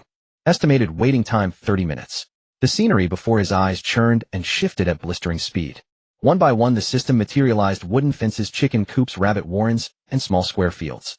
While Chen Ye's farm underwent its transformation, the monkey, Holy, having received his 100 highway coins, was now scampering back along the path he had come. But at that very moment, he caught the distant echo of furious combat and the savage roars of wild beasts. Hunching low, he crept stealthily forward to investigate. One glance nearly frightened the life out of him. A bare-chested monk was locked in fierce battle against a man who had gone half-mad with frenzy. The frenzied man's eyes blazed blood-red, veins bulged grotesquely across his contorted face, and a beast-like growl rumbled from his throat. He had begun to mutate. His strength was terrifying beyond measure. A single casual punch could shatter the skull of a level 2 desert lion. He's aberrated. This is undoubtedly an aberrant. Holy drew a sharp breath and instinctively shrank backward. Behind the monk stood a woman in tattered clothes accompanied by a jackal man over 2 meters tall, both busily slaughtering the mutant beasts. The ground was strewn with the carcasses of exotic beasts while treasure chests, materials, and highway coins lay scattered about, glittering beneath the sun's rays. So much wealth. At least 100 highway coins. Ho Li's eyes glazed over with avarice. Yet in the end he restrained himself and dared not pick them up. Any one of those fighters below could crush him with a flick of their wrist. Though the camouflage-clad man fought with terrifying ferocity, he was clearly no match for the monk. The iron staff in the monk's hands whirled with devastating force, every strike landing upon his opponent's vital points. Huzi, wake up! Sanzong roared, his iron staff crashing down upon Huzi's shoulder with a sickening thud of splintering bone. Brother Sanzong, stop! Huji can't take much more. The woman, her legs splayed awkwardly and her clothing torn to mere shreds, sobbed and pleaded desperately. Holy understood at a glance. The aberrant man had likely done something to her, and the monk was her husband come to punish the offender. Damnable wretch. This woman actually won't let her husband strike the scoundrel who wronged her. What utter shamelessness. I've tried, but he can no longer be roused. This poor monk has no choice but to send him on his way, Sanzong declared with an expressionless face.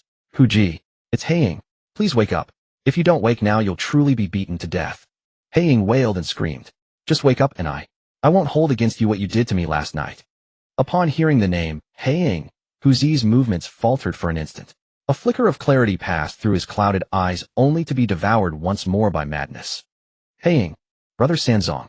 Brother, kill me quickly. The person in my head is no longer me. Kill me. Quickly kill me. He. Cease your struggle, it's futile. A sinister voice suddenly emanated from Huzi's abdomen. Cold, ghastly, and uncanny, sending shivers down the spine of any who heard it. Huzi suddenly unleashed a heart-rending howl, seized a piece of jagged scrap metal beside him, and brought it crashing down upon his own skull. Bang! Perish! Bang! Bang! Every blow was struck with his full might, splitting open his skull as blood and pale brain matter spattered across the ground. After only a few strikes, he crumpled rigidly to the earth, utterly still. Huji! Haiying screamed, her vision blackening, and collapsed into unconsciousness on the spot. The mutant beasts surrounding them, witnessing the fall of that merciless demon, immediately let out wails of terror and scattered in all directions. They had been drawn here by Huzi's frenzied aura. Now that he had fallen, they fled as naturally as they had come. Sanzong reached out and felt for the breath beneath Huzi's nostrils. Damn, still alive after all that. Your life is truly tougher than steel. As he spoke, he hastily poured a healing potion down Huzi's throat. In this apocalypse, one's heart and disposition matter above all else. This poor monk has slain over 1,000 souls, yet so long as the Buddha dwells within his heart, he can weather any storm. You've barely killed a handful and already gone mad. And you even went in with Haiying. Sighed. Sanzong had just exhaled a breath of lament when he began to straighten up. Then suddenly his gaze sharpened, darting sideways toward the sand dune where Ho Li lay concealed. You furtive, ill-concealed wretch. Are you not going to come out on your own? Damn, I've been discovered. Ho Li's heart clenched tight, and he swallowed hard despite himself. But clinging still to a fool's hope, he pressed himself flatter against the earth, scarcely daring to draw breath. The next instant, bang! A gunshot rang out, the bullet grazing past his scalp and burying itself in the sand beside him. Ho Li was frightened out of his wits and sprang up at once with both hands raised high. Don't shoot. Don't shoot. I came to help. I'm a good person. Oh, a good person. Come to help. Sanzong raised an eyebrow, then smiled as he holstered his weapon. Yes, I am absolutely a good person. Then perfect. Craft 2 stretchers and help me carry these people back. Seeing the unyielding look in Sanzang's eyes, Ho Li could only nod with a bitter expression. Before long, Ho Li and the jackal man carried the stretchers as they trudged behind Sanzong. Sanzong bore a bulging backpack upon his shoulders, stuffed to the brim with all the supplies that had been scattered across the battlefield. These were earned with the brothers' lives. They cannot go to waste. It falls to him alone to bear this burden. Once we're back, I'll upgrade to a level 3 vehicle. I won't let that Chen Ye brat be the only one showing off. Upon a distant sand dune, a pair of pitch-black eyes watched their retreating figures in silent contemplation. Such a young age, yet his gang chi is so dense and profound. It even seems to harbor a trace of divinity. Could he be a chosen one? The old man finished speaking then vanished without a trace. Meanwhile, Chen Ye, watching the cultivation room's progress, was wise enough not to idle about. He made his way to the rooftop and began grilling a feast for everyone, and they ate and chatted as they waited. Ding! Congratulations, host. The cultivation room has been upgraded to LV1. A flash of white light and the fresh fragrance of grass and wood drifted into their lungs, invigorating and refreshing. The rooftop farm before them had been utterly transformed, now divided into two distinct zones. A planting area with several small square fields, and a husbandry area enclosed by a few modest beast pens. Swoosh! Swoosh! Wonderful! The farm is finally complete. We can finally get to work. Potato was overjoyed. With this farm at his disposal, Chen Ye gained a measure of newfound confidence. In just a few days the system would cease supplying food altogether. His farm would yield him a ceaseless stream of income, a far safer venture than robbing others of their coin. The slimes nearby were beside themselves with joy, chirping swoosh, swoosh, in their peculiar way. Master, when can we start planting vegetables? The little ones were evidently too restless to sit idle, eager to throw themselves into work at once. Not so fast. The master hasn't acquired seeds yet. We'll need seeds before we can plant anything. Seeds would not naturally sprout in the desert, but Chen Ye had noticed in Fatty Chen's merchandise listings earlier that seeds were available. Kola, who clung to Chen Ye's arm, simply felt the building had grown more beautiful, harboring no other particular thoughts. Chen Ye did not tarry. With connections at hand, one must put them to use. He promptly descended to the central control screen and reached out to contact Fatty Chen. At this moment, Fatty Chen had already secured his second customer, the monk Senzong, who had purchased some dog food from him. Fatty, do you have seeds like tomatoes, potatoes, or peppers? Brother Ye, you can farm. You have black soil. Yes. I urgently need seeds right now. Chen Ye did not conceal the matter from him. Brother Ye, I've got fast grow seeds that mature in 3 days. 5-year lifespan per pack of seeds. Alright, give me 1 pack of each kind. Brother Ye, I don't want lifespan. Can you give me 5 blocks of black soil instead? Chen Ye considered for a moment. Sure, but you'll have to wait 2 days. Okay, seeds sent to you. A flash of white light, and the seeds were in hand. Upon receiving the seeds, he entrusted them all to Potato and the 2 little pink slimes. By now, under Potato's patient instruction, the 2 little slimes no longer feared Chen Ye as they once had. Potato promises to grow the finest vegetables and fruits from master. Potato declared loudly. The barbecued meat Chen Ye had stuffed into his arms clutched high. Very well. Plant well, and master shall prepare even more delicious things for you. Hooray! Long live master. After finishing the meal and seeing the slimes settled into their tasks, Chen Ye took Kola by the hand and descended.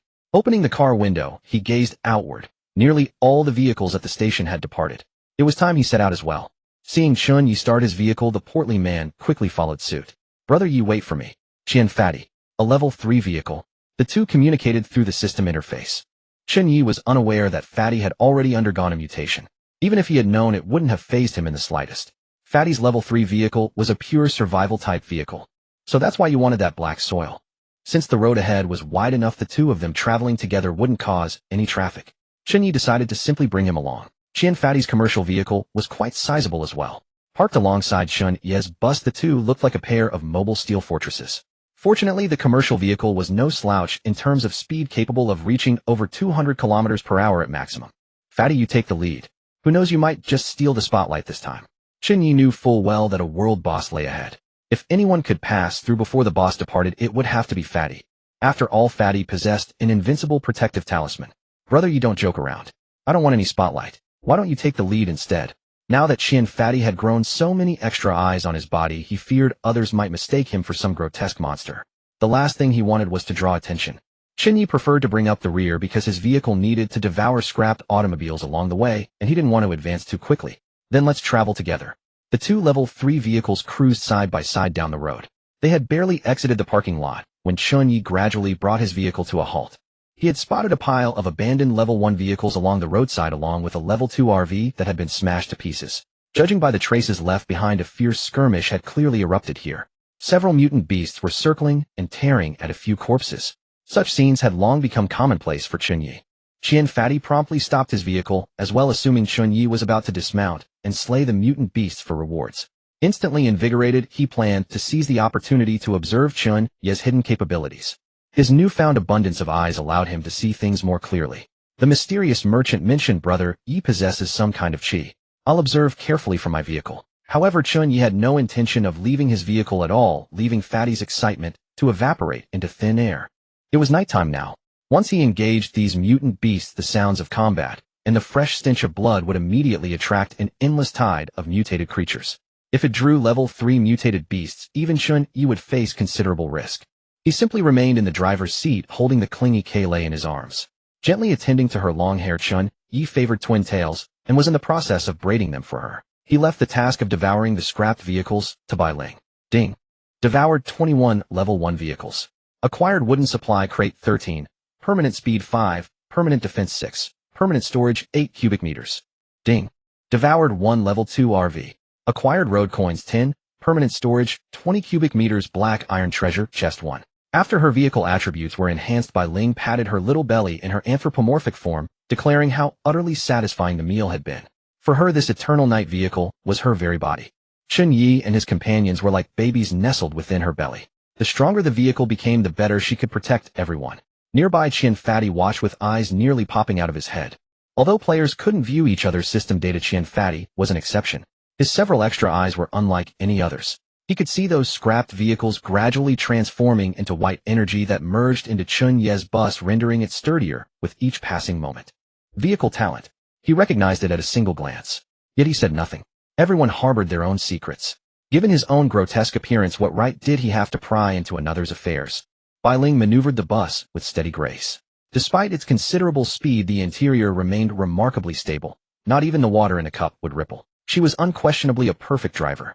Meanwhile, Chen Ye and Kaylai sorted through the supplies they had just unpacked from the crates, organizing them neatly into the storage room on the first floor.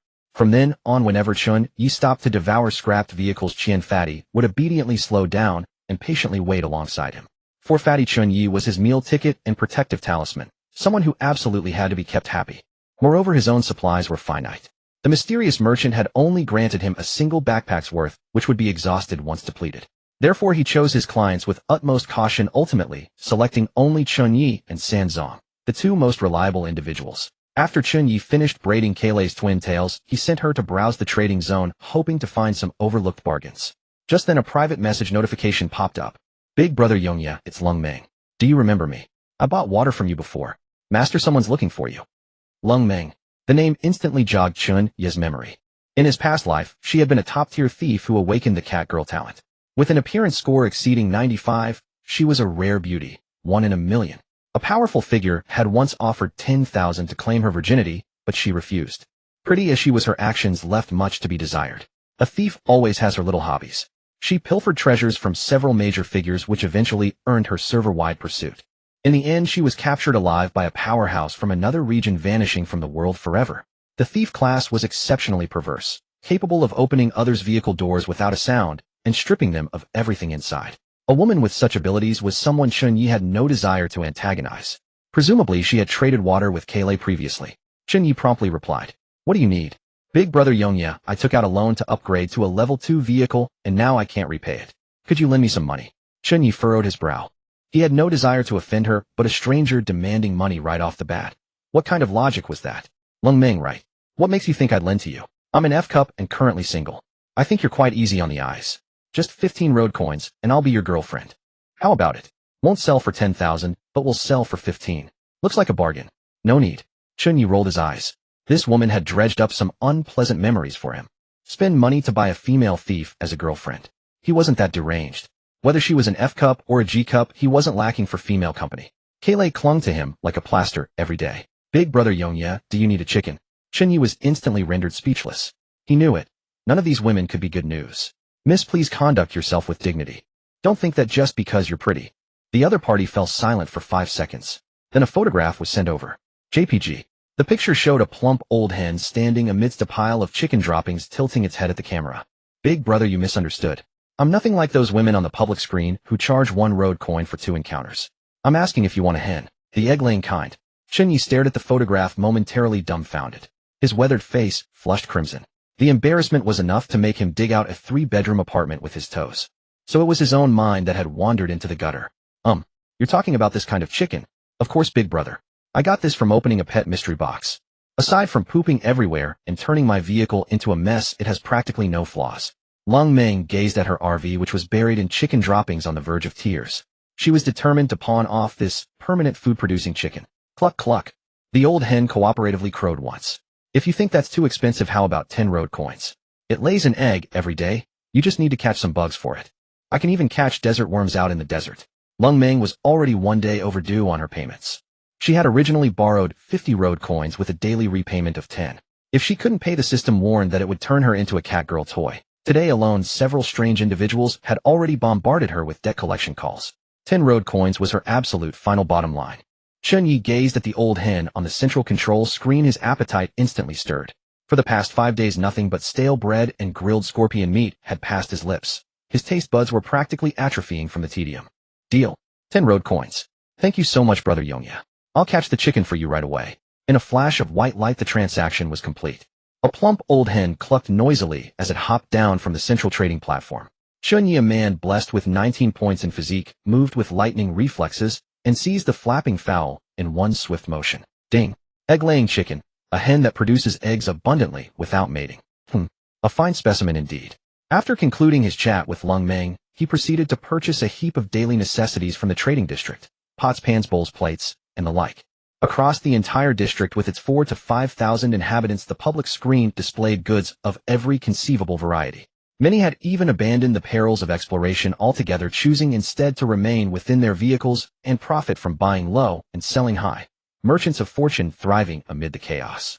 Swept up in his shopping frenzy, he acquired not only kitchenware, but also on some inexplicable impulse an entire collection of white stockings, lace dresses, and tiny uniforms. Chen Ye was bewildered by his own actions, his mind racing uncontrollably through a cascade of fantastical images. First Kiki, sporting twin tails, and a puffy dress spinning in delighted circles, then Tudo clad in a floral lace apron watering the gardens, and finally, Bai Ling dressed in a nurse's uniform. He snapped back to reality with a sharp inhale, casting a wary glance at his balance, and immediately felt the sting of regret. Holy shit, only 130 road coins left. Once the loan repayment was due, he'd be destitute once more. He promptly halted his spending, hastily stuffing the newly acquired garments into the deepest recesses of the storage room, then carried the old hen to the 3rd floor, and entrusted it to Tudo for free range keeping in the breeding area. Naturally, Chen Ye had purchased this hen for its egg-laying prowess rather than for stewing. He wasn't nearly wealthy enough for such extravagance.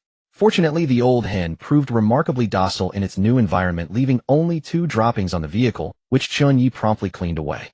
Having settled all his affairs, Chen Ye prepared to bathe and retire for the night. Yet the moment he pushed open the bathroom door, he was greeted by the sound of splashing water. Kiki, it seemed, had yet to finish her bath. Master, you finally arrived. Come help me scrub my back? I can't reach. Time flew by, and the 6th day of survival dawned with merely 2 days remaining before the novice district's closure. Chen Ye had not permitted Bai Ling to push forward at breakneck speed. Their vehicle moved swiftly nonetheless, covering over 1,000 kilometers in a single night, and surpassing numerous fellow travelers along the way. The black fog behind them had long since vanished from sight. They had now halted at an official roadside service station to rest. This was largely due to the enforcers who monitored the journey, ceaselessly enforcing traffic regulations with iron discipline, prohibiting speeding, overnight driving, and any conduct that might constitute fatigue driving. After a blissful night's sleep, the first order of business upon waking was naturally to search for attribute points. Chen Ye settled Kiki onto the sofa, then tossed and turned upon his bed, patting every inch of the mattress repeatedly, only to find absolutely nothing. It seems Kiki won't be producing any attribute spheres today. Let's see if the others have had any luck. With a resigned sigh, he carried Kiki back to bed, tucked her in snugly, and allowed her to indulge in another bout of rest. He then proceeded to the 3rd floor, scouring both the slime quarters and the cockpit. In the end, he discovered only a single violet attribute sphere tucked within the crevices of the main driver's seat. Ding. Spirit 1. Not bad, certainly better than nothing. Chen Ye suddenly recalled Lung Meng from the previous night, wondering whether contracting her might also yield attribute points. He shook his head vigorously, dismissing the thought. Contracting an ordinary woman would be an utter waste of his precious contract slots. Best to set that notion aside for now. He then settled into the main driver's seat, as usual, opened the public screen, and began reviewing the day's developments. He sought to ensure that everything was unfolding precisely as he knew it should. Yet the moment the public screen loaded, Chen Ye was rendered utterly dumbfounded. After merely a single night, the remaining population had plummeted to a mere 3109 souls. Chen Ye recalled vividly that in his previous life, nearly 400 people had ultimately passed through the starting station. He hastily scrolled upward to examine the trending events displayed on the public screen. Foremost among these was the enforcer's relentless suppression of level 1 vehicles. Traffic violations, speeding, excessive nighttime driving noise. Every conceivable fabricated charge was leveled against them, effectively purging virtually all the underclass level 1 vehicles from existence. The surviving vehicles were now almost exclusively level 2, with level 1 vehicles reduced to mere hundreds at most. Fortunately, some had discerned this pattern early enough, posting fervent pleas across the public screen urging everyone to visit Midway service stations for loans to upgrade their vehicles, a warning that allowed many to narrowly escape the purge. But this came at a steep cost, for it meant that everyone now bore the burden of debt, truly achieving universal indebtedness. There was simply no alternative. The enforcers targeted only level 1 vehicles, making it abundantly clear that the system was compelling everyone to upgrade. Were he not utterly powerless against the enforcers, Chen Ye would have leaped down to teach them a lesson himself. Though this forced upgrade had saved many precious, few could actually repay their loans in full. This meant that in 3 days the system would sell off a batch of soulless flesh dolls. This time I must earn big. I'll prepare to buy a soulless beauty in 3 days to work for me, and see if she can produce attribute points. Now, with everyone tightening their belts to repay their debts, naturally no one dared to spend recklessly any longer. The 5 tons of water Chen Ye produced daily now sat utterly unsold, not a single drop. Fortunately, he had anticipated this turn of events long ago. This water could be perfectly employed for irrigation and farming, rendering it far from wasted. The second major cause of the population's precipitous decline was those who had recklessly charged toward the 200-kilometer mark. For there, suspended in midair, stood a silver mechanical warrior. World BOSS Elite Mecha LV5 HB 1500 attack, A0 defense, 500 description, a high-grade metallic life form possessing self-repair capabilities, wielding laser beams and concentrated energy cannons as weapons. First kill guarantees an epic tier treasure drop. When someone transmitted the boss's attribute panel to the public screen, the entire feed erupted into pandemonium. Holy shit. The system wants to kill us all. 15000 HP. 8000 attack. How are we supposed to fight this? Has anyone tried charging in together? Don't be stupid. It deals area of effect damage. One laser sweep, and your vehicle melts into molten slag. Not even ashes remain. Chen Ye, however, displayed no surprise whatsoever. In his previous life, the number who had perished at this boss's hands numbered anywhere from 800 to 1,000. Even 3 months hence, no one had managed to return and slay it. He sighed and closed the public screen. Chen Ye retrieved the golden coin mystery box from his backpack, intending to have Kiki use her lucky right hand for a try, only to accidentally pull out a fruit sphere along with it. The fruit was no larger than a fist, white gold with golden pupils, its surface crawling with dense crimson veins, viscous and utterly grotesque to behold. Ding. Detected host contact with anomalous item, madness value 2. Only upon seeing this repulsive object did Chen Ye recall that he still possessed such an item. The dragon eye fruit, a gift from the mysterious merchant. Legend held that consuming it might grant one a third eye. This thing is absolutely revolting. Forget eating it. Just holding it makes me want to vomit. Staring at this sinister fruit, Chen Ye promptly rolled down the window, preparing to hurl it outside. Master, don't discard it. This is an epic tier item. Bai Ling's voice suddenly rang out within his mind. Chen Ye's hand froze midair. You recognize this thing? He was utterly astonished. The system had never informed him that this was an epic tier item. Master, this is called the dragon eye fruit, an exceedingly rare spiritual fruit. Consuming it carries a high probability of awakening the eye of truth, which can see through all illusion and falsehood. Moreover, this eye can be cultivated, though only the many-eyed merchant possesses the complete cultivation method. Even if the awakening fails, it can still grant you at least 10 points of spirit. I strongly recommend that Master consume it without hesitation. Upon hearing this, Chen Ye stood utterly dumbfounded. What? 10 points of spirit? And the ability to awaken eyes that see through falsehood? The many-eyed merchant possesses cultivation methods. He wondered if Fatty Chin might know. I must ask him later. No point in overthinking it. This thing isn't guaranteed to actually grow an eye anyway. Of course, he understood perfectly well just how precious this item truly was. Were he to list it on the public screen, people would fight to the death to claim it. If it only grew an extra eye on my forehead, I could probably accept that. What I fear is that it might sprout in some decidedly awkward location. Despite his lingering concerns in pursuit of power, Chen Ye did not hesitate. He gritted his teeth, closed his eyes, and, with immense effort, swallowed the entire dragon eye fruit, enduring its nauseating appearance. Yet the moment the fruit touched his tongue, the anticipated foul taste never materialized. Instead, it was like a perfectly ripened lychee, sweet, juicy, and suffused with a subtle otherworldly fragrance. But in the very next instant, catastrophe struck without warning. A scalding surge of heat instantly erupted from his stomach, rushing directly toward his brow. Simultaneously, a cold, malevolent parasitic force was stealthily activated. An unbearable tingling itch crept across his forehead. Chen Ye, maddened by the sensation, instinctively reached up to scratch it. It itches terribly. His once unblemished forehead was ripped open by his own hand, a gash torn across its surface. It felt as though some grotesque, fleshy orb were pressing outward from within. The illusory itching of moments ago instantly vanished, replaced by a searing, heart-wrenching agony. Off. My head feels like it's about to explode. Bai Ling, what exactly is happening? I can't take this anymore. Bai Ling, witnessing this, was instantly thrown into a panic. Meanwhile, deep within the desert caverns, the many-eyed merchant burst into laughter. At last the trap had been sprung. Watching Chen Ye writhe in agony across the floor, Bai Ling was consumed by guilt. Master, I'm sorry. I didn't know this would happen.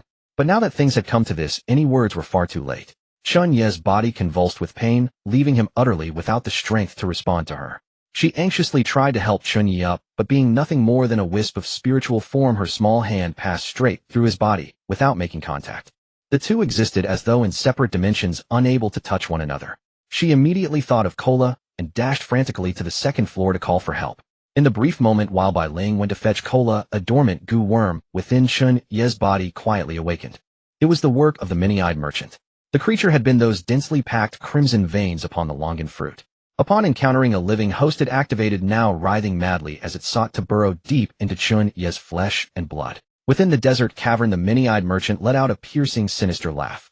Hee hee hee. Boy, the many-eyed clan never engages in losing transactions. To obtain our clan's power for free, you must naturally submit to our clan's control. From the very moment he had laid eyes upon the bell upon Cola's collar, he had been determined to claim this one-of-kind specimen for his clan, to make those old fossil fools back home look upon him with newfound respect. Yet he had been unable to produce anything of equivalent value for the time being. The many-eyed clan had sworn a pact with the god race, permitting only exchanges of equal value, forbidding any act of seizure, and he feared Chen Ye might vanish without a trace. He had originally intended to bind Chen Ye as his agent, much as he had done with Fatty Qian. However, Chen Ye had already undergone his class transition, rendering him unable to inherit the many-eyed merchant's legacy. With no other choice, he could only use this heart-blood goo to bind a contract with Chen Ye, enabling him to maintain contact and track his location at any time. As an additional precaution, he gave his own class transition card to Fatty Qian, ordering him to stay by Chen Ye's side at all times. Just a touch of pain, that's all. Surely you can endure it, boy. Hee hee hee. The many-eyed merchant was busy sensing his heart-blood goo as it gradually burrowed into Chen Ye's body. But before his delight could last long, the very next moment his pupils contracted violently, and his face drained of all color. What power is this? Just as Chen Ye was plunging into boundless agony, the red cord upon his left wrist, the very one that had once bound an ancient coin, suddenly grew searing hot. It spontaneously burst into flame without any source of ignition. The red cord dissolved into wisps and threads of golden light, pouring into Chen Ye's skin and coursing through his veins. Those venomous goo worms, upon touching the golden motes of light, were instantly purified into a pool of blackened blood, which slowly seeped out from the grotesque wound upon Chen Ye's forehead. The radiant light of the red cord had vanquished every last goo worm with effortless ease, with considerable energy still remaining. Those mysterious forces surged in a single, overwhelming wave into Chen Ye's body. Ding! Divine substance detected, now modifying host genetic structure. Awakening supernatural ability for host. Far away in the depths of the desert, the many-eyed merchant violently coughed up a mouthful of black blood. Suffering the backlash of his heart goo, his aura withered in an instant as he crashed heavily to the ground. Cough, cough. What on earth is this boy?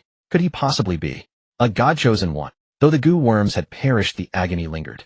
The grotesque fissure upon his forehead was still gushing forth blood. The pain brought him to the very brink of unconsciousness, his face ashen pale, much like the frail Cola he had first encountered. Meanwhile, Cola had also been frantically summoned down by Bai Ling. Upon seeing Chen Ye sprawled upon the ground with blood streaming from his forehead, Cola instantly bristled with fury. A terrifying divine pressure erupted from her entire being, pressing down upon Bai Ling with an almost tangible crushing weight. Bai Ling, what on earth have you done to Master? And Miss Cola? Bai Ling stammered, helplessly unable to form coherent words. After all, it was she who had urged Master to consume the longan fruit, which had brought about these very consequences. Should her own death be the price of restoring her master's safety, she would not hesitate for a single moment. Shouted at so fiercely by Cola, she was trembling all over, drowning in guilt. Stop arguing. You're giving me a headache. Chen Ye, his consciousness blurring from the pain, forced out a few words with tremendous effort. Before the words had fully left his lips, the agony utterly shattered his consciousness. His vision went black, and he collapsed into unconsciousness. Every trace of ferocity within Cola instantly dissolved into the purest form of worry. She gathered Chen Ye tightly into her arms, turned toward Bai Ling, and declared in a voice so cold it held not a shred of warmth. Find a way to heal Master this instant. Otherwise I will kill you with my own hands.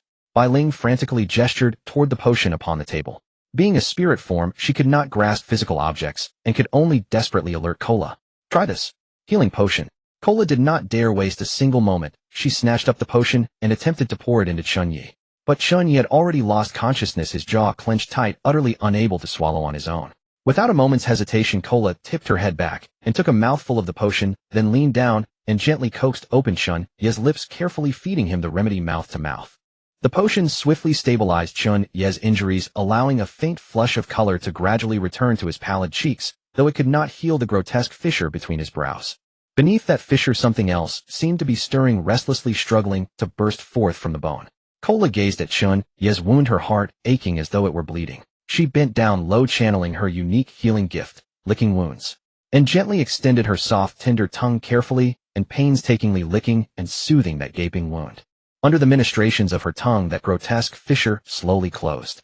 The stirring that had sought to break free from the bone fell completely silent. Unnoticed by any, a faint golden shimmer slipped quietly into the depths of Chen Ye's left eye. It caused Chen Ye's eyelids to tremble ever so slightly. A single tear of translucent golden liquid slid down from the corner of his eye. By the time Chen Ye opened his eyes once more, night had already fallen. His stomach rumbled with hunger. He had woken from sheer starvation. He was lying in his own bed. The scene before him seemed incomparably, breathtakingly clear. He could even capture the tiniest motes of dust drifting through the air, and through the floor-to-ceiling window discern objects a full kilometer away. A faint warmth pulsed in his left eye, carrying with it an indescribable strangeness. He reached up to touch his forehead, smooth and unblemished, not the slightest trace left behind. Yet he could clearly sense that his eyes had truly grown vastly more powerful. He had just begun to rise. When he looked down, to find Kola sprawled in exhaustion at the bedside, her head resting upon his chest, sleeping soundly. A trail of drool slipped from the corner of her lips, soaking a wet patch into the fabric over his chest. He examined his own body further, and discovered that Kola had already dressed him in a fresh set of clean clothes, and had even wiped down his entire body with warm water. That little girl must have had quite the ordeal. Chen Ye gently stroked Kola's head with his hand, his fingertips lightly teasing those sensitive little pointed ears of hers. Damn. This epic tier spirit fruit sure comes with some nasty side effects. Chen Ye muttered a quiet complaint under his breath. He did not hold Bai Ling responsible for what had befallen him. After all, he had never partaken of an epic grade item before. Who could have known it would provoke such a violent reaction? Had Bai Ling not warned him, he would have flung this treasure out the window long ago. He opened his system panel, and at a single glance noted that his spirit power had surged by 15 points. Wait, what is this? Chen Ye discovered that two entirely new traits had appeared upon his panel. Passive ability, Divinity, Regeneration. Affect your recovery capacity receives a 20-fold augmentation. By expending a modest amount of chi and blood and life force, all non-fatal wounds you sustain can be rapidly healed within a short span of time. Passive ability, Eye of Insight, incomplete. Affect your left eye has been baptized by the Longan fruit, granting you the ability to perceive certain facets of a thing's true essence, and to see through rudimentary forms of concealment. Upon seeing the two abilities he had acquired, Chen Ye nearly cried out in excitement. He quickly covered his mouth, afraid of waking up Kaylee. Damn. As expected of an epic grade spiritual fruit. He carefully carried Kaylee to bed and tucked her in, glancing at the time. Holy crap. It's already 9 p.m. and I've somehow slept for over 10 hours. Hurry up and cook. This great hero deserves a proper reward. Saying this, Chen Ye kissed Kaylee's sweet little lips and quietly closed the bedroom door. As he stepped out, he saw Bai Ling kneeling at the entrance, head bowed like a child who had done something wrong. Master. You're all right, that's wonderful. Bai Ling's eyes lit up instantly upon seeing Chen Ye, her voice tinged with tears. What harm could come to me? Why are you foolishly kneeling here? Are you afraid I'll blame you? Chen Ye could only laugh and shake his head. Bai Ling nodded, then shook her head, her eyes red, not knowing what to say. She genuinely didn't know that the spiritual fruit could have such terrifying side effects. Get up. No more kneeling to me. I'm not some ruthless employer. In a few days, when you have money, I'll buy you a beautiful young body, so you can enjoy yourself too. Naturally, these bodies came from people who couldn't repay their loans, souls destroyed, flesh recycled by the system, and put up for sale. Alright, go back to your station. Chen Ye dangled the promise first. This mature woman driver consumed nothing and required no sustenance, making her an excellent employee who naturally needed some psychological manipulation. After all, it was this eerie bride's warning that likely saved me from losing that Longan fruit. The system only mentioned a chance to gain an extra, never detailing any benefits. How was I to know such miraculous effects? Even if I listed it on the trading floor, probably no one would recognize its value. At this moment, Bai Ling foolishly said, "Oh," and slowly rose, still wearing an expression of shame as she looked at Chen Ye. Watching her master happily head toward the kitchen, she was still a bit dazed. Master's eyes seemed to have changed color slightly. Arriving at the kitchen, Chen Ye didn't immediately start cooking. He wanted to test his new abilities. He instinctively nicked his finger with a small knife. The wound, which normally would have taken half a day to heal, actually scabbed and fell off within seconds, leaving no scar behind. His eyes could clearly observe the entire healing process, seeing exactly how cells regenerated inside. This regeneration ability is truly fucking abnormal. And these eyes can even see cellular regeneration so clearly. However, after looking for a while longer, Chen Ye immediately felt dizzy. He immediately shook his head. It seems the function of these eyes requires spiritual energy consumption, but both abilities are quite practical, giving me another edge to survive in this apocalypse. Wait, where's my red string? Never mind, it must have fallen in the car. I'll look for it when I have time. That's Grandpa's last keepsake for me. I absolutely cannot lose it. By the time he finished cooking, Kayle was already awake and had come to Chen Ye's side, saying nothing, just clinging tightly to him. Kayle, you're just in time. Look what I made today. I guarantee you've never tasted anything like it. Dishes were brought to the table one by one: roasted meat, ham, scrambled eggs, noodles, and sauce, and more. Although it was just recipes from an ordinary otaku in this apocalypse, it was already rare. After tasting the delicious food, Kayle couldn't help but speak up. Wow, Master, today's food smells amazing. Eat more if it's delicious. Things will only get better for us from now on. Kayle ate especially well this meal, yet her level didn't increase at all. In his previous life, Chen Ye was just an ordinary human with no idea how to raise a beast. He had thought that letting Kayle eat meat would make her level up. Now it seemed he was completely daydreaming. Chen Ye thought to himself, let's get to the initial station first. There's a genetic knowledge database there, and as long as they have money, they can buy knowledge on this topic. After finishing the meal, Chen Ye asked Kayle to take a portion of food to potatoes and the others. But just then, a loud knocking came from Chen Ye's car door.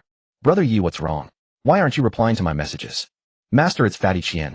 Bai Ling transmitted the message directly to Chen Ye's mind. Damn, I almost forgot about this guy. Chen Ye glanced at the time. It was almost 10 at night. Opening the system, he saw the other person had left him a full 99 messages. He hurried downstairs and opened the car door. Seeing Chen Ye, Fatty Qian let out a long breath. Thank goodness, thank goodness. My dear brother Yi, what happened to you? Why haven't you been replying to my messages? Chen Ye scratched his head awkwardly. Sorry, something small went wrong, but it's fine now. What's wrong with you? Chen Ye asked in return, pointing at the bandages wrapped around Fatty's head and hands, looking puzzled. Fatty was someone who possessed peace charms. How did he end up like this? Hearing Chen Ye's question, Fatty became extremely guilty, fearing Chen Ye would notice something was wrong. He immediately avoided eye contact. I accidentally got hurt. Chen Ye knew he was lying. Then his left eye focused a slight golden glow, appearing instantly, granting him partial X-ray vision, seeing through everything. But he didn't call him out on it. After all, if the other person didn't want to say, it was better not to ask. Fatty Qian avoided his gaze, daring not to meet Chen Ye's eyes, and didn't notice the abnormality in Chen Ye's eyes, but he had come for something important. Brother Yi, I'm here to trade with you. I haven't finished my mission today yet. Why don't you come in and talk? Chen Ye stepped aside half a body width, inviting him into the car. Fatty Qian saw the bright lights inside Chen Ye's car. If he went in, he would definitely be noticed. He had specifically waited until midnight to come, only venturing out when it was pitch black outside and nothing could be seen. He quickly declined. It's too late and inconvenient, let's not bother. Chen Ye didn't press the matter. Alright, just wait a moment. Since Fatty Qian refused to come in, Chen Ye immediately brought him a dish of food. Without hesitation, Fatty Qian transferred 10 years of lifespan to Chen Ye and turned back to his own car. At this point, Fatty Qian only had over 50 years of lifespan left, so he would need to spend it carefully from now on. Actually, their cars were parked right next to each other, and they could hear each other speak by rolling down the windows. That morning, Fatty had heard Chen Ye's screams, so today, besides upgrading various parts of his own car, he also kept sending Chen Ye frequent messages. He had just made up his mind. If Chen Ye couldn't provide trades anymore, he would turn to Monk's Three Graves. After all, who could refuse someone giving them lifespan? Fortunately, the trade was completed. Fatty Qian not only had a good meal, but also lived another day. Shortly after Chen Ye sat in the driver's seat, Kayle trotted over following behind. Chen Ye took out a gold coin blind box and handed it to her. Without hesitation, Kayle reached out and opened the blind box. Naturally, the lucky right hand activated again. Ding. Congratulations, host, you have obtained 1099 highway coins. Golden coins poured directly out of the blind box. Seeing the highway coins Kayle had opened, Chen Ye's eyes instantly lit up. Kayle, you're absolutely incredible. That's great. Now Master won't have to worry about money anymore. Kayle was overjoyed. Of course, Kayle had no real concept of money. Seeing over 1,000 coins, she even thought it might be enough to raise Xiao Bao Bao for Chen Ye. Chen Ye quickly gathered all the highway coins scattered on the floor. seeing his balance jump from 30 highway coins directly to 1129. Without hesitation, Chen Ye paid off his entire loan. This was a sword hanging over ordinary people's heads. Ding. Repayment successful, your current balance remaining 629. After paying off the loan, Chen Ye instantly felt weightless without debt. Before he could properly enjoy holding Kale. Just then the car parked beside him started up and the horn honked twice. Beep beep. Brother Ye, we can't stay here anymore. The black mist is less than 20 kilometers away. Alright, let's set off now. Chen Ye glanced back. Outside was pitch dark, unable to see anything. This fatty really awakened the multi-eyed merchant talent, seeing black mist 20 kilometers away in the dead of night. Chen Ye sighed in amazement, didn't think much more of it, and immediately had Bai Ling drive to follow. He continued, holding Kale ready to properly reward her. They were still 1,600 kilometers from the finish line, less than 2 hours away from the world boss. The two sped along the entire journey, Chen Ye adjusting the speed to over 200 kilometers per hour. There were hardly any wrecked vehicles on the road. Vehicles executed by enforcers left absolutely no trace. Around midnight, approximately 2 o'clock, Chen Ye saw dense clusters of vehicles blocking both sides of the road. He instinctively used his left eye to look into the distance. This single glance sent his insanity value skyrocketing. Although he had seen it in his past life, he had never seen it so clearly.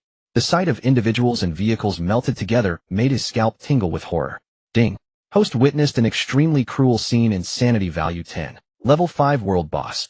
Looming in the distance above the road was the elite boss mecha of that world.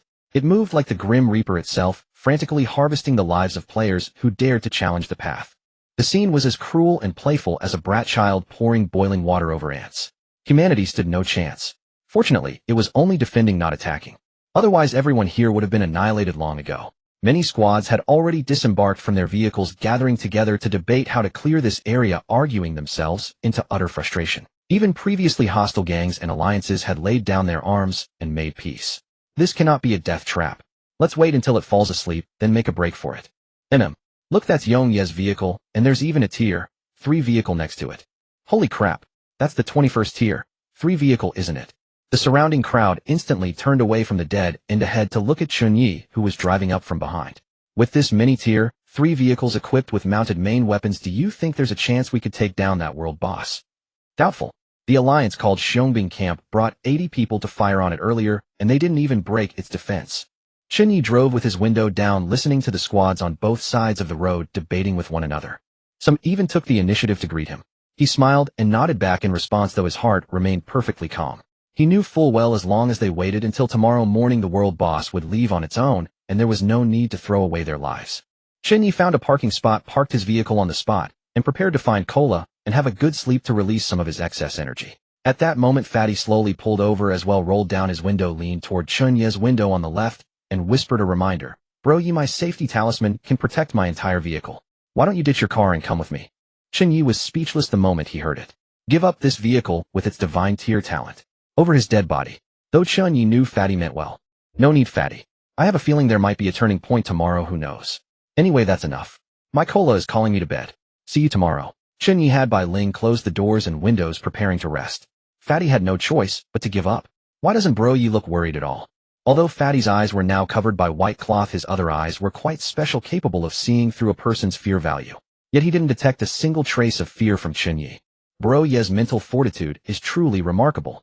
Chen Fatty couldn't help but envy Chen Ye's unshakable composure. Just at that moment, Chen Ye's friend messages came flooding in like crazy. Most were asking if he had come up with any good ideas.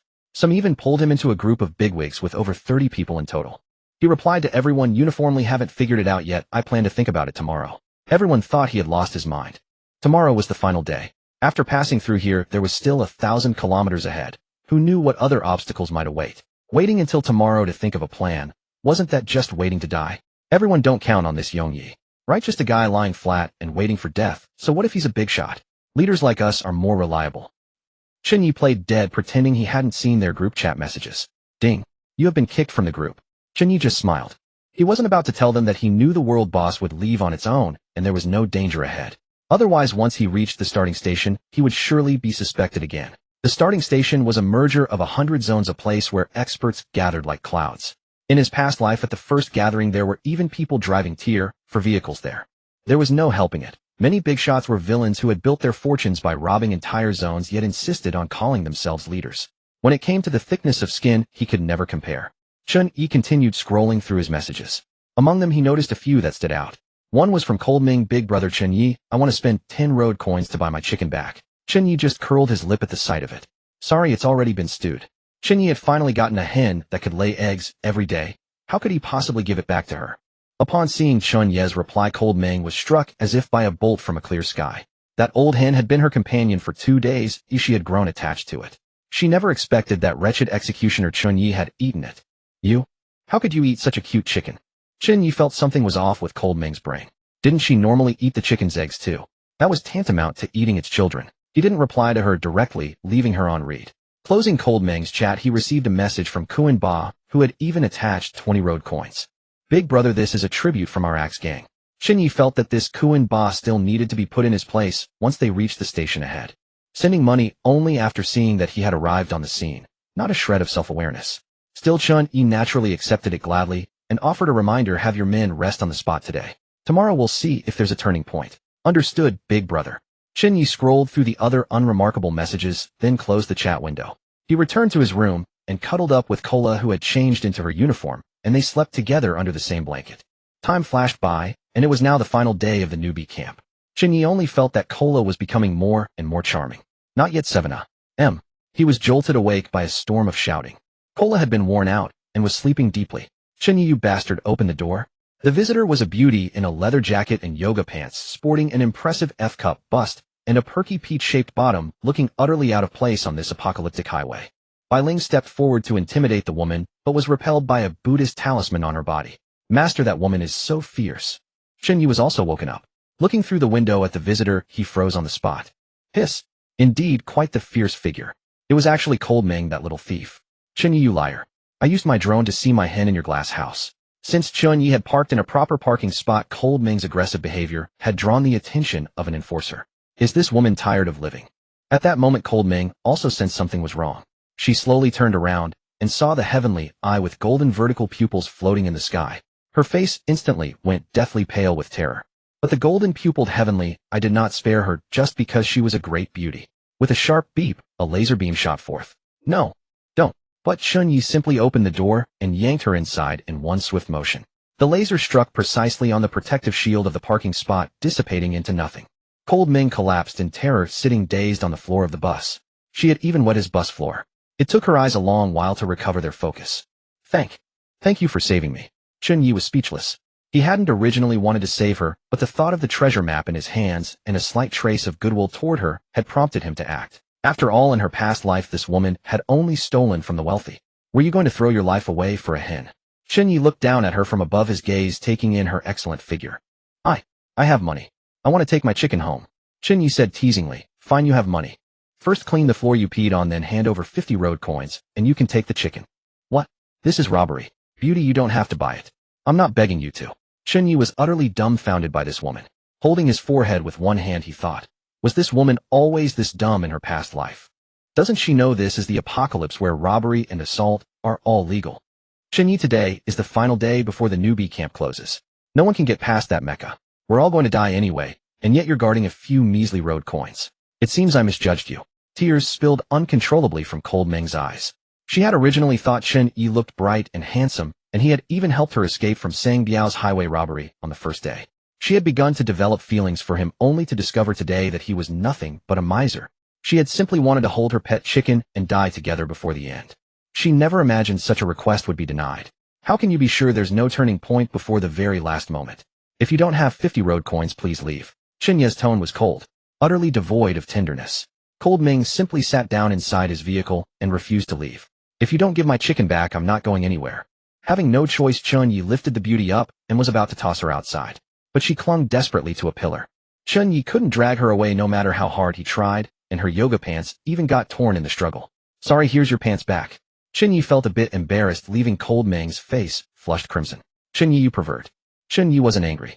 Instead, being called a pervert by a beauty in such a private space gave him a slight thrill. Still, he didn't let his guard down. Letting this woman stay on his vehicle was fine, but she had to disarm first. He activated the ability of his left eye, turning on X-ray vision, and carefully scanned Cold Ming's body. He pulled out a pistol hidden in her intimate area. Wah! Chen Ye, you pervert. How can you touch everywhere? Give me my gun back. Chen Ye unloaded the bullets and tossed the empty gun back to her. Alright, stop crying. You can go to the third floor to see your chicken, but you can't take it. Did you hear me? Lung Ming pressed her legs together, gripping the bus handrail, as she slowly pulled herself up. Is there a restroom on your vehicle? Her voice carried a mixture of embarrassment and reproach. She couldn't bring herself to meet Chen Ye's gaze, her hands desperately shielding her indecent exposure. Her fair skin flushed crimson, resembling a ripe peach. Any man who stole more than a passing glance at such a woman would surely react.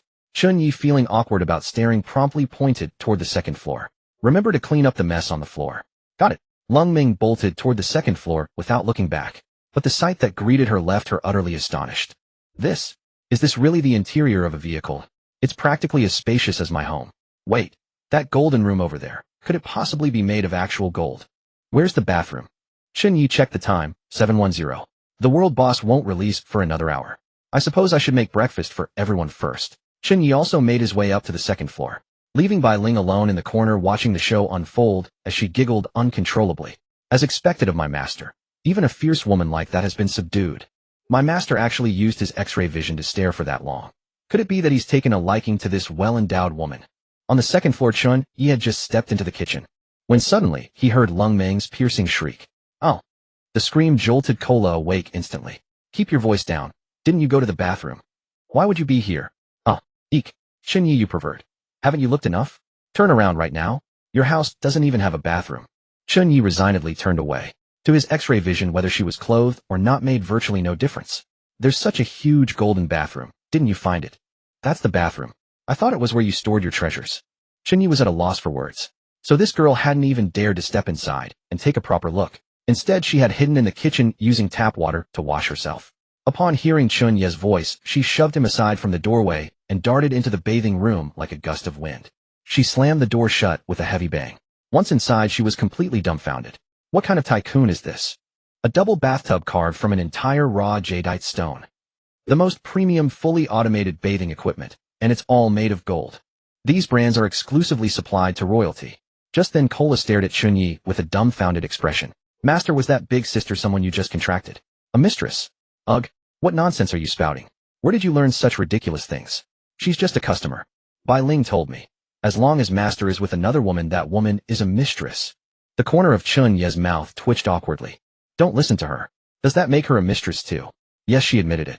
Chen Ye ruffled Cola's head quickly, putting an end to her wild imagination. Don't listen to her. And don't overthink it.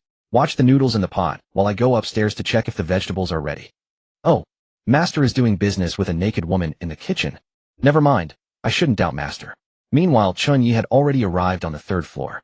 He saw two pink slimes floating above the vegetable patch, patiently watering the crops, while Tudo tossed some wilted leaves to the hen. There was also an egg in the chicken coop. The sound of Chen Ye's footsteps was immediately detected by Tudo and the others. Squeak, squeak. Squeak, squeak. Master, what brings you here? I came to get some vegetables for cooking. I wasn't sure if they're ripe yet. They're ripe, they're ripe. Look, master, I've already picked them all for you. Tudo instantly transformed into a 1-4-meter-tall little loli, carrying a vegetable basket that she handed to Chen Ye. She affectionately nuzzled her head against Chen Ye's chest. He knew she was asking to be petted. Chen Ye promptly crouched down and embraced Tudo, who immediately planted a kiss on his cheek, just as Chen Ye was about to leave. Master, wait.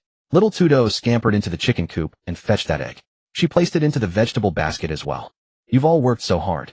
Come up to the second floor dining room in half an hour for breakfast, understood?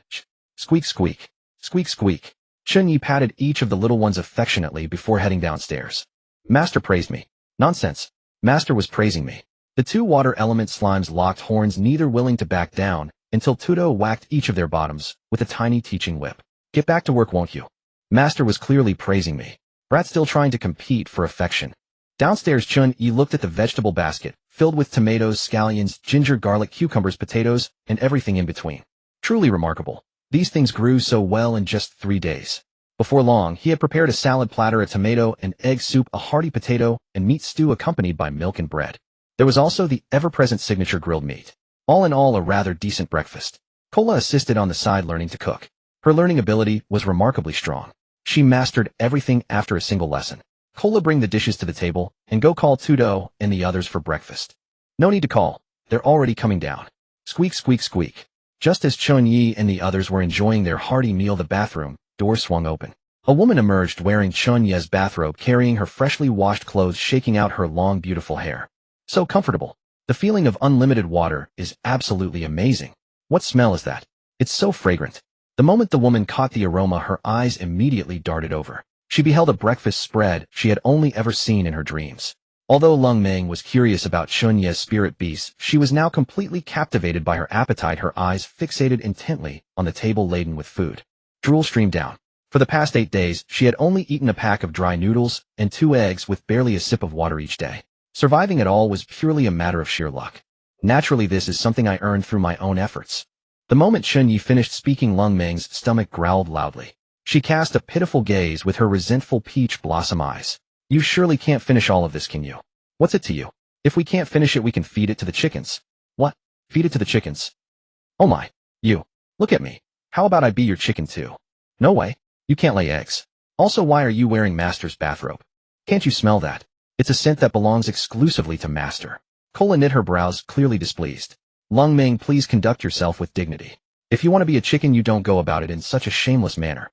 I thought you were just using the toilet. Never did I imagine you'd actually bathe in my tub. Do you have any idea how precious water is in the desert? What do you intend to offer me as compensation? Chen Ye gently stroked Cola's jade-like back, doing his best to soothe the little girl so she wouldn't get too worked up.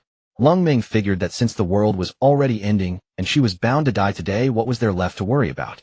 Chen Ye's comfortable life filled her with envy. I can't be bothered with all that. I'm dying today anyway. Don't try to restrain me with morality. Lung Meng plopped herself down in the seat next to Chen Ye, casually setting her laundry basin aside. She grabbed the bowl and chopsticks Chen Ye had just been using and started eating directly. Chen Ye, you just love bullying me. You tore my pants. I'm not wearing your clothes, so do you want me to stay naked? Even in death, I'll die with a full stomach. Lung Meng ate voraciously between sobs. Shut up, you crazy woman. That's my favorite dish. Cola could no longer hold back and was ready to fight Lung Meng. Lung Meng, you've gone too far. This old lady doesn't even fear death anymore. My morality has evaporated. Go ahead and scold me all you want. After breakfast, I'll go check on my chickens, and then I'll just stay here and watch all of you die alongside me. Chen Ye couldn't imagine whether such a beautiful woman would completely break down upon learning the truth. Actually, you can check the public screen messages right now. Chen Ye said through a twitching smile. What's there to see? It's probably just another squad that got wiped out. Lung Meng continued shamelessly devouring Chen Ye's cooking, muttering between bites. This tomato egg soup is a bit bland. Add more salt next time. This is the desert of the survival highway. You've contributed nothing. On what grounds do you get to enjoy the same delicacies as me? Chen Ye frowned with displeasure. I know. Even if you sold me, I couldn't afford these things. But so what? We're all doomed anyway. What's wrong with having a little joy before the end? Little girl, if you keep fighting me for him, I'll sleep with your man. Lung Meng was no fool. She had long noticed that this girl, whose looks and temperament rivaled her own, had an unusual relationship with Chen Ye. That is absolutely not allowed. Unless Master is willing, you can't force him. Fine, eat whatever you want. Just don't touch Master. Cola immediately positioned herself protectively in front of Chen Ye, unleashing her divine-level pressure in an attempt to intimidate Lung Meng. But Lung Meng couldn't even comprehend what bloodline suppression felt like. After all, they were entirely different species. Chen Ye was speechless. This woman had truly gone mad. He had no choice but to directly pull up the system public screen and project it for Lung Meng to see. Countless dialogue subtitles scrolled frantically across the screen. Oh my god, that mecha warrior is gone. We're saved. The mecha must leave after killing enough people. We're so lucky. Thanks to the big shots who sacrificed their lives before us. Lung Meng froze when she saw the public screen. Still suspicious that Chen Ye might be playing tricks, she pulled up her own projection screen as well. The result was identical. She immediately grabbed 2 pieces of grilled meat, took Chen Ye's milk, and pushed open the window to take a look. It was real. She turned back to look at Chen Ye, who was on the verge of erupting in anger and instantly transformed from her previous arrogance into an obedient little kitten. Be big boss, please hear me out. If I said I didn't mean it earlier, would you believe me? Upon realizing she could not die, Lung Meng's bravado instantly evaporated. With reluctant, hesitant movements, she tiptoed back, carefully returning the roasted meat and Chen Ye's milk to where they had been. Chen Ye gazed at the milk straw this woman had thoroughly flattened with her teeth, the corner of his mouth twitching involuntarily. With a resounding thump, Lung Meng immediately straightened her posture and dropped to her knees in apology. Big brother Yonya, please spare me. I know you're a good person. She had witnessed Chen Ye's character panel moments ago. This man actually possessed a terrifying 20 points in physique. Resistance was absolutely impossible. She could only resign herself to making the best of the situation. Chen Ye folded his arms across his chest, his gaze fixed intently on the alluring figure barely concealed beneath her bathrobe. A good person. So I should simply let you take advantage of me. I'll release you on one condition. Leave behind that Buddhist amulet of yours.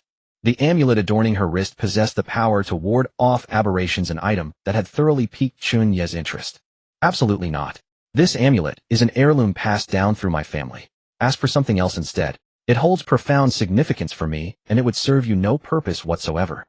Oof. Do you imagine this as a negotiation? Perhaps I should simply place you under house arrest instead. I've been rather curious about indulging myself a bit. Having you produce attribute points for me daily does sound rather agreeable.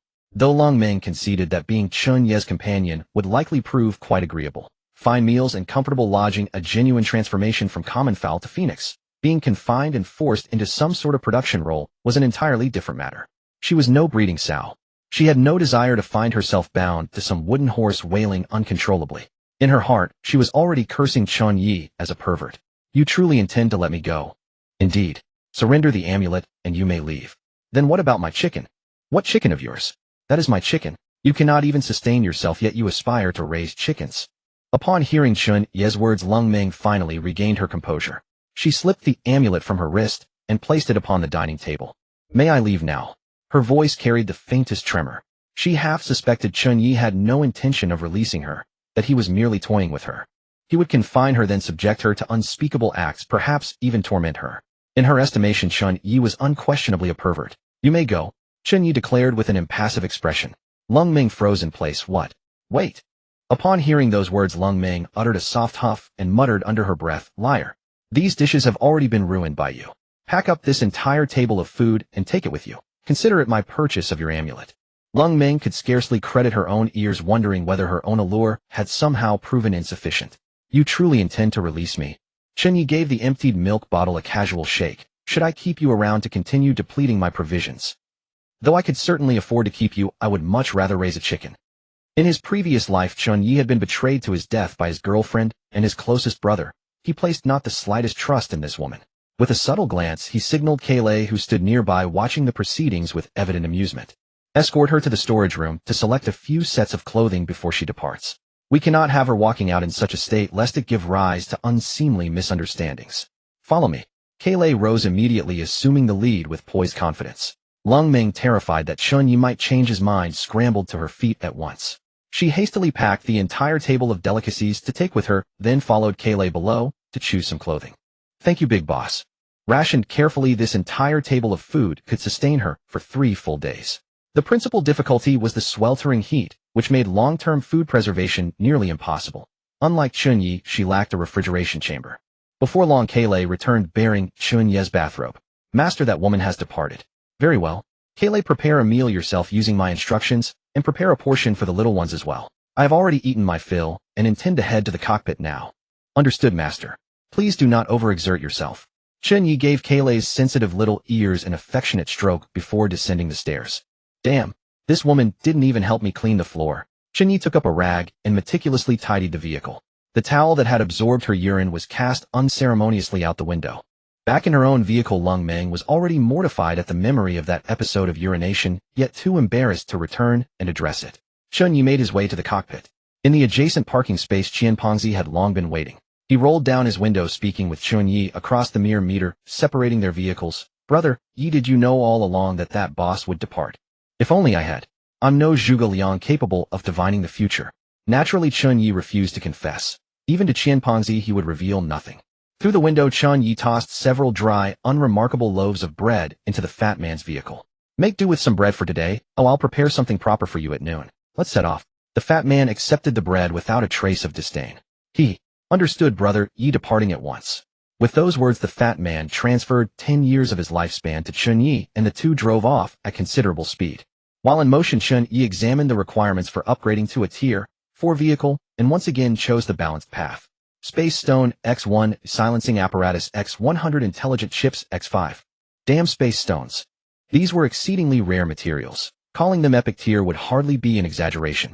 In his previous life, Sang Biao had paid a staggering 200 to acquire a single one, sending shockwaves throughout the entire region. Nevertheless, Chen Ye knew precisely where such space stones could be obtained, though his current capabilities rendered that destination inaccessible.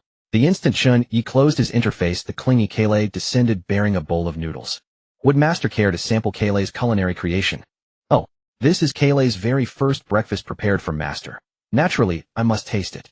Thanks to Lung Meng's meddling, he had not eaten his fill either. During the meal, Chen Ye, much like Kayleigh, sprawled by the window, gazing out at the scenery beyond. In the distance, a tier 5 boss met his gaze from afar. What Chen Ye beheld was not fear but the certainty that its defeat would yield epic tier loot. His heart already stirred with barely contained anticipation. After all, a single epic tier item had awakened 2 abilities within him. The thought of returning once he possessed sufficient strength to utterly destroy it consumed his mind. The oblivious gatekeeper mecha remained utterly unaware that it had locked gazes with a demon. Chen Ye pressed forward, devouring wrecked vehicles along his path, though his pace remained unhurried. Ding. Devoured a tier 2 heavy truck. Highway coins 10, a defense 15. Ding. Devoured a tier 2 sports car. Highway coins 8, speed 12, black iron chest X1. Chen Ye had no intention of pursuing any first clear rewards, knowing full well that even at maximum velocity, he stood no chance of breaking into the top 100. The starting station results were determined by the combined ranking across all 100 zones. A tier 4 vehicle could effortlessly reach speeds of 400 to over 600 kilometers per hour, a pace he could never hope to match. At that very moment, the person who had kicked Chen Ye out of the big shot group chat the previous day promptly added him back in. Chen Ye observed that the number of big shots had dwindled from over 30 to 28. Even Kuan Ba Sanzong and Heiying remained. We must express our gratitude to several big shots for their sacrifice, which purchased our path to survival. Let us observe a moment of silence for 3 minutes. Chen Ye found these messages rather exasperating. This had absolutely nothing to do with how many perished. The mecha boss had simply departed on its own when its time expired. Attention, big shots. I have an announcement. I have already dispatched people to blockade the road 500 kilometers from the finish line for toll collection. When the time comes, submit your team member rosters, and we shall grant you free passage. Furthermore, to each big shot we shall provide 10 highway coins as compensation for your cooperation. The speaker was the leader of the Green Cross Society, named Nu Cha, a woman by name. She was an independent woman who had risen to her position by leveraging her feminine wiles. Understood. Our Wild Wolf gang has also established a roadblock at the 200-kilometer mark. The terms we can offer amount to only half of what Green Cross is providing, given that Lady Nu Cha has already skimmed her share of the profits. The group then fell over themselves, voicing their agreement, establishing no fewer than 5 roadblocks in total. Chen Ye reflected on how arduous the path of the lone wanderer truly was. Already burdened by debt repayments, they must now endure such exploitation. There was simply no path to survival. Chen Ye and a handful of others, including Sanzong, voiced their opposition, yet the majority proceeded to establish the roadblocks regardless. In the end, they even transferred a combined total of 30 highway coins in ill-gotten gains to Chen Ye. The big shots maintained extensive networks of informants. Someone had witnessed Lung Meng spending an hour inside Chen Ye's vehicle before emerging. They swiftly assumed Lung Meng to be Chen Ye's kept woman and added her directly to the whitelist. This time Chen Ye made no attempt to play the hero, leaving a single roadblock undisturbed. After all, he too was a beneficiary of the arrangement. During his first endeavor, when he had dismantled Sang Biao's roadblock, not only had no one thanked him, but everyone had regarded him with covetous hostility.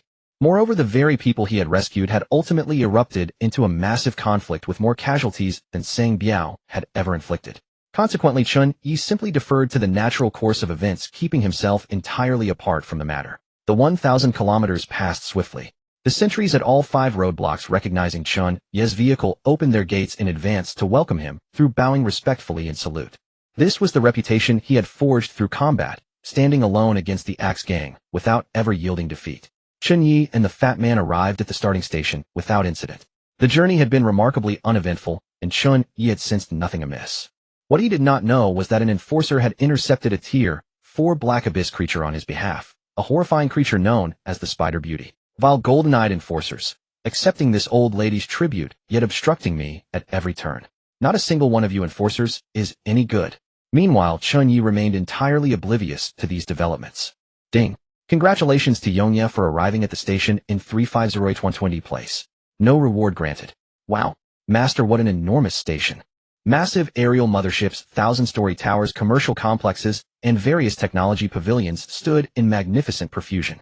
Streams of people flowed ceaselessly through the thoroughfares, accompanied by NPCs offering complimentary hospitality. Welcome to the new Blue Star Origin Station. A crimson carpet stretched across the station, its length unknown, as dedicated NPCs guided them into the station's parking area. On both sides stood rows upon rows of NPCs, station attendants assigned to serve players, handling reception, vehicle maintenance, repairs, and upgrades. Most of these NPCs were former inhabitants of the Blue Planet. Among them, even A-list actresses knelt and made outfits wiping the windshields of ordinary players' vehicles. Chen Ye and his companions were directed to a secure parking space. Honored Mr. Yongye, would you care for any special services? Yes, arrange for a beauty to wash my car. How about an 18-year-old starlet fresh out of training? I'm not particular about that. Just make sure to apply the super dust-proof coating. Oh, the interior doesn't need cleaning.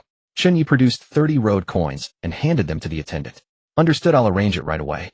Chen Ye's vehicle was caked with blood. From the slaughter of the Black Abyss crows the melted plasma of Lin Feng and Lu Ruyan in the desert sand, rendering it a wretched mud-splattered wreck. Most crucial was this super dust-proof coating, which would keep his car perpetually pristine, ensuring his windshield vision remained unobstructed. Fatty Chen had no money and promptly drove the attendant away. Scram. A car wash costs a minimum of 5 road coins. Do you think my money grows on trees? I can wash it myself. Chen Ye shook his head at the sight. His vehicle was essentially a 3-story mansion, one that would take 3 days to clean by hand. Chen Ye stepped out of the car with Kaylay. Sir, we've prepared a comfortable waiting lounge with complimentary services from our beautiful technicians. Would you care to partake? A bargain not seized is a fool's regret, thought Chen Ye, immediately pressing his luck at such an offer. Can I bring an extra person? Sir, per regulations no more than 3. Relax, exactly 3. Chen Ye approached Fatty Chen's window and rapped on it, intending to invite him along for the beauty service. Are you sales pitches ever going to stop pestering me? I said no car wash, and I mean no car wash.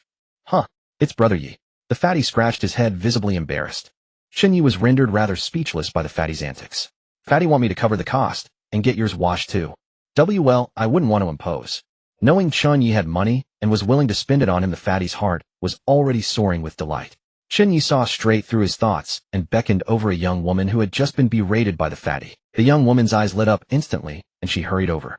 Chen Ye ordered the cheapest 5-coin car wash package for the fatty. He then rapped on the fatty's window again. Fatty, wouldn't you like a celebrity technician to give you the royal treatment? Fatty Chen touched the bandage wrapped around his head and shook his head vigorously. I'll pass on this one. I've been driving a while, and I'm tired. I'm planning to rest up. Chen Ye noticed the fatty's hesitation and didn't press the matter. Since the fatty declined, Chen Ye took Tudo and Kaylay straight to the service area to enjoy themselves. He pushed open the door to a private room. 3 hollow-eyed beauties in gossamer veils knelt on the ground, awaiting the party's arrangements. Technician No. 007 Diaochan. Technician No. 008 Shishir. Technician No.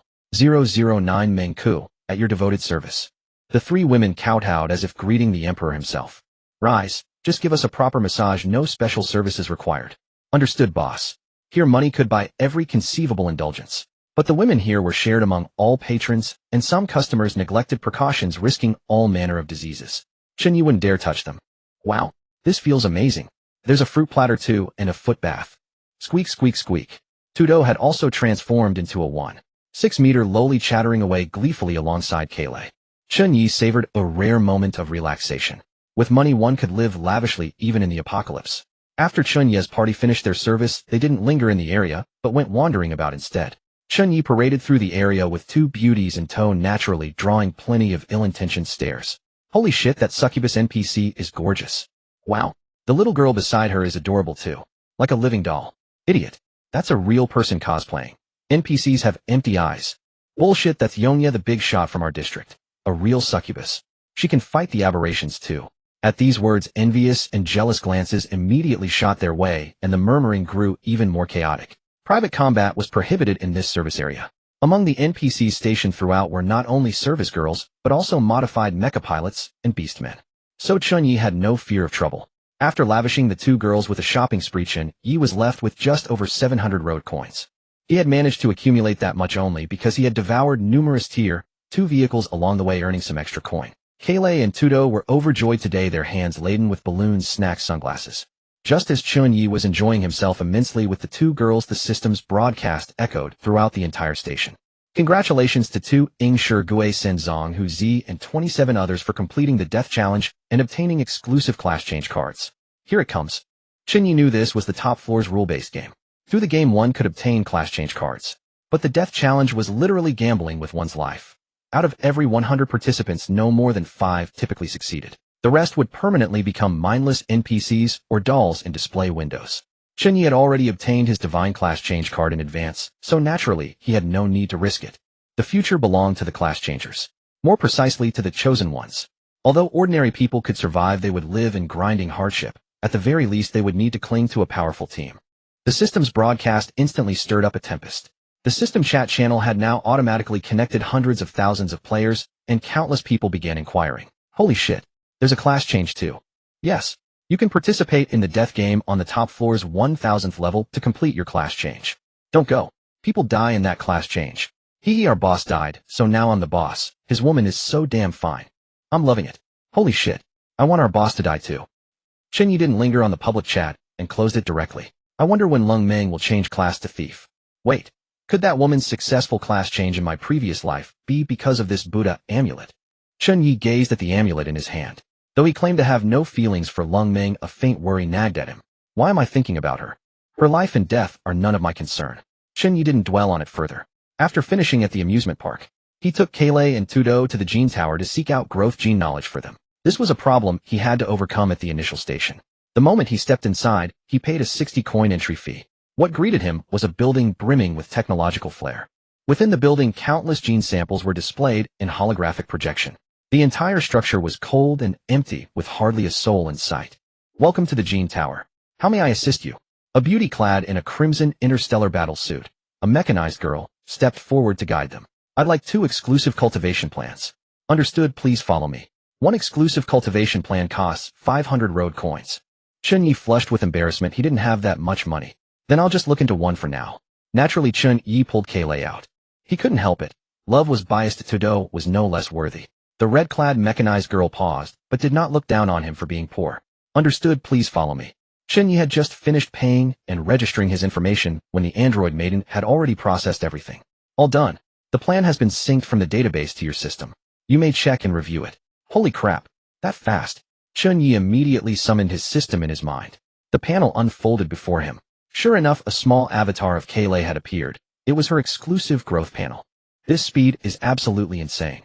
He quickly tapped it open to take a look. Beast taming notes. A tamed beast's level cannot exceed that of its master. Succubus Kaylai LV. 0. Primary growth requirements. Requires the aura of her male master. 2 hours of intimate companionship daily. Otherwise, her demonic runes will become restless, manifesting as weakness, drowsiness, emotional instability, crawling into your bed at night. Note there's no need to worry about her draining you. She can heal all male functions and even provide localized enhancement. Gulp. Chen Ye swallowed hard. No wonder he'd noticed certain abilities growing stronger within himself. After all, a succubus could heal through licking. And that kind of licking naturally wasn't limited to just the mouth. Chen Ye dared not dwell on it further and hurriedly scrolled down. Switchable forms: cowgirl, succubus, humanoid. Advancement conditions: each level up requires deeper and deeper bonding. Chen Ye didn't dare continue reading. Beyond that were videos, illustrated guides, and even content on species reproduction that couldn't be elaborated upon. It was surprisingly comprehensive. Chen Ye swallowed once more. He finally understood why his tamed beasts had been unable to level up. It wasn't Kaylai and the others' fault. It was his own. Stuck at level 0, he had held them all back. Such a simple problem, yet without spending that money, he never would have known. After all, in his previous life, he had never encountered a beast tamer at all. It seemed some IQ taxes were unavoidable. He could consider it 500 road coins spent to activate Kaylai's panel. But thinking how she'd earned 500 from him in mere minutes left Chen Ye feeling deeply unsettled. He steadied himself and looked at the somewhat handsome android maiden before him. Ahem. Is that all? No other services? He felt the android had earned it too easily. He had to squeeze out every bit of complimentary service, just like with the car wash earlier. We do have other services available, sir. Please take a look at our price list. The android maiden pulled out a tablet and handed it to Chen Ye for review. The moment he saw the price list, he nearly choked. Hiss. He drew in a sharp breath.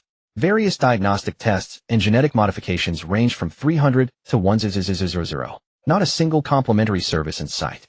Chen Ye's awkwardness was off the charts. If he had money, he would have already synced Tudo's panel too. Why would he waste time bargaining with her? He grumbled inwardly. These prices were absolutely thuggish. Even bandits wouldn't dare extort money like this. Those big shots from his elite group risking their entire squad's lives on a single heist probably wouldn't have enough to cover the minimum charge here. Chen Ye's mouth twitched twice. He felt like he'd walked into a scam shop. None of those are necessary. Not willing to give up, Chen Ye brazenly pressed further. What I mean is I spent 500. Aren't there any complimentary gifts? The android maiden replied coldly. I'm sorry, sir. We are an official institution. There are no complimentary gifts. Having failed to snag any bargains, Chen Ye was somewhat disgruntled. But they were a monopoly industry. Of course they wouldn't lure customers like street-side girls with car washes and massages. Chen Ye had no choice but to leave with Kailei and Tudo retreating in defeat. The glass door clicked shut behind him with a soft snap. Chen Ye looked up. He saw the setting sun dye the entire starting station blood red. The wind swept up scraps of paper and dust from the ground, carrying the rusty scent peculiar to the apocalypse. At this hour, even level 2 vehicles had basically reached the starting station. By tomorrow, entirely new rules would take effect. Kailei instinctively leaned closer to him. Master, shall we go home? Let's go home. Chen Ye gently ruffled her hair. Tudo, also weary, transformed into slime form and draped itself over Chen Ye's shoulder, looking utterly listless. Meanwhile, Chen Ye had already begun calculating his next moves. First, his own level. Second, the spatial stone. He still needed to obtain a pass to return to the newbie zone once, and let Bai Ling feed thoroughly. Some 10-odd minutes later, Chen Ye returned to his parking spot. 5 beautiful female celebrities he'd only ever seen on television were kneeling obediently on the ground, awaiting his inspection. The face he'd lost at the android maiden's place was instantly recovered. Chen Ye tipped each of them $2. All 5 female celebrities were overjoyed. They assumed Chen Ye was hinting for them to get in the car for some activity, causing them to exchange uncertain glances, unsure how to politely refuse. After all, if they were really doing that, it would cost far more than this. But Chen Ye was merely putting on a show before turning around to board his vehicle. He gazed at his bus, now washed until it gleamed, every crevice of the tires scrubbed clean of mud. Chen Ye felt that money was incredibly well spent. The moment Tudo got on the bus, she was like a fully recharged battery. Clutching Chen Ye's purchases, she bounced up to the 3rd floor to show off to her companions. Kailei meanwhile sat obediently by Chen Ye's side, her tail swaying back and forth, her bright eyes gazing at him. Chen Ye took a deep breath and opened the trading market. Having learned that his own limitations were preventing his tamed beasts from leveling up, I must break through to a level 1 life form as soon as possible. He decided to take advantage of the lull before new missions were issued and frantically purchase low-grade growth potions. His fingers flew across the screen with lightning speed. The next moment, a purchase notification popped up on every trader's panel at the starting station. 15 road coins per bottle, unlimited purchase of low-grade growth potions, instant settlement. Normal growth potions on the market were only about 10 road coins a bottle, roughly the same price as healing potions. But normally no one was willing to sell. However, things were different now. Many lone travelers who had arrived at the station, having been fleeced at every turn, were long since penniless, having to repay loans on one hand and cover food and water on the other. Naturally, some would part with the growth potions they were reluctant to use in exchange for money. Ding dong. You have successfully traded for 1 bottle of low-grade growth potion. Current balance 196. Not bad, a promising start. But the road coins are still too few. Chen Ye looked around, searching for things he could sell. Over the past few days, Kailei had opened boxes for him every day without wasting her talent. Though she hadn't opened anything valuable, just things like a large waterbed and a bag of rice. Chen Ye suddenly thought of the vegetables and fruits on the rooftop. He patted Kailei, whose head was resting on his shoulder. Kailei, go call Tudo. Pick all the ripe vegetables and fruits. I want to sell them. Kailei had been out all day and was already drowsy beyond measure. All she wanted was to curl up in Chen Ye's arms and sleep. But since her master had given the order, she forced herself awake, and tail swaying flew up to the 3rd floor. Before long, 3 slimes plus Kailei came downstairs carrying 2 large baskets of fresh vegetables. Hearing the commotion downstairs, Chen Ye immediately stepped forward to help. Whoa, there are this many. He was somewhat astonished. Master, there will be even more tomorrow. Squeak, squeak. Squeak, squeak. It's all thanks to your hard work. I'll give you extra servings later. The little fellows, Tudo and the others, were overjoyed at Chen Ye's praise, already planning to eat 2 extra bowls of rice later. Chen Ye hadn't expected his level 1 cultivation room to be this productive. He made a mental note to upgrade the entire top-floor cultivation chamber to level 3 next time. Without a second thought, Chen Ye listed all these vegetables, fruits, and gourds on the trading platform. Everything dumped at 1 yuan per 2 gene, and the purified water at 1 yuan per 10 gene. As for the rice, he wasn't willing to sell it. He only had 125 gene bag after all. Water and vegetables could be regenerated, but rice could not. Less than 3 seconds after listing, the first order was completed. Immediately after, the transaction notification sounds rang out in an endless clatter. On the public screen, someone instantly began cursing. Damn it. Which bastard listed stuff at 1 yuan for 2 gene? I just stockpiled cabbage at 5 yuan per gene. Stop cursing. Grab it quick. Wait any longer, and it'll be gone. This price is absolutely insane. I snagged 6 gene of tomatoes. No more gnawing on compressed biscuits for me. This water is so cheap too. I'm going to trade for water. Watching the little ones bustling about, Chen Ye felt deeply gratified. He decided to head to the kitchen and cook everyone a proper meal. Chen Ye had Kailei handle the trading backhand while he went to the kitchen to cook. By the time he brought 3 dishes and a soup to the table, the goods had nearly sold out. After all, a market of several 100,000 people was on an entirely different level from the small beginner zone market of a few thousand they had stayed in before. He gazed at the screen, a faint smile curling at the corner of his lips. Primary growth elixirs 19. Highway coin balance 107. In his past life, he had been too timid to go to the top floor for class advancement and could only follow others picking through garbage to survive. In this life, he had obtained the Divine Beast Tamer class advancement card for free and contracted top-tier spirit beasts like Kale, Bai Ling, and Tudo. Naturally, he had to make something of himself. After dinner, the little ones had all bathed ahead of time and gone to sleep. Only Chen Ye remained in the driver's seat, taking elixir after elixir, frantically absorbing and refining them one by one. Ordinary people could only refine 2 to 3 growth elixirs per day. But with the blessing of divinity regeneration and the Yi Jin Jing technique, he could absorb far more. The ice blue elixirs, whether injected into his body or gulped down with his head tilted back, were all slowly absorbed. The Gang Qi condensed through the Yi Jin Jing, naturally circulated within, gently harmonizing and reconciling the scattered medicinal potency. Bead-sized drops of sweat continuously fell to the ground, slowly expelling the turbid impurities accumulated within his body along with it. Light crackling sounds constantly emanated from his sinews and bones throughout his body. His flesh was being continuously polished and tempered by the medicinal power, while his blood qi and internal Gang Qi were both steadily rising. Ding! You have successfully refined Growth Elixir 1, gaining 1 point of Gang Qi, 5 points of permanent health, and 5 points of upgrade experience. Ding! You have successfully refined Growth Elixir 1. Ding! You have reached today's Growth Elixir absorption limit. Please try again tomorrow. Even without the system's reminder, Chen Ye could feel he had reached his limit. A full 10 primary growth elixirs had all been completely absorbed by him. Now his entire body was in a state of excitement, veins bulging visibly across his skin and blood vessels pulsing with a thunderous rhythm. He forcefully expelled a breath of turbid air. Only then did he gradually steady himself. He opened his personal attribute panel. Health, 165,165. Level LV0, 65. Physique, 20. Spirit, 40. Traits, regeneration, insight. Chen Ye clenched his fist, feeling the surging power within his body. At this moment, the number of people in the entire 100 district who had advanced to life level 1 could probably be counted on both hands. His eyes gleamed with sharp light as he thought to himself, as long as I can maintain this state and refine 7 more elixirs tomorrow, I will achieve life level 1. He activated the ability of his left eye and saw that the aureole of Gang Qi treasure light around his body had grown more than twice as strong as before. He rose to take a shower, washing away the stinking sweat, and then briefly regulated his breath to settle his essence and energy. Time slipped by unnoticed until the clock struck midnight sharp. A shrill system notification chimed simultaneously across every survivor's interface. Ding! Portions of the system shop have been closed. A new 100 real-person AI companion sales feature has been added. Official missions will be announced tomorrow at 8 a.m. The instant the system notification fell, countless messages instantly began scrolling across the public screen at a speed impossible to read clearly. Holy shit. Damn system, why did it close the basic supplies and food shop? I haven't stockpiled anything yet. I'm going to starve to death on the road tomorrow. Hehe. Don't worry everyone, I've got stock here. Price increased by 50, DM me if you want some. Damn, still raising prices by 50. Did you forget where you are? What can't you buy at the starting station? Nobody sleep. Go stockpile through the night. Don't let those scummy merchants earn a single extra coin. Is nobody looking at the AI companions? I saw my bestie. She was chatting with me yesterday, and today she's been turned into an AI person. The chat interface kept scrolling without pause. Chen Ye had long known this day would come, and had already stockpiled plenty of supplies in advance. Drinks, beer, instant noodles, bread. Enough to last until the system shop reopened. However, he hadn't stockpiled much for resale. For one, his funds were far from abundant.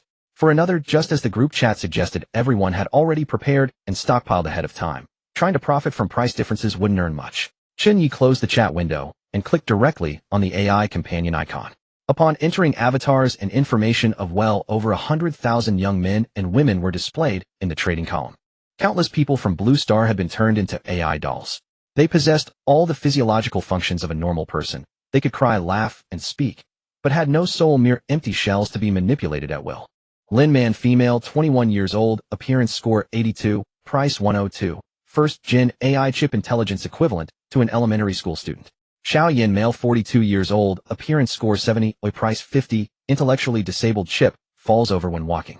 Wang Lele, female, 14 years old, appearance score 75, price 80, no chip, pure doll. Chen Ye's gaze instantly grew cold. In his past life, he had seen far too many people treat these AI humans like livestock. In this apocalypse, human life was truly thinner than paper. He directly set the sort to highest price first. In the next second, the top-ranked entry popped up. Mayor female, 18 years old, appearance score 97. Price 19999, an undefiled AI maiden. 3rd-gen AI cerebrum intelligence on par with a scientist, normal reproductive capability, can operate drone swarms. AI mayor, I must get my hands on her. In the past life, the one who obtained her was the leader of the Revenge Alliance, Bloody Hand. With the AI maiden's complete control over hundreds of drones, she helped him annihilate countless squads, and within just 2 short months had pushed her way into the 100 district's top 10. Obtaining AI mayor was equivalent to securing a small mechanized force, far more reliable than controlling a turncoat like Kumba. She was also the first high-end AI living person to be purchased. The time he had left was only 2 weeks. After 2 weeks, the Revenge Alliance would pool their resources to buy her.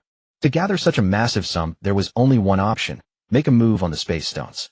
Chen Ye knew the starting station had a total of 7 small paths and 1 main road. At the end of the easternmost small path within the dimensional maze, there was a treasure chest containing a space stone. This very gem was the one that Sang Biao had purchased in the past life. At the time, the seller had voluntarily revealed the gem's origin and location, drawing the envy of many. As long as Kaylai opened that treasure chest, he would absolutely obtain several space stones. Selling just 2 space stones at that point would solve all his current problems. It seemed that when setting out tomorrow, he had to take the risk and choose the dimensional maze. Chen Ye stared at his meager balance of only 107 road coins, his fingertips tapping lightly against the screen. The matter of helping Bai Ling condense a physical body would have to be set aside for now. Everything can wait until I secure the space stone. Having made his decision, he casually dismissed the system interface. As he turned back toward his room, Kola was already lying obediently on the enormous waterbed. Black lace trimmed with gossamer gauze accentuated her skin like freshly fallen snow. Her cheeks burned a deep crimson, as though she had rehearsed this moment long ago, waiting for Chen Ye to come and claim her. Master, I've been missing you so much. Silly girl, you're just craving something else, aren't you? Chen Ye leaned down and swept her into his arms, his hands instinctively beginning to massage her. The succubus's body ran warmer than an ordinary human's, her skin as smooth and supple as the finest mutton fat jade, carrying a sweet milky fragrance. Neither of them needed to take the initiative. The two naturally drifted into an intimate, all-consuming slumber. Kola had a habit of murmuring and whimpering in her sleep, never quite silent. Chen Ye found immense pleasure in listening to those sounds. It promised to be another night of passionate entanglement. With Kola's healing abilities, even an entire night of revelry left Chen Ye brimming with vigor the next day. Yet the same could not be said for countless others for whom sleep had become an impossible luxury. The sudden upheaval in the system mall had thrown everyone into a frenzy. Hundreds of thousands of survivors seized the cover of night, flooding supermarkets to hoard supplies, racing to claim gas stations, and even coming to blows over a single roll of toilet paper. Fortunately, the station was heavily guarded by law enforcers and NPCs. Any player who attempted to exploit the chaos was summarily executed on the spot and converted into functional dolls. This ensured that everyone queued in disciplined order. Those with coin to spare could at least purchase what they needed from the supermarket. Those without resorted to gathering in packs, desperately rummaging through the garbage bins. A pack of expired biscuits, a slab of moldy bread. Each was a lifeline worth fighting for. Yet the number of garbage bins within the station fell woefully short of what the destitute needed to scavenge. Some even claimed several bins for themselves. Gradually, people began venturing beyond the station's walls to scavenge, searching through abandoned shipping containers for anything edible. At that very moment, Lung Meng was among them.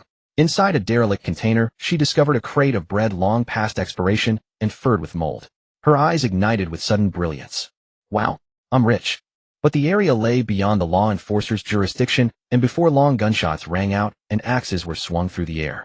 Outside the container, flames licked upward into the darkness. She attempted to carefully carry her prize away, but a fat woman spotted her. A greasy, pudgy hand shot out and seized Lung Meng by her long hair. Lung Meng cried out in pain and grappled with her attacker. But the disparity in strength was overwhelming. The fat woman beat her near to death, splitting her forehead open and dislocating her limbs.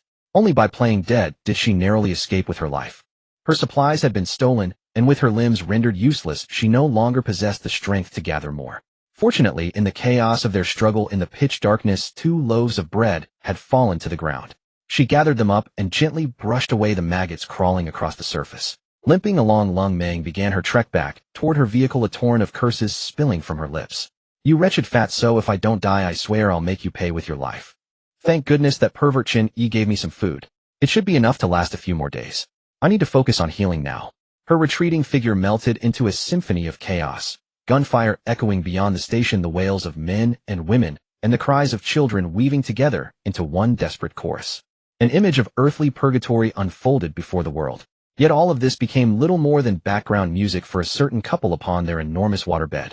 Interwoven with that chorus was the rhythmic chiming of the succubus's collar bell, a sound that plunged Chen Ye into a state of blissful enchantment. Cola's healing abilities flowed gently through every point where their skin touched, seeping into Chen Ye's body and sweeping away the exhaustion left from refining potions during the day. Chen Ye's essence met no resistance as it delved into the deepest reaches of the succubus's demonic markings. The two intertwined, giving birth to one radiant symbol of life after another. The night passed without further incident. At precisely 6:30 the following morning, Chen Ye awoke on schedule, his mind clear and his spirit refreshed. Cola, gentle as a kitten, remained curled in his arms, sleeping soundly. A single teardrop still clung to her long lashes.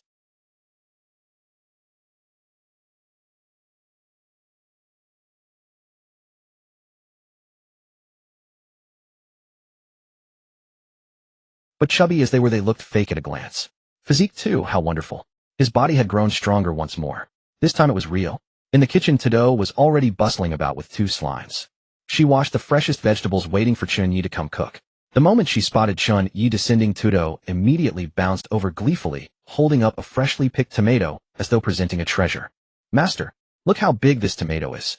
Not bad, you've learned to take initiative with your chores." Chen Ye ruffled her head, took the tomato, and began preparing breakfast. Eggs fried to a golden crisp, sizzling signature grilled, meat dripping with oil, a fresh vegetable salad, and hot milk. The aroma quickly permeated the entire carriage. Cola, lured awake by the scent, descended from the upper level, rubbing her eyes sleepily. "Good morning, master. Wash your hands and eat quickly. Once we're done, it's time to head out." Just as they picked up their chopsticks, a cold mechanical broadcast suddenly echoed throughout the entire starting station. "Ding! The beginner quest period has concluded. Players who failed to reach the starting point have been reclaimed by the system. You may find them in the AI companion shop. Congratulations to all players for surviving the safe beginner period. Rewards: Level 1 Combat Suit 1, a Basic Growth Elixir 1. Here are the new rules. 1. Stations no longer provide safety protection. In fact, they are now more dangerous than the highway itself. 2. Protect your vehicles well. Once an NPC successfully seizes a vehicle, they will become a new player, and you will become an NPC. They very much look forward to swapping identities with you. Becoming an NPC does not mean death. You will simply be driven by the system to perform tasks that you cannot refuse. 3. Parking spaces can still protect your vehicle, but they now require payment, 1 road coin per hour. 4. The Black Fog's movement speed has been updated to 40 kilometers per hour. Tip: the new rules will officially take effect at 8:00 a.m. today. You may depart half an hour early. The fog ahead will dissipate promptly at 7:30 a.m. The moment the broadcast ended, 8 highways materialized from thin air before the massive parking lot. 1 broad 8-lane main road and 7 narrow 4-lane side roads stretched into the distant mist like 8 venomous serpents. Behind them, the black fog surged forward with terrifying speed. The roars and screams echoing from within the fog could be heard even from dozens of miles away. Chen Ye glanced at the time, 7:10 a.m. The public chat had erupted into complete chaos, messages scrolling past faster than the eye could read. "Holy shit. I stayed up all night hoarding supplies, and now I have to run for my life again. The black fog's speed has quadrupled. They're trying to wipe us out completely. NPCs can steal cars and become players. Then from now on we can't even trust NPCs. Someone please lend me some road coins. My car is almost out of fuel, I'm begging you." Chen Ye swept his gaze across the chaos and closed the chat window without a second thought. Dozens of messages flooded his friends list, all of them invitations to form a team. He replied to none of them, marking them all as read. Just then someone knocked on his car window. It was Fat Xian. He was leaning against his level 3 commercial van, his bandaged head now wrapped in several extra layers. In his hands, he carried a heavy black case. Chen Ye quickly shoved a few more bites of food into his mouth, then made his way to the driver's seat and rolled down the window. A faint whiff of blood drifted in. "Brother Yi." Fat Xian's voice was hoarse, the dark circles under his eyes heavy and pronounced. He clearly hadn't slept well either. Unlike Chen Ye, who had a succubus healing him every night and slept blissfully. "What's going on?" "I got a profession quest." Fat Xian scratched his head, somewhat embarrassed. "The quest requires me to take the main road as a contract distributor." Chen Ye nodded, finding it fairly inconsequential. After all, they could still chat and trade on the public channel, so taking different roads wouldn't make much difference. "I'll be taking the eastern side road," Chen Ye stated directly. Fat Xian was momentarily stunned, then quickly understood. He asked no further questions, simply extending the black case in his hands. "Brother Yi, this is for you." Chen Ye opened the case and found a brand new small caliber laser cannon within its barrel, gleaming with a cold metallic luster. Beside it sat 2 crates of energy cells. Level 3 main weapon, a laser cannon. Its power far exceeds your current mounted machine gun. Against any mutated beast below level 4, one shot is essentially all it takes. Fat Chen grinned broadly. My neutral profession has no use for this thing. Heh, but I'd like to trade it for a month's worth of meals from here on out. Fat Chen rubbed his hands together, his face a picture of pure greed. Deal. Chen Ye took the case and casually set it on the passenger seat. Just then a woman covered in wounds came stumbling into view before Chen Ye's vehicle, being chased by a half-human-sized black cat. Meowed. Fat Chen immediately scrambled back into his van to hide, completely forgetting that he possessed a protective talisman. Chen Ye looked up and was surprised to recognize a familiar face. Lung Meng. Chen Ye, please save me just this once. As she spoke, she collapsed unconscious before Chen Ye's vehicle. The surrounding crowd recoiled in terror at the sight of the enormous black cat. Not a soul cared whether Lung Meng lived or died. They all floored their accelerators to flee or hunkered down within the safety of their parked vehicles, terrified of catching fire from the flames.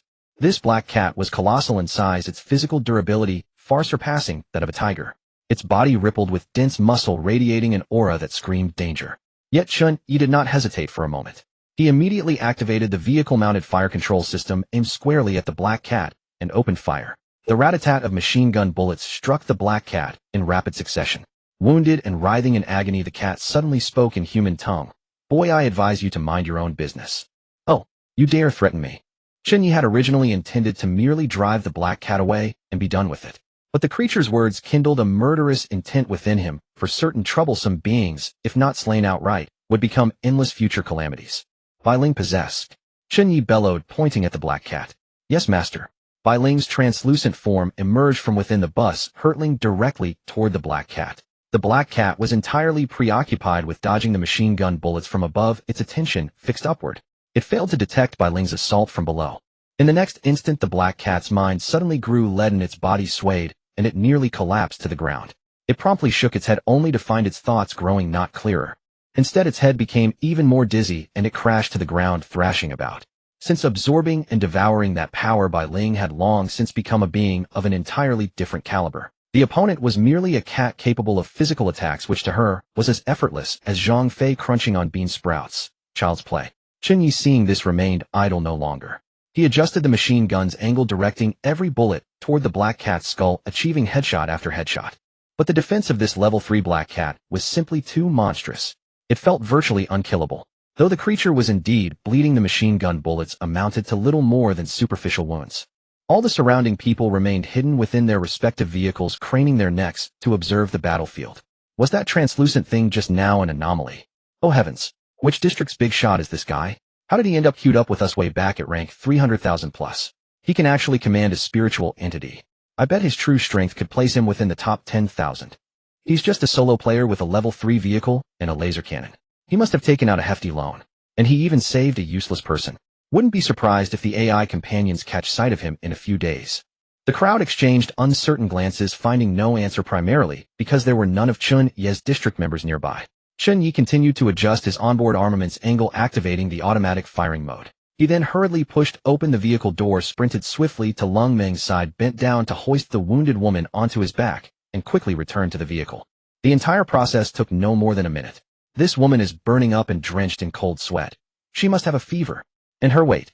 She looks voluptuous and fleshy, yet she's even lighter than Kaylai. That body of hers certainly knows where to grow the meat. Clearly, over these past 10 days of fierce starvation, beatings, and desperate fleeing, Lung Meng's weight had plummeted dramatically. Chen Ye laid Lung Meng flat upon the vehicle's floor, the very spot where she had previously lost control and wet herself. He retrieved a vial of healing serum, gently pried open Lung Meng's mouth, and poured the medicine in. But Lung Meng's teeth were clenched tight, and the majority of the liquid merely dribbled out from the corners of her lips. She hadn't drunk any of it at all. At this moment, Kaylai, having followed the sound of gunfire, descended the stairs. At one glance, she spotted Chen Ye sitting atop Lung Meng, his hands and mouth poised toward the woman on the ground, preparing to perform artificial respiration, even intending to administer the medicine mouth to mouth. She immediately pouted, a hint of jealousy flickering across her features. Master, did you perhaps forget to take off your pants? Chen Ye pressed his lips together in embarrassment. Kaylai, don't misunderstand. I was merely saving her. How about you do it instead? Chen Ye promptly handed the vial of medicine to Kaylai. Kaylai, bristling with indignation, reached out and pinched Lung Meng's nostrils, forcing her mouth open, and poured the entire vial of medicine into her belly, all without any bodily contact. In the next instant, cough cough. Lung Ming coughed twice, then fainted once more, clearly severely wounded. See, wasn't that simple? But it can be done this way too. Last time between us it clearly wasn't like that. Forget it. You stay here and watch her. I'm going to check on the black cat. Outside, the black cat and Bai Ling were battling for control of its body, the creature involuntarily convulsing on the ground and foaming at the mouth. Chen Ye felt that with Bai Ling alone, she could likely finish the job. Though its body had been continuously raked by machine gun fire, appearing drenched in fresh blood, its health bar hadn't even dropped by 10%. Chen Ye opened the data panel to probe the black cat, but could only read its level information. All other attributes remained completely shielded. The black cat's voice, tinged with fear and capitulation, rang out in broken fragments. I merely scratched her once. I won't trouble her anymore. Release me at once, or you'll face a world of trouble. Chen Ye suspected this might very well be an NPC, its purpose being to tail Lung Ming, waiting for the chance to seize her vehicle and convert into player status. Could it be that in my previous life Lung Ming was actually killed by this creature? Chen Ye couldn't figure it out, nor did he wish to tangle with it any longer. He prepared to deliver the finishing blow. He turned toward the passenger seat, reached out, and picked up the newly acquired level 3 laser cannon weapon crate, placing it into the vehicle's central control console. Ding. Rare tier, 3 primary weapon detected. Load. Yes. A flash of white light swept across the central control platform. The black weapon crate teleported to the 3-tier platform atop the vehicle, where it began automatically assembling, calibrating, and loading ammunition in one fluid motion. Within mere seconds, the vehicle-mounted laser cannon was fully assembled. The frigid silver-white particle barrel exuded the chill of death. The barrel automatically began charging, emitting a low-frequency hum that caused the surrounding air to tremble faintly. The black cat on the ground instantly felt its pupils contract as though it had sensed something. No, you cannot kill me. My father is Miao Tai Sui. Bai Ling's voice also emanated from within the black cat's body. What Miao Tai Shu, what Miao Tai Nai? Offend my master, and calling me granny won't save you. At this moment, a dedicated control axis and sensory light orb appeared on the main driver's fire control interface. This laser cannon black crate cannot be upgraded by Kaylai, so Chen Ye hadn't let Kaylai pass it through her hands. Chen Ye reached out and touched the control interface, prompting the system to display the complete operational guide. Tier 3 rare laser cannon, charge count 33. Control axis regulates the firepower level. Sensory light orb controls firing direction, automatic locking, and precision targeting. After swiftly familiarizing himself with all operating protocols, Chen Ye paid no heed to Bai Ling, who was still engaged in her possessing restraint. With one hand, he gripped the control axis while the palm of his other hand pressed firmly against the sensory light orb. The interface instantly locked onto the struggling black cat. Chen Ye pressed his palm down gently. The cannon's muzzle trembled once the surrounding space itself briefly warping before a blinding beam of white light erupted forth. No, you will regret this. The instant the white light struck its body, the tier 3 black cat melted entirely into a pool of golden liquid, utterly annihilated. Vehicle-mounted laser cannon, remaining charge 2 units. Ding. Slain level 3 cat person. Rewards: bronze chest 1, highway coins 20, cat, ear accessory set 1. Cat person. This thing never even assumed human form. How can it possibly count as a person? In his previous life, Chen Ye had never once heard of cat people. As the cannon light faded, only Bai Ling remained hovering in place, completely oblivious to what had just transpired, a face of utter bewilderment. Chen Ye knew Bai Ling possessed physical immunity, that even high-tier laser cannons could inflict no harm upon her. Without the slightest hesitation, he had fired. Upon seeing the dropped items, Chen Ye immediately disembarked and collected every piece of loot from the ground. Bai Ling, still in a daze, followed closely behind, returning together to the vehicle. The moment they were back, Kaylai bounded over with bright, eager eyes, pressing close to Chen Ye. Master, you looked absolutely amazing firing the cannon. One shot, and you nailed it. Next time fire one for me too, won't you? You'd better be talking about the laser cannon. Master, what are you thinking? Of course I meant that cannon. Chen Ye reached out and ruffled Kaylai's head, then handed over the newly acquired bronze chest. Here, you open it first, and see what's inside. Kaylai immediately opened the chest, and the bronze chest instantly transformed into a silver chest. Ding. Congratulations on obtaining 2nd Gen Drones 3. 2nd Gen Drone payload capacity 20 kilograms, capable of mounting small-scale combat weaponry, supports long-range reconnaissance and assault. Holy crap. Combat-capable 2nd Gen drones. A gleam lit up in Chen Ye's eyes. With drones in hand, encountering low-tier monsters in the wilderness could henceforth be handled via remote engagement. Kaylai, you're amazing. Another lucky pull for me. It's Master's good fortune. Good fortune we share together. Chen Ye knew that this windfall was entirely thanks to Fatty Qian. Otherwise, relying on Bai Ling to grind that black cat down would have likely taken the better part of a day. Chen Ye first stowed away 2 of the drones. He then proactively stepped to the main driver's window, rolled it down. Fatty hadn't left yet. Brother Yi, that cannon I gave you was pretty sick, right? Absolutely legendary. By the way, Fatty, take this. Chen Ye handed Fatty one of the still-sealed drones. A drone, eh? Brother Yi, you actually pulled a drone. With this I'll never have to fear getting lost again. Though Fatty possessed many treasures, he had no drone. To him this gift brought greater joy than receiving 100 highway coins. After all, any coins given to him would likely be deducted by the system in the next instant. Alright, Brother Yi, time's up. I gotta head out. Fatty stowed the drone and started up his vehicle. Chen Ye sat in the driver's seat, gazing at his new weapon and drone, momentarily lost in thought. Alright, we should get moving too. Bai Ling set course for the easternmost road. Yes, master. Ding. Devoured a level 3 cat star person. Bai Ling's HP 10, Spirit 3. Obtained a bronze alien treasure, chest 1. Master, I almost forgot to devour that thing. Bai Ling gloated triumphantly. Chen Ye looked at the treasure chest emblazoned with an alien's visage in his hands, and was equally astonished by his fortune. Not bad. I didn't expect that even after that fellow dissolved into a puddle of golden fluid, you could still devour it. What's even more unexpected is that it dropped a bronze alien treasure chest. I've never even seen one of these before. Master, as long as it's a target we kill, it forms a karmic bond with me, and I can devour it. Alright, stop showing off and focus on driving. Bai Ling immediately fell silent and concentrated on the road. Chen Ye cheerfully handed the treasure chest to Kaylai. Kaylai, if we don't find a better chest today, you can open it tomorrow. Don't worry, master. Kaylai knows what to do. Oh right, master, what about that woman? Are you still keeping her? Kaylai pointed at Lung Meng, who was being blasted by the 16-degree central air conditioning on the ground. Only then did Chen Ye glance toward the rear. She was still unconscious, curled up and trembling all over. Her cheeks were as pale as paper, her eyes shut as tears streamed down unbidden, and she mumbled incoherently, "So cold. Mommy, I'm so cold. Damn, I was so busy tallying the spoils that I almost forgot about this woman." Chen Ye glanced at Kaylai beside him. After spending time together day after night under his meticulous care, her all attributes had been gaining 1 daily. Kaylai's stats had now completely caught up with an ordinary person, 11 points in physique, 11 points in spirit, perfectly balanced with no weak points. He knew well that Kaylai minded him taking in this woman who was competing with her for breakfast. To avoid suspicion, he could only hand the matter over to her first. "Kaylai, what do you think we should do?" Kaylai flashed a mischievous grin. "Master, this woman is too badly injured. She's also been infected with cat poison. She might not be savable. But I have a way." Chen Ye's heart sank. He could sense it too. Although Lung Meng's external wounds had stabilized, her vitality was steadily draining away. It was the rhythm of slowly waiting to die. "What way do you have?"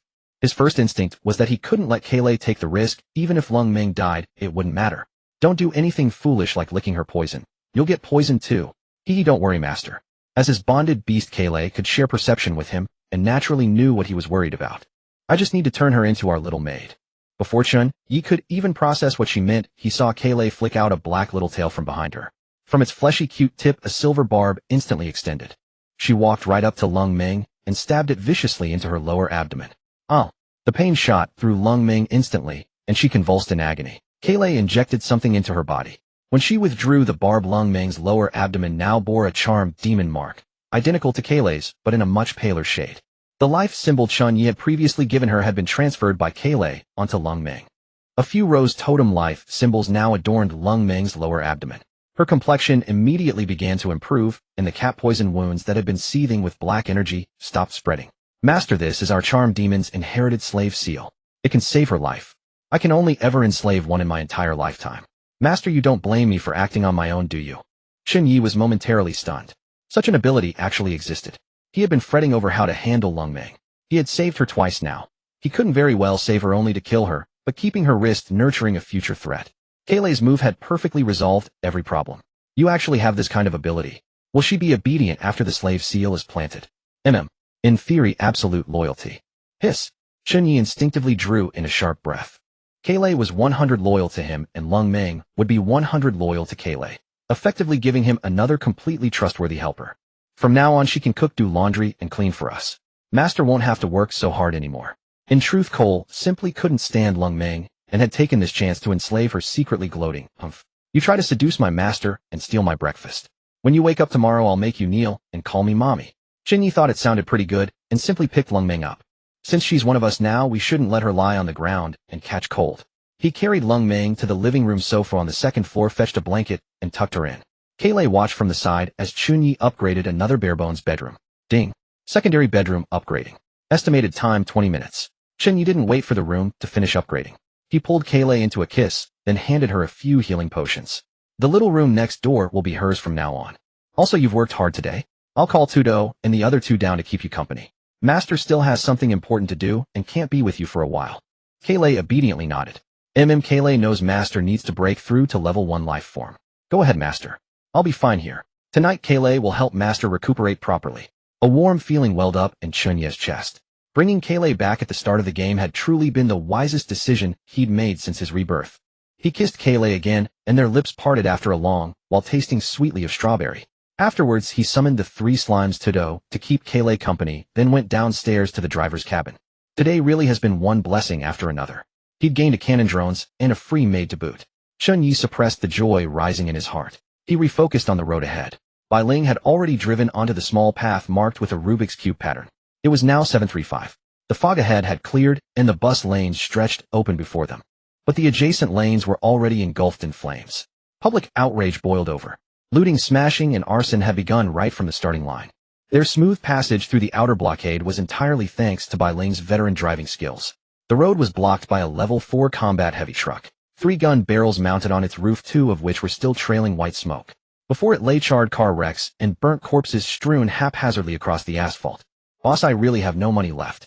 Let me through, and I'll pay you back as soon as I earn some.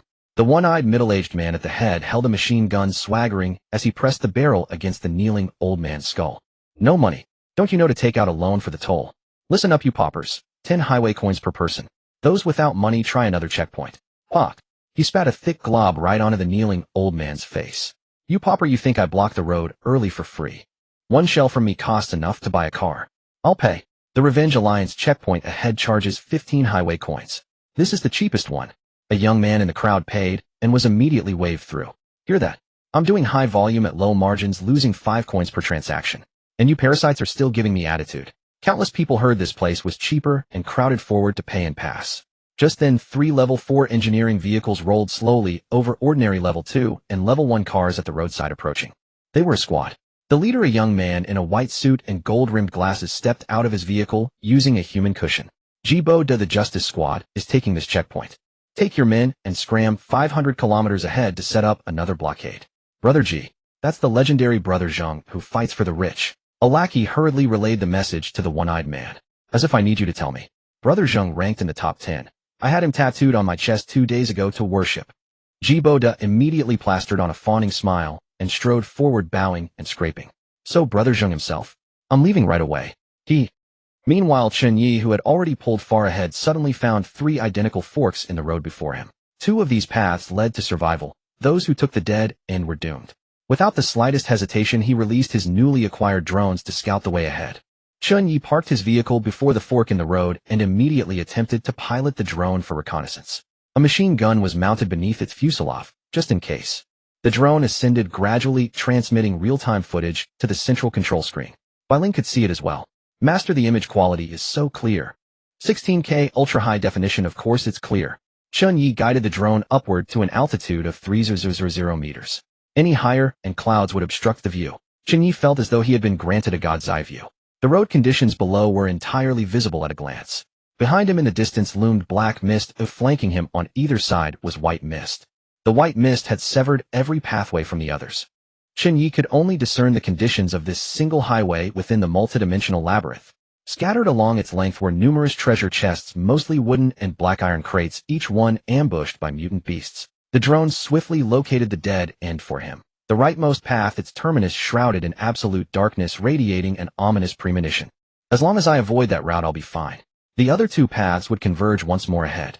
Just as he prepared to recall the drone, a sudden splat. Half the screen was instantly obscured by bird droppings. Damn, such rotten luck. Chen Ye immediately adjusted the drone's position and tilted the camera upward. It was a level 3 abyssal crow. Bai Ling promptly reminded him, Master, this is the self-detonating crow that attacked us before. I recognize that bastard. Damn it, just you wait. I'll blast you to hell. Chen Ye didn't hesitate. He immediately commanded the drone to pull the trigger, driving the crow back. He contemplated in cold silence for a moment. In his previous life, he had never once encountered creatures of the abyss, yet now they appeared time and again in this life. Could they truly have come for Kaylay? After repelling the crow, the drone safely returned. Bai Ling, take the leftmost path. Yes, Master. Bai Ling steadily guided the vehicle into the left lane. The road ahead was temporarily safe, yet a lingering unease persisted in Chen Ye's heart. I must enhance my own strength as swiftly as possible to possess greater power for self-preservation. Chen Ye wiped the camera clean with tissue paper, tossed the drone onto the vehicle's tabletop, spread out a mat, and prepared to refine elixirs. Bai Ling, I need to focus on refining elixirs. You drive carefully and don't disturb me. Yes, master. Chen Ye cast aside all concerns, regulated his breathing, composed his spirit, and after a brief moment of meditation began injecting vials of elixir into his body one after another. His body responded swiftly. Fortunately, thanks to the foundation he had previously established, the refinement of medicinal potency now flowed far more smoothly. Ding! You have successfully refined a primary growth elixir, gaining 1 point of chi, 5 points of permanent health, and 5 experience points. Averaging 1 vial per half-hour. Time flew by until noon arrived. Ding! Primary growth elixir successfully refined. Your life tier is undergoing ascension. At this moment, Chen Ye felt only the crackling of bones throughout his body, every inch of muscle tearing apart and reforming, as a searing surge of magical power erupted from his lower abdomen and instantaneously coursed through his entire being. In the end, there remained only comfort and exhilaration. Ding! Congratulations to the host on breaking through to level 1. Lifespan cap increased to 150 years. All attributes 5. And you have gained 10 points of mana. Mana can be utilized to charge magical weapons, charge vehicle-mounted weapons, and supply consumption for rare secret arts. Chen Ye slowly opened his eyes, gazing at the faint golden radiance glimmering across his hands. Without hesitation, he thrust his hand directly into the energy orb of the vehicle-mounted weapon. The next instant, the laser cannon siphoned all that mana directly from within him. Ding! Charging complete.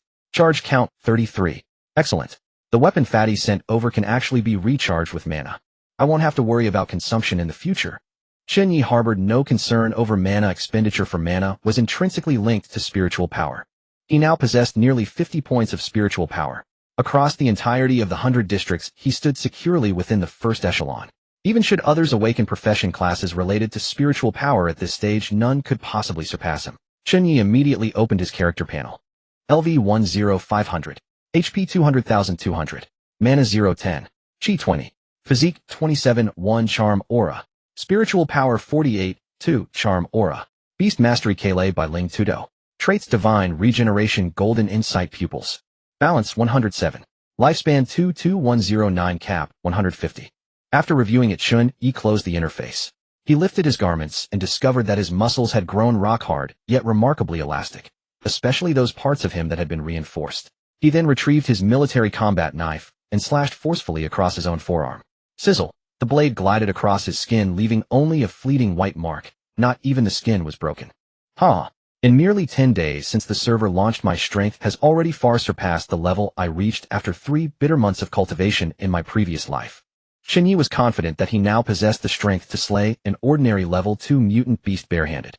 However, against a particularly powerful level 2 mutant beast, he would still need to rely on firearms. As for level 3 mutant beasts, apart from those with obvious weaknesses, he would essentially be powerless to contend with them at this stage without his vehicle-mounted laser cannon. Conventional firearms using ordinary ammunition were largely incapable of slaying level 3 mutant beasts. Only laser cannons, electromagnetic guns, and heavy vehicle-mounted weapons could effectively eliminate them. Chen Ye's thoughts turned to the terrifying combat prowess of Monk Sanzang, and he couldn't help but shake his head gently. His current strength at best rivaled that of an ordinary level 1 combat class profession holder.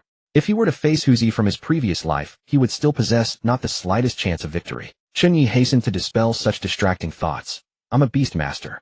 Coordinating the team, managing development. That's where my strengths lie. I alone am an entire squad. Who could possibly stand against me then?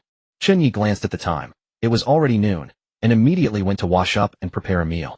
After all, he had previously promised Fatty to handle his meals for an entire month. He could not possibly break that promise. Elsewhere upon the 8-lane main thoroughfare, after parting ways with Chen Ye, Fatty immediately sought refuge in the Mutual Aid Alliance organized by Monk Sanzang. Relying upon the monk's formidable strength, even a powerful expert driving a level 4 vehicle treated him with great deference, and the members of the alliance progressed unimpeded along their journey. This drew many survivors who wished to join the alliance. Alas, Sanzang had long resolved not to expand recruitment any further, Fatty alone being the exception. Brother Sanzang, are you even human? That was a level 3 stone golem. Others couldn't breach its defenses even with level 3 vehicle-mounted weapons, yet you shattered it with a single staff strike. This is the demon subduing staff technique. Compared to the 18 bronze men formation laid down by my own master, that stone golem is utterly beneath contempt. Fatty swallowed hard in secret. In the past, he had dismissed all martial arts as fraud, never imagining such genuine prodigies truly existed in this world. By the way, Brother Sanzang, just how many profession holders do we have in our alliance now? Including you 3 in total. Besides the 2 of us, there's Huzi. He has awakened as a butcher, advancing through slaughter. Slaying mutant beasts and humans alike raises his power, but his temperament is somewhat peculiar. At this moment, Huzi remained in the rear, within He Ying's RV, trailing far behind the convoy of level 3 sports cars. Huzi had 1 blood-red eye and 1 pitch-black eye. His madness value was locked between 60 and 95. In daily life, moments of clarity were exceedingly rare. Only He Ying's intimate care and soothing could briefly restore his sanity. Inger, you should still leave me. I'm no longer a normal person. Tiger bro, are you saying you refuse to take responsibility for me? Huzi himself could not explain why that act served to reduce his madness value. In such a frenzied state, what ordinary woman could possibly endure him? He Ying was already covered in wounds, her skin marred by bruises and bite marks. Moreover, without any protective measures, this would inevitably lead to trouble sooner or later. I don't wish to hurt you like this every day. Tiger bro, don't say such things. Without your intervention that night to save me, I would already be dead. Inger, you should still leave me. Tiger bro, say no more. Look at this, what is it? It's the roasted meat sent over by brother Chen Ye. This roasted meat was the meal Chen Ye had set aside for Fatty. Fatty passed it to Sanzang, and Sanzang in turn shared a portion with Huzi. At this moment, Fatty and Sanzang had halted their vehicles for a rest and a meal. The 2 sat within their cars, chatting idly through the window. Brother Sanzang, what profession did you awaken? War monk, to punish evil and promote virtue. I can perceive the sin value within all living beings. Slaying those burdened with heinous sins allows me to accumulate merit. Yet when he glanced at the number above his own head, a full 888 points of sin value, he could only feel that the system was deliberately toying with him. He had devoted his heart wholly to Buddhism. Wine and meat pass through the gut, while the Buddha remains in the heart. Yet contrastingly, Fatty beside him, devouring everything in sight, possessed a mere 5 points of sin value. We're both eating meat. He even eats more than me, so why? He shook his head and ceased to dwell on it. The monk bit into a piece of Chen Ye's roasted meat. Ah, delicious.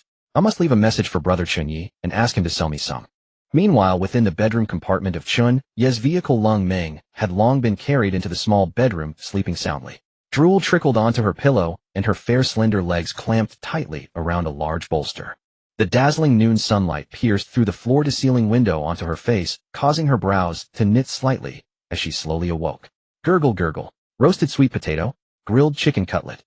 Gurgle gurgle. Lung Ming's external wounds had mostly healed, new pale and tender skin having grown over them. The healing potion had drained far too much of the girl's energy. She had been roused from sleep by sheer starvation. Lung Ming squinted, her drowsy eyes nuzzled against the soft mattress of the Simmons bed, and mumbled instinctively. Mom, I'm hungry. Is the food ready yet? The words had barely left her lips when she blinked, sending a violent shudder through her entire body. Something was wrong. This was not her home. Lung Ming's eyes flew open instantly. Through the panoramic floor-to-ceiling window, she watched the desolate highway outside flash past at terrifying speed. The bloody memories of the apocalypse, the desperate struggles of the crowds, the grievous wounds, and the despair at death's door, all crashed into her mind like a tidal wave. A tearing, excruciating pain shot through her head, causing her entire body to curl into a trembling ball. Am I dead? Is this heaven? Even at the moment of her death, she had fantasized about that pervert Chen Ye coming to save her from despair. How foolish of me. That guy hates me so much. How could he possibly save me? Just as her mind went blank and her whole body trembled, a soft click echoed as the bedroom door was pushed open. Cola stood holding a stainless steel basin, a mischievous grin curling at the corners of her lips. Oh, good daughter, so you figured out how to call me mama, without me teaching you. How well behaved. Lung Ming froze for 2 seconds, her mind utterly blank. Driven by instinct, she furrowed her brows in anger, her face flushing crimson as she was about to unleash a torrent of curses. Then she sensed something was amiss. Could this possibly be that pervert's vehicle? Could it be that it wasn't a dream and the pervert actually had a change of heart and saved me? How could that be possible? Didn't he say? Her thoughts spun like lightning, but the next instant, the succubus mark on her lower abdomen suddenly burned white-hot, and an irresistible sense of domination swept through her entire body. Upon seeing me, will you not offer your greetings? Cola's rose-petal-shaped crimson pupils suddenly materialized and flickered slightly. Lung Ming's body was utterly beyond her own control. She slid straight from the bed onto the wooden floor, dropped to her knees, bowed her head reverently, and spoke. Your daughter greets her mother. Her voice came out soft and obedient, startling even herself. yet she seemed unable to control herself. She knew Kola was behind this, but at this moment she felt only reverence toward Kola. No, wait. She felt the same reverence toward the person standing beside Kola, not daring to show the slightest offense. The magic sigil on her lower abdomen seemed to be the handiwork of them both. Alright, stop teasing her. She's just woken up and her body is still weak. Don't take it too far. Chen Ye leaned against the doorframe, hands tucked in his pockets. His gaze swept lazily across the room, and seeing that his future maid was unharmed, he finally set his heart at ease. Oh. Kola pouted her lips, waved her hand with obvious reluctance. Consider yourself lucky. The master pleaded for you, so I'll spare you this once. The moment the words fell, the oppressive force on Lung Ming vanished in an instant. Huff, huff. She gasped desperately, her body drenched in cold sweat, her snow-white chest heaving violently. That sensation of having one's very soul clutched in another's grasp was more terrifying than death itself. From now on, don't call us mom and dad. Call us master and mistress. Chen Ye was only 22 years old, and had no desire to suddenly acquire a daughter roughly his own age. Kola slammed the food basin onto the floor in front of Lung Ming with a resounding clang, planting her hands on her hips. Aren't you going to offer your greetings and proper address? Yes. Lung Ming pays her respects to the master, pays her respects to the mistress. She bowed her head in prostration, her etiquette flawless and complete. Chen Ye accepted the courtesy with equanimity. In his heart he had already resolved, having accepted everything about this person, he would cultivate her as a trusted confidant. Seeing that her master was pleased, Kola immediately allowed Lung Ming to eat her meal in peace. Eat up. This is a meal personally prepared by the master. It smells absolutely divine. Consider it a bargain for you. From this day forth you shall be the exclusive maid by the side of my master and myself. As she spoke, she raised her hand and pointed toward the maid dress and cat ear accessories arranged on the nightstand. From now on, laundry, cooking, cleaning, all of it falls under your jurisdiction. You are the sanitation officer of our vehicle. Do you understand? Lung Ming's head drooped. She looked at the food basin on the floor, then raised her gaze to Kola's triumphant expression and finally to Chen Ye standing nearby with an air of complete detachment. Her eyes instantly reddened. She bit her lip, her fists clenched so tightly that her nails dug into her flesh. Yet the magic sigil on her lower abdomen continued to throb with faint heat, soothing her on one hand while reminding her on the other of her current station. Having recognized her place, she felt no anger, only a sense of grievance and an indescribable thread of happiness, all tangling together in her mind into a hopeless mess. She drew a deep breath, knelt on the floor, and lifted the food basin, reached for the spoon, and began eating one mouthful at a time. Tears pattered down into the rice, mingling with the food, and swallowed together into her stomach. Watching her in this state, Kola felt an indescribable sense of triumph welling up inside. You dared to seduce the master. You dared to take my breakfast. And now aren't you obediently serving as my slave? Yet Kola had her own measure of propriety. She knew well that Chen Ye held some degree of goodwill toward Lung Ming. Out of love for what he cherished, she had never intended to truly harm the girl, merely to chasten and discipline her a little, perhaps even to welcome her as a sworn sister. Chen Ye glanced at the time and said to Kola, I'm heading to the cockpit. Don't bully her anymore. Call me if anything comes up. Understood, master. Kola immediately sidled up, wrapped her arms around Chen Ye's head, and planted a kiss on his lips, as if performing for someone in particular. Rest assured, master. I'm not some wicked woman. I'll teach her how to cook in a bit. Chen Ye paid it no heed. He ruffled her hair, turned, and walked out of the bedroom, closing the door behind him with practiced ease. Only Kola and Lung Ming remained in the room. Kola pulled over a chair and sat across from her, crossing her legs, cracking sunflower seeds, while watching her eat. Eat faster. When you're done, come with me to learn how to cook. I know exactly what you're thinking. Kola touched the magic sigil that resonated in perfect sync with Lung Ming's, as though peering directly into the girl's past. You used to be a pampered mama's girl who never lifted a finger. But this is the apocalypse. You should count yourself fortunate that the master holds some fondness for you. Otherwise I would never have wasted a precious maid slot on saving you. Lung Ming kept her head lowered, eating in silence. She truly was starving. 3 dishes, 1 soup, a bowl of steamed rice.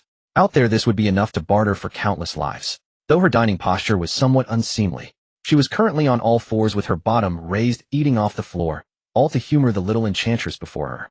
Seeing that she remained silent, Kola deliberately raised her voice. Did you hear me? Keck out your tongue. The magic sigil on her lower abdomen flared with heat once more. Lung Ming trembled all over and hurriedly whispered, I heard you, mistress. Kola smiled in satisfaction. From now on in this household, I am the one who calls the shots. In the cockpit, Chen Ye shook his head. Every thought running through Kola's mind was crystal clear to him, and he could even perceive Lung Ming's thoughts as well. A peculiar sensation, as though he too could control Lung Ming. Chen Ye did not dwell on it. He began operating the drone to continue scouting the route ahead. As for the treasure chests along the way, he didn't bother picking up a single one. He had no interest in the junk inside wooden chests, a single sausage, or a pack of crackers. His target was exclusively the spatial stone treasure chests. After all, when it came to speed, he was hardly the fastest. This was the merger of 100 districts. Even though he had the advantage of an early start, others drove level 4 vehicles and could overtake him with the greatest of ease. He had to rely on drone reconnaissance to take the most optimal route without wasting a single second. At this moment, a level 4 vehicle behind them had already reached the fork in the road that Chen Ye had passed earlier. Boss G, there are 3 paths ahead. Which way should we go? G Boda narrowed his sole remaining eye. This route is called the multidimensional maze. There's bound to be only one correct path. Send out a drone to scout. G Boda's drone was a first-generation standard model. It could only fly 500 meters high with terribly blurry image quality capable only of discerning vague outlines of the road. It would require far more time to find the right path, but it quickly identified the right-hand path as a dead end. Take a few men to the right side path. That is the only viable route. Remember to report the situation in real time. To test what lurked in that pitch-black region to the right, G Boda did not spare even a single subordinate. Yes, boss. The subordinates assumed this was a sign of the boss's trust in them, granting them the honor of going first. Once the few subordinates had departed, G Boda led the main convoy speeding along the leftmost path at full throttle. The subordinates who had taken the right path transmitted the road conditions in real time. But after a while the footage took a sinister turn. The subordinates slammed on the brakes trying to reverse course, but something monstrous occurred. Their vehicles had clearly come to a stop, yet the highway itself began to shift, dragging them into the pitch-black void. Ding! Extreme event detected. Madness value 50. G Boda watched it all unfold. A wild surge of frenzy flickered across his face before he quickly suppressed it.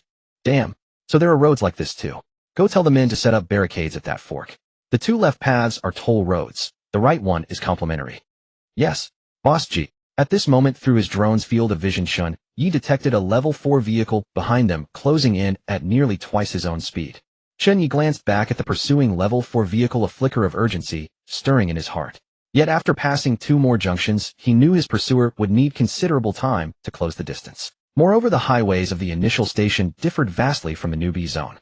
While the newbie zone boasted a station every few hundred kilometers, here stations were spaced tens of thousands, or even hundreds of thousands, of kilometers apart.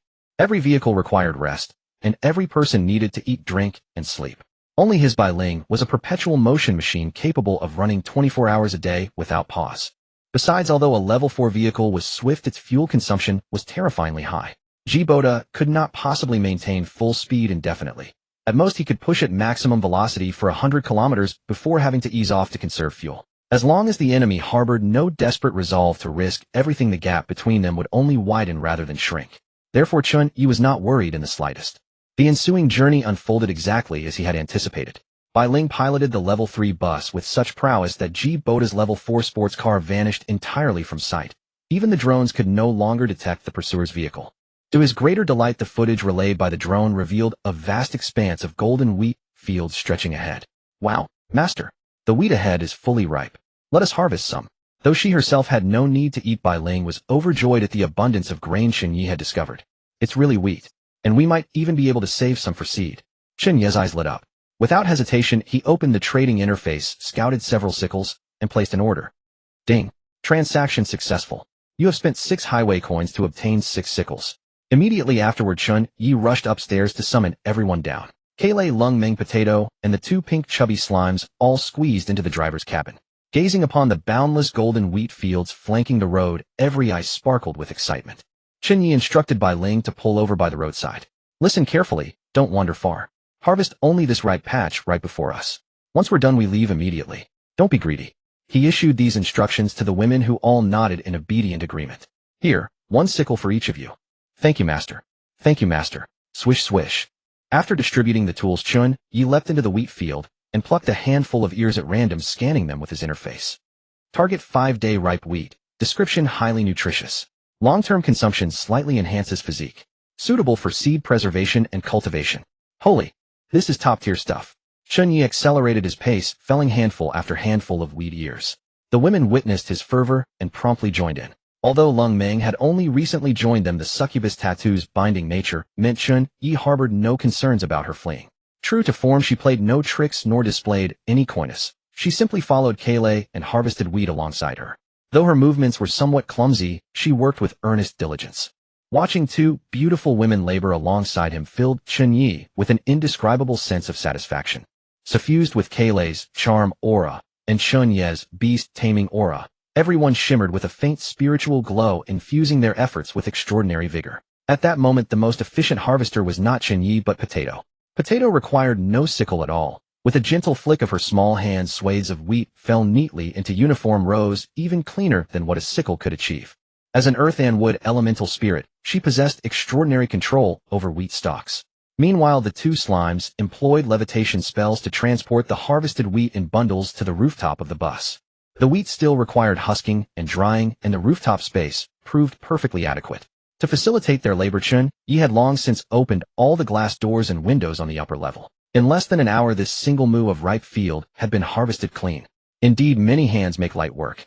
Chen Ye wiped the sweat from his brow and estimated that this plot alone had yielded 600 to 700 jin of wheat, enough to feed their entire family for several months with plenty left over for seed.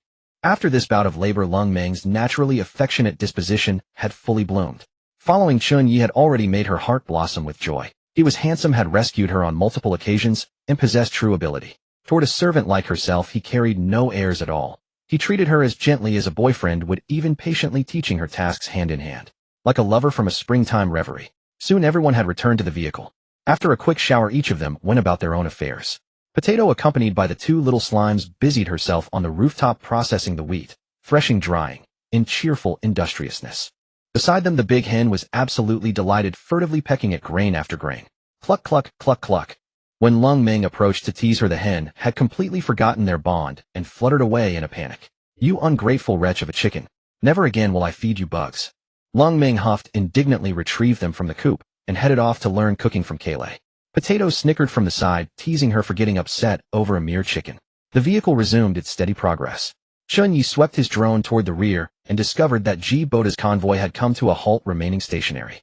It seems this spatial stone treasure chest is mine for the taking. Just as he spoke, an abrupt change occurred. Moments ago, Chen Ye had explicitly confirmed via drone that the wheat field road ahead was safe. Yet now, directly ahead in the wheat field, a colossal circular crop circle had mysteriously appeared, resembling some strange magical formation radiating a faint white light that stretched skyward. Chen Ye dared not take the risk and immediately commanded, "Bai Ling, reverse. We're taking a detour." "Understood, master." The bus had just smoothly turned around when an all-too-familiar yet detestable voice suddenly descended from above. "Caw, caw." The level 3 Black Abyss Crow had returned once more, and this time it spoke in human tongue. "Boy, we meet again. You stole our captain's egg, and you still think you can run. Oh, your captain's bird egg got stolen. What the hell does that have to do with me? Leave or die?" Chen Ye narrowed his eyes. He recalled that in his previous life Kayleigh's egg had rotted unwanted, but in this life someone was actually pursuing them for it. Chen Ye did not overthink it. He had long found this irritating crow an eyesore. Bai Ling, head toward the crop circle. "Yes, master." Bai Ling immediately spun around and accelerated once more. Chen Ye plunged both hands into the vehicle-mounted fire control system. The laser cannon slowly rose, charging, aiming, and locking on in one fluid motion. Target: red-eyed Black Abyss Crow, level 3. The instant the red-eyed crow beheld the laser cannon barrel, every feather on its body stood on end. Though it did not recognize the contraption, the instinct of a level 3 life form screamed that this device could claim its life. "Boy, let's talk this out. I'm merely a messenger. You blew up my car the first time we met. What the hell is there to talk about?" Chen Ye would never surrender Kayleigh. She was no longer merely his pet. She was his most cherished family. A blinding flash of white light erupted as the laser cannon pierced clean through the red-eyed crow's body. Death seemed imminent.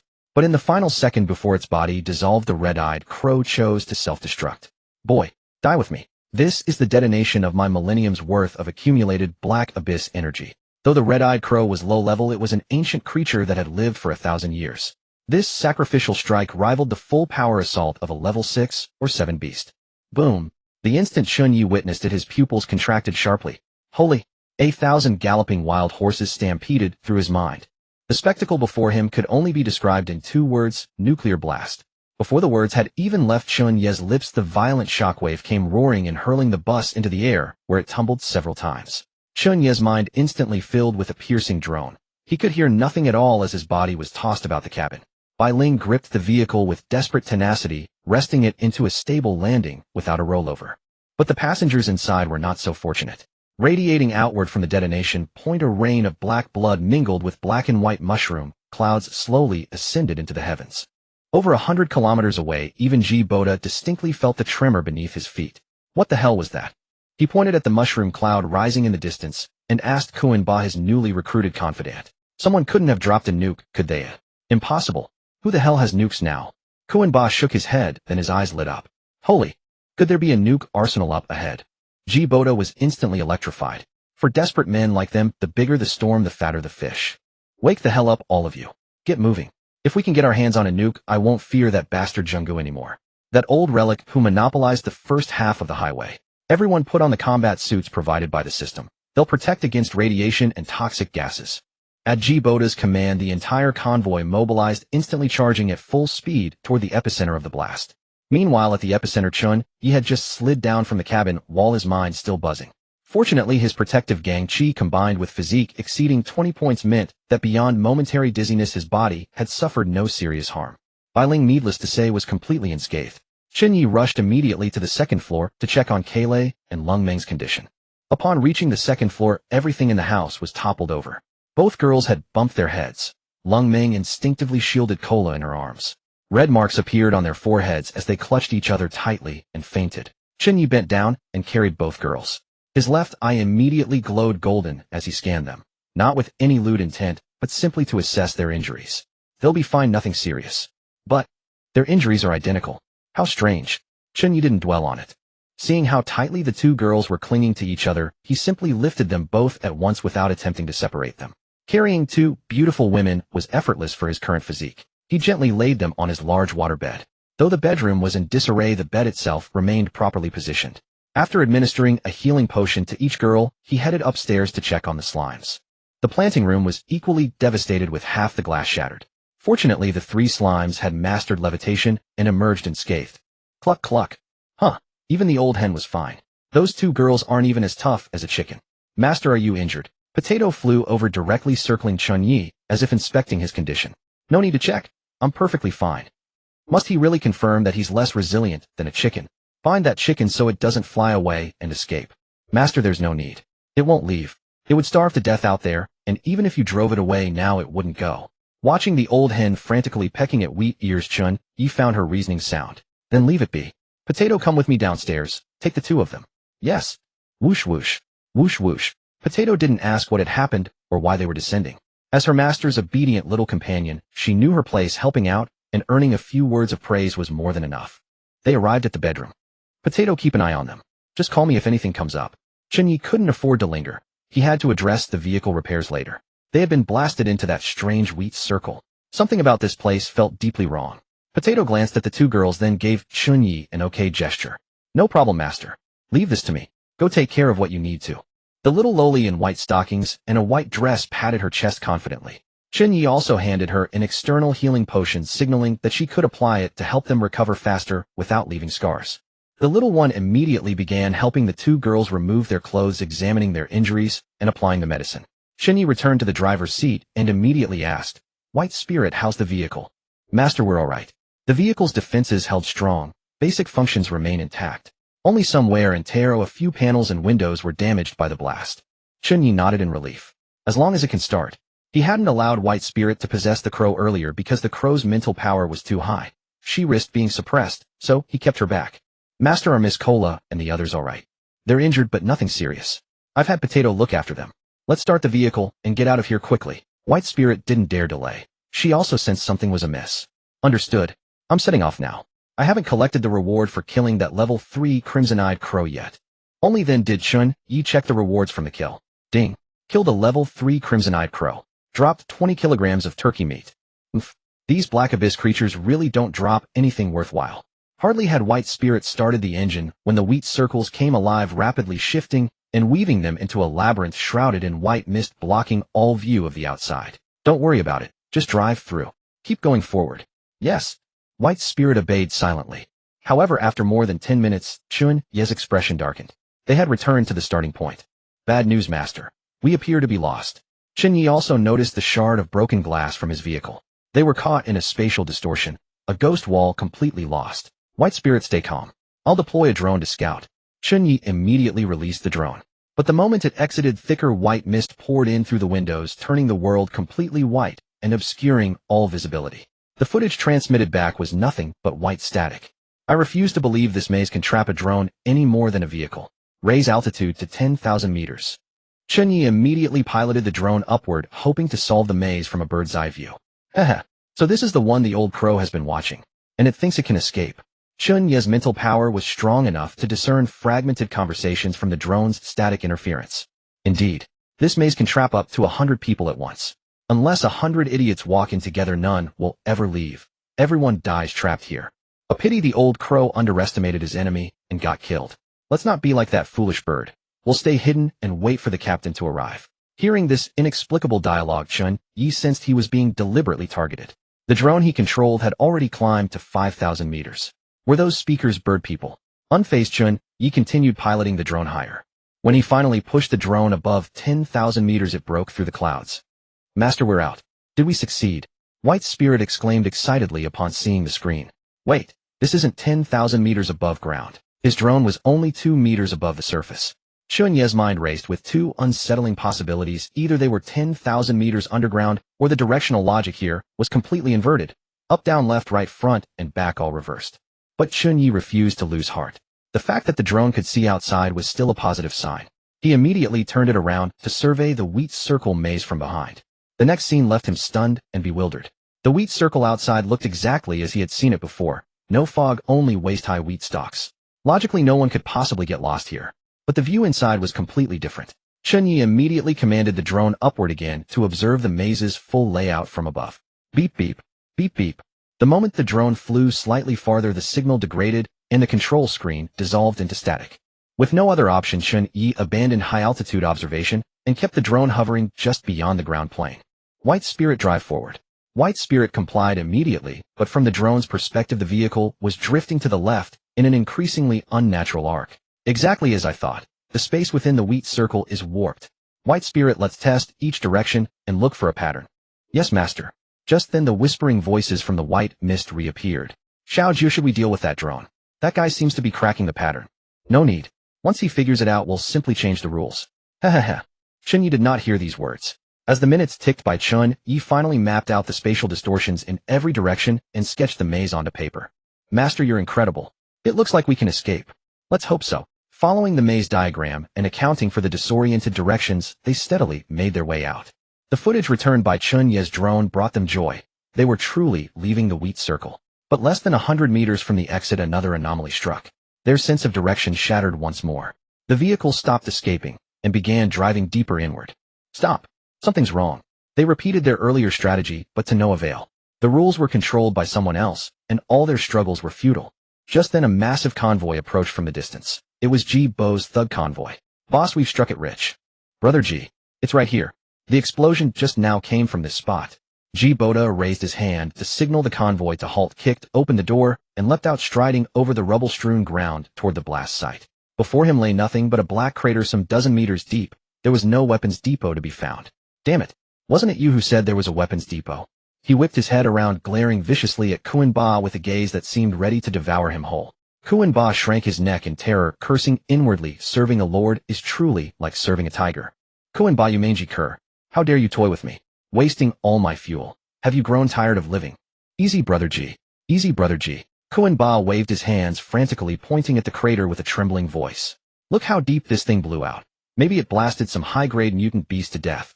As he spoke, he leaned over to peer into the pit. Then his eyes suddenly blazed with excitement. There's something here. Brother Ji. There's really something. I never lied to you.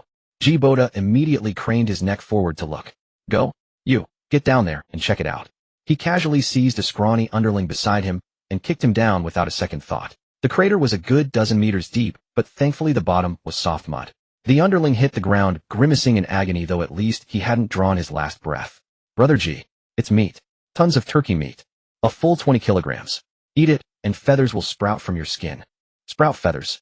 You mean it can fly? Ji Boda's eyes blazed crimson in an instant, and his mind was already conjuring visions of himself with twin wings unfurled, strutting his dominance along the 100-district highway. In the apocalypse, clean meat was already rarer and more precious than gold, let alone meat imbued with extraordinary abilities. Boy, if you dare steal even a single bite, I'll flay you alive. Get it up here now. At that very moment, a drone hidden in the distant wheat field captured every detail with perfect clarity. Chen Ye watched the screen as the crowd scrambled for the turkey meat. Though displeasure stirred within him, he had no time to bicker over it. The pressing matter was how to escape this accursed wheat circle. Boda had brought over a dozen tier 3 vehicles along with his own tier 4 heavy truck and commanded a force of 200 to 300 men. A direct confrontation would surely cost him dearly. Ba. Chen Ye's gaze locked onto that bowing, scraping figure, and his expression instantly turned glacial. I spared your miserable life once, and you've turned traitor again. The drone quietly lowered its altitude.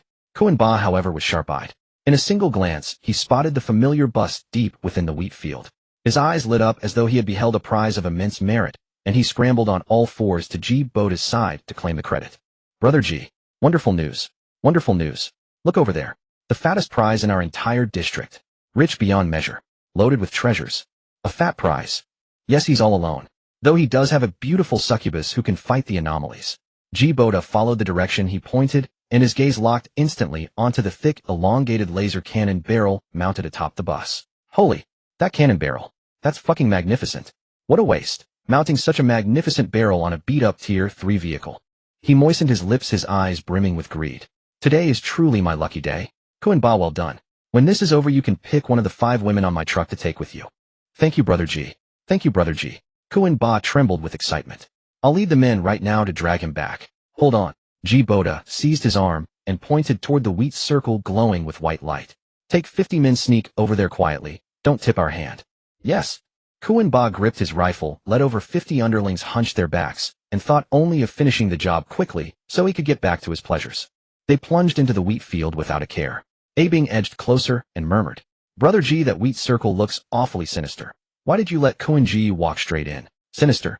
Sinister or not, does it still need manpower? Boda let out a cold laugh. What's one Ba's death? Just get that cannon barrel, and my strength will rise by at least 30%. That's a laser cannon. One shot to kill a tier 3 mutant beast. Everyone stared toward the wheat circle. Yet after Ba led his men inside, they vanished like stones sunk into the sea. Not a single ripple stirred. What's happening? Why have they stopped? Did they spot us? Spot what? That car's windshield is blown to pieces. The people inside are probably long dead from the blast. Boda's patience shattered, and he began cursing furiously. Meanwhile, Ba inside the wheat circle was now thoroughly bewildered. Where am I? What the hell is this? Wasn't this the wheat field? Why is it all white fog now? He shouted several times, but no answer came. His underlings panicked in unison, spinning round and round in place like headless flies. Chen Ye watched this and felt a chill in his heart. Good thing he hadn't recklessly charged out earlier. It wasn't just vehicles that got trapped. People suffered the same fate. Those 2 mysterious voices had spoken truly. This labyrinth. Was it alive? Outside, Boda grew increasingly anxious. The underlings who had entered the wheat circle walked right up to the car window, yet failed to see the bus within. The 2 sides were separated by less than 10 meters, yet they existed as if in 2 different worlds. The 2 mysterious figures within the white fog also breathed a sigh of relief. Good thing those fools are finally scared. Probably no more will dare enter. But never in their wildest dreams could they have imagined that Boda refused to believe in anything supernatural. Bing, can you see anything useful here? I can see it, Brother G. Anyone who goes and seems to get trapped in a maze can't tell direction. But I can't think of any way to deal with it. Simple. Boda spat on the ground. Everyone grab a rope, tie it around your waists. The ones outside will hold the line. Then draw a map and follow it. I refuse to believe we can't pry that cannon barrel loose. And while you're at it, rescue anyone trapped inside. Bing was Boda's fiercest fighter. A former underground boxing champion who obeyed his every word without question. Yes, Brother G. To play it safe, Bing took 80 men in one go. Each man had thick hemp rope tied around his waist and clutched a simple hand-drawn map. Stay sharp. Get the cannon barrel first. Don't touch anything else. Got it, Brother Bing. Brother Bing, look at this wheat. It's all ripe. When this is over, can we harvest some to take home? Cut the chatter. Business first. 80 men drew a deep breath and charged into the wheat circle together. The underlings outside gripped the hemp ropes tightly, not daring to let go. The instant the last man stepped into the wheat circle, the white fog before Chen Ye's eyes suddenly receded like a tide. The warped space instantly returned to normal. Ba and his underlings, who moments ago had been spinning in circles, suddenly snapped awake. Every gaze in the crowd locked onto the bus in unison. Excellent. So 100 people really does break the seal. Chen Ye slammed the central console in excitement.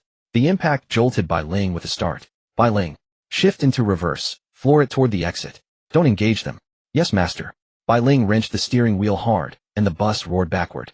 The wheels rolled straight over the still-dazed Kuan Ba. Squelch. The tires of the three-story-high bus crushed down. Kuan Ba couldn't even let out a scream before his entire body burst open like a watermelon. Blood and shredded flesh spattered over the underlings beside him. Ding. Witnessing an intensely disturbing scene, Madness 50. The underling's blood-curdling scream echoed across the wheat field. The bus did not pause for an instant. It barreled forward, sending several more underlings flying as it surged toward the wheat circle's exit in a cloud of dust. Ji Boda watched helplessly as Chen Ye escaped. His face turned green with rage, and he kicked an underling beside him to the ground. Chase them. Everyone get in and chase. Today I will kill that bastard no matter what. Over a dozen vehicles started simultaneously charging toward the wheat circle. But the instant the crowd stepped out of the circle, leaving only 99 people inside, the white fog rose once more. Those trapped within were ensnared again. The men outside pulled frantically on the hemp ropes, but they did not budge an inch, as if nailed to the ground by some invisible force. An uncanny magnetic field severed all contact between inside and out. Brother G, let's call it off. This wheat circle really is haunted. What if we take a different route to chase? Yeah, Brother G. All our brothers are trapped inside.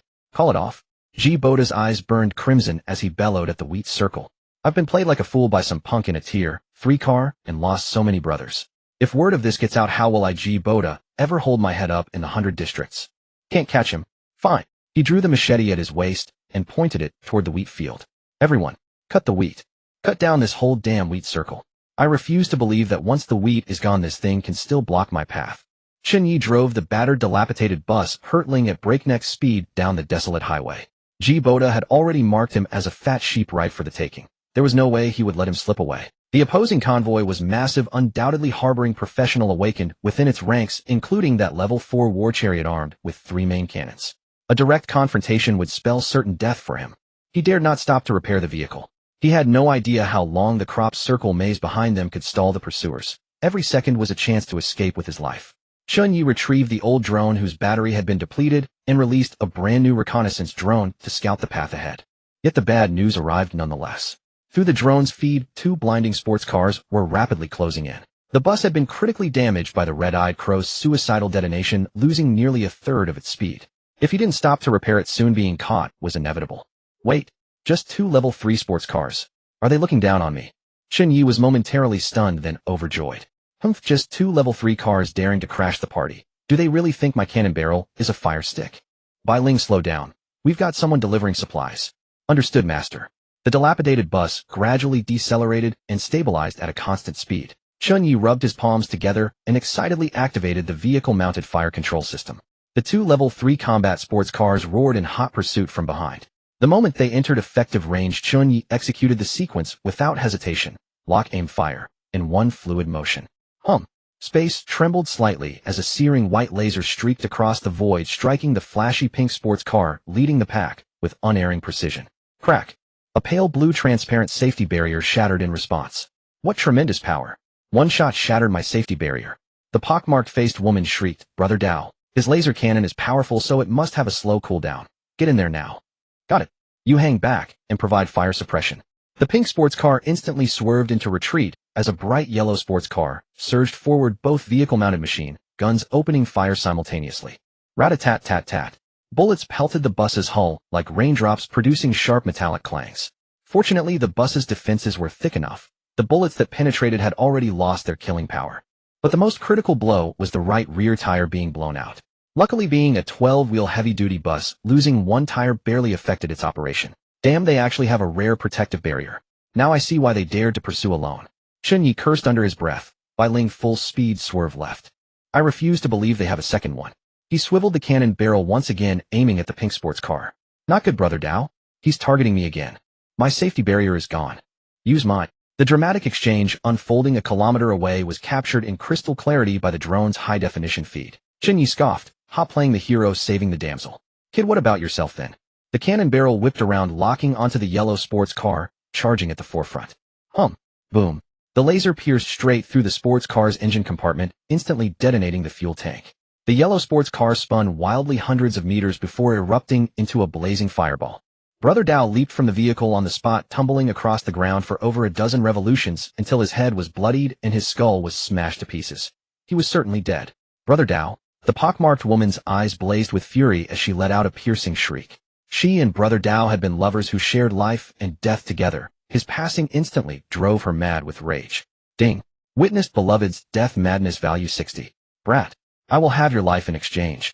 She floored the accelerator, pushing the speed to 250, then stood directly atop the convertible, hoisting a massive grenade launcher onto her shoulder. This was something Boda had acquired through immense hardship temporarily lent to them for use.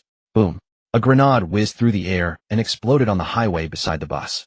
The tremendous shockwave caused the bus to lurch violently. The shot went wide.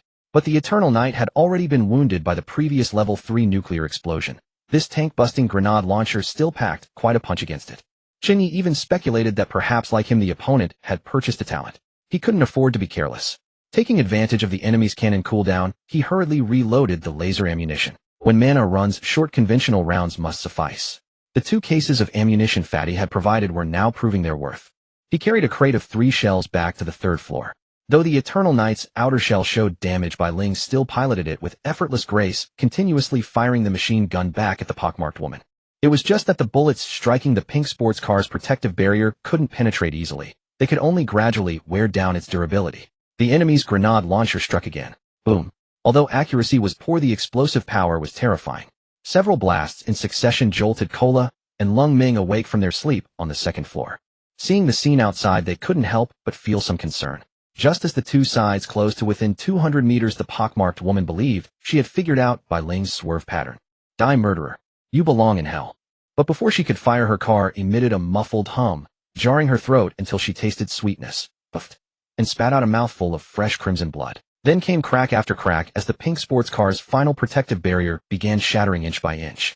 Before the pockmarked woman could react, that thick cannon barrel had already locked onto her, once more glowing with white light. No. I'm still young, only 38. Roaming. Before the words could finish, the pink sports car was pierced straight through by the laser and exploded into a towering fireball. Chen Ye was panting heavily, leaning against the central console as he wiped the sweat from his brow.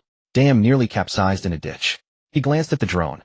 Boda's main force was nowhere to be seen, presumably unable to arrive for the moment. Bai Ling, fall back. Let's devour their cars first. Master, that was too close just now. Lucky that woman was so stupid. Chen Ye was likewise still shaken, or it had been perilously close. Had he reloaded the ammunition earlier, such an incident wouldn't have occurred. Chen Ye conducted a rapid post-battle review. He had been far too careless, having encountered too little resistance in this life, and become far too complacent. To prevent anything like this from happening again, I must teach Tado to reload next time.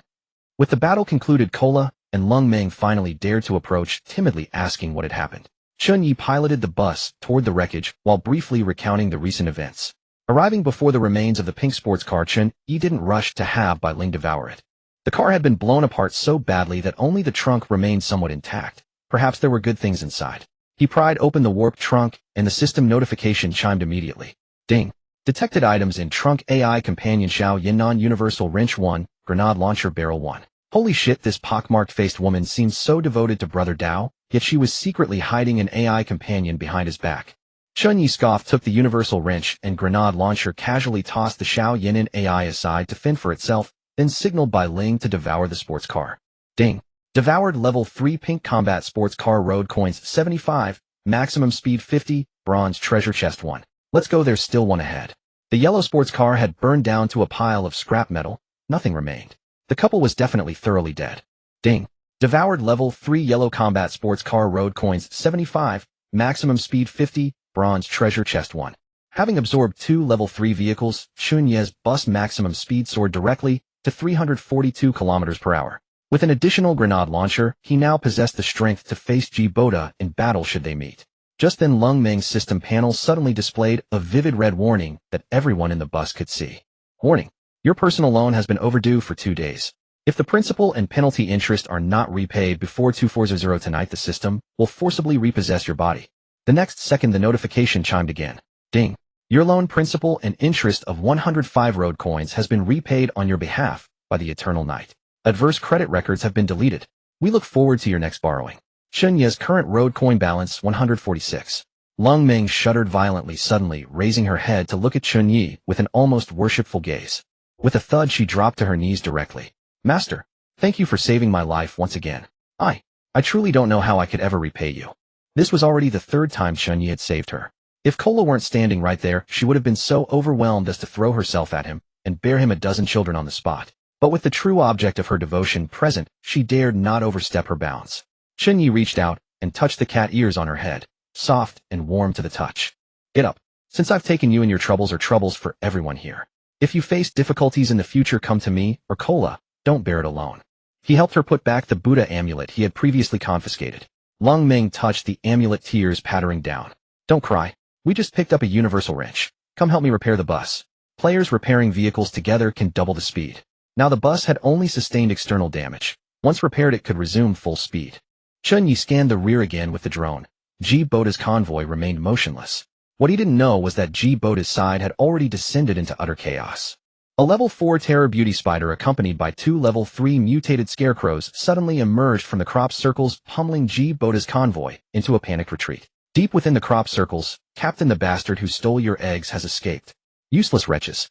Did you really think I would keep you good-for-nothings around forever? Captain, you can't blame us. It's all that fool G Boda's fault for causing trouble. The old crow is dead too. The shadow fell silent for a moment, its icy voice dripping with bone-chilling murderous intent. It doesn't matter. He can't escape. At the next station, I'll personally go catch him. Ding. Repair list generated 72 highway coins, 15 glass, 20 iron sheet, 10 rubber. Confirm repair? Yes. A system repair order popped up, and Chen Ye synced it to Lung Ming with one click. The group divided the work seamlessly. Chen Ye replaced the glass, while Lung Ming patched the iron sheet. Bai Ling stayed in the driver's cabin watching the surroundings to keep everyone safe. Kulu, accompanied by Tudo and the slime, squatted on the ground with her peach-like bottom raised, giving the room a thorough cleaning, tidying up the chaos left behind by the explosions and fierce battle. Chen Ye had parked the vehicle on the roadside for repairs without a warning sign, a blatant traffic violation. Yet a pair of law enforcers from the Sky Eye faction drifted lazily overhead. They spotted the illegally parked vehicle, but chose not to penalize him before floating away. My lord, why didn't the enforcers fine us? Lung Ming tapped the dented iron sheet with her wrench and looked up curiously. Chen Ye shrugged. Haven't you been checking the public channel? The enforcement squad is only targeting level 1 and level 2 vehicles right now. They haven't gotten around to level 3 cars yet. But don't you dare tell anyone. We don't want to invite trouble upon ourselves. Chen Ye gestured toward the enforcers who had just flown away. Lung Ming nodded vigorously, her eyes brimming with admiration. She looked every bit the starstruck little fangirl. Chen Ye was a year younger than her, yet he seemed to understand everything. Following him made even the apocalyptic wind feel sweet upon her skin. Yesterday she had called him a pervert, today she wished she could call him husband. But the demonic runes on her lower abdomen pulsed with faint heat, reminding her that she was nothing more than a maid. Just then, Kulu came running over with a wrung-out wet towel, tiptoed up, and gently wiped the sweat from Chen Ye's forehead. Master, why don't you rest for a bit before continuing? Chen Ye took the towel and dabbed his face. No, this isn't the time to rest. G Boda could catch up with us any moment. Only by repairing the vehicle can we stand a fighting chance against him. After speaking, he handed the towel to Lung Ming. You should wipe too. Your face is covered in machine oil and grime. Kulu then produced 2 bottles of iced cola and stuffed them into Chen Ye's and Lung Ming's hands. Working outdoors in 30-something degree heat invited heatstroke. The cold drinks were a welcome relief. Thank you, mistress. Lung Ming accepted hers quickly. Though the bottle was ice-cold against her fingertips, warmth flooded her heart. She had now fully accepted Kulu as her mistress, without the slightest trace of resentment. Half an hour later, the vehicle repairs were complete. Chen Ye had Bai Ling floor it toward the next 3-way intersection. This area was relatively safe. Spotting a few wild monsters along the roadside and seeing it was still early, Chen Ye took the 2 women out of the car to hunt. A few lone level 1 mutant wolves and level 2 stone monsters made perfect practice targets. Another half hour later, Chen Ye had a fairly complete picture of their combat abilities. Kulu held a crushing advantage against ordinary level 1 mutant beasts. Even when facing level 2 creatures she couldn't defeat, her bloodline, intimidation, and flight ability allowed her to withdraw with ease. Lung Ming, on the other hand, was nothing but dead weight. The burdensome weight on her chest left her gasping for breath after just a few steps. She was chased all over by mutant beasts, surviving only because Chen Ye and Kulu protected her.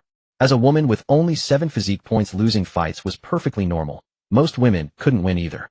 Otherwise there wouldn't be so many women willing to sell their bodies just for a bite to eat. In this lawless world, every transaction came with the risk of death. Some perverts, after getting what they wanted, would even imprison people or rob them blind.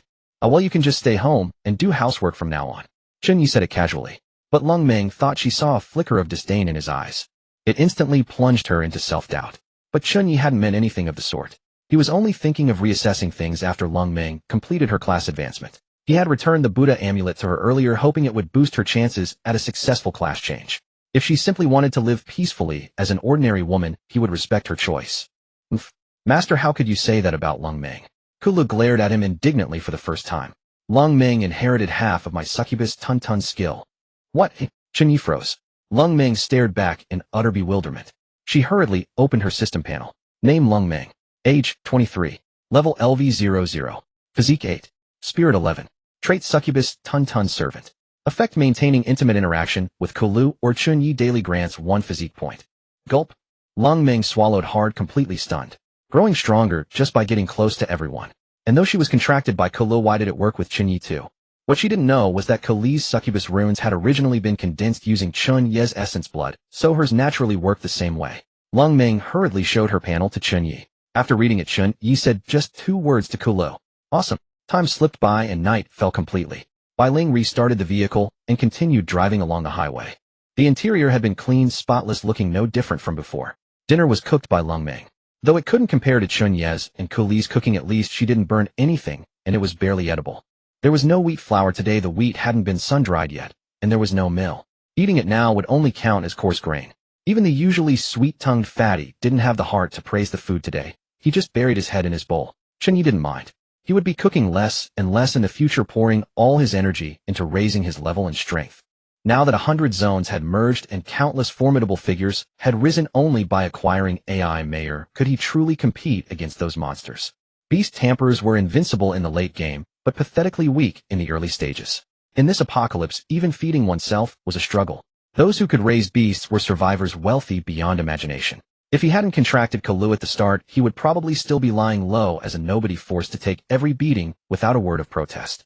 After dinner, the women stayed in the driver's cabin to help Chen Ye sell his surplus vegetables while purchasing low-tier growth potions. After a round of trading, Chen Ye's funds recovered significantly, and he'd stockpiled 10 growth potions. Just then, a message on the public channel made Chen Ye's expression darken. Boda had posted a sky-high bounty across the 100-zone public channel to hunt him down. Meanwhile, inside Boda's level 4 combat vehicle, several people beaten until their flesh was mangled were bound on the floor, all former underlings of Ba. Over 100 brothers died horribly, all because of these wastes. To answer to the rest of his men, Boda pinned all the blame squarely on Ba. He sat in the main seat, idly toying with a dagger gleaming with cold light. His expression was so dark it could have dripped water. Bing, stop beating them. Drag them out to feed my rare-grade beast pet, the brutal goblin. Yes, boss G. Bing waved his hand, and several subordinates immediately stepped forward, dragging the unconscious victims away. The carriage quickly fell silent, leaving only a faint stench of blood. Are you certain Dao Di and Jiao Mei both died at Chen Ye's hands? Yes, boss. Jiao Mei sent one final video before she died. Bing projected the footage onto the vehicle's central control screen. The shaky footage showed Chen Ye firing the laser cannon in rapid succession. Boda's pupils contracted sharply. Rapid-fire laser cannon. He slammed the table and rose to his feet. A normal laser cannon needs half an hour to cool down between shots. How could he fire so many in a row? So what do we do now? Go after him directly with a team. Chase my ass. Boda cursed. This damn place has more intersections than an anthill. How would you know which way he ran? Bing put up a bounty on the public channel. How much? 3 tiers. Boda held up 3 fingers. First tier, anyone who provides his exact location gets 200 highway coins. Second tier, anyone who kills Chen Ye and brings his head receives 100 highway coins. Third tier, anyone who captures Chen Ye alive receives 300 highway coins, plus a fully armed level 3 combat sports car. Bing was startled. Boss G. 300 coins, plus a level 3 car. That's almost half our entire reserves. And what if someone pockets the laser cannon and our grenade launcher for themselves? Hey. Boda let out a cold laugh. Pocket them. Things that belong to me, Boda, aren't easy to swallow. Besides, capturing him alive gets you 300 plus a level 3 car. That's worth far more than a couple of broken cannons.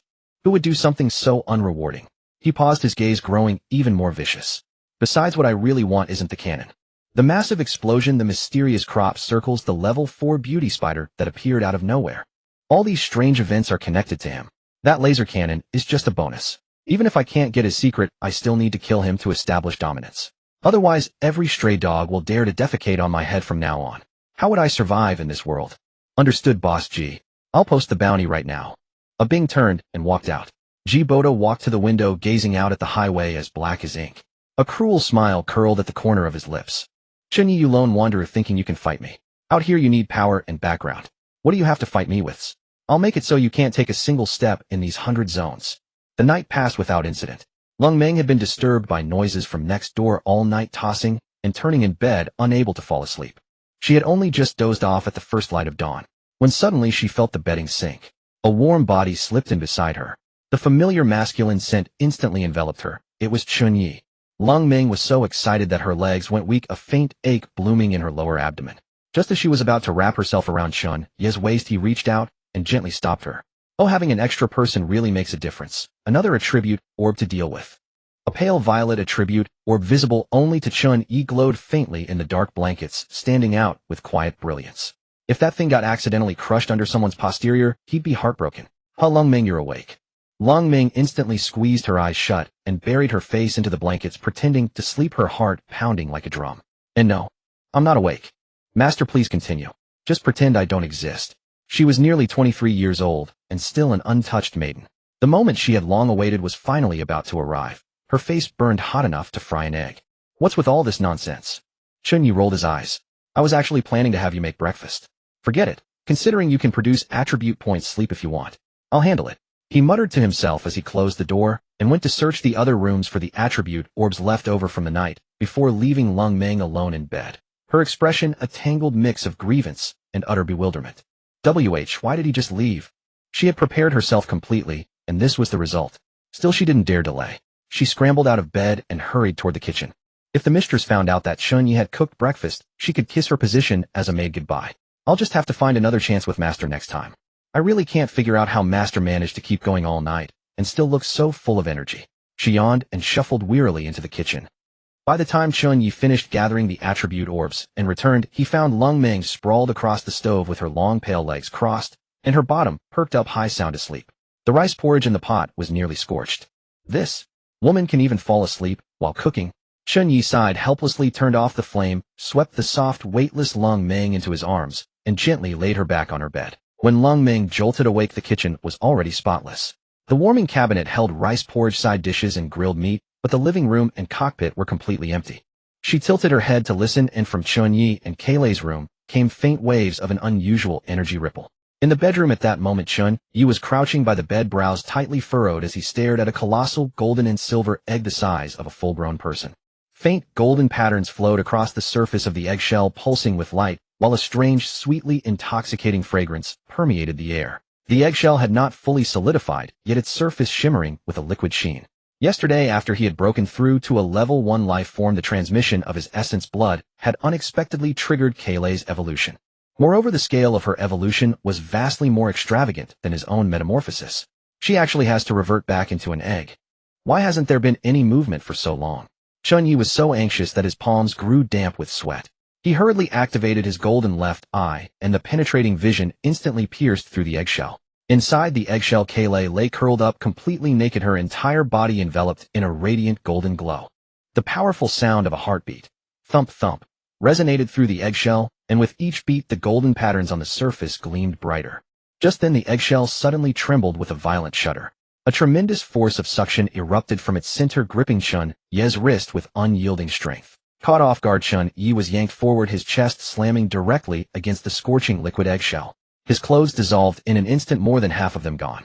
The golden patterns on the eggshell's surface instantly rippled outward, and as if coming alive burrowed along his skin and into his body. He could clearly sense his life force being rapidly absorbed by the eggshell, while a stream of even purer energy flowed back from the egg to nourish his body. Something's wrong. The moment Chen Ye tried to break free, a delicate pale hand reached out from within the egg, seized his arm, and yanked him inward with fierce determination. Master, I need your... Chen Ye's heart clenched, and he was instantly reminded of the first time he had met Kaylei, how she had been unable to break free of her shell due to a congenital defect. Kaylei's soft velvety voice, laced with a hint of enchantment, drifted out from within the eggshell. An overwhelming surge of pheromones instantly incinerated every last thread of Chen Ye's clothing. His entire body was pulled directly into the egg. In the next instant, the liquid eggshell slowly solidified, transforming into a translucent golden hue. Through it, two intertwined silhouettes could be faintly seen, entangled with each other.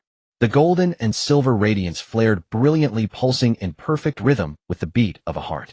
Inside the egg, Chen Ye felt himself completely enveloped by a sweet, fragrant, primordial egg white.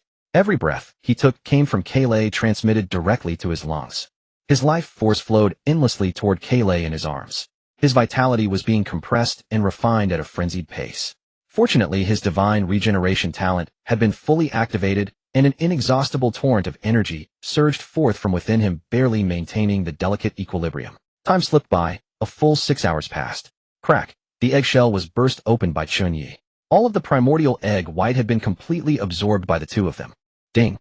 Your divine tier beast Kale has successfully leveled up to LV1. Ding! You have obtained permanent HP 100, permanent MP 10. Chen Ye first dressed them both before carefully examining the changes in each of them. Kale had grown more mature, her figure now fuller and more voluptuous, even more alluring than Long Meng. As for Chen Ye himself, he had grown another 5 centimeters, reaching 185 centimeters, a proper second growth spurt. And these were only the external changes. The explosive surge in his vitality and magic power gave him the sensation of being completely reborn. Chen Ye drew a deep breath and opened Kale's attribute panel. Name Kale, level LV1, HP 111, 591, 1159, MP 10001000, physique 62, spirit 62, lifespan bound. The host traits: dark energy, lucky right hand, devouring enchantment, body charm, aura, wound licking, hiss. Chen Ye drew a sharp intake of breath at the sight. 62 points in physique. He recalled clearly that once physique exceeded 50, one became immune to ordinary handgun and assault rifle fire. Nearly impossible to kill. That was a stat typically reserved for level 3 life forms, yet Kale had surpassed it at level 1. Even more terrifying was her HP exceeding 10,000. She was practically a world boss. The foundation of a divine tier creature was indeed unfathomably deep. Master Kale can protect you now. As she spoke, she raised her right hand, and a pitch-black energy bullet condensed in her palm, no larger than a marble. She walked to the window, opened it, and casually tossed it outward. In the empty land far away, a subtle distortion of space flickered for an instant before erupting in a muffled explosion. Master, this is my dark energy. It costs 10 MP and has the destructive power of a hand grenade. Chen Ye stood beside her, utterly dumbfounded. Hand grenades could be bought, of course, but how convenient was it to be able to toss one whenever you pleased? Moreover, Kale had originally been only a support-type beast, yet now she possessed the combat prowess to hold her own in a straight fight. Holy crap, that's badass. Chen Ye excitedly pulled her into his arms and kissed her. Hungry? I'll go make you some grilled meat. Kale nodded shyly, her cheeks flushed with a delicate blush. Chen Ye had barely opened the door when he was greeted by a kitchen shrouded in thick haze. Long Meng, what the hell are you doing? Cooking without turning on the exhaust fan. I knew something felt off. She exclaimed, then scrambled frantically to switch it on. It was already 2 in the afternoon. Chen Ye stared at the several burned dishes on the stove and immediately felt a headache coming on. He took the spatula from her, telling her to watch and learn from the side. He whipped up the meal in no time and called everyone to eat. Long Meng was so ashamed she couldn't even lift her head. Yesterday's cooking had been edible only because Kale and Chen Ye had been there guiding her. Today, left to her own devices, she had nearly set the kitchen on fire. After the meal, Chen Ye had Kale continue teaching Long Meng her household duties. He himself went to the cockpit, whereby Ling had already transported them several thousand miles away. And nothing had gone wrong along the way. At several intersections, Long Meng had been deployed to pilot the drones for scouting. There shouldn't be anyone faster than me this time, right? Just then, a vivid Crimson System announcement suddenly appeared on everyone's screen, pinned and flashing at the top. Ding! Congratulations to player Justice for being the first to slay a level 4 epic creature, Medusa. Reward: random class change, card 1, A epic equipment, chest 1, server-wide announcement 1. The chat channels instantly exploded. Big Boss Justice, truly worthy of being in the top 10 across all 100 servers. We can't even see your taillights anymore. Holy crap. An epic creature. What the hell is that? Medusa. The monster that petrifies you with a single glance, right? Big Boss, throw us a red packet to celebrate. Ding. Justice has sent a server-wide red packet. Chen Ye immediately tapped to claim it. Ding. Unfortunately, you're a step too late. He opened the red packet details to find that a whopping 200 road coins had been snatched clean in a single second. I grabbed 10. I got 5. Thanks, Big Brother Justice. It's your big brother here. Thanks everyone for the support. Taking this opportunity, I sincerely invite all class changers to join the Justice Alliance. Generous benefits await. Chen Ye gazed at the screen filled with Zhenji is awesome and scoffed before closing the chat interface. That name, no matter how revered today, would one day become thoroughly disgraced. No one knew that this man, even Jibwa had to bow his head to, had already been sentenced to death. He had slain the wasteland god's favored concubine Medusa, sparing not even the divine heir in her womb.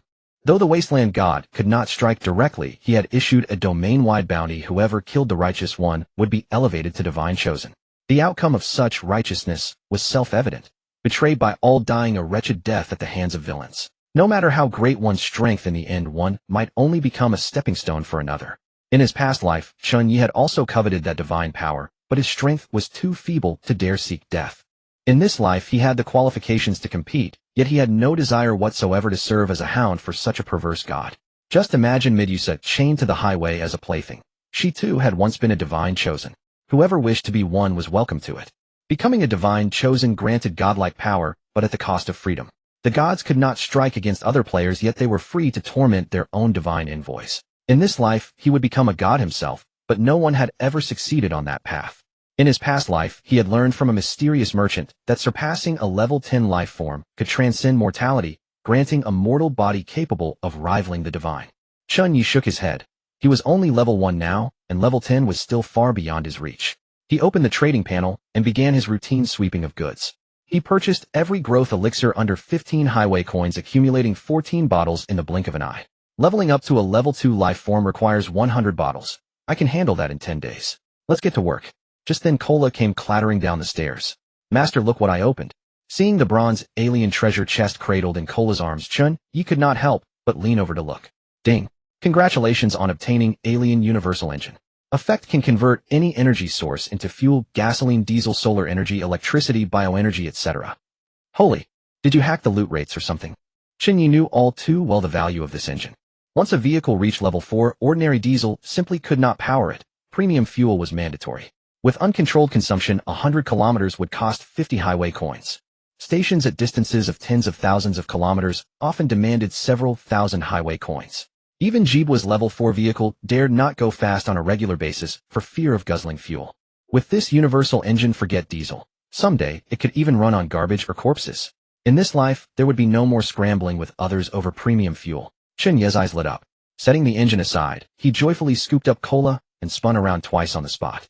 This little girl was clearly heaven's favored. She could fight, take hits, and crack open treasure chests. Her soft little body pressed against his chest made Chen Ye's heart itch. Master, put me down. I'm getting dizzy. Cola was hoisted high into the air, her thick thighs kicking wildly as she giggled uncontrollably. After 2 spins, Chen Ye promptly gave an order: Bai Ling, pull over. Yes, master. Once the vehicle came to a steady stop, Chen Ye tossed the universal engine onto the center console. Ding. Rare universal engine detected. Shut off engine to install. Yes. Ding. Installation complete. With a heavy clatter, an old diesel engine tumbled out from beneath the bus. Chen Ye stepped out, tossed it into the storage warehouse, just in case it might prove useful someday. Bai Ling, start the engine and give it a try. Got it. With a soft click like the sound of a lighter, the vehicle roared to life and shot off into the distance in an instant. No humming, no vibration. It was quieter than an electric car.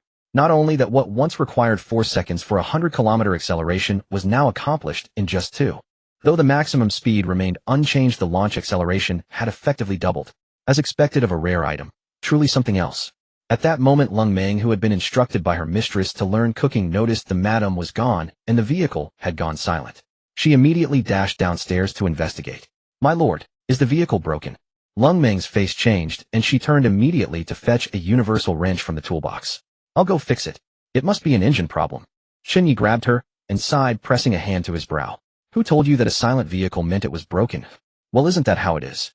Don't buses always go clank, clank, clank? Lung Meng spoke with utter seriousness, as if her reasoning were irrefutable. Cola was laughing so hard beside her, she could barely stand. Ha ha ha. Lung Meng, you're adorable. It's not broken. I just got a universal engine. From now on, we won't have to listen to any noise when we ride. Is there really such a miraculous thing? And that's not even the best part. It can burn anything as fuel. From now on, we'll never have to worry about running out of fuel again. Lung Meng's small mouth hung wide open, her eyes bulging like brass bells, gazing at Cola with utter adoration. She had no idea that Cola was born with the heaven-defying buff known as Lucky Right Hand. All right, Cola, take Lung Meng back to cooking practice. I still have serious business to attend to. Yes, master. With that, Cola pulled the dumbstruck Lung Meng upstairs. With the engine upgrade complete, Chen Ye also took out the bronze treasure chest obtained from devouring the sports car yesterday. Ding. Congratulations on obtaining 30 highway coins. Ding. Congratulations on obtaining an M4 automatic rifle. Chen Ye smacked his lips twice. Just average, nothing too bad. Chen Ye pocketed the rewards and continued his great pursuit of leveling. He had no desire to be controlled by the future divine chosen, so he had to lay a solid foundation of combat strength in advance. Now was the age of hot weapons. In the future it would belong to those with supernatural abilities. He spread out his cultivation mat, sat cross-legged in the open space of the driver's cabin, and began slowly refining the growth elixirs. Ding. She 1, permanent HP 5, experience 5. His elixir refinement speed had quickened by a fraction. It took roughly 20 minutes to refine a single bottle now. Time flew by, and evening had arrived. Chen Ye had just finished refining today's 10 elixirs, and was regulating his breath, when Lung Ming, dressed in a cat-ear maid outfit, came downstairs to call him for dinner. "My lord, the food is ready. You may dine now." "Alright, I'm coming." The meal Lung Ming had prepared today was already starting to take proper shape. "The flavor is decent. Keep up the good work." "Thank you, my lord. It's all thanks to the madam's excellent teaching." Rarely receiving praise, Lung Ming felt sweetness blooming in her heart. She buried her face in the vegetables, taking small bites, her expression smugly satisfied. After dinner, Lung Ming received Chen Ye's instructions to remember to deliver a portion of food to Fatty Qian every day. Lung Ming quietly committed this to memory. Afterwards, the others continued, as usual, selling vegetables and fruits on the public channel to earn money for Chen Ye. Today's earnings 210 highway coins. A few more elixirs had also been collected. Total balance 257. Once everyone had gone to wash up and sleep, Chen Ye called Lung Ming downstairs. "Master, you called for me." Chen Ye pointed at the cultivation mat at his feet. "Come here." Lung Ming immediately slipped off her shoes and obediently knelt down beside Chen Ye, not daring to ask further. Her heart fluttered like a startled fawn. A man and a woman alone, freshly bathed. Surely this couldn't be some kind of exercise. "Take this." Chen Ye tossed her a pale blue elixir. "A growth elixir? You've never absorbed one before, have you?" Lung Ming fumbled to catch it, her eyes widening instantly. No. This is too precious. I'm just a maid. How could I possibly use Master Chen's belongings?" Saying so, she tried to shove the elixir back. "Enough nonsense." Chen Ye tossed her a yellowed copy of the muscle tendon changing classic as well. "I told you to refine it, so refine it. These techniques can only be practiced by humans. Leaving them idle would be a waste." Under Chen Ye's overwhelming authority, how could Lung Ming dare disobey? She could only begin absorbing and refining the elixir. In the end, it took her a full 3 hours to finish a single elixir, and she collapsed, utterly drained, unable to move. Ding. She 1, permanent HP 5, experience 5, huff. Huff. Lung Ming gasped for breath, her voice soft as cotton. "Master, I really can't go on.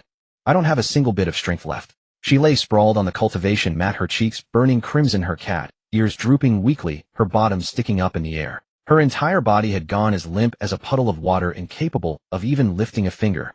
Lung Ming sprawled on the ground, and the more she thought about it, the more something felt off. Chen Ye had absolutely done this on purpose. Both he and Kolo were so powerful, yet he insisted on forcing her, a mere little maid, to practice martial arts. Who could she possibly reason with about this? Wasn't the cat-ear maid outfit he made her wear just to indulge his lecherous nature? She bit her lip, closed her eyes, and adopted an expression of resigned resolve. "My lord, if you want it, then come. I'll endure it and won't scream." Puffed. Bai Ling's phantom drifted leisurely out, covering her mouth as she laughed uncontrollably. Sister Lung Ming, stop yelling. Master left long ago. Lung Ming's eyes snapped open, suddenly remembering there was still a female ghost in the vehicle. Everything she had just said had been overheard. She felt herself socially dying once again. In an instant, the blush spread to the base of her neck, and she wished she could find a crack in the ground to crawl into. "It's all that bastard Chen Ye's fault." "Wait. My lord left." "Yes, he's been gone for almost 2 hours now." Bai Ling pointed upstairs. "Seeing how slowly you were absorbing it, I couldn't be bothered to wait. He went back to his room ages ago to cuddle with Lord Kola and sleep in some fancy position."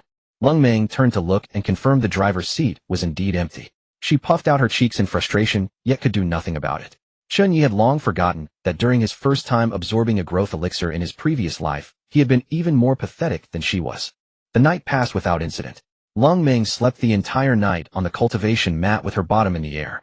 Chen Ye, completely unaware of this, lost an attribute orb because of it. The next morning after breakfast, Chen Ye began reviewing the routes captured by the drone.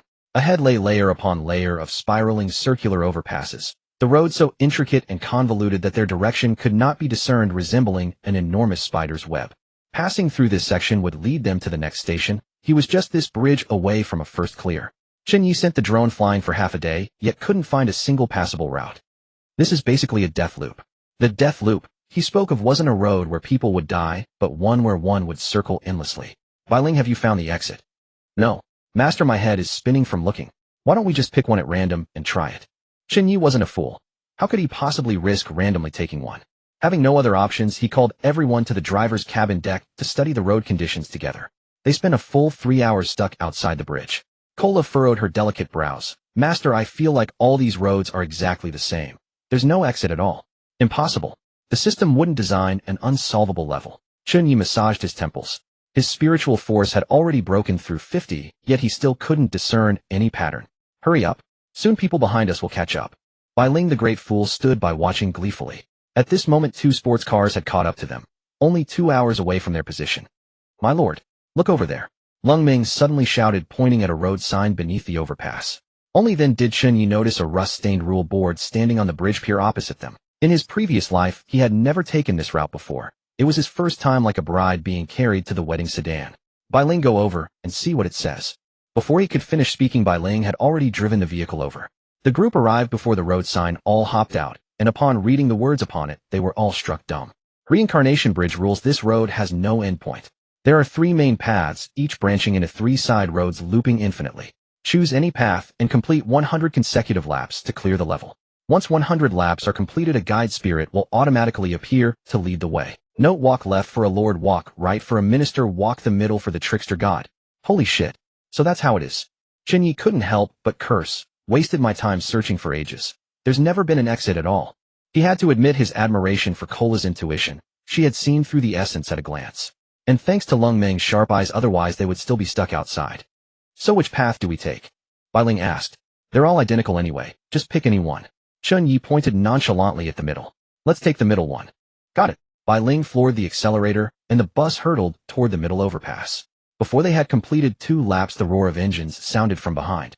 2 sports cars, one ahead and one behind, had caught up, moving as fast as bolts of lightning. One was a level 4 Lamborghini, the other a level 3 Ferrari. They had stopped at the entrance wearing the same bewildered expressions at the road conditions as Chen Ye had moments ago. Chen Ye furrowed his brow. Something was off. Although he hadn't taken this route in his previous life, he clearly remembered the first person to clear it did so on the 15th day after the server launched. It was only the 13th day now. How could anyone have followed them here? Bai Ling maintained maximum speed. Understood. Meanwhile, outside the bridge, Jie and Xiao Di were also analyzing the road conditions. They sent their drone for one full circle, but the more they looked, the more dizzy they became. Just then Xiao Di suddenly pointed at the screen and shouted, Jie, look. There's a bus ahead. Holy shit. There's actually a bus. Jie leaned in for a look and his eyes instantly went wide. Xiao Di frowned. How is this possible? It's a full 10,000 kilometers. My level 3 car used double abilities running day and night, and it still can't catch up to a bus. Look at his speed. Something's not right. Xiao Di's expression changed. This person definitely has some huge secret. Wait. Jie suddenly remembered something. Look at this bus. Isn't it the one Jibo put a bounty of 3,000 road coins on? It really is. Xiao Di's eyes lit up. Forget about the road conditions. Catching him is worth far more than the first clear reward. Let's go, Jie. Take me bounty hunting one more time. Haha. When heaven offers, refusing brings punishment. This is the heavens themselves feeding us a meal. The 2 sports cars started simultaneously launching forward like arrows released from the bowstring in pursuit of Chen Ye. But the moment they drove onto the middle path, 4 transparent sedan bearers carrying a black palanquin materialized out of thin air behind them. No matter how fast they drove, the bearers could follow unhurriedly from behind. Neither of them noticed in the slightest. Meanwhile, Chen Ye had also noticed the pursuing sports cars. Damn, how can there be cars that fast?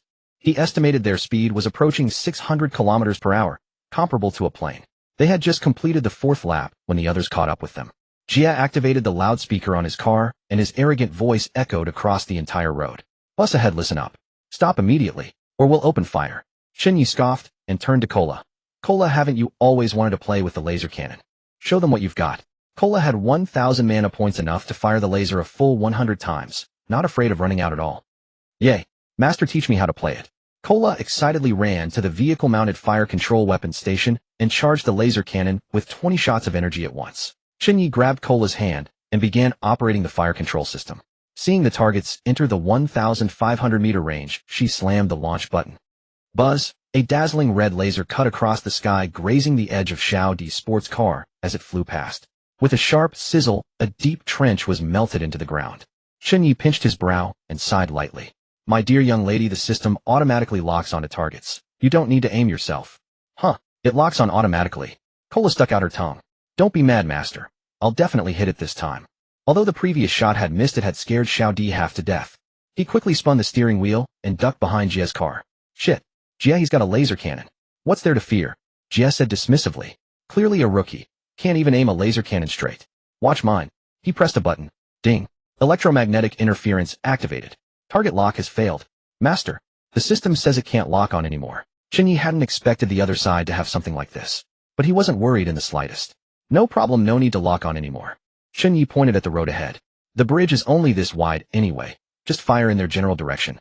We've got plenty of ammo. Hit them and they're dead. Buzz. Buzz. Cola pressed her palm against the fire control orb and kept tapping. Crimson laser beams slashed through the sky one after another. Bayou. Bayou. Bayou.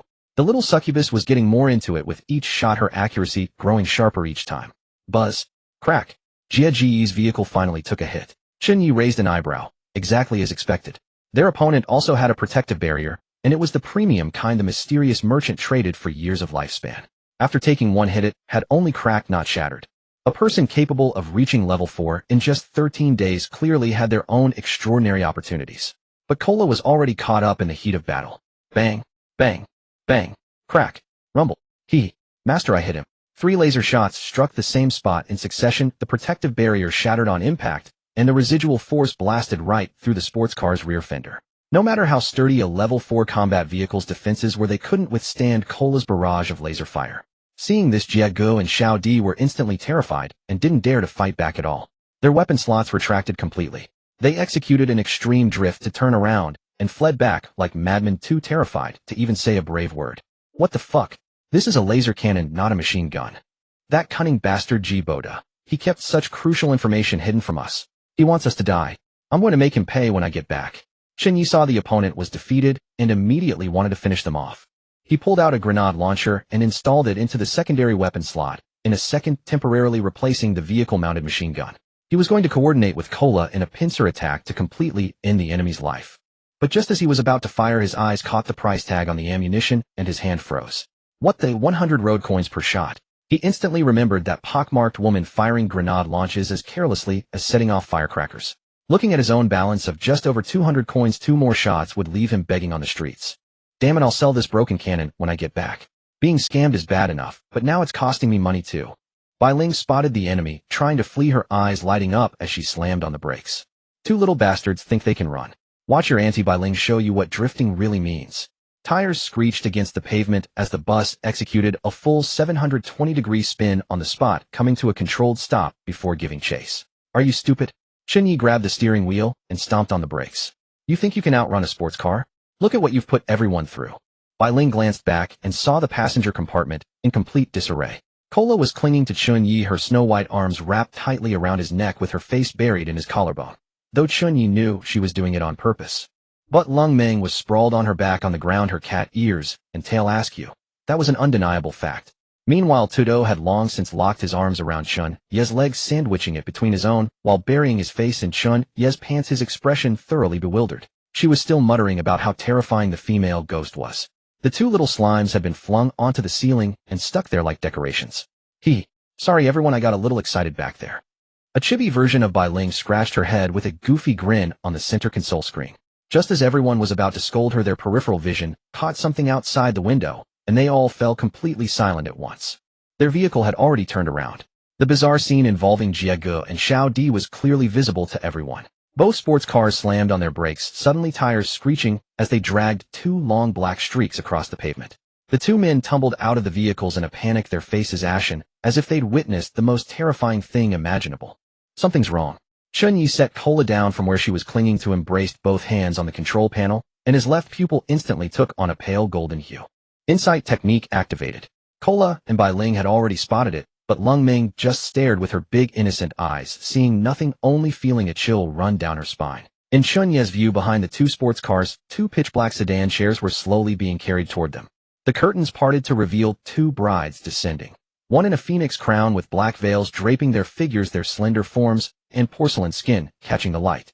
There was something alluring in their expressions, mirroring Bai Ling's appearance in her white wedding dress, though carrying a colder, more sinister beauty. The 2 grooms have taken the wrong path. Her sugary voice slithered like a viper's tongue against every eardrum. The path of the ghost god allows only the ghost god to walk it. Forward is permitted, but backward is forbidden. You've broken the rules. Ing. After drinking this wedding cup you should board the flower sedan. But to Jie Gu and Xiao Di what stood before them was far from beautiful women. Those were two monstrosities stitched together from rotting flesh and wriggling worms with countless human limbs sewn into grotesque forms. Yellow-green pus dripped steadily from the seams, and the putrid stench could be detected from hundreds of meters away. They felt as though invisible hands were choking them, forcing their heads back as they drank the yellow-green pus from the cup. Ding. Your brain has died. Madness value 99. Ding. Your brain has died. Madness value 99. The two men instantly went blank, moving like marionettes as they approached the black sedan chair step by step. The moment passed and four thick human legs erupted from beneath the black sedan chair. Legs thick with hair stained with dried blood. The chair shuddered, then, without hesitation, carried the two men straight over the edge of a 100-meter-high viaduct. 5 seconds later. Bang. Splash. The muffled sound of flesh and bone splattering echoed as the two bodies hit the ground, reduced to complete ruin, with not a single intact bone remaining. Lung Meng was trembling all over, her legs pressed tightly together as she watched, nearly urinating on the spot. Then two beautiful girls materialized out of nowhere on the sports car. They were the black-veiled brides from moments before. They stretched lazily, revealing their slender waists, their faces filled with relieved smiles. Sister, she sure we can finally become players. No more serving those perverted male players. Right? We also got a level 4 vehicle for free. We're really lucky today. Jiao Chan pointed at Chen Ye's bus and tilted her head to ask, what about them? She sure glanced over and said casually, what's there to fear? Our vehicle is faster than theirs, and our weapons aren't bad either. That laser cannon of theirs looks impressive, but it only has a range of 1,500 meters. As long as we don't get close, we'll be fine. Chen Ye watched all of this with a completely expressionless face, but the corners of his mouth curled into the faintest hint of a satisfied smirk. He had already seen through it. All the two women had done was use their mind-based abilities to bewitch the two men. They weren't monsters at all, just beings with the fear talent. Anyone who dared to target him deserved this fate. He turned his head and happened to see Lung Meng with her legs squeezed together, her face flushed red. Lung Meng, Chen Ye said with a teasing tone, don't wet yourself again. Want me to help you urinate? Lung Meng's face flushed all the way to her neck in an instant, and she nearly jumped out of her seat. And no, that's not needed. She muttered under her breath, her cheeks puffed out in anger. Damn Chen Ye. I hate you. I only wet myself once, and you're going to remember it for the rest of your life. She had no idea that Chen Ye had actually washed her underwear after the last time. Lord, don't you find them somewhat familiar? Cola leaned and closed her soft body, pressing against Chen Ye's arm. They look just like Shi and Jiao Chan from that massage parlor we went to before. Chen Ye looked carefully, and she was right. They did resemble them somewhat. But that massage parlor had been dimly lit, and wasn't exactly a legitimate establishment, so he hadn't examined them too closely. Don't matter who they are. Chen Ye looked away. Does this road seem to have some kind of rules? That's right, master. Cola nodded. The rules say on the left walk the Lord, on the right walk the minister, in the middle walks the ghost god. I have divine bloodline. Bai Ling is a ghost spirit, so walking in the middle is naturally fine for us. Is there really such a rule? Chen Ye scratched his head. He had never cared for memorizing these fancy-sounding things since he was young. But Cola would never lie to him otherwise. When he went asleep in Lung Meng's room tonight, Cola would definitely cause a huge scene. Then we're definitely safe. They just witnessed the power of the laser cannon. They definitely won't dare to mess with us. Bai Ling, don't worry about them. Keep running laps. Chen Ye yawned. If they dare to step within 1,500 meters, I won't show any mercy. At that point, I'll let you devour their vehicle. Yes, master. Bai Ling pressed the accelerator, and the bus continued its steady pace. Actually, Chen Ye didn't want to fight them to the death either. The other side had weapons and speed, and if things really came to a fight, he might not come out unscathed. He had only managed to scare them off by catching them off guard with Cola's laser barrage. The bus continued running its laps. One lap was roughly equivalent to driving around a small town. Shi and Jiao Chan were indeed considerate, maintaining a safe distance of 10 kilometers from Chen Ye and daring not to cross that boundary. The two sides quietly maintained this balance, each running their own laps without interfering with one another. The two women were frustrated, but dared not overtake, terrified that Chen Ye would blast them to death with his cannon. Time flew by, and Chen Ye had already completed 80 laps. The sky gradually darkened. With just 20 more laps, he would complete the first clear. At this point, many people had already started arriving at the viaduct entrance. But no one dared to easily get on the bridge. The few brave ones who had followed Chen Ye up earlier had all met the same fate as Jie Gu and Xiao Di. Their vehicles were seized by NPCs, and they were smashed into paste. Even if they hadn't reversed, they would have suffered the same fate. Just then the roar of engines approached. Jibo De arrived with hundreds of subordinates in a grand procession. Boss, what was posted in the group chat is true. That kid Chen Ye is really running laps. Haha, heaven is truly helping me. A sinister smile spread across Ji Boda's face. A Bing, take everyone and go capture him for me. I want him alive. Brother Ji, you can't go after him. Ji Boda scratched irritably at his itch. The armpit of his shirt stretched open, revealing a few oily black feathers. His eyes narrowed as he fixed his gaze on a Bing. A Bing, you'd better give me a reasonable explanation. Brother Ji, you've got it all wrong. Look, this is footage captured by my men with a drone. A Bing cast the footage directly onto the screen for Brother Ji. There one could see Chen Ye's car tearing down the lane at a speed of around 350 units. Is this some kind of vehicle-mounted supernatural ability? Or has he awakened some profession? Ji Boda recalled that previously the other fellow couldn't even manage 200 units. Brother Ji, this road has its rules. I fucking hate all this bullshit about rules. Just spit it out. Brother Ji, the middle lane only accepts the dead. Ji Boda didn't understand. Am I blind? Aren't these people alive? Ji Boda scratched at his itch again, and a feather stained with blood was yanked loose. He casually pointed at the players on the screen. They're all NPCs. A Bing pulled out footage captured by others, gruesome clips of people leaping from buildings in bizarre fashion, and spent ages explaining before Ji Boda finally grasped it. Holy shit. There are NPCs this disgusting. Looks like that Chen Ye has already been killed by an NPC. It should be so, Brother Ji. Fine. Chen Ye is dead. That counts as me avenging Blade Bro and carved sis. Ji Boda's face was sour with discontent. Although he now knew Chen Ye was dead, he hadn't gained the slightest benefit. Only 20 gene of meat that made feathers grow. He'd eaten 2 gene of it over the past 2 days, and indeed only feathers grew. Not the wings he had hoped for. In weather over 40 degrees swathed in crow feathers, he couldn't feel refreshed no matter how many of the 8 daily baths he took. The heat and itch remained unbearable. Yet even so, he hadn't let anyone else eat his turkey meat. He firmly believed he could obtain flight-related supernatural abilities. Compared to the 1 in 20 survival rate of class transfer, this method of mutation through eating meat was obviously far safer. Alright, A Bing, spin the story about Chen Ye somehow and get it into Zheng Ji's ears. Say he had an epic tier treasure chest, and it should now be in the hands of the NPCs. Brother Ji, are you trying to use Zheng Ji to test the NPC's limits? Don't concern yourself with what doesn't concern you. Remember, neither you nor I knows anything about this. Understood, Brother Ji. Time slipped by bit.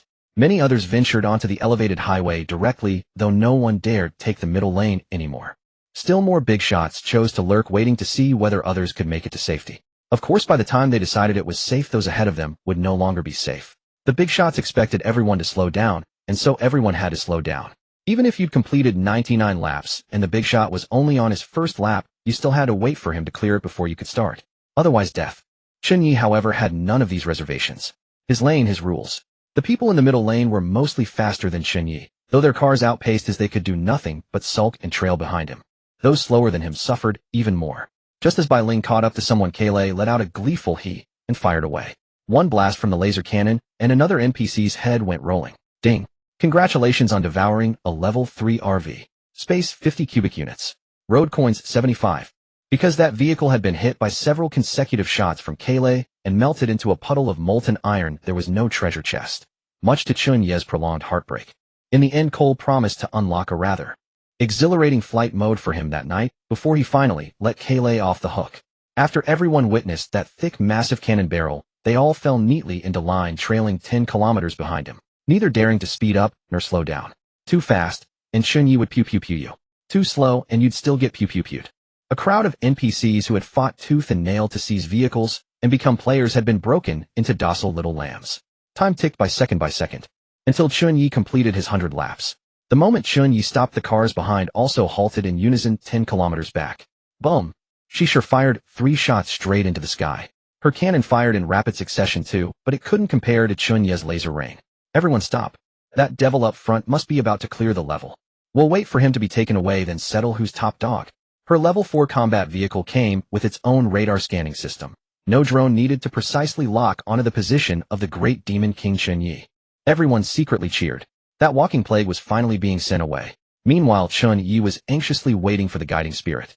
They had already been waiting for half an hour. Bai Ling, didn't you run 1 lap short? Impossible, master. I definitely didn't skip one. Did I? Then why hasn't the guiding spirit arrived?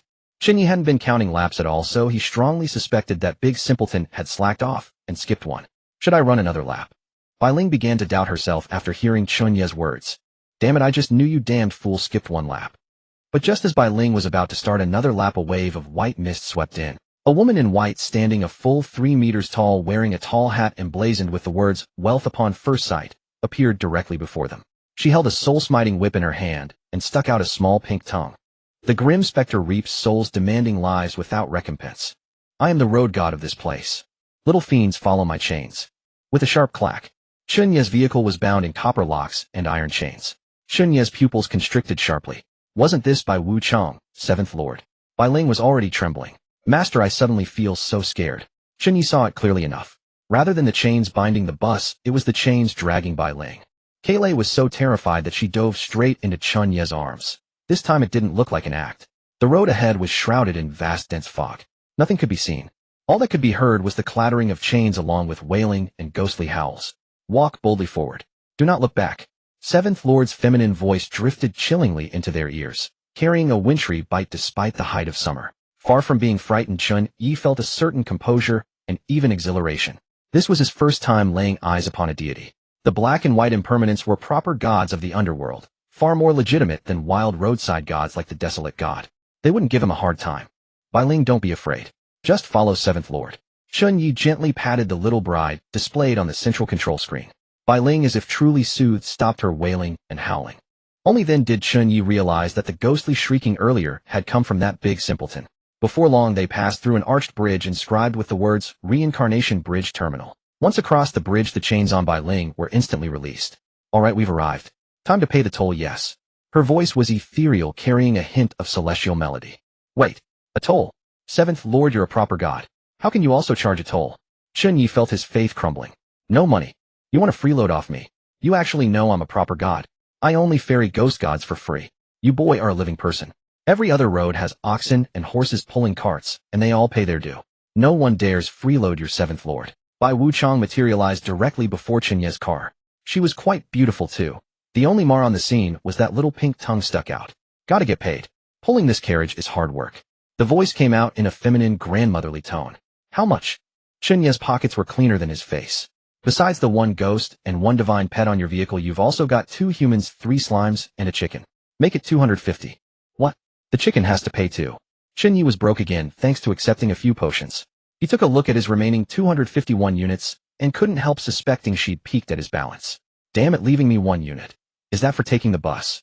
Hurry up, pay up, and I'll issue you a transit ticket. What kind of ticket? A 1-day excursion ticket to the novice zone. At the mention of newbie zone day trip, Chen Ye ceased his hesitation. He hopped off the vehicle nimbly and handed over the money with utmost deference. Hee. 7th Lady, please take it. Standing at 185 meters tall before 7th Lady, he could only raise his gaze to catch a glimpse of her luminous jade-like lower abdomen. 7th Lady weighed the money pouch in her hand, then casually tucked it into her sleeve. Next time hand over the money more promptly. If you have no money, then don't take the ghost god path. There won't be such a cheap toll ever again. Having spoken, 7th Lady turned and vanished into the white mist with visible disdain. The next instant the mist and her figure disappeared without a trace. The thick fog dispersed. Before his eyes a desolate road abruptly materialized. The lampposts on either side flickered between brightness and dimness, as though the lingering echo of 7th Lady's soul-binding chains still reverberated in the air. No sooner had 7th Lady departed than Bai Ling's spirit form collapsed onto the ground in a heap. Boo-hoo. That woman terrified this baby to no end. My eyes are welling up like I need to pee. Chen Ye paid her no heed. He was staring at a small ticket that had somehow appeared in his hand. Novice zone pass valid for 1 day. This item would only appear in the special exchange column 15 days after the server launched. It required a full 10 years of lifespan to redeem. Even Fatty Qian had to spend lifespan to stock this item. What he failed to notice was the faint divine radiance shimmering upon his person. This was the divine affinity that awakened only after forging a connection with the gods. However, the radiance merely flickered for an instant before vanishing entirely. Chen Ye stared at the small ticket in his hand, and it took him several seconds to slowly gather his wits. A cold sweat instantly broke across his back. I must have truly lost my mind just now. How could I have dared to welch on 7th Lady's debt? Having secured the pass, Chen Ye returned to the vehicle. Back in the vehicle, the cabin was cold as an ice cellar. Lung Meng and Tudo curled into a ball, their lips frozen purple. Even Bai Ling's ethereal figure had grown translucent, trembling uncontrollably. Only Kaylai remained flush with robust yang energy, her complexion rosy, as she secretly sipped an iced cola. Chen Ye silently adjusted the air conditioner to heating mode at 30 degrees. Lung Meng hugged her arms, curled up in her seat, her teeth chattering. My lord. Was that the white Wu Chang of the underworld from earlier? I'm sorry for making you spend money again. Chen Ye glanced at his remaining single coin. This was far beyond spending, it was outright bankruptcy. It's alright, we'll be rich soon enough. Chen Ye's gaze shifted toward the station, less than 100 meters ahead. Desert station no. One the other shore. There lies the spatial stone treasure chest he desired. Bai Ling stopped crying. Come drive. We're pulling into the station. Oh boo-hoo. Coming. Chen Ye held no grudge against Bai Ling. It was simply her natural physiological response upon encountering Seventh Lady. She had held it in earlier, now the tears were due. The station before him was called No. One station appearing identical to the initial station save for one distinction. It had an additional dungeon area. These dungeons were all stations previously traversed. With a ticket in hand one could enter. Ding. Congratulations to Yongye for being the first to clear the multidimensional maze. Ding. Rewards acquired silver treasure chest 1, Pioneer Metal 1, highway coins 300. Pioneer Metal HP 200, MP 30, all attributes 1. The announcement echoed throughout the entire 100 Zone region. For the first time his name was etched into the memory of countless powerhouses. Who is this fellow called Yongye? What's his background? Never heard of him before. Probably just some broken level 3 bus that got lucky and cut corners to cheat. None were more shocked than Ji Boda. Impossible. Chen Ye actually didn't die. Ji Boda, being Kumba's elder brother, naturally knew that Chen Ye was Yongye. Damn it. Fine. Once we reach the station, I'll take his tongue and scrub the toilet with it. Meanwhile, Fatty Qian and the monk were genuinely happy for Chen Ye. Brother Yi is truly impressive. We need at least 2 more days to reach the station. On the public screen, some shameless people were still shouting, Boss Yongye, send a red packet. Chen Ye was so startled he immediately closed the public screen. Damn it, I'm dirt poor, and you still want me to send red packets. Have you no conscience? Cursing under his breath, Chen Ye removed his pet medal and equipped the Pioneer medal instead. His HP instantly climbed to 500 points, and his MP reached 50 points. He saved the silver treasure chest for Kayle to open tomorrow. Today he meant to take Kayle to open other chests. First clear reward. Awesome. Just bankrupt moments ago, and now he was back in the game. Money was of paramount importance to Chen Ye. His vehicle and interior structures were all still level 1. Even the level 2 bedroom upgrade, which cost only 200 highway coins, he had been reluctant to afford. But once he secured the gem chest, his money troubles would be resolved. At precisely 9 o'clock in the evening, they entered the station. Oh, sir, would you like your car washed? Sir, pick me, my car wash is free. Pick me. We have a college campus Belle's first night on the house. Before Chen Ye could even park properly, a swarm of NPC pimps were already jostling him. He glanced at the pandering NPCs, already long accustomed to such scenes. He rolled down the window. Wash it. And remember to apply the dust-proof coating. Chen Ye's vehicle had been bombed previously, and the coating on it had long since worn off. To traverse this dust-choked wilderness, the dust-proof coating was absolutely essential. Sir, pick me. I'll do it for free. He directly chose one that wasn't free, with clearly marked prices, and transferred 30 coins to the pimp. The rest of you please leave. Chen Ye knew these NPCs were all eyeing his vehicle, but they still had to abide by professional regulations. Damn, what bad luck. A group of pimps cursed and shuffled away. Oh my sir, you truly have excellent taste. Exhausted from your journey, wouldn't you like to visit our VIP room and relax a bit? The chosen pimp immediately scampered over, bowing and scraping in service. Our girls offer free service. The anything goes kind. Campus Belle's celebrities, models, whatever you desire. Shall I prepare some for you? No need, just wash the car properly. The pimp's expression instantly stiffened, visibly disappointed, but he still responded with polite formality. Very well, your vehicle will take approximately 6 hours to clean. The pimp promptly bowed and withdrew. Damn, miscalculated. He's one of those who likes men. These NPCs were no pushovers. The free was a lie, the real scheme was a honeypot trap. Once inside the private room, this is free and that is free, but the moment you step out, they pull out a pile of rules, predatory clauses of every kind. Even selling you into slavery wouldn't cover the debt. In the end, with no money to pay, they confiscated the vehicle as collateral, and the NPC smoothly took over.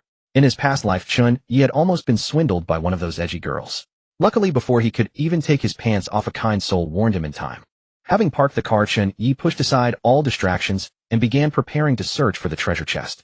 He launched a drone, beginning to scout the hidden spots he remembered. It didn't take long before he found it. Right, it's just behind this flower bed. Because the NPCs were bound by regulations and couldn't pick up treasure chests, every single chest in the station remained untouched. Just as Chen Ye was about to step out with Kayle to collect the supplies, the sight of a team of male models coming to clean the car left him somewhat awkward.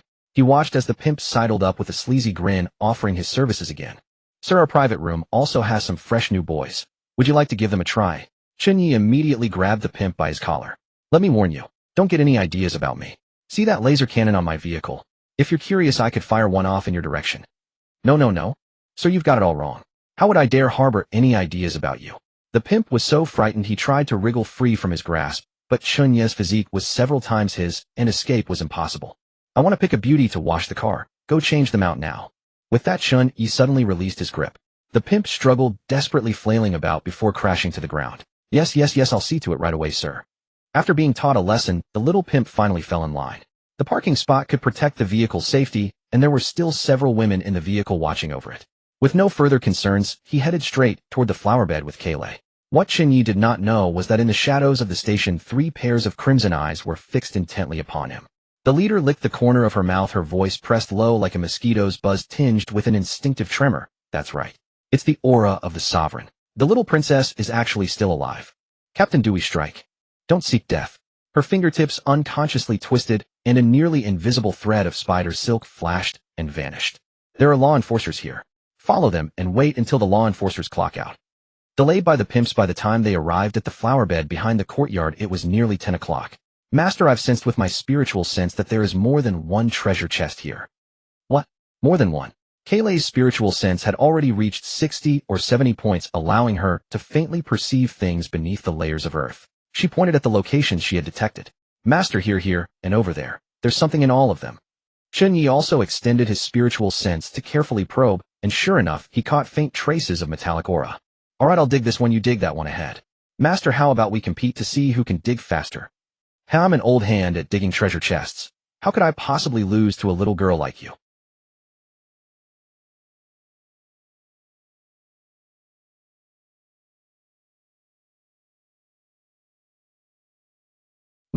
If I lose, I want Master to unlock a new special skill. With that, Kaylay grabbed 2 entrenching tools, holding one in her hands, and carrying the other in her tail, and trotted off to dig beside him. In the tiny little garden, dig and dig and dig. Chen Ye didn't really have any special skills left to offer, but he was confident he couldn't possibly lose. So he tacitly agreed. But what Chen Ye never expected was that Kaylay had already dug up 2 treasure chests while he hadn't unearthed a single one. Kaylay's 2 hands shoveled dirt at blinding speed, while her tail wielding a small spade joined in the effort. With 3 limbs working at maximum efficiency, and a physique far superior to Chen Ye's, there was simply no contest. Damn, I think I've walked right into this little minx's trap. He estimated he'd probably shed another 2 pounds tomorrow, but Chen Ye didn't mind. Suffering is fortune, isn't it? However, what Kaylay had dug up were merely 2 bronze weapon chests, not space stones. In the distance, 3 dark silhouettes hiding behind a public restroom were watching the 2 of them intently. Captain, do you really think that girl is the little princess? Idiot, is that any of your business? Are we really going to kill the princess? The high priest said she is the bane of the Black Abyss. She must die among the foreign races to ensure our Black Abyss enjoys eternal peace. The 2 red-eyed scarecrows gulped simultaneously. At midnight, the enforcers will go off duty, and then we strike. The woman at their head spoke in an icy voice. You 2 go distract that weakling human. Just keep him busy for 10 minutes. I'll personally meet with Her Highness the Princess.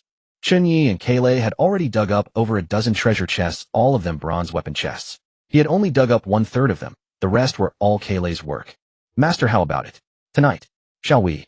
Fine. I'll stay up all night playing with you, alright? That's what Master said. Chen Ye wore an utterly nonchalant expression. He had originally planned to stay up all night anyway. Holy crap, I'm really rich now. Chen Ye fondled the pile of weapon chests, his eyes narrowing into slits. Now everyone had basic food and water. The most desperately needed thing was weapons. A good gun could fetch an astronomical price in the trading district. Just then Chen Ye's eyes lit up. Finally he had dug one up. A silver treasure chest lay quietly in the dirt, inlaid with a diamond-shaped blue gemstone. It was a gemstone chest. Master, all the treasure chests in the garden have been dug up. Kaylay, come quick. There's still 10 minutes until midnight and your lucky right hand hasn't triggered today. Don't waste it. Chen Ye handed the gemstone chest to Kaylay. With a little tap of Kaylay's small hand, it clicked open. Just as Chen Ye had anticipated, several crystalline translucent space gemstones lay nestled within.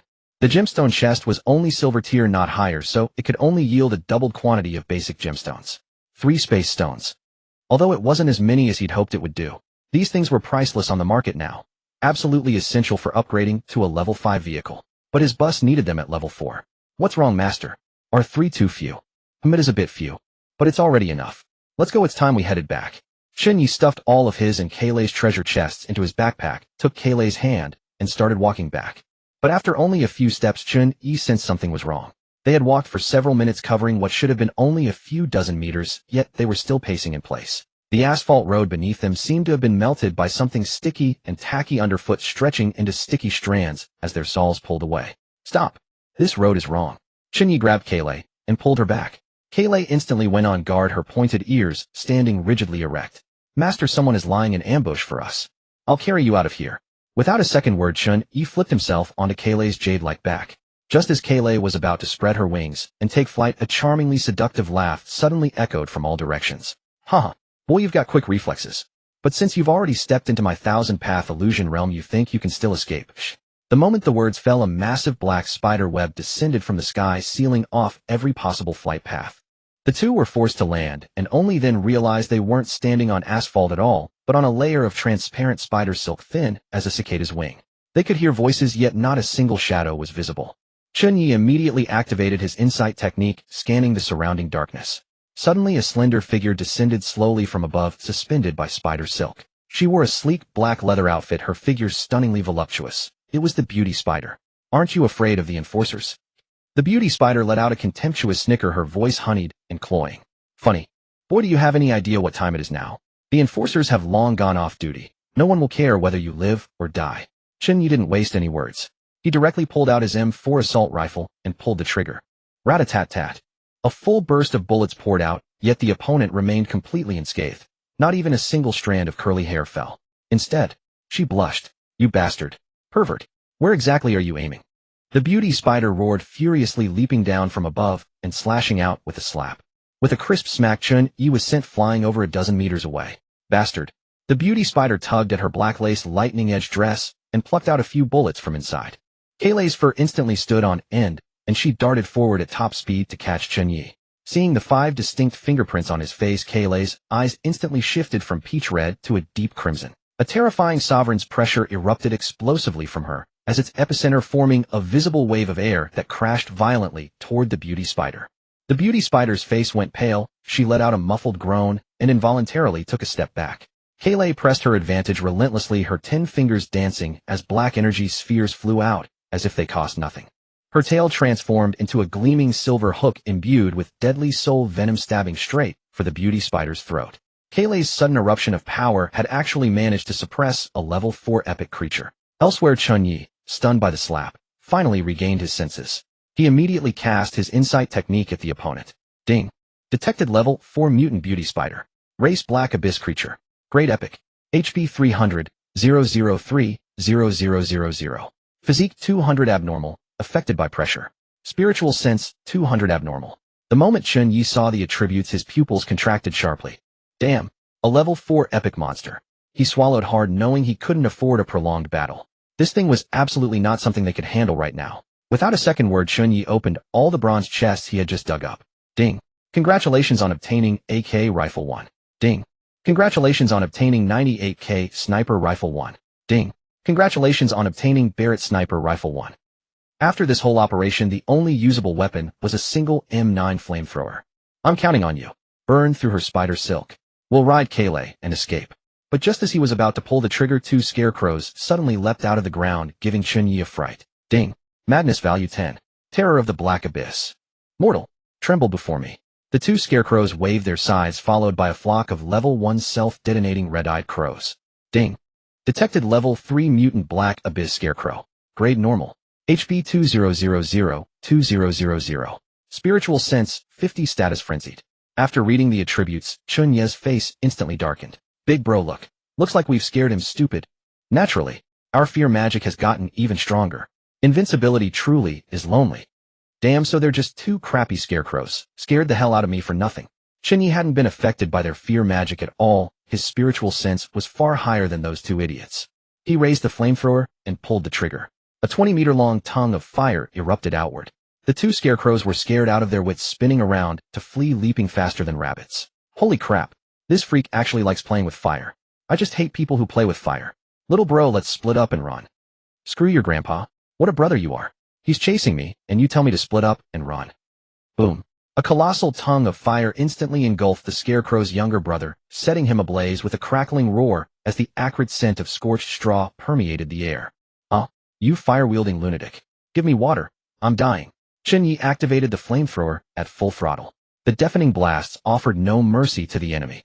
The dying scarecrow's younger brother, seeing the demon refuse to spare him, controlled a flock of self-detonating crows, sending them hurtling recklessly toward Chen Ye. Caw, boom, caw, boom boom crash. Chen Ye was initially wary, but upon discovering their explosions couldn't even breach his chi barrier, he relaxed entirely. He continued wielding the flamethrower, roasting the scarecrow's younger brother, as though he were mere barbecue. Barely 2 minutes later. Ding. Level 3 Abyss Scarecrow eliminated. Highway coins 15. Beginner growth potions 5. Chen Ye swiftly gathered the dropped loot and swept his gaze across the surroundings. The other scarecrow had long since vanished without a trace. Ran pretty fast, didn't you? Chen Ye did not give chase immediately, turning his attention to Kayleigh's battle. Having shattered the bewitching mirage of the spider enchantress with his insight technique, he clutched the M9 Crimson Flame gun and furiously incinerated the surrounding silk threads. Meanwhile, the spider enchantress had fully adjusted to her state. Kayleigh could no longer suppress her. With a piercing shriek, a thunderous crack echoed from her back as 8 thick obsidian spider legs burst forth, bristling with razor-sharp barbs, while her swollen abdomen bulged grotesquely. Every now and then several tiny spiders would spill forth. That massive belly seemed to harbor at least tens of thousands of spiderlings. Against Kayleigh's assault, the enchantress began to maneuver with effortless grace, even gaining the upper hand and pressing Kayleigh back. Fortunately, Kayleigh's HP exceeded 10,000, and with Chen Ye's presence amplifying her regeneration tenfold, she faced no immediate threat to her life and could barely hold her ground. Your Highness, this old servant acts for the sake of the abyss. Please, Your Highness, accept death. Cease your struggle. I shall grant you a painless demise. The spider enchantress's 8 legs gleamed like blades, carving shallow, bloody trails across Kayleigh's body. Watching the fierce duel unfold, Chen Ye's heart burned with anxiety, yet he could offer little meaningful assistance. Having already incinerated most of the silk, he promptly retrieved the Barrett sniper rifle he had just obtained, currently his most devastating weapon. Loading a 50 BMG round, Chen Ye pressed himself flat against the ground, held his breath, took aim at the spider enchantress's head, and squeezed the trigger. Bang! The tremendous recoil jolted numbness through Chen Ye's shoulder.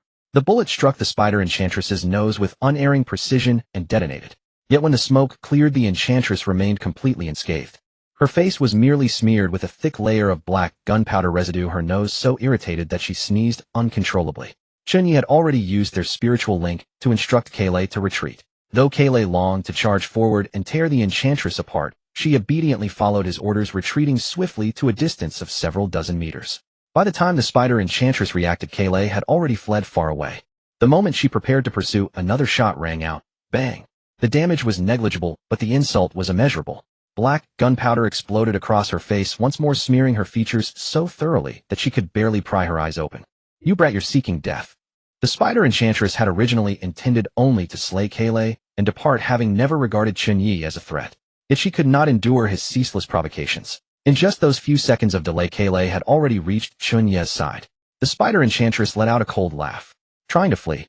How laughable. She raised her hand, firing several strands of silk that shot toward them like lightning, attempting to ensnare Kayleigh and drag her back. Chen Ye immediately discarded the Barrett, seized the flamethrower, and unleashed a fierce torrent of flame upon the silk, burning it to ash. Seizing the opportunity, Kayleigh pulled Chen Ye onto her back and beat her wings to take flight.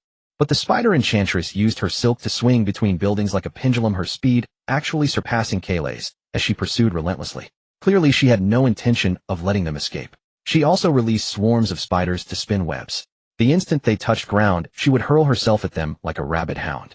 Chen Ye hurriedly reached out to Lung Meng through the system. Lung Meng, respond immediately. It was already past midnight, and he was uncertain whether she was still awake. My lord, I am here. Excellent. You're still awake. Thank heavens. In a few rapid words, Chen Ye explained the situation and ordered Lung Meng to drive immediately to the flowerbed area for extraction, using the laser cannon to cover their escape. Upon hearing this, Lung Meng immediately disembarked and drove away the women washing the vehicle. Stop washing. Get down. Absolute emergency. She hauled the female celebrities clinging to the bus, one by one, off the vehicle. What are you doing? We've already paid. You can't just stop. Lung Meng paid them no heed whatsoever. She had already been asleep, but the demonic markings on her lower abdomen had been burning feverishly, leaving her restless with the unshakable premonition that something terrible was about to happen. That was when she received Chen Ye's message. Bai Ling, start the bus. We're rescuing the master. Lung Meng slapped the central control screen. Bai Ling jolted awake from her drowsiness in an instant. Upon learning that Chen Ye and Kayleigh were in danger, she snapped to full alertness within a heartbeat. The bus engine unleashed a beast-like roar, tires screaming against the pavement in plumes of black smoke, then launched forward with a whoosh, surging to maximum velocity. My lord and princess are heading toward the flower bed. Please, nothing happened to them. Lung Ming pressed her hands firmly against the fire control console of the laser cannon. The laser cannon still had 8 shells remaining, more than enough. Meanwhile, the spider enchantress and her tens of thousands of spiderlings had already woven an inescapable net between the surrounding buildings, sealing off every avenue of escape. The NPCs throughout the station had been alerted, crowding against their windows to witness the spectacle.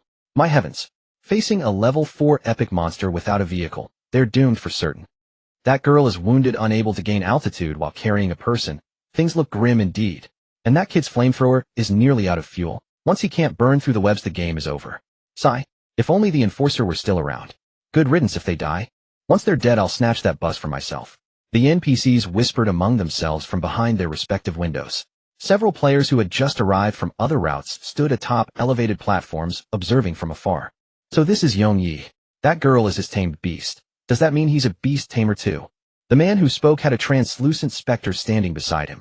A moderately renowned beast tamer Chen Ye had heard about in his previous life. The spider enchantress stood suspended between 2 towering buildings, gazing at the utterly exhausted Kayle, as a confident smile curled across her lips. Your Highness, cease this futile struggle. This old servant will not depart until you are slain this very day. You wretched creature. You've got the wrong person. I've never laid eyes on you in my life. With another bang, Chen Ye fired once more, accurately smearing the enchantress's face with ash. Disgusting mother spider, you've picked a fight with the wrong target. Kayle's condition grew increasingly dire. Even with Chen Ye's healing potions and tenfold regeneration, he could barely prevent her health from plummeting. During their earlier skirmish, the spider enchantress had coated her legs with lethal venom, and now its effects were slowly taking hold. Kayle, why don't you fly back on your own first? Chen Ye gently stroked it with concern etched across his face. She's after you. If you leave, she won't make things difficult for me. No, I will never leave my master. Kayle shook her head forcefully, tears nearly spilling forth. I'm not stupid. If I leave, that hideous hag will definitely take it out on you. The spider enchantress watched their impasse and started shrinking the encirclement, with her tens of thousands of spiderlings advancing inch by inch. Layer upon layer of silk accumulated, making Chen Ye's situation increasingly untenable. Damn it. Why hasn't Lung Ming arrived yet? Straddling Kayle's back, Chen Ye pulled the flamethrower's trigger once more. This time it sputtered out sparks barely 2 meters long before flickering and dying. The flamethrower had completely run dry. Just as despair threatened to consume them, an ear-splitting engine roar suddenly erupted from afar. A blinding beam of white light pierced the darkness, streaking straight toward them. Master, it's Bai Ling. Excellent. The spider enchantress glanced at the charging level 3 bus and dismissively curled her lip. Huh, that's it. How laughable. I thought it was a level 4 combat heavy truck. The words had barely fallen when a crimson laser bolt erupted from the bus's roof, striking the spider enchantress's swollen abdomen with unerring precision. Ah, damn it. A laser cannon. The spider enchantress shrieked in agony, hastily spitting silk to staunch the bleeding wound.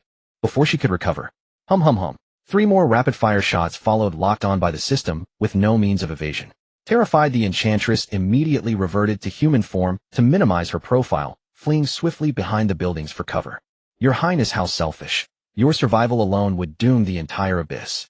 Watching the spider enchantress flee, Kayle finally exhaled in relief. But at that very moment, the lethal venom within her body suddenly erupted in full force. Her vision plunged into darkness, and she plummeted from a height of over 10 meters, Chen Ye still on her back. Chen Ye reacted with lightning speed, immediately clamping his legs and swapping positions with Kayle, using his own body as a cushion beneath her. Boom. The two crashed heavily to the ground. Fortunately, Chen Ye's constitution was formidable, and his chi barrier provided protection. He suffered only minor injuries.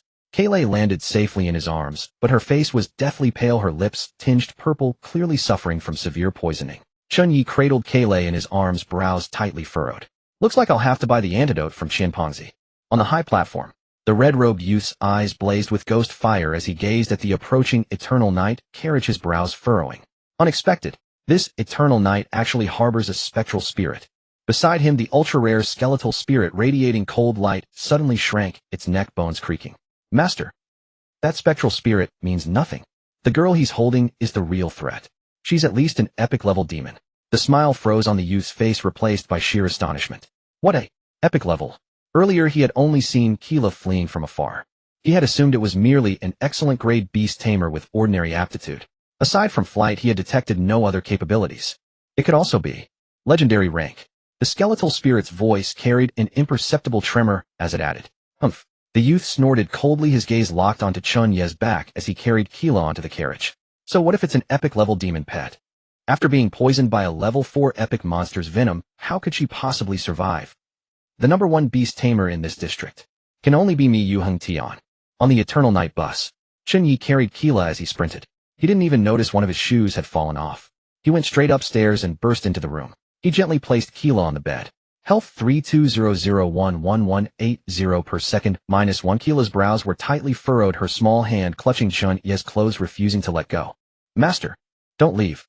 Seeing her bloodstained clothes, Chen Ye was burning with anxiety. He immediately frantically messaged Pongzi requesting high-grade antidotes.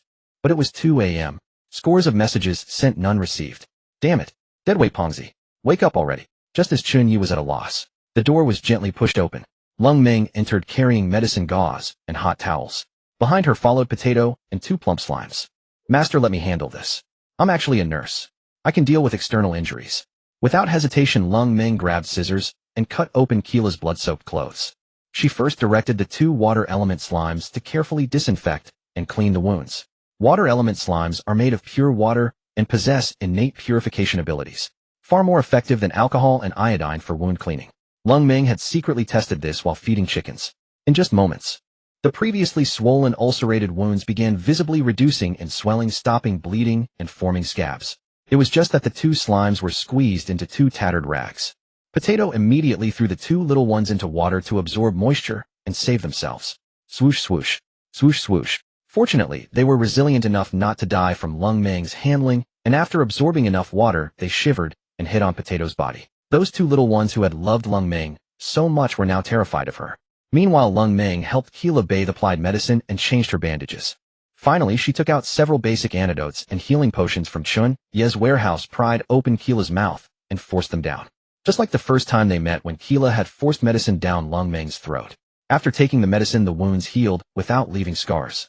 Everything was done. Keela's pale complexion visibly regained color. Lung Meng, you're amazing. Chen Ye watched in awe throughout. Never expected to have a healer hidden at home. He immediately pulled up the panel to check Keela's status. The poison effect had already disappeared.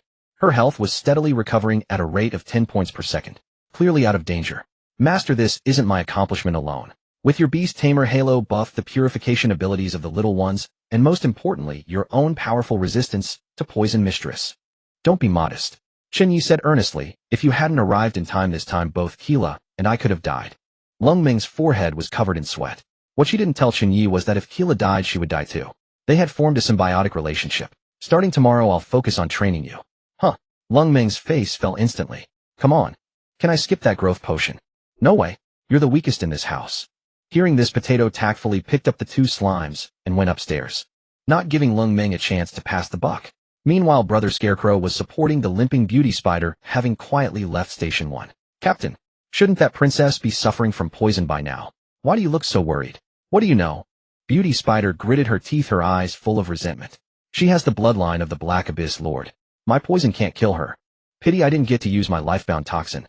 Otherwise this mission would have been complete. It's all thanks to that Eternal Night kid, just you wait. It's just an infinite fire laser cannon, right? Wait until I get my ice silk battle armor, and see how you can hurt me. The night passed without incident. The next morning, Keela had completely recovered. Not a single scar remained. Meanwhile, more and more people began arriving at Station 1. Chen Ye immediately spotted Shishir and Jiao Chan's carriage in the distance. Yo, from the same batch, yet so far from me. Am I that terrifying? Within the station, aside from those paying parking fees, enforcers no longer guaranteed personal safety. Shopping, fighting, robbing, assaulting. All sorts of chaos intertwined. Still the most authentic and brutal aspect of the apocalypse. He had no interest in meddling. Pongzi also sent an early morning message along with 2 bottles of high-grade antidote. Brother Yi, I'm really sorry. I sleep through anything like thunder. I genuinely didn't see the messages last night. He took a deep breath. Never mind. It's all in the past. Chen Ye didn't refuse the medicine just because Keela had recovered. He had no idea whether Pongzi would drop the ball next time he needed medicine. After stowing away the medicine, he then casually asked, by the way, Pongzi, how's the professional quest going? Is it done? Pongzi sent a smug expression. Got it. I found an agent who helps me sell goods and collect orders every day, plus manages my profits and losses. Finally managed to stay alive. It wasn't easy. Well, that's not bad. The two chatted for a bit. Pongzi refused to accept money from Chen Ye no matter what. But Chen Ye didn't want to keep taking advantage of him. He directly transferred 30 gene of hulled 5-day ripe wheat to Pongzi, special wheat that boosts physique when consumed in large quantities. Upon learning this, Pongzi was overjoyed. This method of gaining strength through eating was perfect for him.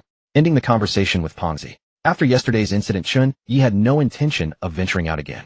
He felt that even stepping 1 foot outside this vehicle was fraught with danger. Clearly bitten by a snake, once fearful of well ropes for 10 years.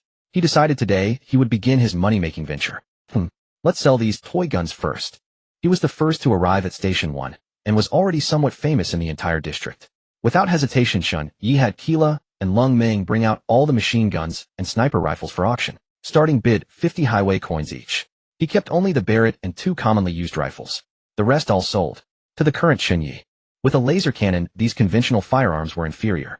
Keeping them would only let them gather dust and depreciate. But for others, a reliable firearm was a second life in the apocalypse. Seeing the weapons, Chen Ye listed, everyone flocked to them immediately with the channel full of auction messages. Chen Ye also listed a grenade launcher. Starting price, 500 highway coins. This move directly enraged Ji Boda. That bastard Chen Ye. How dare he sell my cannon?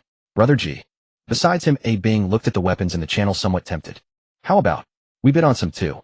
Having multiple good guns in the apocalypse is the real strength. Finally, Ji Boda couldn't resist either joining others in bidding on Chen Ye's firearms. Chen Ye hadn't expected such good market conditions. Rifles mostly sold around 200 highway coins. That grenade launcher fetched an even higher price of 1,500 highway coins. Total income directly exceeded 4,000. Looking at the figure of 4,512 highway coins on the panel, Chen Ye's eyes squinted into slits from his grin. However, what Chen Ye didn't know was that Ji Boda, having lost the grenade launcher auction, was so furious his hemorrhoids bled. He slammed his fist on the table, shaking off 2 feathers, vowing to kill him. Chen Ye looked at this money, although happy. But he needed to accumulate 200 highway coins to buy AI Mayor. This amount was far from enough.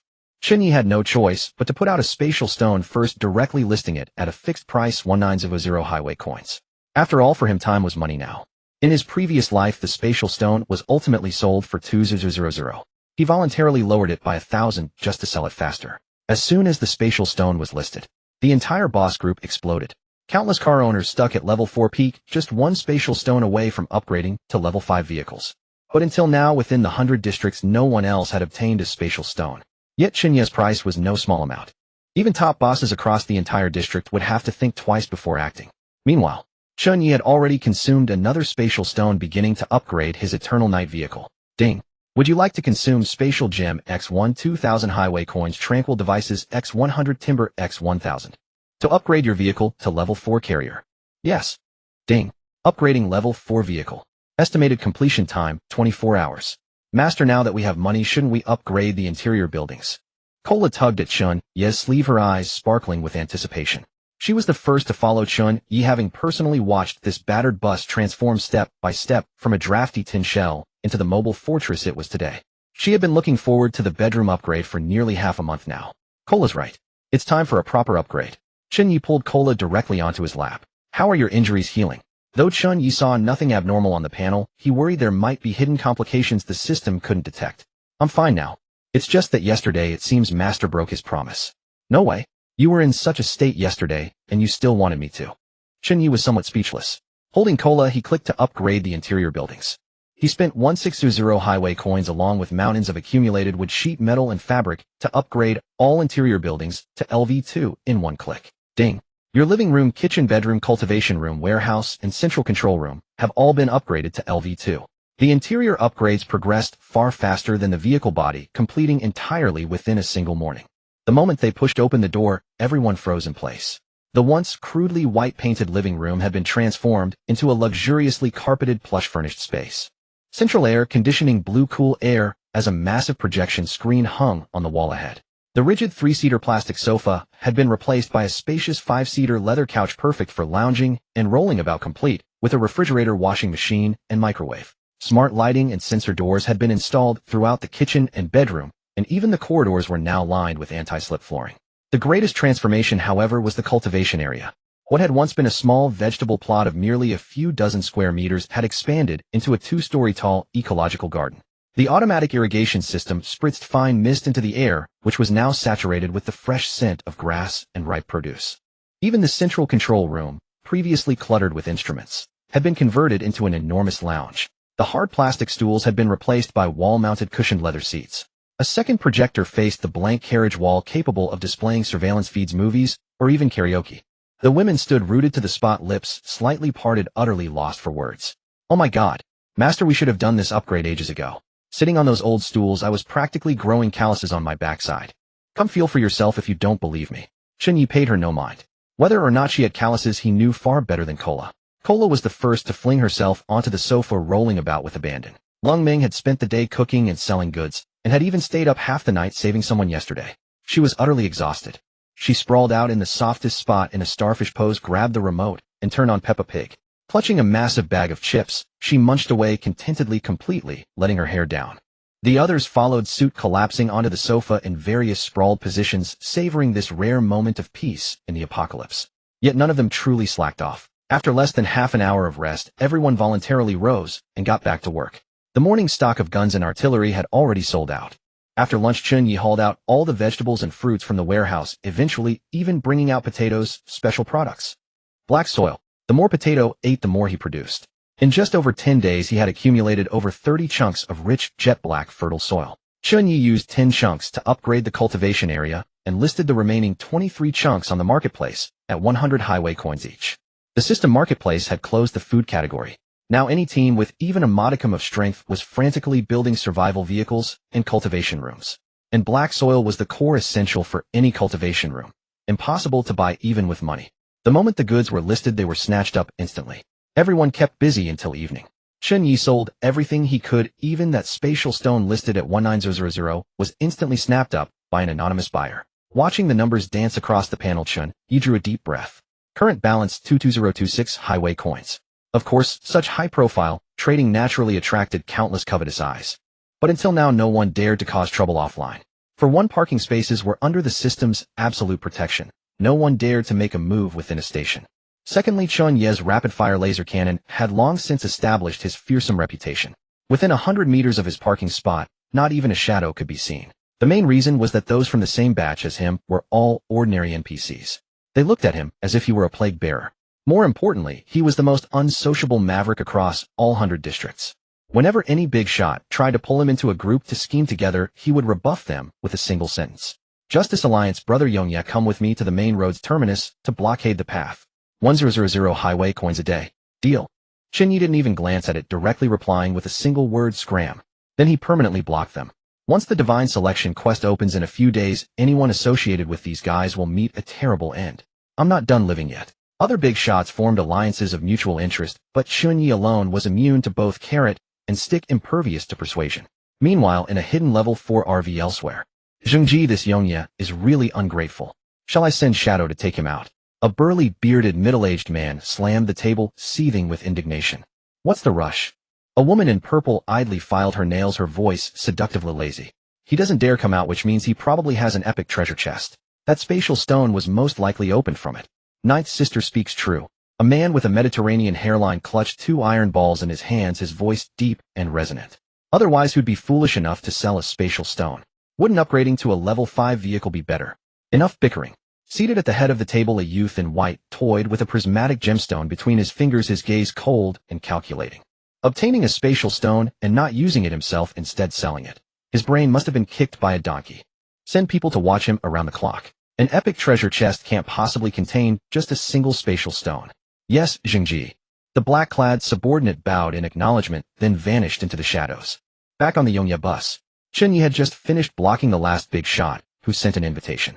Just a few days earlier, when these people tried to recruit him, he would have been forced by pressure to agree. It would have simply meant joining them to bully the survivors at the bottom, scrounging for scraps. Though he despised such petty schemes, falling out with them back then would have meant certain death. But could things be the same now? I'm rich now. You still think I'm some pushover? Chen Ye rubbed his hands together, unable to contain his excitement any longer, and directly opened the AI companion section on the system interface. His gaze locked onto the avatar with the highest price tag. His finger descended without hesitation. Ding. Confirm spending 19999 highway coins to purchase the top-tier AI companion, Mayor. Confirm. Cola and Lung Meng happened to walk over carrying fruit, and upon seeing the transaction interface on the screen, both froze simultaneously. They exchanged glances, their expressions instantly turning peculiar, and shot a synchronized glance toward Chen Ye's nether region. Fortunately, Kola shared a telepathic link with Chen Ye and could vaguely sense his thoughts. She knew he probably hadn't suddenly gone mad spending 20,000 highway coins just to bring home a pretty face. Don't look at me like that. Am I really that kind of person? AI Mayor is incredibly powerful. Chen Ye's face flushed crimson as he defended himself.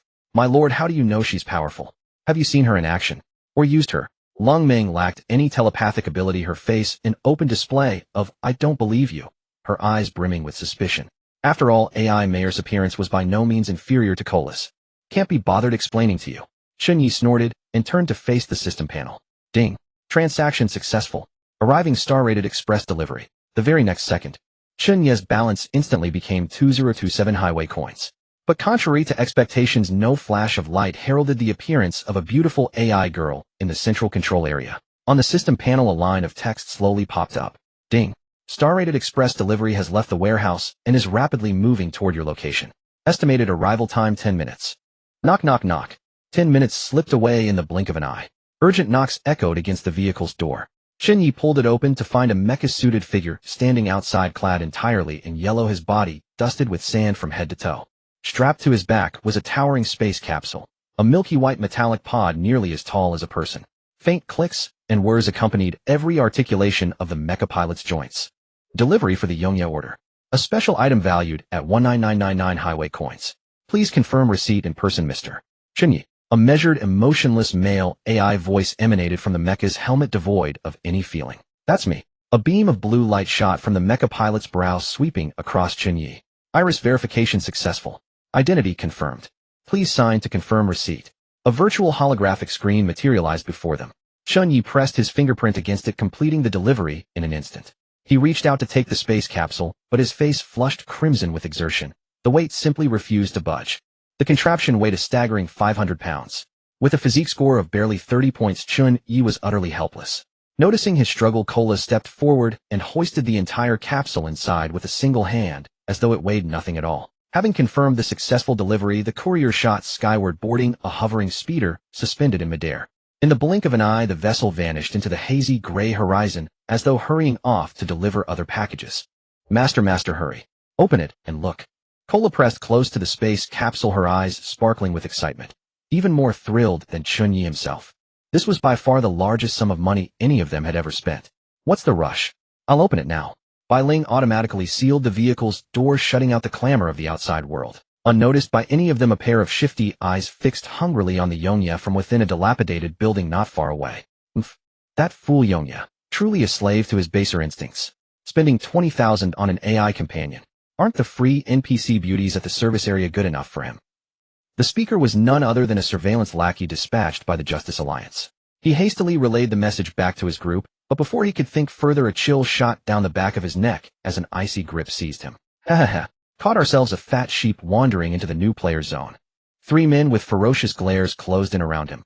All of them former NPCs, their bodies modified by the system. How dare you? I'm a member of the Justice Alliance.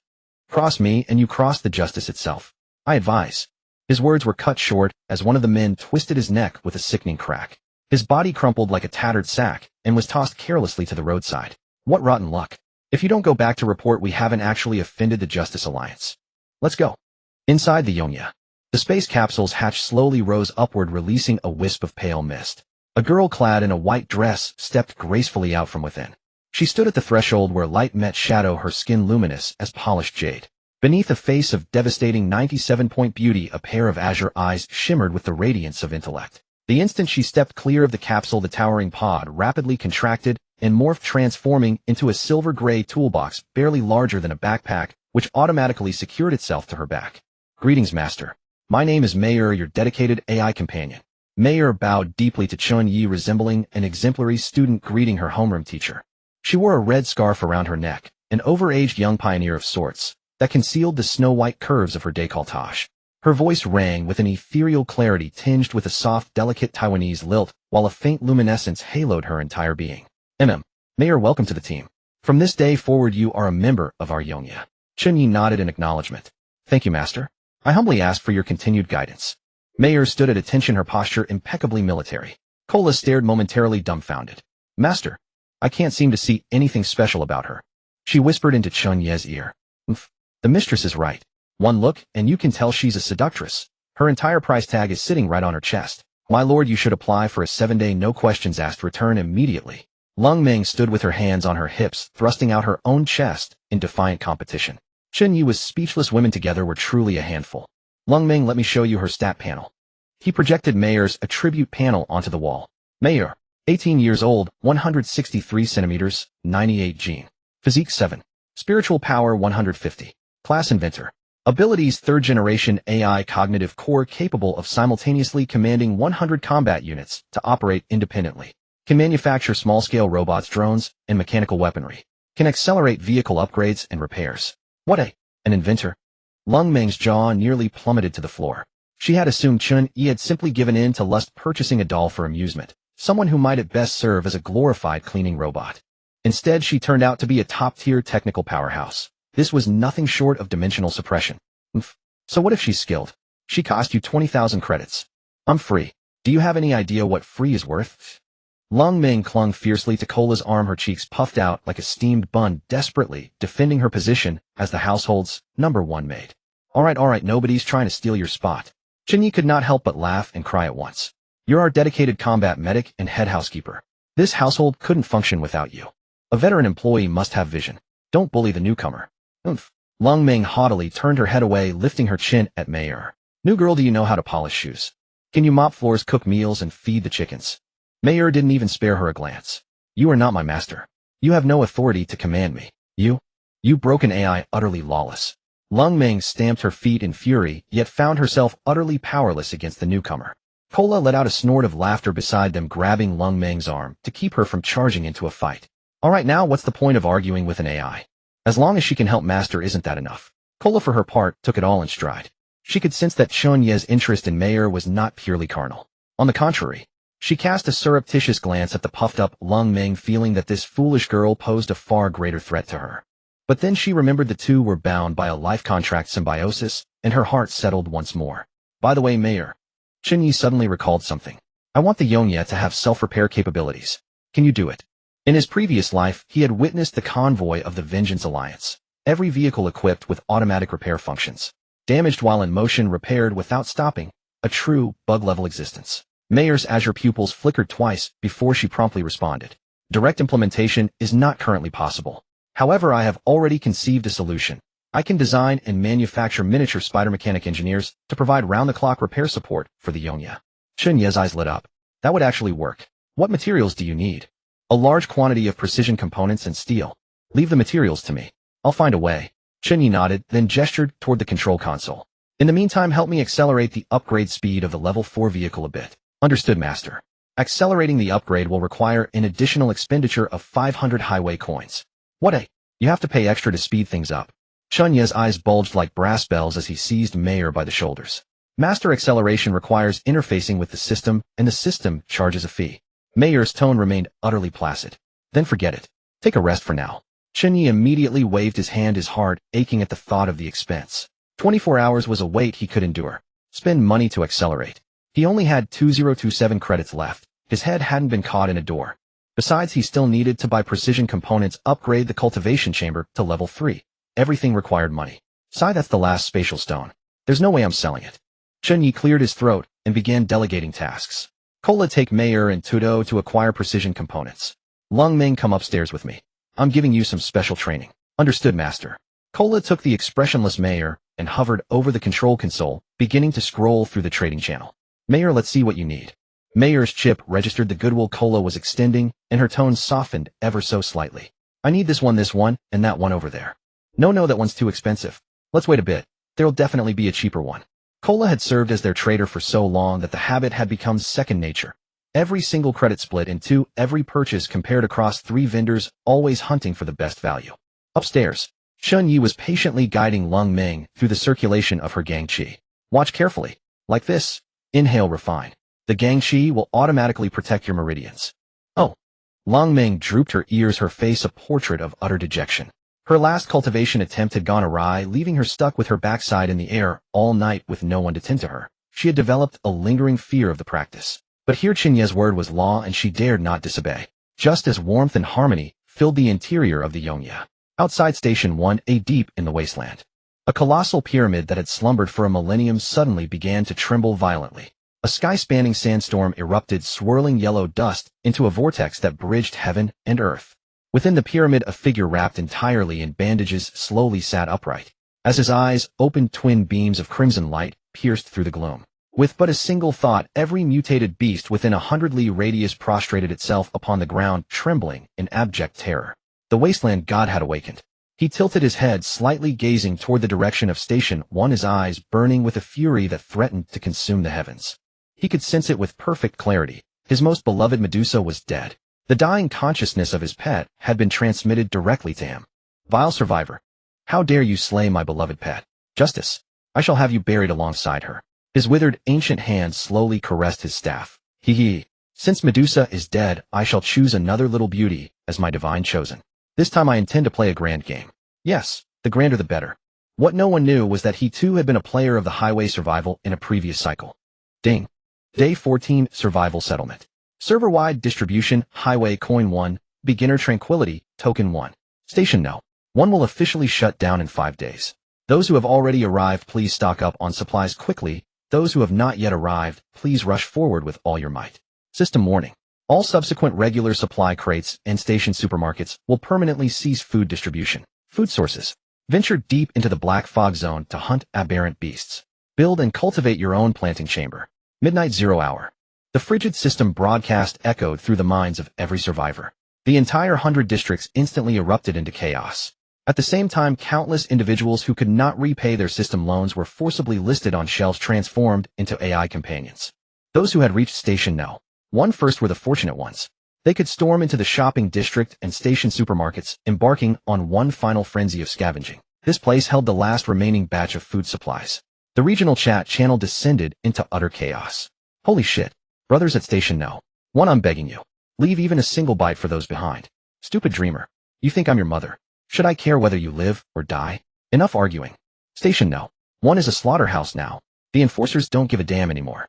If you have money but no gun, you're just someone else's walking food pantry. At this moment, inside a convenience store at the station. Hey up, how about I pay you 2 peanuts instead? Ha.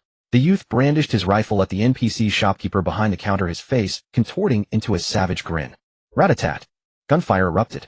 The shopkeeper's head burst like a blossom before he crumpled stiffly to the ground. What a damn idiot. Couldn't you see I came here to rob you? And you still dared to ask me for money. The youth hoisted bundles of loot over his shoulder and turned to leave. The next second, the convenience store's rolling shutter slammed shut with a violent clang, transforming into 2 rows of massive yellow fangs. The concrete floor instantly grew slick and viscous, exuding a piercing stench of decay. Ding. Madness value 79. Rat-a-tat-tat. Rat-a-tat-tat. Terror seized the youth as he sprayed bullets wildly at his surroundings. Slither. A long tongue lined with barbs beneath his feet shoved the youth deep into the maw of those colossal yellow fangs. Rat-a-tat-tat. Rat-a-tat-tat. Tisk sounds a bit like popping candy.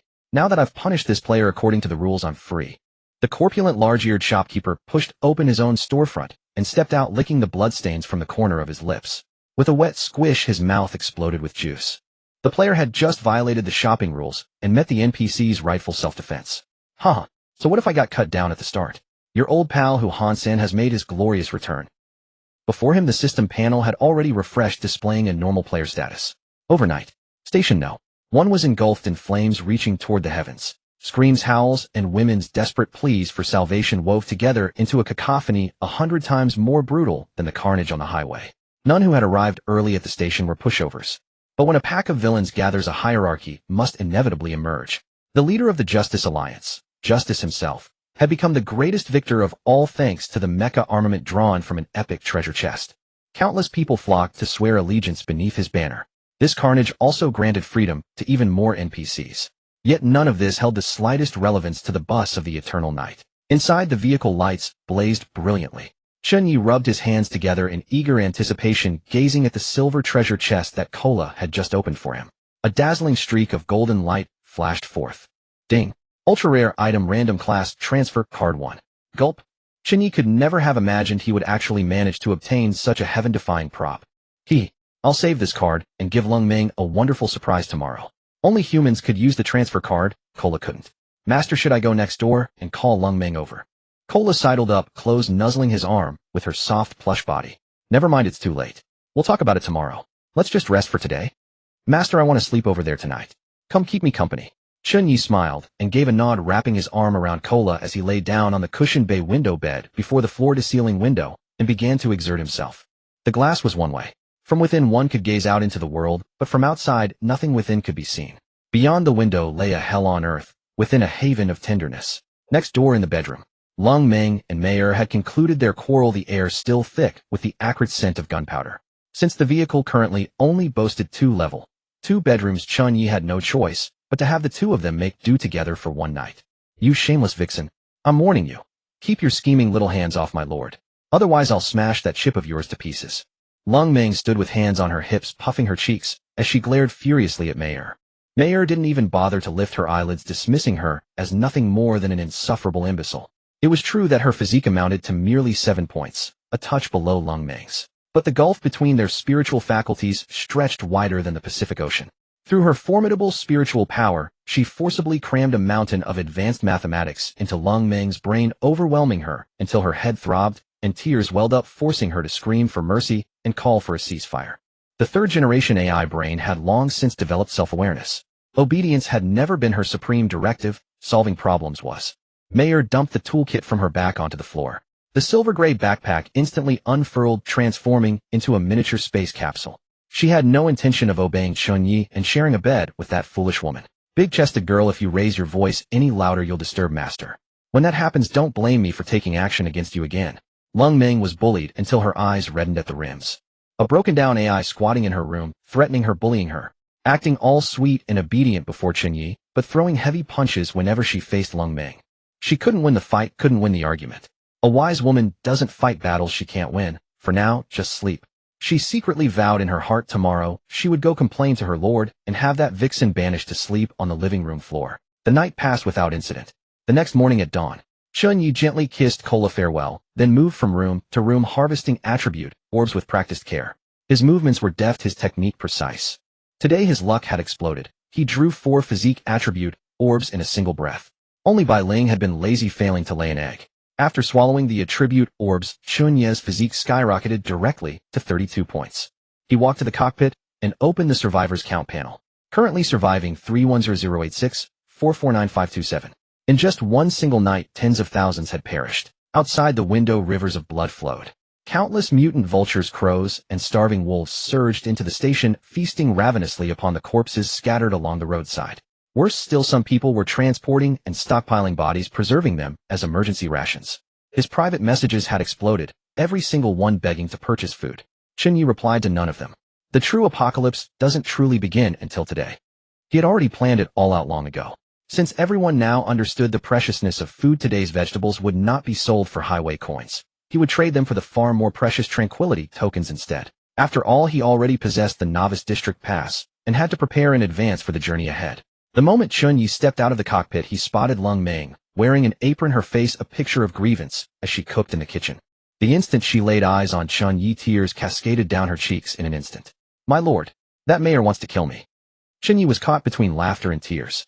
After listening to her exaggerated, tearful grievance for quite a while, he roughly understood what had happened. There was nothing for it. Although he had purchased Mayer, he had never formed a contract with her. Mayer only had the base-level code of Do Not Harm Master. She had no setting whatsoever for cannot bully the other maids. Alright, stop your crying. Chen Ye gave her amusing cat ears a playful rub. Once the level 4 vehicle upgrade is complete today, I'll assign you separate rooms to live in, alright? Lung Meng is so scared. Master, don't believe her. Mayer approached carrying a glass of milk. Her expression one of righteous indignation as she watched Lung Meng weeping and sniveling behind Chen Ye. Yesterday she was clearly the one who struck first. Should I make a lie detector and strap it on her? My lord, don't listen to her. I can't even beat her. Would I be stupid enough to strike first? Guilt gnawed at Lung Meng's heart.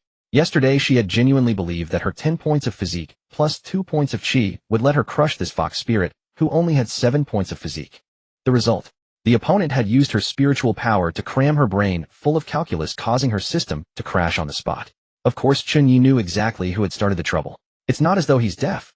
How could he possibly be unaware of the commotion next door last night?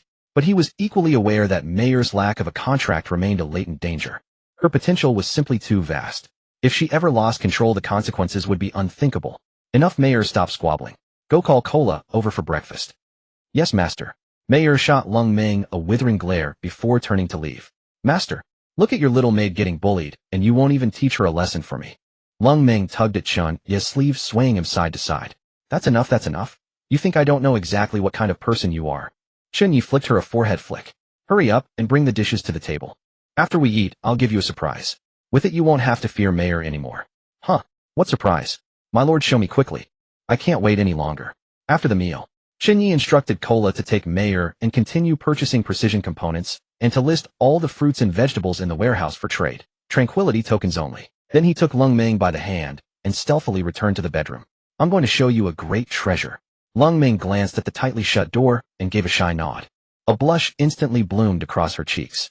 Then, I beg my lord to be gentle. This is Lung Ming's first time. In her heart she thought so. This is what her lord wanted her to see. If it really worked out, she truly wouldn't have to fear that fox vixen anymore. With such a relationship, she could be as composed as Cola. What would the other party have left to fight her with? But what Chen Ye produced was nothing other than a black card emblazoned with golden patterns. A transfer card. My lord, this is what you wanted to show me. Lung Ming's eyes bulged wide as brass bells, and she began stammering over her words. What? You don't want it. If you don't want it, I'll just list it on the trading house for sale. Think it over carefully. By then you'll probably be crushed beneath Mayor's heel once she's transferred. No, I want it. Isn't that enough already? Lung Ming snatched the transfer card in one swift motion, cradling it against her chest. With a flushed face, she looked up at Chen Ye. My lord, are you planning to do something to me? Chen Ye's face was a portrait of speechlessness. What on earth is constantly running through that head of yours? Chen Ye delivered another flick to her forehead. Hurry up and activate it. Let's see what class you transfer into. Lung Ming let out a sigh, her face a portrait of disappointment, the corners of her mouth sagging almost to the floor. She had no choice but to press her palm against the golden transfer card. Ding. Qualified user detected. Randomly generating class. Do you wish to use the awakening card? What are you looking at? Crush it. You'll gain the power of a class change. Chen Ye flicked the fake cat ears wobbling atop her head. Lung Ming drew a deep breath and tightened her grip on the golden class change card. Crack. A burst of golden light suddenly shattered, transforming into countless firefly-like dark mist particles that surged frantically into her body. The cat ear accessory on her head slowly fell away as a pair of flesh and blood cat ears gradually took shape. A fluffy black tail emerged from beneath her skirt, nervously brushing against Chen Ye's palm. Ding. Congratulations. You have successfully changed class to a rare hidden profession, Jungle Thief. Thief trait lockpicking, LV1. Skills unlocked. Life steal 5 of the target's maximum HP, converting it into an equal amount of healing distributed among allies. Black cat beastification, consume mana to enter a beastified state, doubling physique and HP and granting complete invisibility within dark mist. The system notification faded. Lung Ming immediately pulled up her status panel, stared at it for 3 seconds with wide eyes, let out in huh. And her face instantly fell. What the hell? What is this? Her cat ears drooped with a swish and her tail dropped to the ground. I've really turned into a cat girl, and my class is a thief. Stealing blood, picking locks, turning invisible. Sounds so shady. The more she thought about it, the more aggrieved she felt. She pouted. And, even with these skills, I still don't think I can beat Mayor. Her ability to forcibly make people read is basically cheating. Chen Ye, who had been standing in a daze, felt his eyes light up the instant he heard the word thief. Quick, cast your panel to my screen. Lung Ming reluctantly swiped open her panel. Chen Ye stared at the screen, his heart pounding wildly. Exactly the same. Not a single detail differed from Lung Ming's class awakening in his previous life. In his previous life, this girl had been a flamboyant female sky thief who showed off her skills to everyone she met. In the end, she stole from a lecherous old man's vehicle and vanished from the face of the earth entirely. His gaze happened to drift across the Buddha amulet around Lung Ming's neck, where he noticed an extremely faint golden glint flashing across its surface. Could it be the influence of this thing? He muttered under his breath. Such an incredible hidden class, and she still finds it distasteful. She wasn't like this in her past life. Did I spoil her? Lord, what are you muttering about? Lung Ming tugged at his sleeve. It seems like I still can't beat Mayor. What should I do?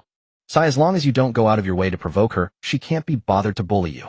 Chen Ye reached out and stroked her fluffy tail, pleasantly surprised by how good it felt. Master. Don't touch me there, it's too sensitive. Seeing her face flush crimson, Chen Ye immediately stopped. Remember, you mustn't tell anyone about your class except the people in the vehicle. Otherwise I will. Chen Ye stroked her tail once more. I won't dare, I swear I won't say anything. I can't take it anymore, Lord, please stop. Chen Ye withdrew his hand with some reluctance, the faint fragrance of Lung Meng still lingering on his fingers. I swear I won't tell anyone. How could I possibly go around talking about such a shady class? Dark lines appeared across Chen Ye's forehead. He would bet his life that once this girl realized her true capabilities, she'd show them off to the whole world. Swearing means nothing. In this apocalyptic world, human hearts are treacherous. Once others know your hand, you're nothing but a lamb awaiting slaughter. Lung Ming blinked her eyes. Seeing the genuine worry in Chen Ye's gaze, the demonic markings on her abdomen pulsed faintly with warmth. A kind of mental imprint began to take root in the depths of her mind. She couldn't help but nod vigorously. Lung Ming will listen to Lord. That's my good girl. In a few days I'll still need your abilities to find the legendary treasure. Drink all these growth potions now. Strive to reach level 1 as soon as possible. It'll keep you safer too. Chen Ye tossed her an entire row of growth potions. Lung Ming stared into Chen Ye's eyes, her gaze sparkling with stars. This was definitely the unique favoritism only her lord would show. So what if that vixen was powerful? In Lord's heart, she was still the one who mattered most. Delighted by the thought, her tail wagged so fast, it was practically a propeller. I'll do whatever Lord says. Seeing this, Chen Ye took out a growth potion of his own and sat cross-legged on the spot to refine it. He could now refine 12 potions a day. In about another week, he'd be able to break through to level 2. Time flew by in the blink of an eye. Meanwhile, Kola was showing Mayer around the Eternal Night and purchasing precision components along the way. Mayer was indeed a top-tier AI, she caught on with remarkable ease. In just 10 minutes, she had written an automatic sniping script. Any component priced more than 30 below market value would be instantly snapped up. In less than an hour, she had obtained the first batch of components. She opened her toolbox, her fingers flying as she pulled out blueprints she'd drawn long ago and rapidly began assembling. With a series of crisp clicks, 3 phone-sized micro-spider engineer robots took shape. Their silver-gray metal shells gleamed as 8 slender mechanical legs rotated nimbly. Tiny magnetic suction pads dotted their undersides. Look, Sister Kola. Mayer pointed at the spiders clinging to the vehicle's wall. They can firmly attach to any part of the vehicle, conducting 24-hour inspections of weld seam circuits and engine faults. And when there's nothing to do, they can double as floor cleaners. The moment she finished speaking, 2 of the little spiders had already scuttled along the corner of the wall and begun cleaning up the potato chip crumbs Lung Ming had dropped on the floor. Curious, Kola leaned in and reached out to touch one. The spider suddenly twitched its legs. She screamed, "Ah," and snatched her hand back, stumbling 2 steps away. The trauma of nearly dying from the beauty spider's venom remained etched into her very bones, leaving her with an instinctive fear at the sight of spiders. Don't be afraid, Sister Kola. Mayer reached out and picked up the spider, placing it in her palm. Their core programming has them absolutely forbidden from harming humans. From now on, Master won't have to spend money on vehicle repairs or washing. Kola stared at the tiny metal lump in her palm for a long moment before finally giving in to her curiosity. She cautiously extended one finger and gently tapped the spider's back. A cool metallic sensation. The spider obediently lay in her palm without moving. Seems not so scary after all, she murmured. Then why did you make them look like spiders? Kola asked, looking up. Wouldn't little bunnies be much cuter? Mayer blinked her azure eyes and replied with perfect seriousness. First, 8 legs can simultaneously perform maintenance on 8 different areas, doubling efficiency. Second, the multi-legged structure adapts to any complex terrain. She paused, then added. Besides, little bunnies only have 4 legs and no fingers. They can't do anything except wipe glass. Kola listened, dazed, and found herself thinking it actually made a lot of sense. She reached out again, this time boldly placing the spider on her own arm, watching it wander leisurely back and forth. Seems pretty fun, actually. Just then, bang, the door was flung open. Lung Ming burst in, waving a half-finished growth potion, and immediately spotted the spider on Kola's arm. Wow, what is this thing? Mistress, let me play with it. She reached out to grab it, but the startled spider whooshed and leaped onto her face. Lung Ming's blood-curdling scream echoed through the eternal night. You vixen, I know this is your doing. I'm not done with you. A flash of dark mist flickered at Lung Ming's fingertips as she snatched the spider off her face. A soft click rang out. Lockpick activated. With a frantic clattering of parts, the spider robot was instantly dismantled into components scattered across the floor. I've awakened too. You think you can hurt me with this heap of scrap metal? How hilarious. Lung Ming stood with hands on her hips, looking at Mayer smugly. You big-breasted bimbo, are you looking to die? Mayer's gaze instantly went cold, a flicker of electricity flashing through her azure pupils. This is a maintenance robot I made for Master. Do you believe me when I say I'll turn you into an idiot that can only recite multiplication tables? Lung Ming. Apologize. Chen Ye strode over and pinched her cat ear firmly. Ow. Lord, that hurts. These ears are real now. Let go. I'll apologize, okay? Lung Ming hopped on one foot in agony, tears nearly spilling from her eyes. After a bout of friendly education, Lung Ming finally drooped her head and offered a most reluctant apology. Master is here this time, otherwise I would have already reformatted you. Mayer's gaze was icy, her tone devoid of any hint of jest. Chen Ye's heart sank slightly. Third-generation AI indeed possessed self-awareness now. Without a contract, she remained a latent danger. He had to contract her as soon as possible. All right, everyone, come eat. Lung Ming has already prepared dinner. The moment they finished eating, a harsh system notification blared through the living room. Ding! Your Eternal Knight has been upgraded to a level 4 vehicle. Chen Ye settled onto the leather sofa with his companions still drowsy from the meal and switched on a film to watch. The plot had just reached its climax when the system's chime rang out, drowning the television entirely. Ding! Your Yonya has been upgraded to level 4. The carriage trembled faintly, its walls rippling soundlessly like the surface of water. The 3-story RV had silently expanded into 4. Viewed from the outside, however, its prestige had somehow diminished. It now resembled a double-decker bus. Parked among the vehicles of other level 3 and level 4 players, it looked almost shabby by comparison. This was the effect of spatial stone compression. Chen Ye paused the film and immediately opened the refreshed interface panel. Everyone come take a look at our new vehicles panel. The instant the panel appeared, the carriage erupted into excited chatter. Wow! 4 floors. It actually became 4 floors. And there are so many more rooms. Lung Ming was the first to leap up, her little tail wagging furiously, her eyes wide as saucers. Cola shrieked alongside her. Master, this is spatial folding. It can even disguise its exterior. That's incredible. Bai Ling's figure darted wildly about the carriage. So many new spaces waiting for me to explore.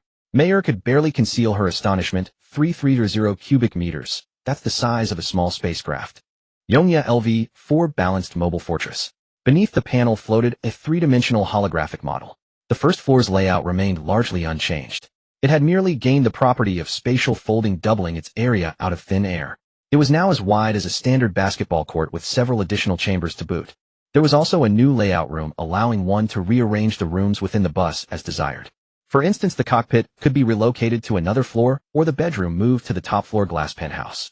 The second floor, what had once been a 2-bedroom, 2-living room layout, had become a multi-bedroom, 2-living room layout with rooms capable of instantly expanding or contracting. Each room spanned 30 square meters, complete with a private washroom, though the entire floor shared only one communal shower room, guaranteeing a queue for bathing. The third floor, entirely new additions. An entertainment room, an adult cinema, a card lounge, a gaming room, an indoor swimming pool. All facilities were present, though still in shell condition, requiring road coins to unlock. The fourth floor, still an open-air cultivation chamber, though the once flat terrain had risen into undulating hills.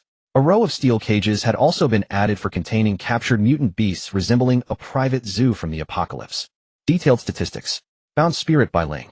HP 150,150. Spirit 15. Defense 1,720. Magic Resistance 1898. Durability 1,602. Space 330 cubic meters. Max Speed 450 km/h. Golden Tag Draw 1. Beast Taming Slot 1. Interior structures levels omitted. Though the exterior remained modest, pushing open the car door felt like stepping into an entirely different world. Beyond lay a sky choked with yellow sand and the stench of blood. Within awaited the cool breeze of central air conditioning and plush carpets. Gulp. Master. 2 pairs of beautiful eyes locked onto Chen Ye. Mayer and Lung Ming had both set their sights on his beast taming slot. Master, I'm ready. Mayer stepped forward first, her polished little shoes making no sound against the carpet. She had long since learned from Cola that Chen Ye was a divine-tier beast tamer, and she harbored no resistance toward his contract. If anything, a hint of anticipation. Hurry and contract me. It'll be a safeguard for everyone. As a third-generation AI consciousness, she understood her own hidden vulnerabilities all too well. The main brain had left a backdoor within the third-generation AI chips. With a single command, they could be completely hijacked, or even wiped clean.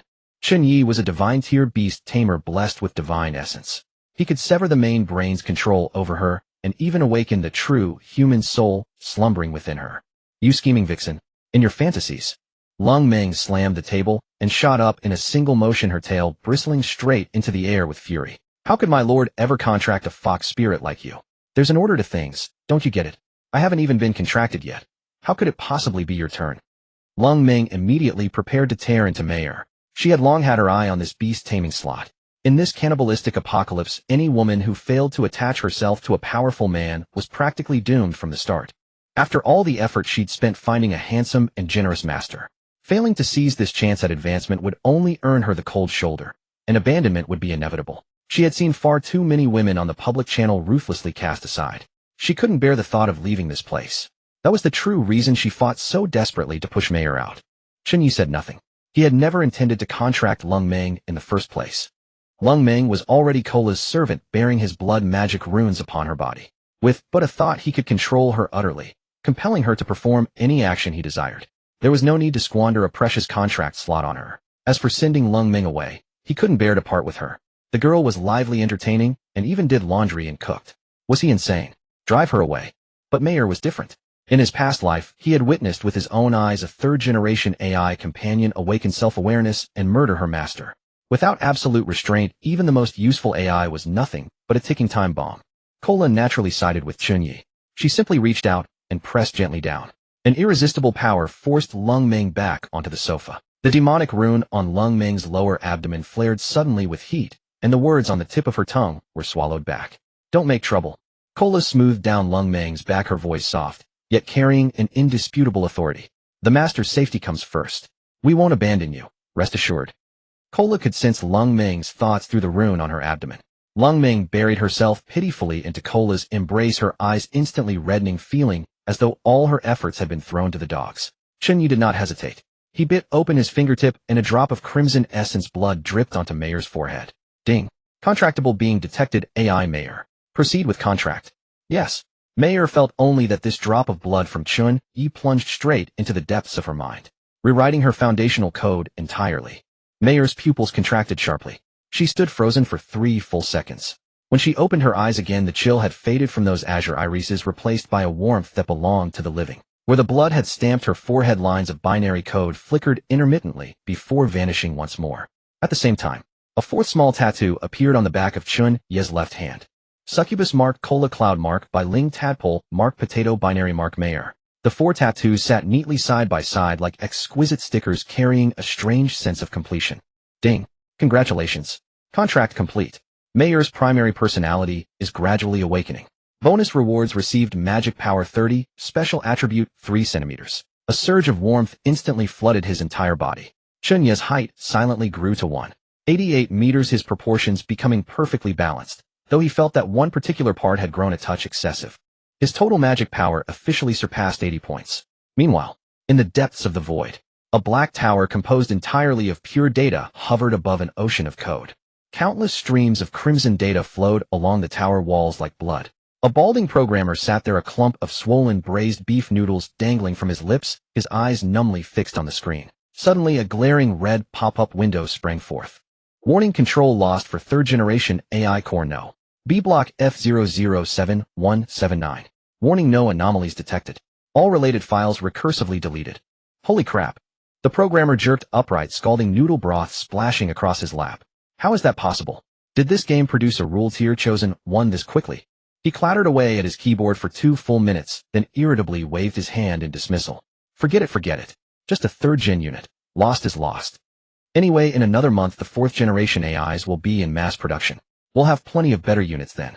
He casually closed the alert window and wiped the abnormal logs clean, then picked up another bite of noodles with his chopsticks. To him, the loss of an AI was no different from losing a single screw. No one knew that this 3rd-generation AI they had so casually discarded would one day become the first blade to tear the entire system apart. Inside the Yongha, Mayer felt the peculiar soul link deep within her mind, and for the first time a faint smile appeared upon that cold, beautiful face of hers. No more surveillance, freedom at last. Though not absolute freedom perhaps, she was now bound to Chen Ye. Master, she spoke softly, her voice far gentler than before. With the transformation from your divine essence, I've broken free of the main brain's control. There were things I couldn't tell you before. In truth, this apocalyptic game is a periodic experiment conducted by a higher dimensional civilization. The temperature within the carriage seemed to drop several degrees. Chen Ye shook his head, reclining against the sofa as he counted the idle talismans he had reclaimed today. I don't care about higher dimensions or gods. I just want to live a few more days. Reborn into this life, he had long known this apocalypse was the work of gods. The things beyond his power to change he never dwelt upon. After all, stretching one's reach too far only leads to a painful snap. In this apocalypse where strength reigns supreme, the more you know, the faster you die. What we need to prepare for now is this: while Station 1 hasn't closed yet, we head to the beginner zone to gather supplies. He had already seen on the regional channel today that someone had purchased a beginner zone pass with their lifespan and gone scavenging in its dungeon. There's only one beginner zone dungeon right now, and everyone's racing to get inside and collect supplies, especially food. However, the beginner zone dungeon has its rules. You can only enter your own district. Just as Chen Ye was planning how to arrange their schedule for the trip to the beginner zone, a shrill screech of brakes suddenly rang out from outside the window. Immediately after, a young man in red stepped out accompanied by a translucent skeletal spirit. Strange. This is really Yongye's vehicle. Why does it look like a beat-up level 2 bus? Could this vehicle be reverting to an earlier form? The youth in red robes stared at the crude double-decker bus before him, a peculiar expression on his face. Master, I am certain of it. Beside him, the skeletal, ghostly spirit floated, its hollow eye sockets flickering with ghostly flames.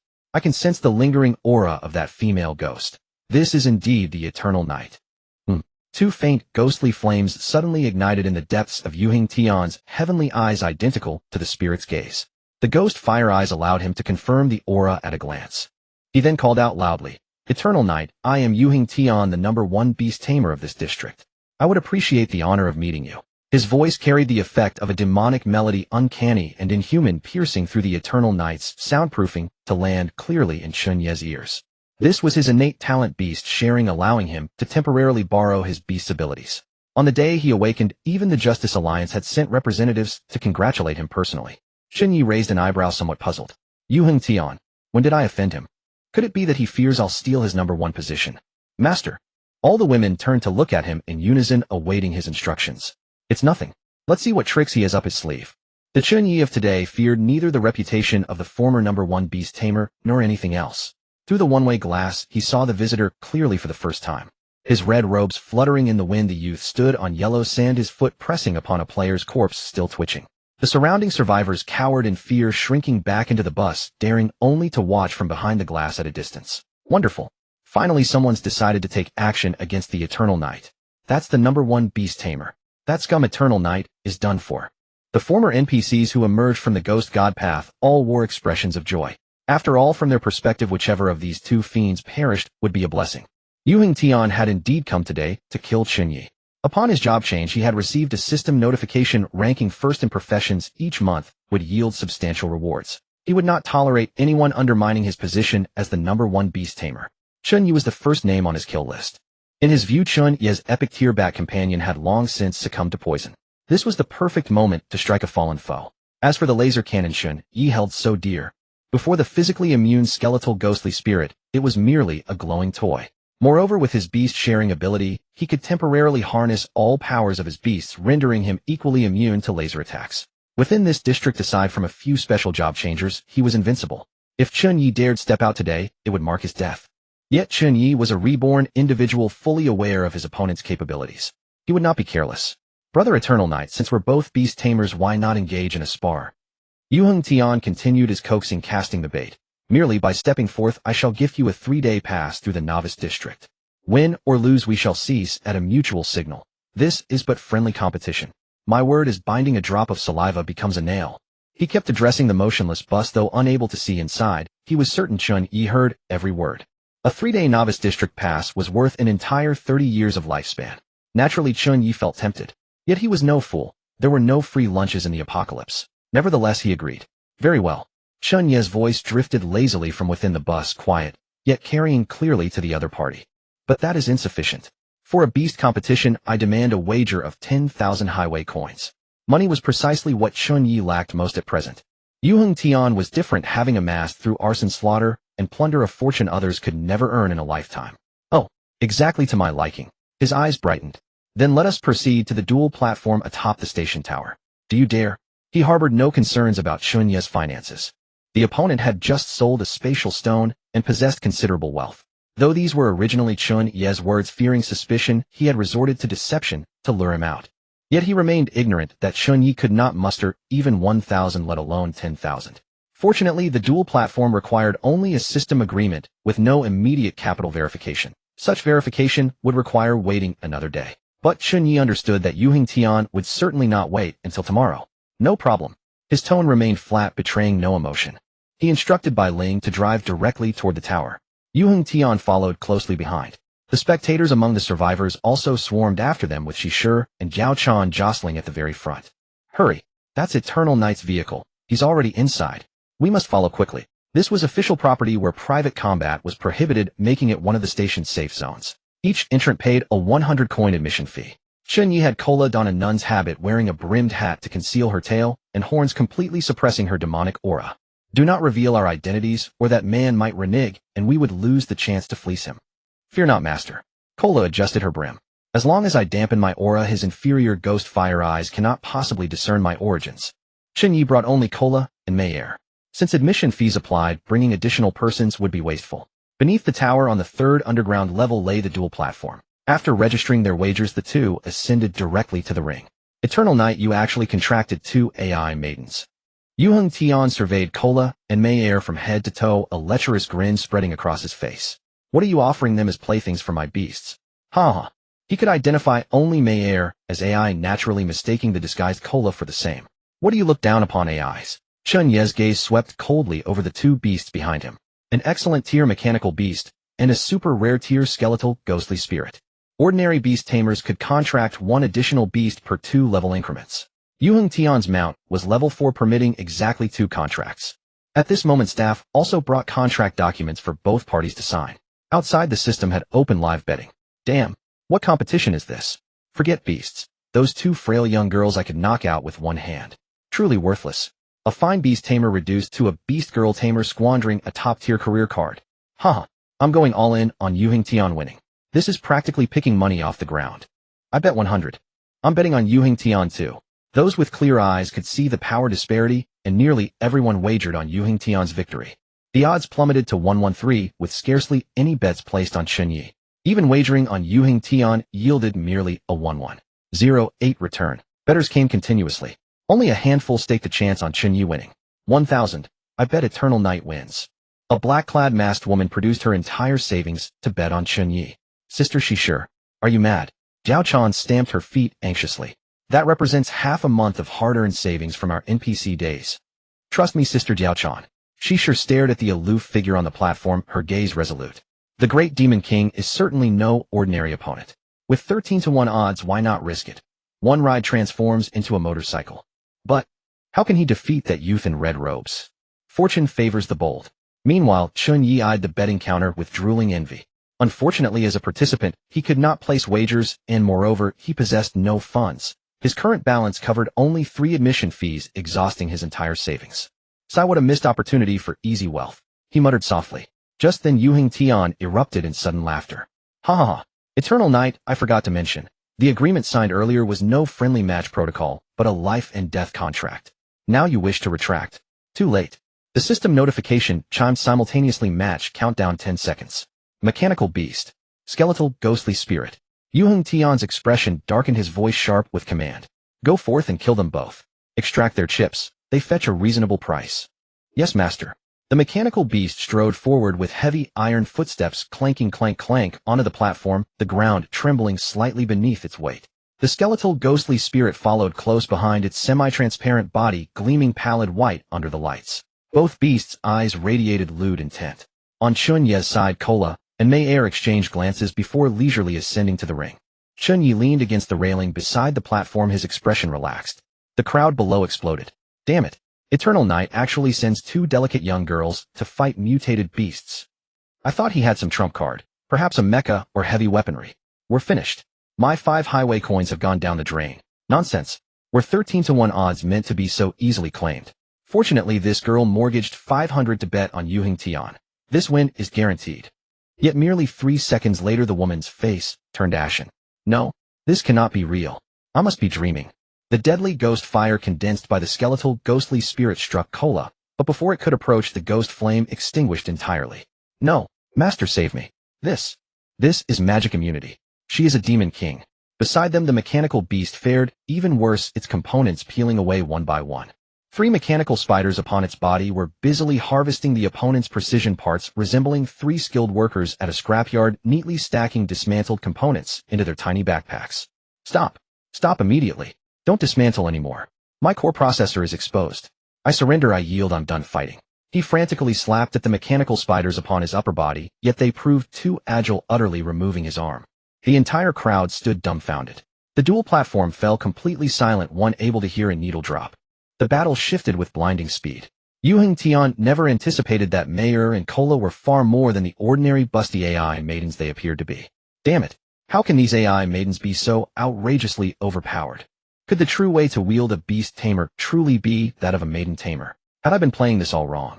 But Yu Tian could not afford to lose. This was a life-and-death arena, and defeat meant forfeiting his very existence. His eyes narrowed to dangerous slits. You two fools, don't you know how to switch opponents? Yu Tian bellowed in desperation. Upon hearing the command, his two beasts instantly changed targets.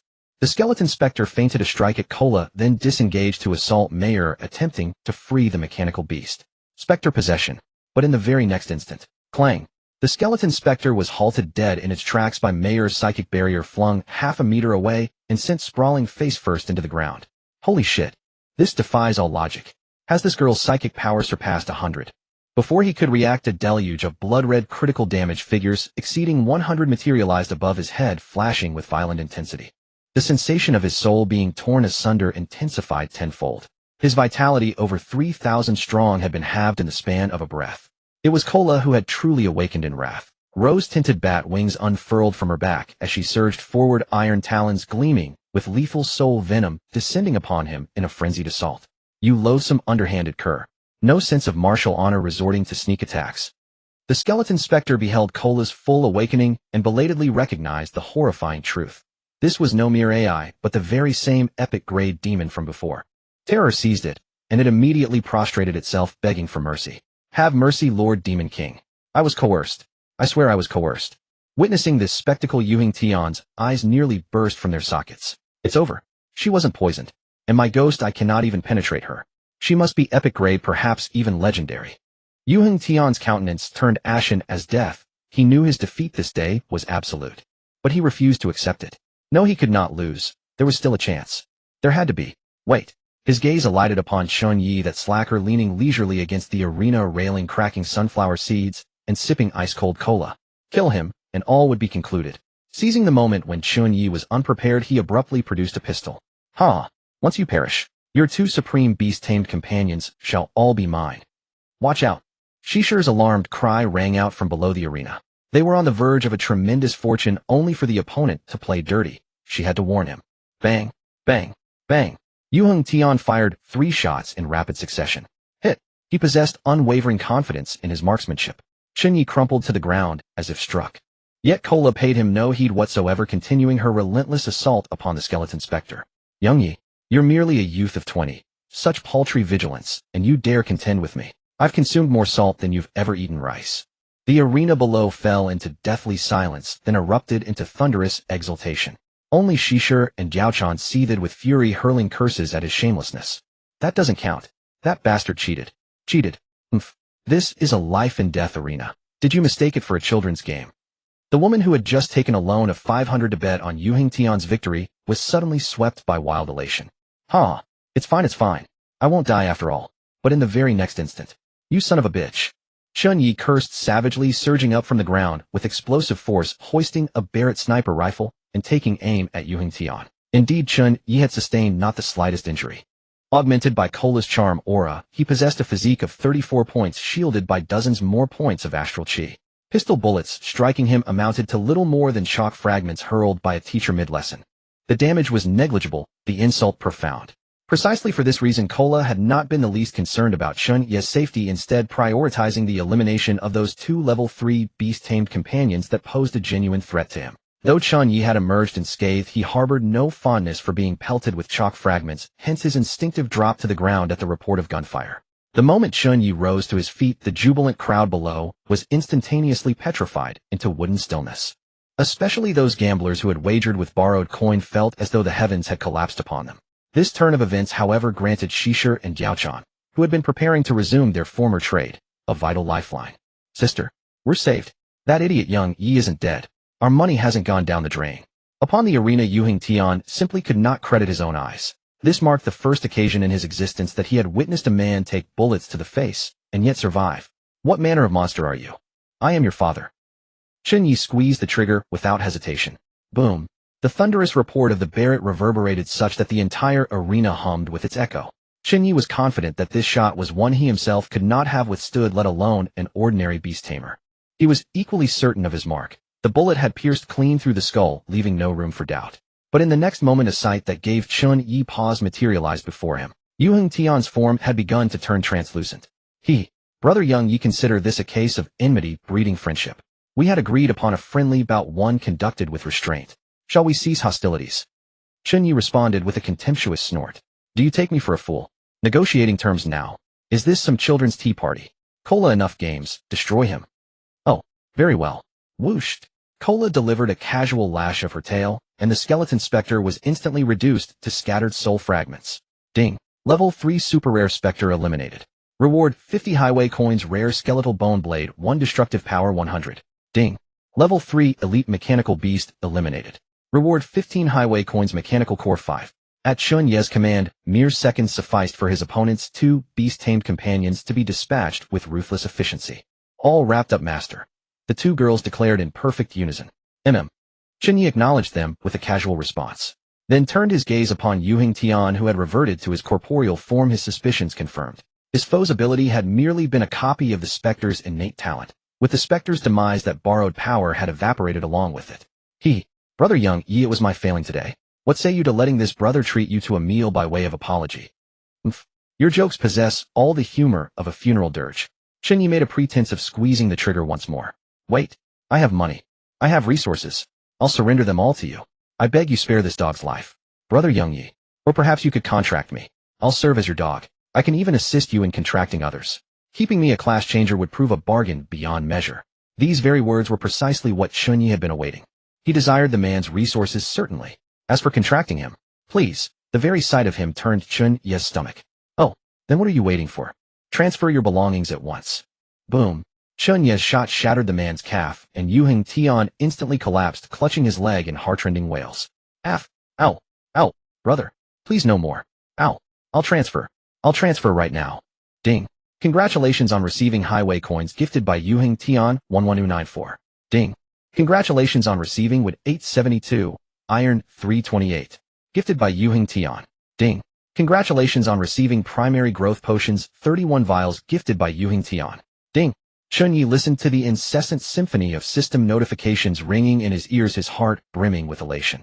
Upon completing the transfer, Yu Tian immediately prostrated himself, kowtowing and pleading for mercy. Master, contract me. I pledge my absolute obedience.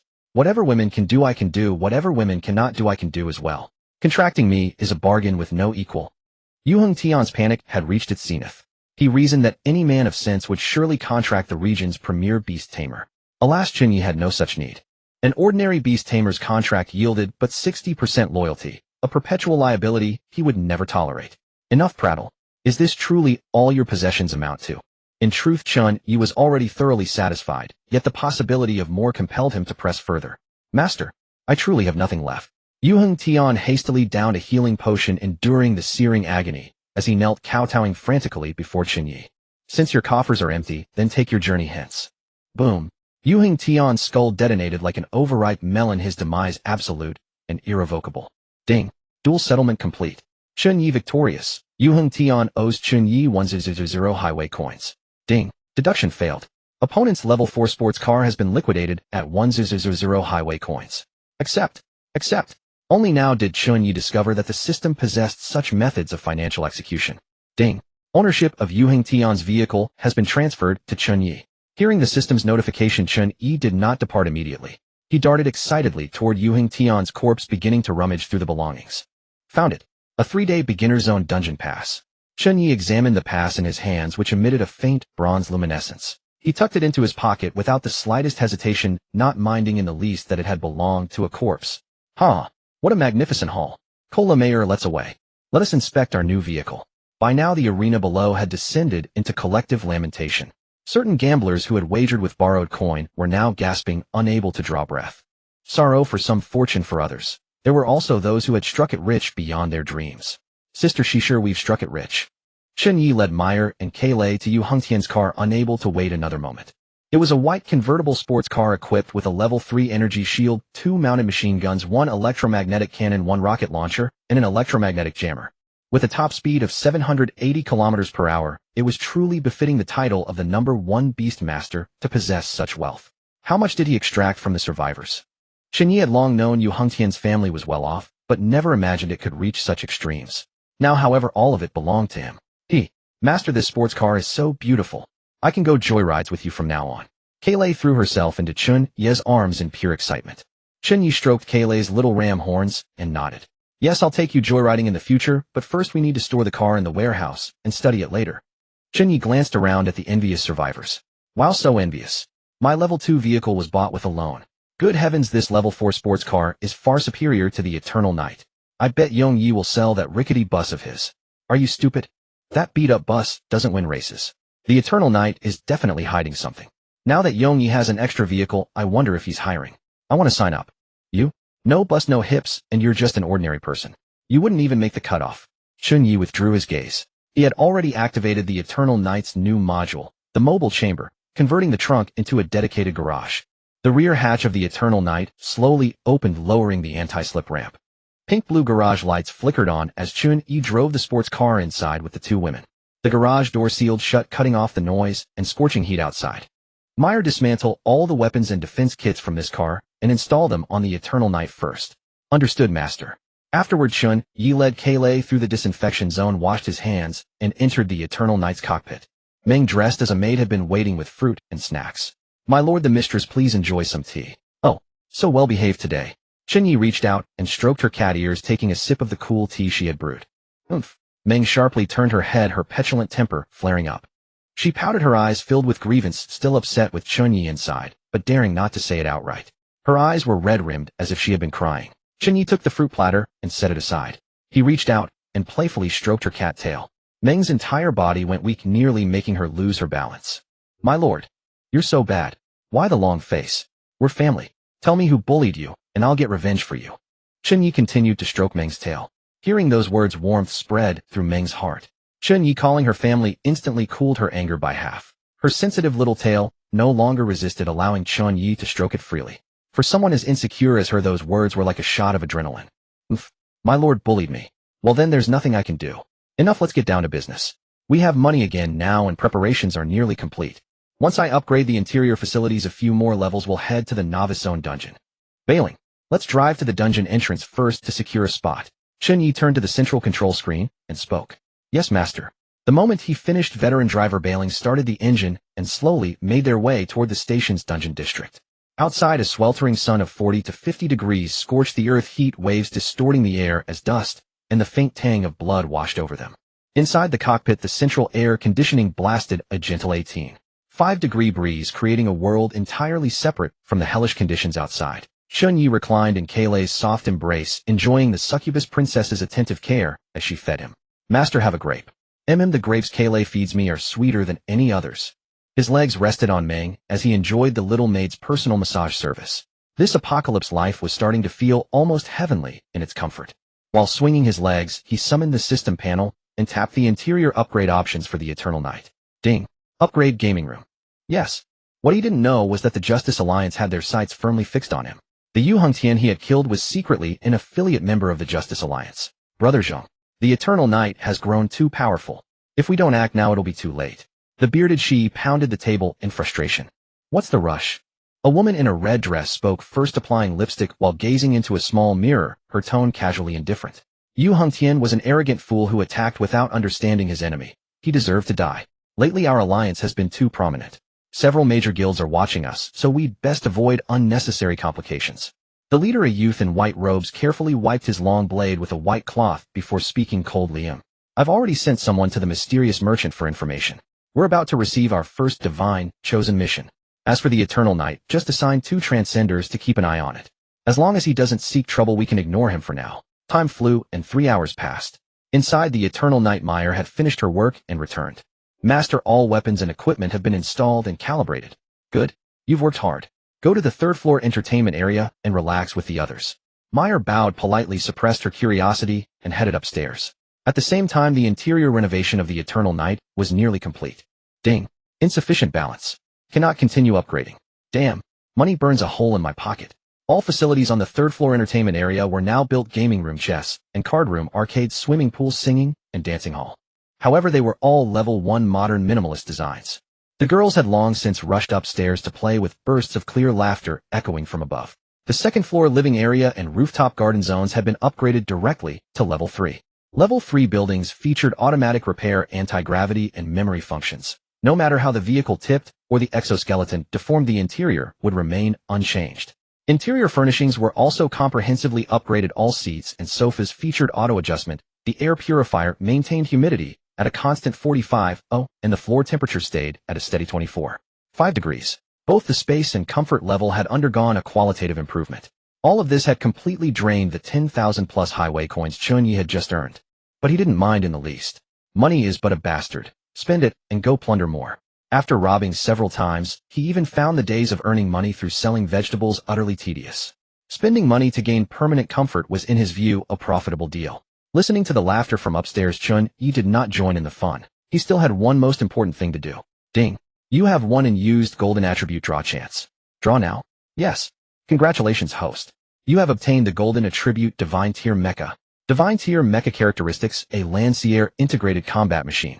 The number of enemies eliminated permanently enhances the mecha's capabilities.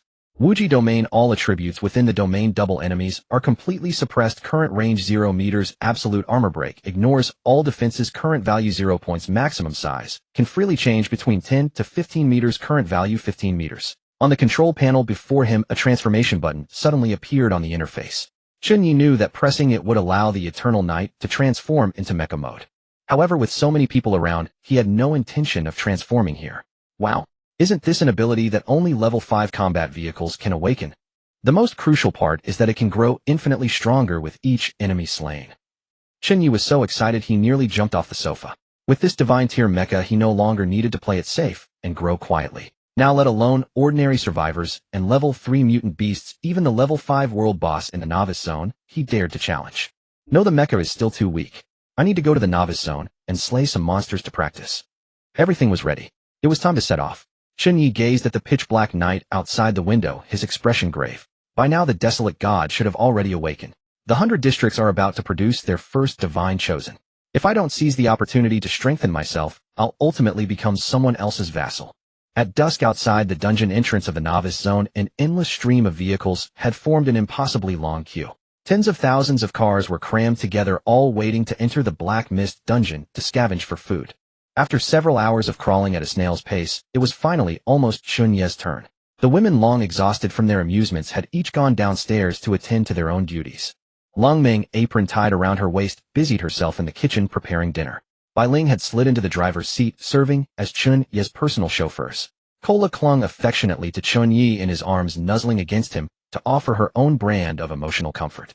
Meanwhile, Mayer lay sprawled across the secondary workstation, utterly absorbed in assembling a fresh batch of spider robots. Reclining on the sofa with a notebook and pen in hand, Chen Ye mapped out the objectives and route for this dungeon excursion. First, to devour the scrap vehicles he hadn't finished consuming last time. Second, to cultivate a divine-grade mecha. Third, to seek out the legendary hidden treasure. Of fourth, to challenge the world boss. And along the way, to visit the dwarven pet shop and capture a few more egg-laying hens. Beep, beep, beep. The piercing blare of car horns erupted in an unbroken cacophony behind Chen Ye, grating enough to fray anyone's nerves. From a battered minivan behind them, a yellow-haired man poked his head out the window, spraying spittle as he hurled abuse. Hey, you up front. You stupid dog driving that broken-down bus. Do you even know how to drive, you dawdling idiot? If you can't, then get the hell out of the way. Chen Ye's brow furrowed. He despised these brainless creatures who only knew how to bark. Had this been any other desolate stretch of road, he would have already blasted that wretched minivan into scrap metal with a single cannon shot. However, this was an official dungeon entrance where all private combat was strictly forbidden. Chen Ye deployed both door-mounted machine guns, an electromagnetic cannon, and a rocket launcher from the bus. The dark, foreboding muzzles of these weapons aligned squarely with the minivan behind them as he rolled down the window, in such a hurry to be reborn. Perhaps I should send you on your way. The occupants of the minivan, upon witnessing this terrifying display, were nearly scared out of their wits. The sight of that arsenal gleaming with lethal coldness made them feel as though the very heavens were collapsing upon them. Only then did they comprehend the gravity of their predicament. They had provoked an extraordinary powerhouse, and their fate today seemed most bleak. The two companions in the vehicle, trembling with terror, immediately hauled the yellow-haired man out, like dragging a dead dog, desperate to offer their apologies. Be big. Big boss. It was all this bastard who cursed at you. It had nothing to do with us. Please just let us off like a fart. The two men finished their plea, scrambled back to their vehicle in a panic, floored the accelerator, and fled without a backward glance. They abandoned even the dungeon expedition. Only the yellow-haired man remained shivering where he stood, his trousers already soaked with fear-induced urine. Who could have imagined that within a scavenging party visiting the novice zone lurked such a formidable figure armed to the teeth with 5 vehicle-mounted weapons? Others came here merely to scavenge. Whoever possessed such firepower might as well turn to highway robbery. No. Chen Ye paid the yellow-haired man not the slightest glance and simply rolled his window back up. Master, you're just going to let him go like that? Cola nestled in Chen Ye's arms, her voice tinged with confusion. This is a no-kill zone. Chen Ye lightly scratched Cola's little demonic horns. He gestured skyward toward the densely packed surveillance orbs of the enforcers. These things aren't just for show. Just then the broadcast at the dungeon entrance crackled to life. Next, Bai Ling immediately guided the Yongya toward the front of the queue. The dungeon's entrance was a tunnel shrouded in absolute darkness. Passing through it would deliver one to the novice zone enveloped in the black mist. No one understood the principle behind these tunnels. Everyone simply traveled through them as a matter of course. Ding. Novice Zone 3-day dungeon pass detected. Would you like to use it? Yes. Identity verification in progress. Target building B area F007. Dungeon activated. Time limit 72 hours. Wishing you a pleasant journey. The floating electronic eye completed its scan, activated the tunnel gate, and granted Chen Ye passage.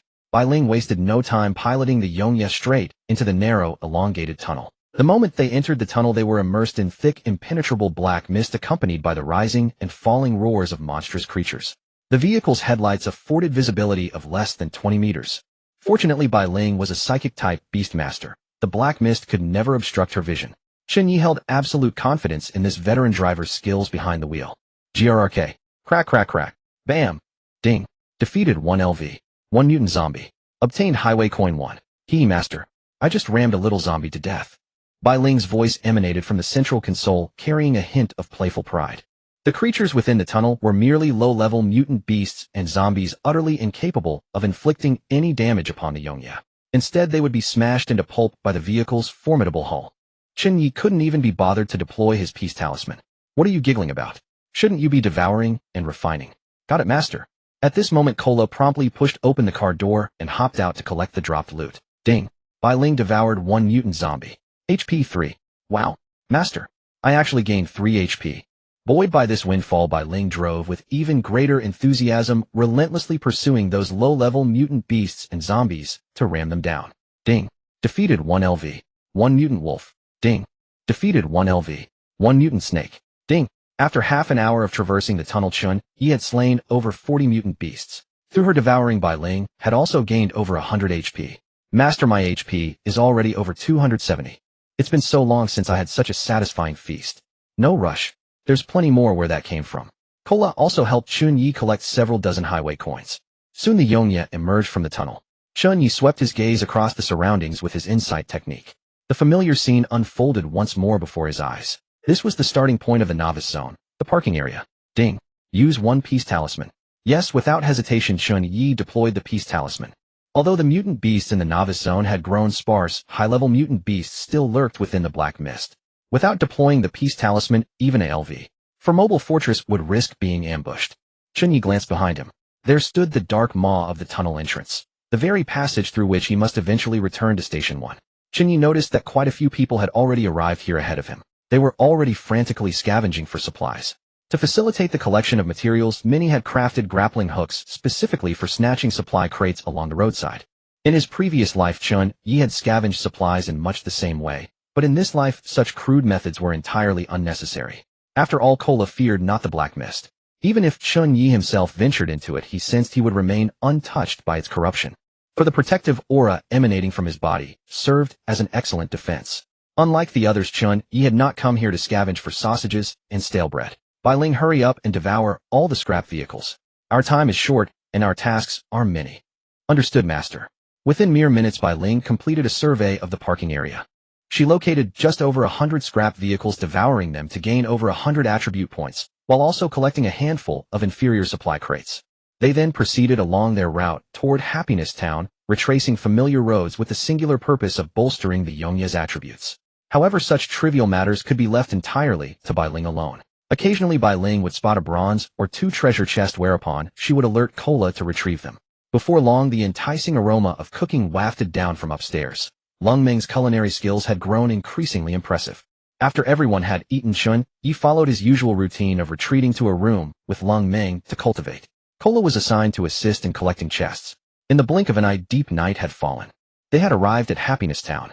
The Yongya's attributes had also experienced a significant surge. Status panel defense 2120, magic resistance 2498, durability 2002, space 3790 cubic meters, maximum speed 659 km/h. Chen Ye dismissed the panel and cast a glance at Lung Ming, who was drenched in sweat, with her face flushed crimson from exhaustion. Fortunately, he had been monitoring her throughout and ensured she hadn't consumed an excessive amount of growth serum. Alright, that's enough for today. Chen Ye tossed Lung Ming a fresh uniform, a nurse's outfit. Go take a shower, then rest early. Lung Ming accepted the clothing. That's great. It's finally over. Chen Ye shook his head with a faint sense of helplessness. This woman possessed 13 points in physique, yet she could only absorb 2 growth serums per day. What a useless little creature. He and Lung Ming had completed today's cultivation session. At this moment, Chen Ye lifted his gaze toward the window. Upon the pitch-black street, swarms of ghost spirits were slowly encircling the Yongye, drawing ever closer. A cold smile curved at the corner of Chen Ye's lips. Perfect timing. I shall test my divine-grade mecha. In the dead of night within the town of Happiness, black fog churned and roiled the silence, broken only by eerie spectral cries. From every direction, swarms of ghost spirits crawled out of the abandoned buildings. A dark, seething mass of over 200 of them surged toward Chen Ye's vehicle. All of them were level 3 ghost spirits. Chen Ye pressed himself against the car window, and his eyes instantly lit up. Perfect timing. Just right to christen my god-tier mecha. He turned and headed downstairs, making straight for the cockpit. Though it was the dead of night, the cockpit remained a hive of activity. Kayleigh was crouched on the floor, dismantling supply crates, sorting canned goods and instant noodles into storage. Mayer was still hunched over the co-pilot console, her fingers flying across the keyboard. Over a dozen spider-like robots already stood in neat formation against the wall. She was currently assembling a drone equipped with a fire control radar system. Meanwhile, Bai Ling was driving the eternal night through the town at a leisurely pace, casually absorbing any scrapped vehicles they passed along the way. Master, you're done cultivating. Kayleigh looked up and spotted Chen Ye immediately tossing aside her can and leaping into his arms like a tiny cannonball. Chen Ye ruffled her head. I saw the ghost spirits gathering outside. Perfect chance to test the mecha's might. Wow, we're finally going to pilot the mecha. Kayleigh's eyes went wide, her tail wagging excitedly. I want to play too. During dinner, they had heard all about the god-tier mecha from Chen Ye, and each of them had been itching for a turn ever since. No, Chen Ye refused them in a solemn, righteous tone. I haven't even gotten the hang of it myself. Once I've figured it out, I'll sort you out. Watching Kayleigh's face fall instantly, he couldn't help but add, however, I'll grant you an assistant-level access. You handle early warnings, radar scanning, domain control, and so on. How about it? Yage? Kayleigh sprang back to life on the spot, even more thrilled than if she were piloting the mecha solo. Chen Ye walked over to the modular systems area and assigned the mecha's auxiliary permissions to the secondary co-pilot console. Then with Kayleigh in tow, he settled into the control room. Having undergone numerous modifications, the cockpit of the Eternal Night was now exceedingly comfortable. It accommodated 1 primary pilot and 2 co-pilots. Mayer and Bai Ling had already stopped what they were doing, crowding around with curious eyes. Their gazes sparkled with awe. Chen Ye drew a deep breath and pressed his palm against the central mecha control orb. Ding. Vehicle owner detected, activating the god-tier mecha transformation system. Energy consumption during transformation increased by 10x. Confirm transformation. Yes. The moment the words left his lips, the Eternal Night lurched violently. The anti-gravity engine instantly overloaded, and the bus slowly rose into the air. The next second, the once boxy chassis began to shift and fold, accompanied by the grinding symphony of mechanical components. The cockpit ascended, transforming into the sharply contoured head of the mecha, its field of vision expanding boundlessly. The carriage became its sturdy torso. The 12 wheels clanked and morphed into precise mechanical joints. The thick alloy floor panels folded outward, forming limbs of steel. A flowing layer of silver-white liquid metal surged from the core, instantly coating the entire frame and forming gleaming frost-radiant armor. Immediately after, a black and gold imperial robe draped from both shoulders, fluttering and snapping in the night wind. Light flared in his right palm, and the skeletal blade he'd obtained from Yuhing Tian materialized automatically. The weapon adapted to the optimal length. A 10-meter-long blade wreathed in cold green ghost fire emerged, its mere appearance enough to make one's scalp prickle with fear. Along both arms, mounted machine guns, electromagnetic cannons, and rocket launchers deployed in sequence, gleaming with an icy chill. The entire transformation took less than 3 seconds. Where a mundane double-decker bus had stood, a 15-meter-tall, silver-armored war god in a black cloak now towered. Eternal Night, God-tier Mecha 15M, HP, 1070 base, 270, from Bai Ling attack power 600. 500 base, 100 from Skeletal Blade defense, 3120 base, 2120 from Eternal Knight vehicle bonus armor penetration 0 domain 0 M unlock skills 1000 blade, slash energy cannon short range teleport. Gazing at the data on the panel, Chen Ye's blood ran hot with exhilaration. Let's go. Time to slay some monsters. The ghost spirits outside the mecha were all dumbstruck. Moments ago it had been a battered old bust. In the blink of an eye it had transformed into a steel colossus. Especially upon seeing that 10-meter blade wreathed in ghost fire, every ghost spirit instinctively recoiled in terror. They turned and fled, trying to run. Do you really think you can? Chen Ye gripped the control sticks with both hands, channeling magical power into the mecha. The silver mecha's eyes blazed to life, twin beams of icy light piercing through the dense black fog ahead. It took a thunderous step forward. The ground instantly cracked open with web-like fissures. Whooshed. Short-range teleport activated. All that remained was the sight of leaves beneath being swept upward by a gust of force, while the figure vanished without a trace. The next moment he reappeared before 3 ghost spirits. The 3 creatures were still gazing in the direction the Eternal Knight had vanished, fleeing in panic, completely unaware that death had already arrived before them. The long blade swept horizontally. PSHHH. PSHHH. PSHHH. A flash of icy light. The 3 level 3 ghost spirits didn't even have time to scream before they exploded into a skyfall of light particles. Absorbed by the Eternal Knight. Ding. Defeated level 3 ghost spirits, 3. Mecha size 3 centimeters. Armor penetration 3. Domain range 30 centimeters. Obtain black iron chests 3, highway coins 6. Awesome. Chen Ye couldn't help but let slip a coarse exclamation. The feel of cleaving through monsters was absolutely sublime. As effortless as slicing through air. Ding. Host detected, initiating offensive action. Peace charm protection has automatically been deactivated. The system chime sounded. Chen Ye paid it no mind. Over the past 2 days, Kaylai and Mayer had already churned through over 100 peace charms. Consumption was no concern at all. But just then, he noticed the magic power bar on the control panel had suddenly turned red for more than half its length. That single strike just now had drained a full 40 of his magic power. One more slash, and he'd probably stall on the spot. Holy crap. How am I supposed to play this? Master, don't panic. You still got me. Kaylai, seated beside him, immediately thrust her hand into the co-pilot control orb. She possessed a full 1000 points of magic power. Ding. Co-pilot Kaylai has transferred 1000 points of magic power to the mecha. A surge of immense magical power instantly flooded through his entire being. Chen Ye felt his whole body brimming with strength. Holy crap. Kaylai, you're my human-shaped power bank. Amazing. With abundant magic power at his disposal, Chen Ye completely cut loose. Short-range teleport activated again and again. The silver-armored war god flickered through the black fog at blinding speed, leaving only an afterimage in its wake. Wherever it passed, ghost spirits fell in droves. Each swing of the 10-meter ghost firebone blade conjured a swath of emerald flames and a skyful of light particles ceaselessly absorbed by the Eternal Knight. PSHHH.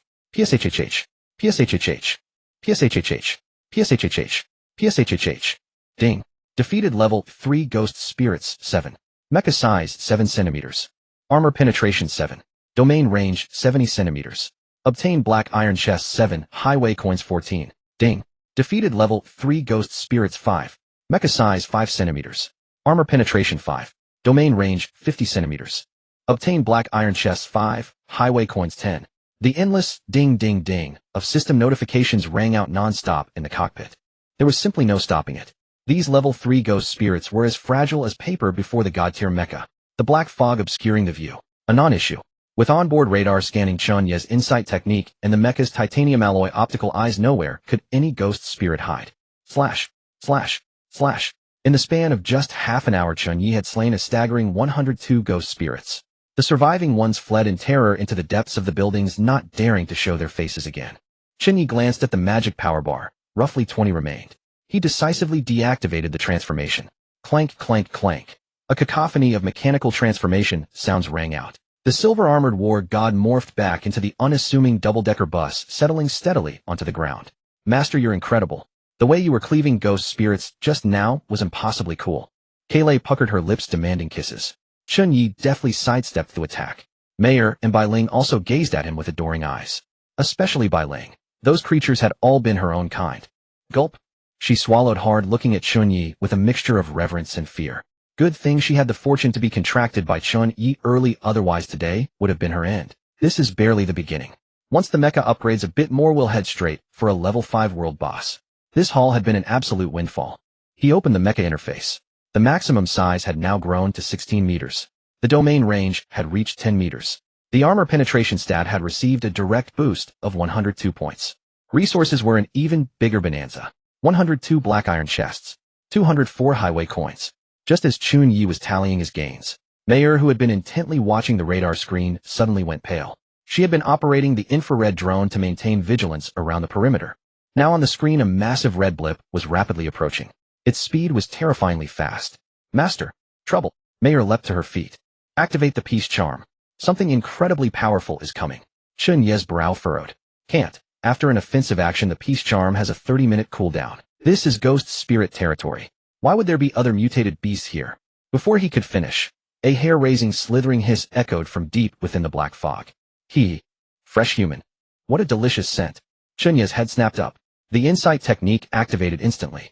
From within the black fog, an enormous silhouette slowly emerged. Level 4 mutant BOSS Blade Mantis. Beneath the churning black fog, a colossal figure slowly emerged.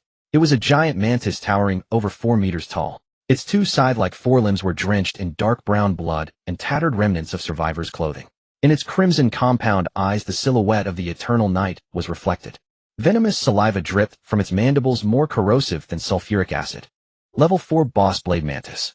Health 210-003-0000. Physique 250. Mental power 180. Skills Mantis Arm Fins Off a Chariot 2x Critical Hit Mimicry Disguise. Chen Ye smiled. He recognized this boss. The radar had scanned it several times without detecting it, all due to its mimicry camouflage perfectly concealing itself within the black fog. In his past life, this had been the first level 4 boss slain in this area. Upon death, it had dropped a silver treasure chest which helped Sang Biao obtain a class transfer card. He never expected to encounter it in this lifetime, and it was already injured. But the Axe Gang has long been gone. Who did this? Chen Ye didn't dwell on it. Who cared? If I see it, it's mine. Hiss. The blade mantis let out a piercing shriek. It stared at the ordinary level 2 boss before it, its eyes hollow, driven only by insatiable hunger.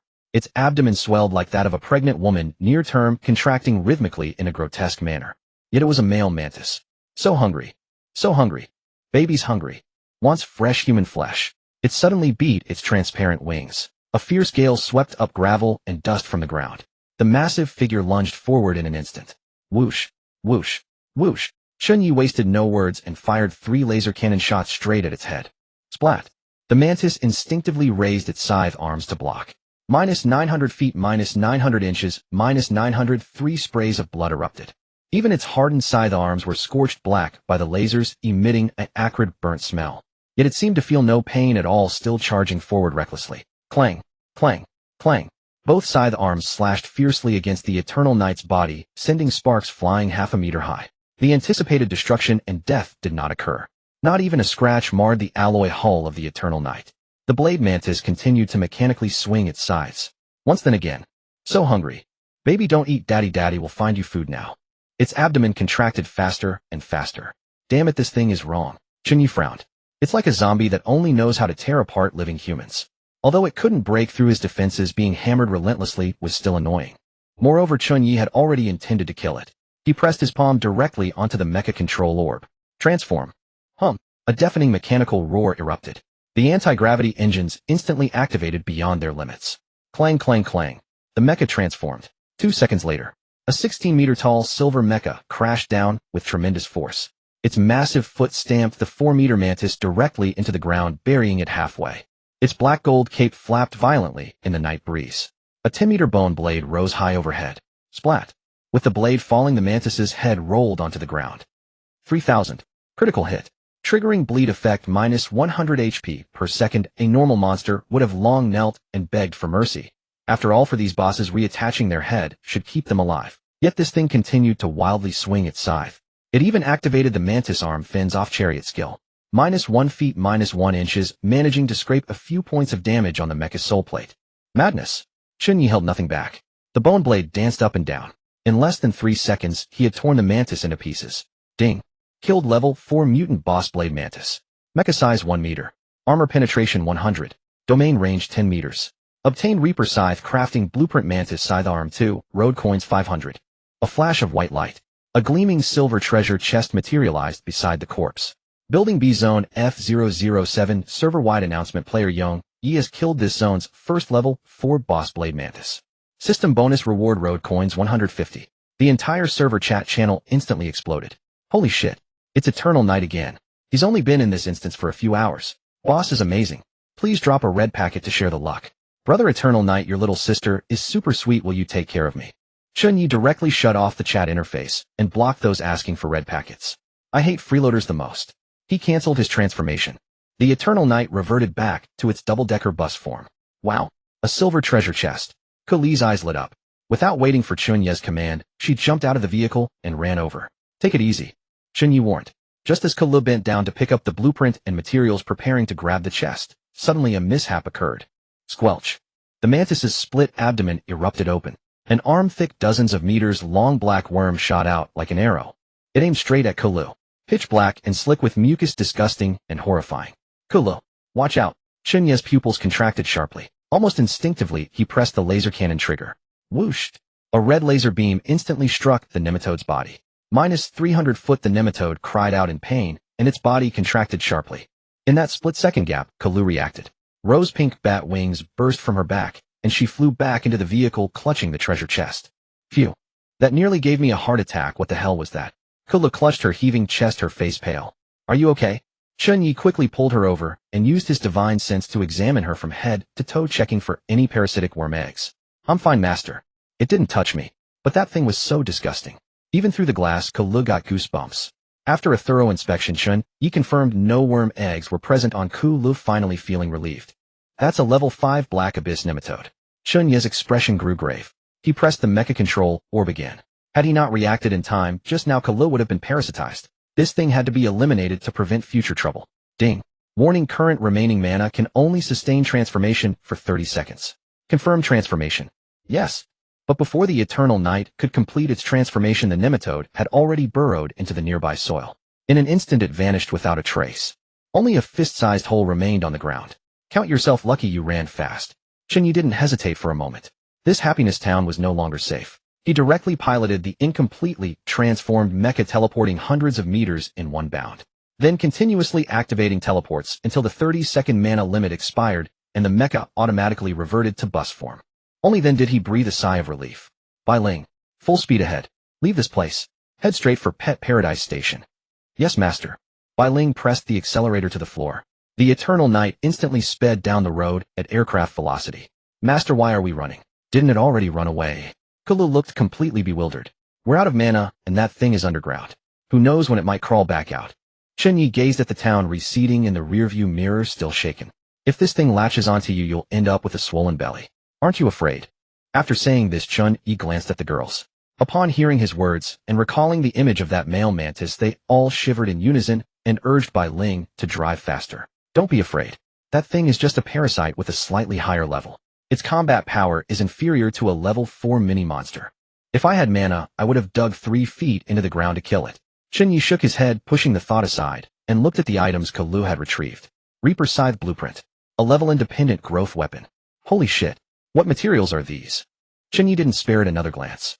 This was clearly something he couldn't possess yet. He then took out the silver treasure chest, and without much concern handed it directly to Kuli. Stop thinking about that worm. Open this chest, and see what's inside. Oh. Kuli nodded, and stopped worrying about how to kill that worm. She directly activated her lucky right-hand ability, and opened the chest. Ding. Congratulations. Obtained random class transfer card 2. Chen Ye tucked away the class change card, intending to keep it for now, and sell it later for some cash, when his funds ran low. Master, why didn't you let Sister Bai Ling swallow that mantis before we left? Sister Mayor, I would never want to swallow something like that.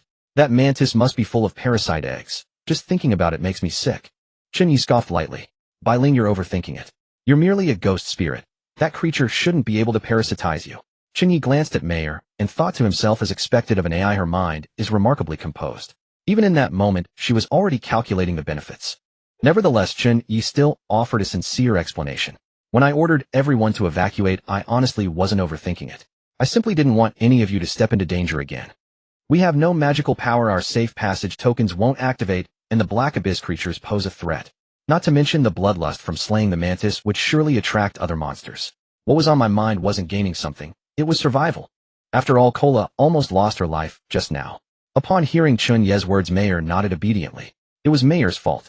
From now on, I will always prioritize survival above all else.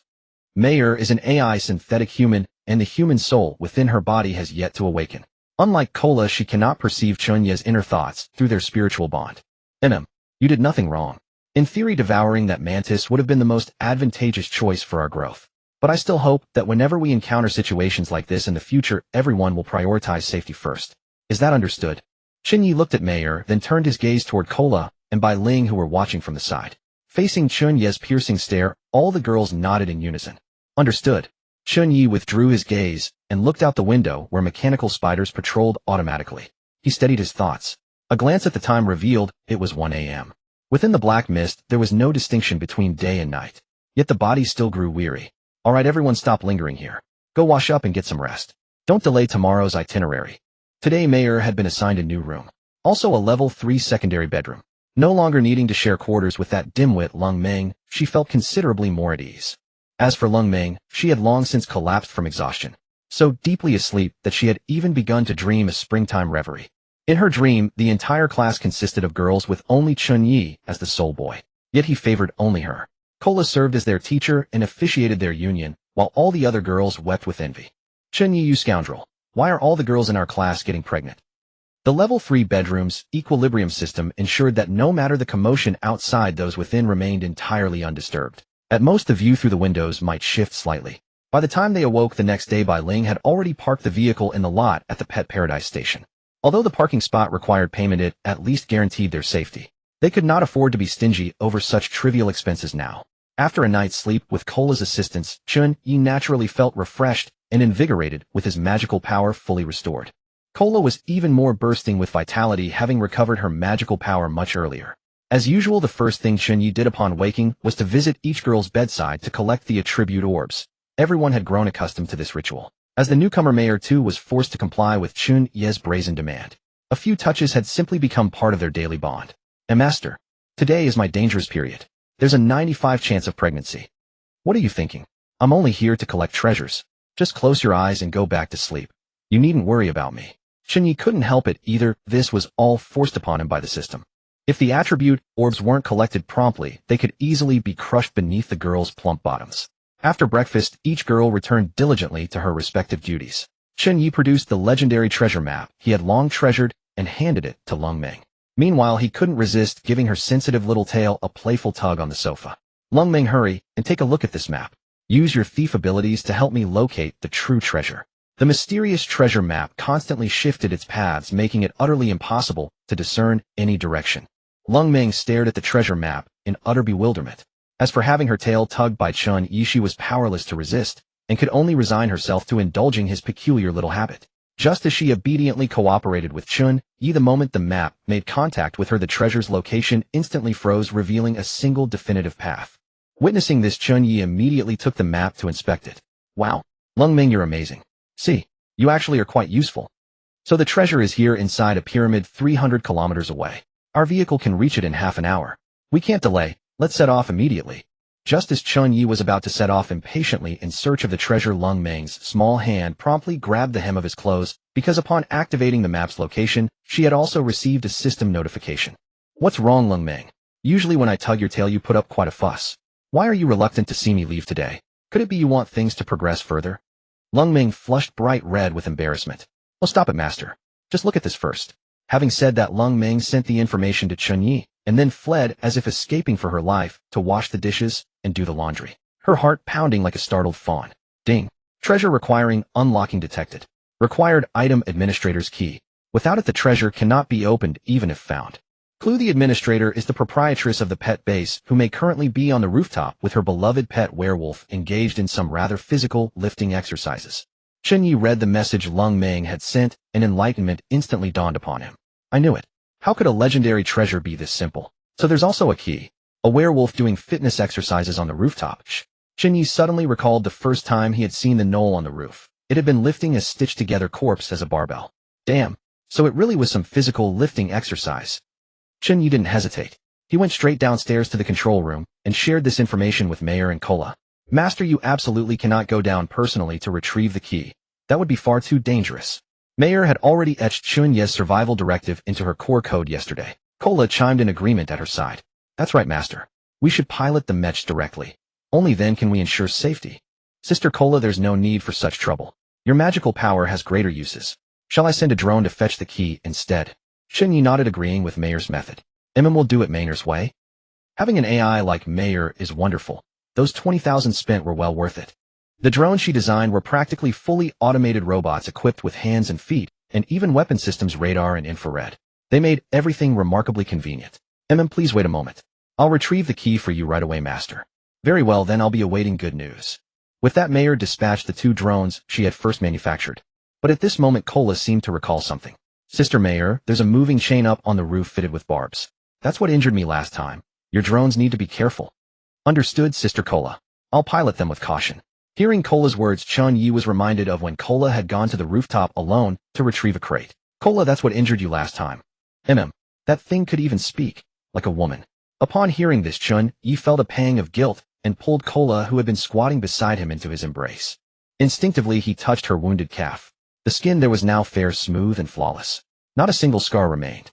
By this time, Mayor had already projected the footage onto the large screen for everyone's analysis. Lung Meng came clattering down the stairs, as well carrying fruit snacks and iced tea in her hands. Everyone fell silent watching the footage transmitted back by the drones. Despite the infrared thermal imaging and millimeter wave radar, all that could be seen was an endless expanse of black mist with visibility less than 10 meters. Just then, the drones had already scaled the only 6-story building here. Clank, clank, clank. The chains rattled noisily. Seeing this, everyone instantly heightened their vigilance to the extreme. Suddenly, 2 silver hooks darted toward the 2 drones. Hey, come join Sister for some fun. Sister absolutely adores little animals. A chilling feminine voice drifted out from within the black mist. Could it be a ghost spirit capable of telekinesis? Swish, swish. Dozens of silver hooks and iron chains suddenly shot out from the black fog straight at the drones. Their movements were astonishingly fast, launching several rounds of attacks in the blink of an eye. Buzz. The 2 drones darted through the dense thicket of chains like silver lightning, moving with ease and agility. Like 2 peregrine falcons teasing their prey. Little ones, don't hide. Come play with Sister. A chilling female voice echoed through the black fog, carrying an indescribable eeriness. Swish, swish. The sound of chains suddenly turned ferocious. Countless black iron chains surged from the black fog, covering the sky like a massive net descending upon the drones. Chen Ye and Kaylai watched in astonishment. Especially Chen Ye, who felt guilty for having forced Kaylai to face such a scene alone. Kaylai, how did you get the box last time? Kaylai shook her head vigorously, looking utterly bewildered. I didn't. There was only 1 chain last time, not nearly this many. Could these chains reproduce? Chen Ye was at a loss for words, wondering what kind of thinking led her to that conclusion. He stared at the writhing iron chains on the screen, his eyes narrowing slightly. Insight technique activated. Cursed chain special ability can seal souls. Those sealed will become vengeful spirits compelled to serve their master. Cursed chain. This is exactly the cursed chain I needed for the blueprint. Master. So this is the material your death god side requires. Kaylai wore an odd expression. Yes. Chen Ye nodded, his gaze complex. Could this material be alive? Up on the rooftop, Mayor attempted to strike the chains, but the bullets only sparked off the iron links, proving completely ineffective. After a few attempts, she abandoned the idea of forcing a breakthrough. Instead, she skillfully maneuvered the drones through gaps in the chain formation while activating full-power 3D radar scanning. They darted across the rooftop, scanning every corner with precision. Immediately, a clear 3D projection materialized on the large screen. The entire rooftop was nearly empty. Aside from the jackal people's discarded refuse, there was only a grotesque stitched-together female zombie. Iron chains wrapped around her ankles as she wandered aimlessly across the rooftop. The zombie, madam. Found her. Mayor's voice remained utterly emotionless. On her ankle beside a thick iron chain hung a key. Master, could this be the key you're looking for? Chen Ye activated his insight technique and instantly saw the prompt. Key to the mysterious treasure vault. Yes, that's it. Retrieve it quickly. The drone executed a sharp dive, narrowly avoiding several chains lashing toward it. Rat-a-ta-ta-ta. The machine gun fired with precision. Thud. Crack. The zombie's left leg was severed clean off. The severed leg, still bearing the key, hit the ground along with the detached chain. The drone swooped down and snatched the key with its mechanical hand, then immediately turned to flee downstairs. Ah! A heart-wrenching scream erupted from the black fog. The wildly waving chains froze mid-motion. In the next instant, they recoiled back around the female zombie, twisting her body into a thick black python-like mass 1/2 meter in diameter. descending from the 6th floor to pursue the 2 drones. I'll kill you all. The woman's voice was hysterical. She didn't care about the stolen key or the intruders. All that mattered to her was this female zombie body. The jackal people had been missing for far too long, leaving no one to stitch her together anymore. This body held particular significance for her, though she couldn't quite explain why. He, daring to chase us down. Master, catch her quickly. Kaylay excitedly grabbed Chen Ye's arm and shook it. Don't rush, it can't escape. The drone performed an extreme drift and swooped into the open hatch of the Eternal Night. Mayer immediately activated the high-temperature sterilization program, handing Chen Ye the thoroughly cleaned key. Master, the key has been retrieved. Good.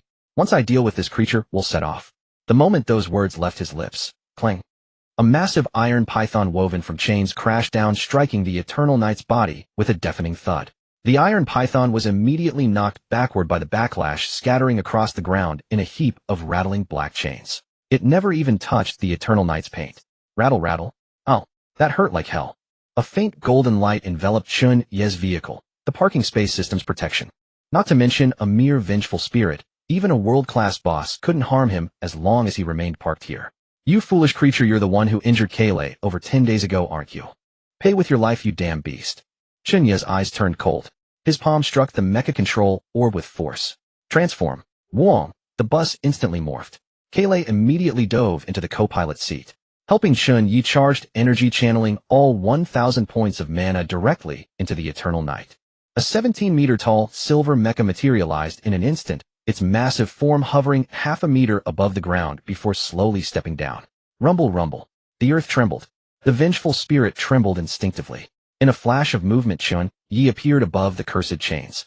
His ghost blade was drawn, the black gold cloak whipping violently in the black fog. 1,000 blade slash.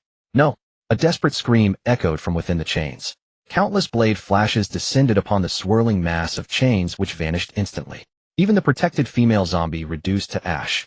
Looks like Balan won't get to feed again this time. After all, it was merely an unranked vengeful spirit, one that had to obey jackal people. It naturally couldn't withstand a single strike from the mecha. As for those extra chains, they had merely condensed from the resentment in the black fog, utterly worthless.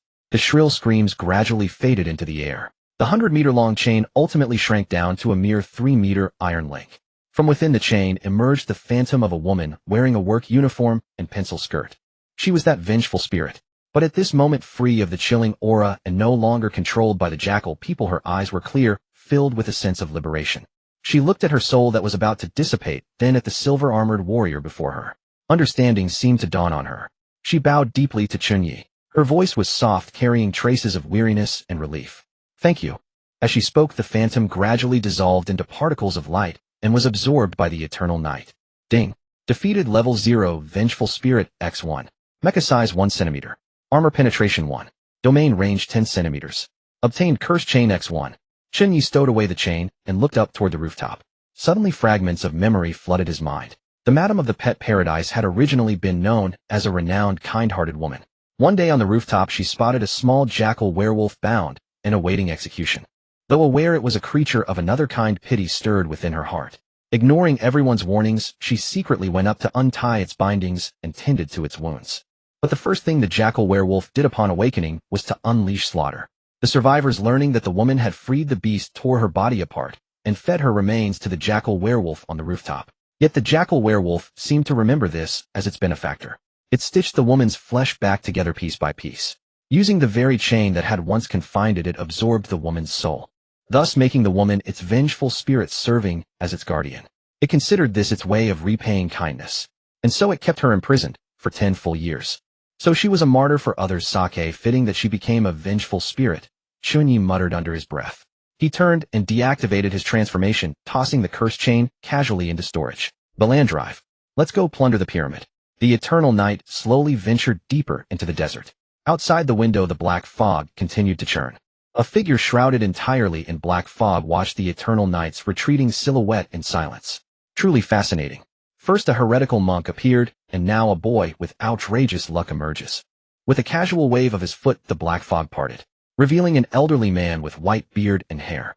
He wore an immaculate white robe with 5 golden characters embroidered across the back. District Manager of the Novice Zone. Desert winds swept sand and gravel against the vehicle, pitter-pattering against its body.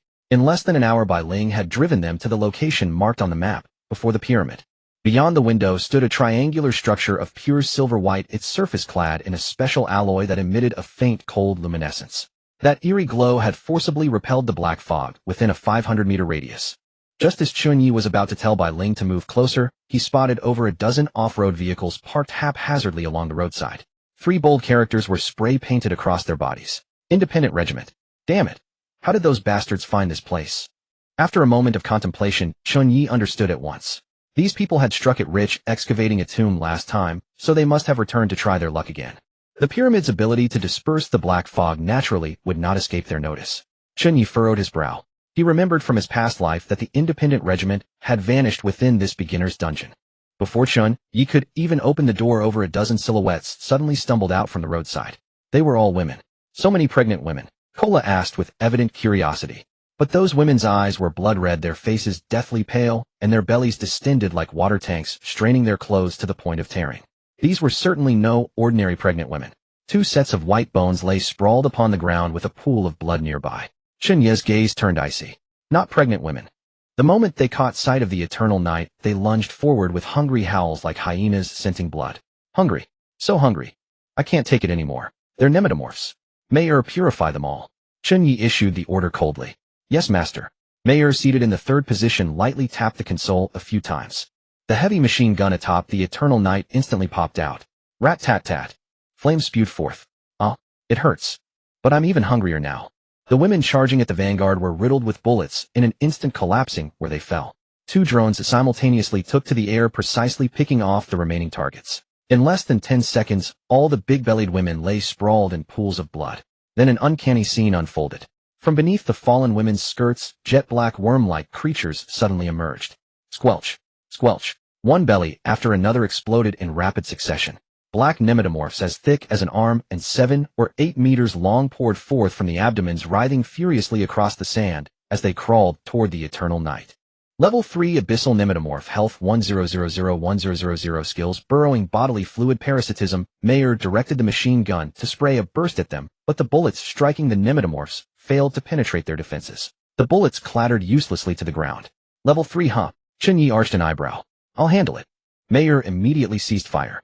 Continued firing would only waste ammunition. Chen Ye pressed his palm against the mecha's light orb. Transform. A 17-meter-tall silver mecha materialized in an instant. Try this. Energy cannon. The mecha's right arm instantly morphed into a cannon barrel. A massive orb of light gathered force before launching, crashing violently into the ground. Boom. A miniature mushroom cloud rose into the sky. The Independent Regiment's convoy in the distance was sent flying by the shockwave. Over a dozen nematomorphs were vaporized in an instant, leaving only a puddle of green slime, still emitting wisps of white smoke. With but a single cannon shot, every last nematomorph had been obliterated. Not one escaped. Ding. Slain. Level 3 Abyssal Nematomorph 17. Mecha size 17 centimeters. Armor penetration 17. Domain range 1. 7 meters. Glancing at the remaining 80 energy, Chen Ye dared not waste any further and deactivated his transformation. He then instructed Bai Ling, devour these remains. That gooey green soup. How revolting. You're a spectral entity. You can't be parasitized. What are you afraid of? Bai Ling responded with evident reluctance and maneuvered the eternal night to roll over them. All the flesh and blood remnants transformed into black specks of light, slowly absorbed into the vehicle's body. Ding. Spectral entity Bai Ling has devoured a substantial amount of flesh and blood. Permanent health 50. Spiritual power 10 He. It doesn't taste that bad after all, just looks disgusting. After Bai Ling's absorption, the bloodstains upon the ground vanished completely, as though nothing had ever happened. Oh, master, there's a drop. Nematomorph, tenderloin, note rich in protein, edible after sterilization at 500 degrees. Failure to properly sterilize may result in worm babies. Chen Ye's face contorted with utter disgust. What kind of hellish thing is this? He floored the accelerator and ran it over the worm meat, producing squelching sounds beneath the tires. He deliberately crushed every last worm egg within the flesh. Master, could it be that those people became big-bellied from eating this stuff? Kola asked with a furrowed brow. Most likely. These women were probably left behind to watch the convoy. The men of the Independent Regiment should have already entered the pyramid. Chen Ye had no desire to delay further and started the vehicle. Passing the wreckage of the Independent Regiment's convoy, he stopped at the tomb's entrance to the pyramid. Before they could even enter, 2 sets of white bones lay just outside the doorway. From the evidence, they had been gnawed clean by those women from earlier. It seems in my past life, over 100 members of the Independent Regiment perished here. Master. Maybe we shouldn't go in after all. This place is terrifying. Cola lunged over from the passenger seat and clutched Chen Ye's arm. That is a legendary treasure, so naturally there are certain risks, but I won't be reckless. Chen Ye ruffled her hair and turned his gaze toward Mayor. Mayor, it's your turn. He had originally intended to have Mayor dispatch drones for reconnaissance. No problem, Master. Mayor nodded. I'll send the spider robots in first to scout the way. Chen Ye was somewhat surprised. He hadn't expected mechanical spiders could also serve as scouts. A dozen or so palm-sized black mechanical spiders crawled out from beneath the eternal night, swiftly darting into the pitch-black tomb entrance. At that moment Lung Meng came running over barefoot carrying a plate of chilled fruit. Everyone's worked hard. Have some fruit to cool off. These were all freshly grown melons and fruits from Tudo's harvest. To remain by Chen Ye's side, she was striving to perfect her duties as a maid. Sit down and eat together. Chen Ye picked up a slice of watermelon. The group ate fruit, while keeping their eyes fixed upon the central display screen. At this moment the spider robots had entered their respective corridors. Footage from over a dozen different angles was being transmitted in real time from the spiders' perspectives. The pyramid's interior was shrouded in absolute darkness with only the searchlight's beams swaying through the gloom. The floor was carpeted with white bones, and among the crevices lay scattered gold bars and bricks, so dazzling that Lung Meng's eyes went wide. Even more uncanny were the dozen or so stone figures standing along the walls, their expressions twisted in terror. They seemed less like sculptures and more like living people frozen in place. They bore a striking resemblance to players from Blue Star. Could these actually be real people? Lung Meng muttered softly. The moment her words fell, a flash of golden shadow suddenly streaked across the screen. Immediately after, a piercing shriek echoed from deep within the pyramid. "Ah, don't come any closer." Mayor instantly directed the nearest spider to crawl stealthily inside. Searchlights off. At the corridor's end stood a monster with the upper body of a little girl and the lower body of a serpent's tail. Her hair consisted of countless writhing golden serpents, and her eyes shimmered with an eerie green light. Epic Boss Juvenile Medusa Level 3 Health 100, 001. 0000 skills petrifying gaze at serpent tail strangulation. Chen Ye gazed at those stone figures and instantly understood. They were not statues. They were members of the independent regiment. Everyone before the screen frowned. Just then a spider robot kicked a loose pebble and the juvenile Medusa on screen suddenly turned her head. Her eyes erupted with white light locking directly onto the camera. Screech. She let out a piercing shriek. The screen instantly dissolved into static. BZZZT. Ah. Madness value 20. Lung Meng let out a startled scream.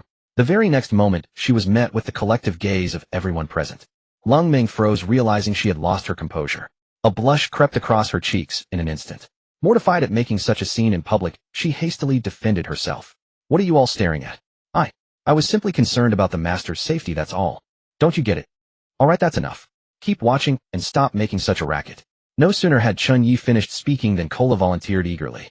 "How about I go catch the Medusa? I'm not afraid of petrification." Being immune to magic, Cola regarded the juvenile Medusa as nothing more than a little girl swaying her hips and wiggling her bottom. She was even plotting to capture it for Chen Ye as a plush toy. We'll discuss that later. Let's wait until the mechanical spiders finish exploring the entire tomb chamber first. Lung Meng's cheeks burned, feeling as though she had been scolded yet again. She muttered quietly in her heart. Not a single one of you is normal. The lot of you have nerves of steel." Suppressing her racing heart, she quietly sidled up to Chen Ye, tugged at the hem of his clothes, and watched the screen alongside the others. She resembled a little girl sneaking a peek at a horror film. The mechanical spiders continued to weave through the pitch-black tomb corridors. Besides the juvenile Medusa, there were also wandering zombies and 2 mummies lurking within. Several spiders had even located survivors from the independent regiment trapped in a side chamber who were frantically pounding against the iron door. KHKH. Grotesque sounds issued from their throats. They had long since turned into zombies. Some among them even bore grotesquely swollen bellies. There was no need to wonder. They had undoubtedly been infected with horsehair worm eggs. They're beyond saving. The mechanical spider reconnaissance was not without its losses. 3 mechanical spiders had already been permanently left behind in the tomb. Ever since catching a glimpse of the Medusa, Chen Ye had been furrowing his brow. What troubled him was not the Medusa or the mummies, but the Hollow God. Could this place be connected to the Hollow God? The Hollow God was notoriously vengeful. He had no desire to share Justice's fate by provoking that venerable lord. His plan was to restrain the Medusa at most, absolutely not to kill it. The mechanical spiders proved remarkably efficient. In less than 3 hours they had traversed the entire structure of the tomb, even pinpointing the location of the main hall. Master, aside from the main burial chamber, all traps and mechanisms have been marked. Please observe. After Mayor finished processing all the footage through her intelligent brain, a detailed 3-dimensional map was projected onto the large screen. That fox is quite something. Lung Ming muttered under her breath. Mayer is incredible. The spiders just finished exploring and the blueprints are already out. Kola and Bai Ling both felt that spending 20,000 to purchase Mirror had been an absolute bargain. This is all part of my duty. Gazing at this comprehensive anatomical diagram of the crypt, Chen Ye knew that the most perilous reconnaissance phase had come to an end. It's about time we entered the pyramid tomb as well. It was now the second afternoon since entering the instance. They could afford no further delays. He swept his gaze across the women in the vehicle. Only Lung Meng's eyes darted away, her gaze shifting restlessly in every direction, too afraid to meet Chen Ye's eyes. She was terrified he might call her name. Kola and Lung Meng, you're with me into the underground palace. Mayer and Bai Ling will remain to provide support. Huh, master. I'm just a humble handmaid. Why not bring Mayer instead? Can I just stay in the car and cheer from the sidelines? Lung Meng was on the verge of tears. For the past 10-odd days, she had barely set foot outside while following Chen Ye. Survival horror had long since bid her farewell. The mere sight of zombie traps in the tomb was enough to terrify her, not to mention the Medusa that caused her madness value to skyrocket. A sudden urge struck, prompting her to clamp her thighs together. She hadn't even had the chance to enjoy Chen Ye's magnificent chest yet. How could she possibly venture into danger? Chen Ye gazed at her, utterly speechless. But you're a robe by class. Only you can pick this lock. Hurry up and go relieve yourself. I'll head down first and wait for you. Chen Ye saw right through her. The young lady was terrified out of her wits. With that, Chen Ye equipped himself fully and leaped from the vehicle. Don't be afraid. I'm here. After Lung Meng had finished, Kola helped her with her backpack and dragged her down from the vehicle. Master. Mistress. You absolutely must protect me. Watching Lung Meng's long legs wrapped in black stockings trembling uncontrollably beneath her, Chen Ye shook his head inwardly. That fearsome female thief from his past life appeared to have truly been spoiled rotten by him. You're the oldest one here, yet your courage is the smallest. Looks like I'll need to take you out for more training next time. Lung Meng immediately clamped a hand over her mouth, cursing Chen Ye 100 times in her heart. She was only 23 years old, for heaven's sake. This was age discrimination. Master must exercise extreme caution. I will deploy drones and spiders to provide remote support. Mayer rolled down the car window and handed out 3 mechanical spiders. Keep them on your person at all times. They can maintain communication and scout the path ahead. Mayer, you have my gratitude. Chen Ye accepted the spiders and distributed one each to Kola and Lung Meng. Stop dawdling. Follow me. Comparing the map as he went, Chen Ye took the lead at the forefront. With his golden eye activated in his left eye, he traversed the darkness of the tomb as though walking on level ground. The corpses of independent regiment members lay strewn along the path, their deaths gruesome beyond description. There's a venom trap here. Take the left path. A boulder trap ahead. We need to leap over it. Poisoned arrows above.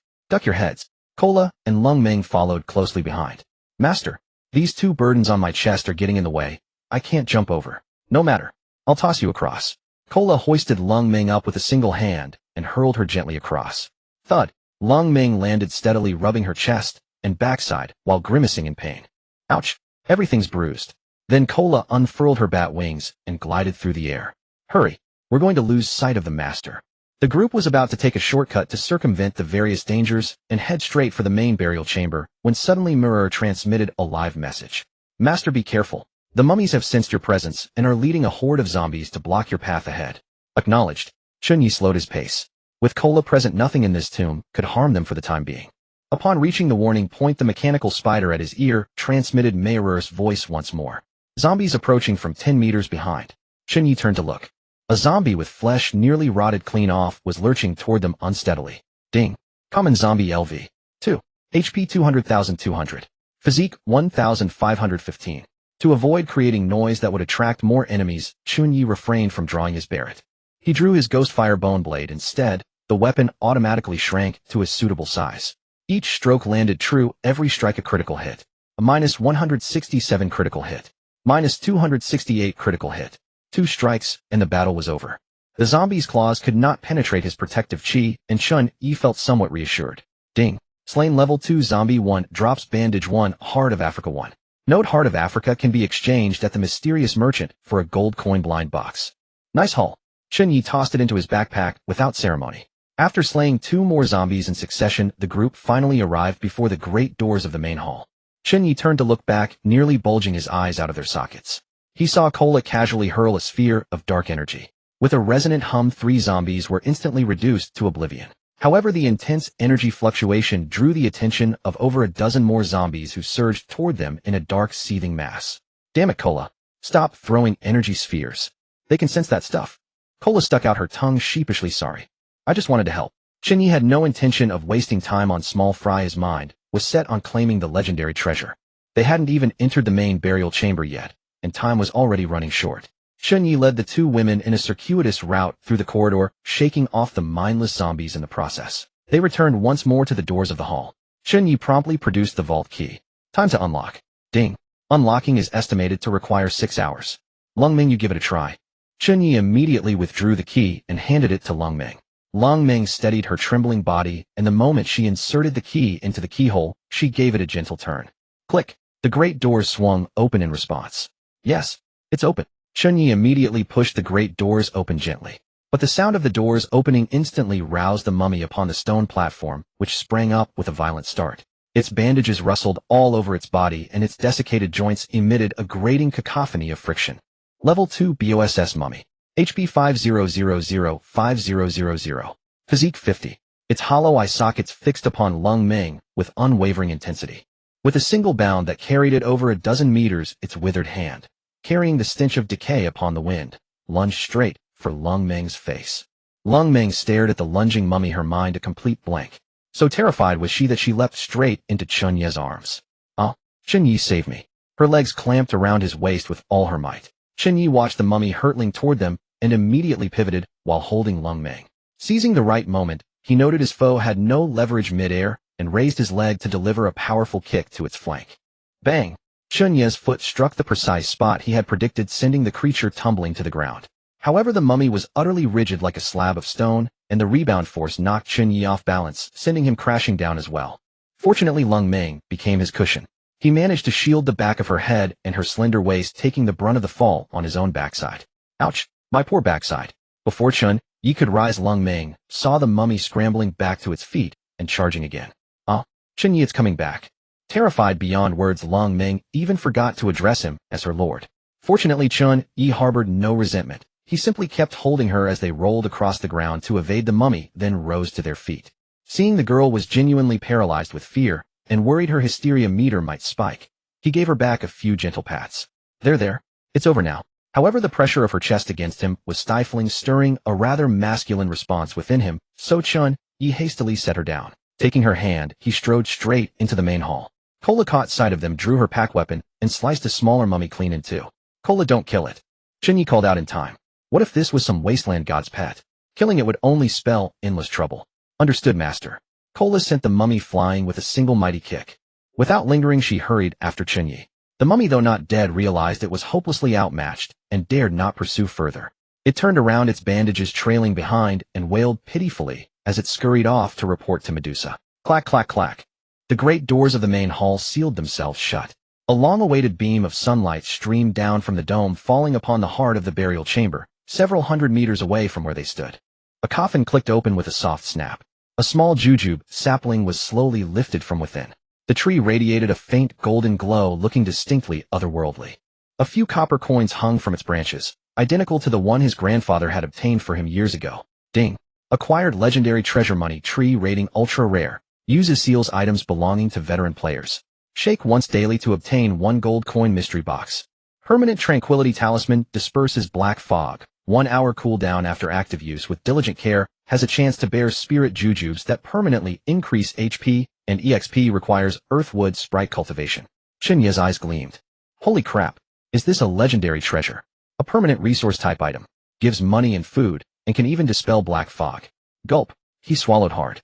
In his past life, he had survived for 3 months and never once witnessed anyone possessing a legendary treasure. Even the divine artifacts borrowed by the chosen ones were merely temporary loans. How did I just get my hands on it so easily? Chen Ye dared not let his guard down and raised a hand to halt the two women. Don't go any closer. Cola couldn't discern anything peculiar about it, as she only thought it looked splendid in its golden brilliance. Wow, master, this little sapling is so pretty. Let's dig it up and bring it back. We're definitely taking it. But we should hold off for now. Lung Ming, still trembling and hadn't fully recovered, clung tightly to Chen Ye's arm, peeking out nervously from behind him. She didn't possess the golden pupils. All she could make out were the words, money tree, with no attributes visible whatsoever. Chen Ye understood that the greatest dangers often lurked in the final step. He removed the 3 mechanical spiders from their persons. It's time for them to make their sacrifice. Mayor, Scan the entire main burial chamber, and this tree as well. Yet, there was no response. Back on the eternal night. Oh no, there's no signal in the main burial chamber. I even sent a drone to the entrance to act as a base, but it couldn't connect either. Mayor frantically hammered at her keyboard attempting to reconnect over and over. Ding. Connection failed. 404. Unable to access. Bai Ling's spirit form sprawled lazily in the co-pilot seat, speaking with breezy nonchalance. Don't panic. We share a beast taming contract with Master. We'd sense it if anything happened to him. How about taking a nap? By the time we wake up they might just be back. Right? The contract link. Binary code flickered frantically across Bai Ling's forehead, establishing new connection. Meanwhile, in the main burial chamber, Chen Ye patted the mechanical spider in his hand. Hello? Hello. Mayor, can you hear me? That fox must have slacked off to go poop.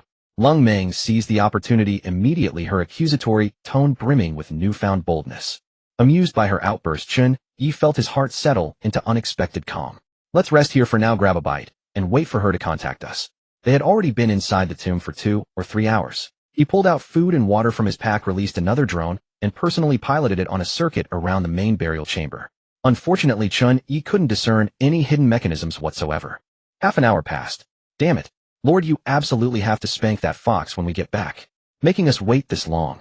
Well-fed and refreshed Lung Meng's accusatory cries had grown considerably louder. Chen Ye's expression, however, darkened. On his system panel, only Lung Meng's avatar remained illuminated. The public channel had fallen deathly silent. They appeared to have lost all contact with the outside world. Before Chen Ye could break the news to the 2 women, the mechanical spider in his hand suddenly stirred. That's wonderful, Master. We're finally connected. Mayor's excited voice emanated from within. Fox, pooping for a whole hour. Did you grow hemorrhoids? Lung Meng stood with hands on her hips, every trace of her earlier terror completely vanished. Mayor ignored her tone suddenly urgent. Master, your signal was being jammed. I'm bridging through the contract imprint. Is everything alright on your end? Mayor, you're absolutely brilliant. We're fine. I just didn't dare press forward. Chen Ye exhaled in relief. He hadn't expected Mayor to pull off such a feat. Only then did Lung Meng realize her mistake. Her face flushed crimson, and she quickly shut up, trying to become invisible. Hold on, Master. I'll scan the burial chamber right away. The 3 mechanical spiders dispersed to carry out their orders. With its open terrain and ample lighting, the main burial chamber was fully scanned within minutes. A complete 3D structural diagram was transmitted to Chen Ye's system panel. Master, there's only one poison gas trap in the entire main burial chamber. I've sent you the safe route. You can retrieve the sapling without any danger. Copy that. Following the route, Chen Ye led the 2 women around the poison gas trap, arriving safely beneath the money tree. Working together, the 3 of them carefully excavated the sapling. But just as he was about to take the sapling away, disaster struck. The entire burial chamber violently jolted, as if a cave-in had occurred, trembling with tremendous force. From the walls on all sides, green corpse poison began spraying out. Ding. Warning. This item cannot be taken directly. It can be obtained through trade. One of your vehicles is required for the exchange. It must be one of the highest tier vehicles in the current region. Park it before the pyramid's entrance to complete the trade, and you may leave safely. Master, this is bad. Mayor's voice instantly grew frantic. Digging up the sapling triggers all the traps. Put it back right now. By then the green toxic miasma had begun spreading like a tidal wave. Master, the poison gas is almost here. Let's retreat first. Cola tugged anxiously at the hem of Chen Ye's clothes. Lung Meng, trembling with fear, nodded in frantic agreement. That's right, my lord. Our lives come first. Chen Ye gripped the money tree tightly in his hand, his gaze unwavering. A legendary treasure obtained through sheer hardship. He would never let it slip through his fingers. A tier 4 vehicle. I happen to have a spare one. He recalled the sports car he had won a few days prior. Mayor, move my sports car to the pyramid's entrance. We'll trade it for the sapling. Understood. Without a moment's hesitation, Mayor immediately retrieved the sports car from the Eternal Knight's garage and deployed it. All set, Master. The trade is ready. The instant the confirmation was pressed, the copper coins on the money tree suddenly all lit up at once. Ding. A level 4 white sports car detected, meeting the standard of one of the highest grade vehicles in this district. Proceed with the exchange. Yes. The instant the transaction was complete, Chen Ye's sports car before the pyramid slowly sank into the quicksand, leaving not even the faintest trace behind. As though devoured by something with deliberate intent. Deep within the burial chamber, little Medusa listened to the mummy's whimpering complaints, her tail lashing in fury. Despicable humans daring to disturb the Lord's rest. She had just risen to head toward the main hall and turned every one of those intruders to stone. When the entire pyramid suddenly began to tremble violently. A presence so achingly familiar, etched into the very marrow of her bones, caused her eyes to light up in an instant. This is... The Lord has returned. Within the main burial chamber, the surging torrent of green corpse venom abruptly halted, and as though possessed of its own will, it reversed course, seeping back into the crevices of the walls. The copper coins upon the money tree clinked in a lively cascade, shimmering with golden radiance. Faint crimson threads invisible to the naked eye slowly surfaced from deep within the soil, coiling themselves around the roots of the tree. Seals left behind by some unknown hand, imperceptible even to Chen Ye's golden pupils. Crack, crack, crack. One crimson thread after another snapped in succession. Seizing the opportunity, Chen Ye uprooted the money tree whole and carefully tucked it into his pack. At that very moment, as though something below had broken free of its shackles, a tremendous force erupted forth. A powerful gust of air that sent all three of them hurtling skyward. Before they could even hit the ground, that gust returned, carrying them as it shattered the pyramid's vault and launched them 100 meters into the sky. Lung Meng's acrophobia flared to life, her shrieking threatening to tear her throat asunder. Though the sands below were soft, a mere girl like her would have no chance of surviving a plunge from such height. This might well have been her final scream. Kola. Suspended in midair, Kola unfurled her bat wings with practiced ease and went into a sliding tackle toward Chen Ye. She caught her master in an instant. Chen Ye settled lightly upon Kola's back, the two of them perfectly in sync. No screaming, no panic. Watching Lung Meng plummet in a graceful arc, Kola dove once more at low altitude and seized her by one ankle. Chen Ye dared not look too closely, for someone was not wearing. So he turned his gaze away to admire the scenery instead. High above, a solitary pillar of light pierced down upon the pyramid. Beyond a mile in every direction, thick black mist churned. Such a wondrous sight stirred Kola to take a few sweeping flights around. Playfully, she carried the two of them on 3 full loops above the pyramid before leisurely descending. Chen Ye, long accustomed to such antics, sat upon Kola's back with nary a change in expression. Lung Meng, however, dangled by her ankles and swung to and fro. So terrified she forgot even to cry. Upon landing, her legs gave way, and she crumpled to the ground, her face ashen as paper. Suddenly conscious of something, she lowered her head, face flushing crimson, and hurried off to the vehicle to change into a dress. In her heart, she dared not curse Kola. She could only secretly curse Chen Ye. It must have been Chen Ye who told the mistress to do it. And she had hit the nail squarely on the head. Chen Ye had earlier used their telepathic bond to tell Kola it would be good training for the little maid's courage. He hadn't expected Lung Meng to still be so easily frightened. Returning to Eternal Night, Chen Ye dared not delay. He immediately rushed up to the rooftop planting area, preparing to plant the money tree. Tudo was busy leading 2 chubby pink slimes in watering when she spotted his frantic demeanor and hurried over. Master, good afternoon. Perfect timing, Tudo. Do everything in your power to keep this tree alive. Chen Ye carefully produced the small golden sapling. The system had noted that the money tree required an earthwood sprite to nurture, and Tudo happened to be exactly that. Wow, it's a divine tree. Tudo's eyes lit up at once, as though she recognized the little sapling. Master, this is the divine tree that can help us slimes evolve. The 2 little slimes also bounced excitedly around the sapling, letting out little squeak sounds. Enough chatter, plant it now. If we wait any longer, it'll die. Got it. With a flick of Tudo's little hand, a soft earthen pit spontaneously formed in the ground. She brought over her richest black soil and carefully buried the roots. Then she chirped twice at the 2 slimes. The 2 little slimes immediately scampered over and watered the roots. The once wilted sapling instantly perked up, its leaves shimmering with golden light. Chen Ye nodded in satisfaction. This tree is called the money tree. From now on, you 3 give it a shake every day for me and gather up the coin blind boxes that fall. Make sure to keep them safe. Yes, master. Watching the 3 slimes circle merrily around the money tree, Chen Ye turned and went downstairs. The moment he stepped into the cockpit, the entire earth suddenly shuddered once more. Even Eternal Night rocked gently with the tremor. The pyramid in the distance, that monument which had once dispersed the black mist, could no longer hold the surrounding fog at bay. The black mist was slowly churning toward them. Chen Ye's gaze hardened. He knew it must be the consequence of his uprooting the money tree. As for whether whatever it had been sealing would now emerge, he couldn't care less. Grace and karma alike were worth nothing in this apocalypse. Only what one held firmly in hand held any truth. By Ling Drive. We're heading back to Pet Paradise Station. I still need to buy a few more hens. There were more mouths to feed now, and a single hen laying eggs was nowhere near enough. He also wanted Lung Meng to bake him a cake. More hens were an absolute necessity.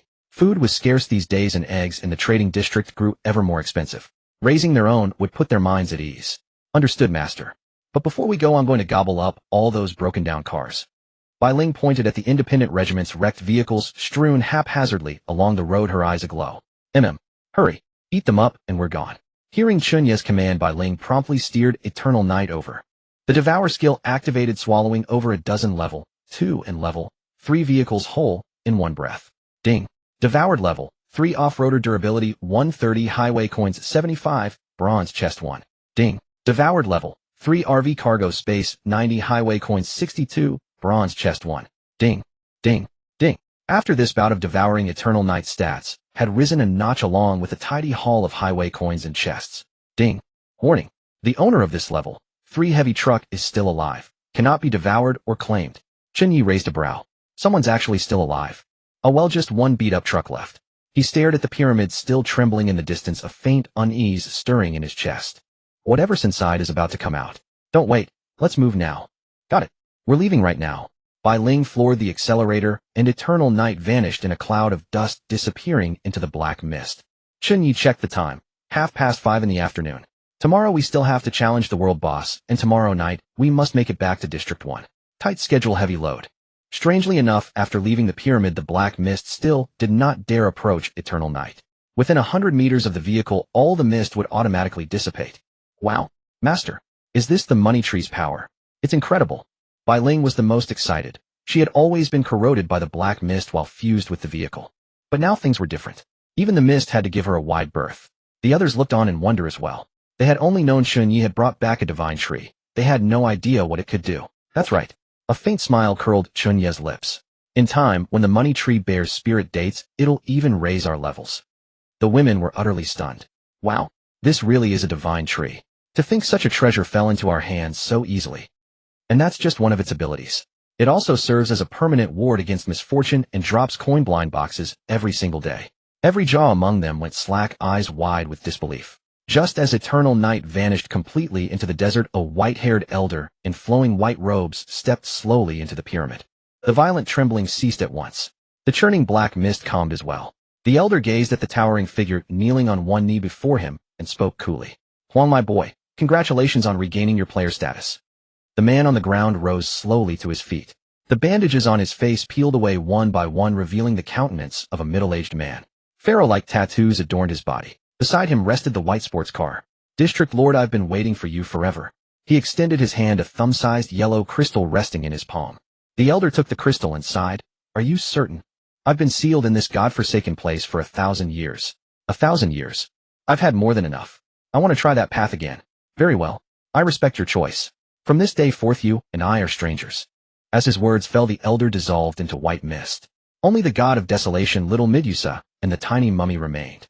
He ground his teeth and muttered, the Justice Alliance murdered my divine envoy. If I don't personally settle that score, I won't be able to rest.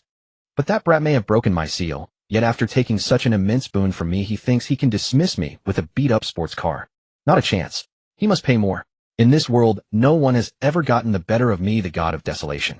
Global announcement: veteran player Desolate God has been unsealed and has officially returned.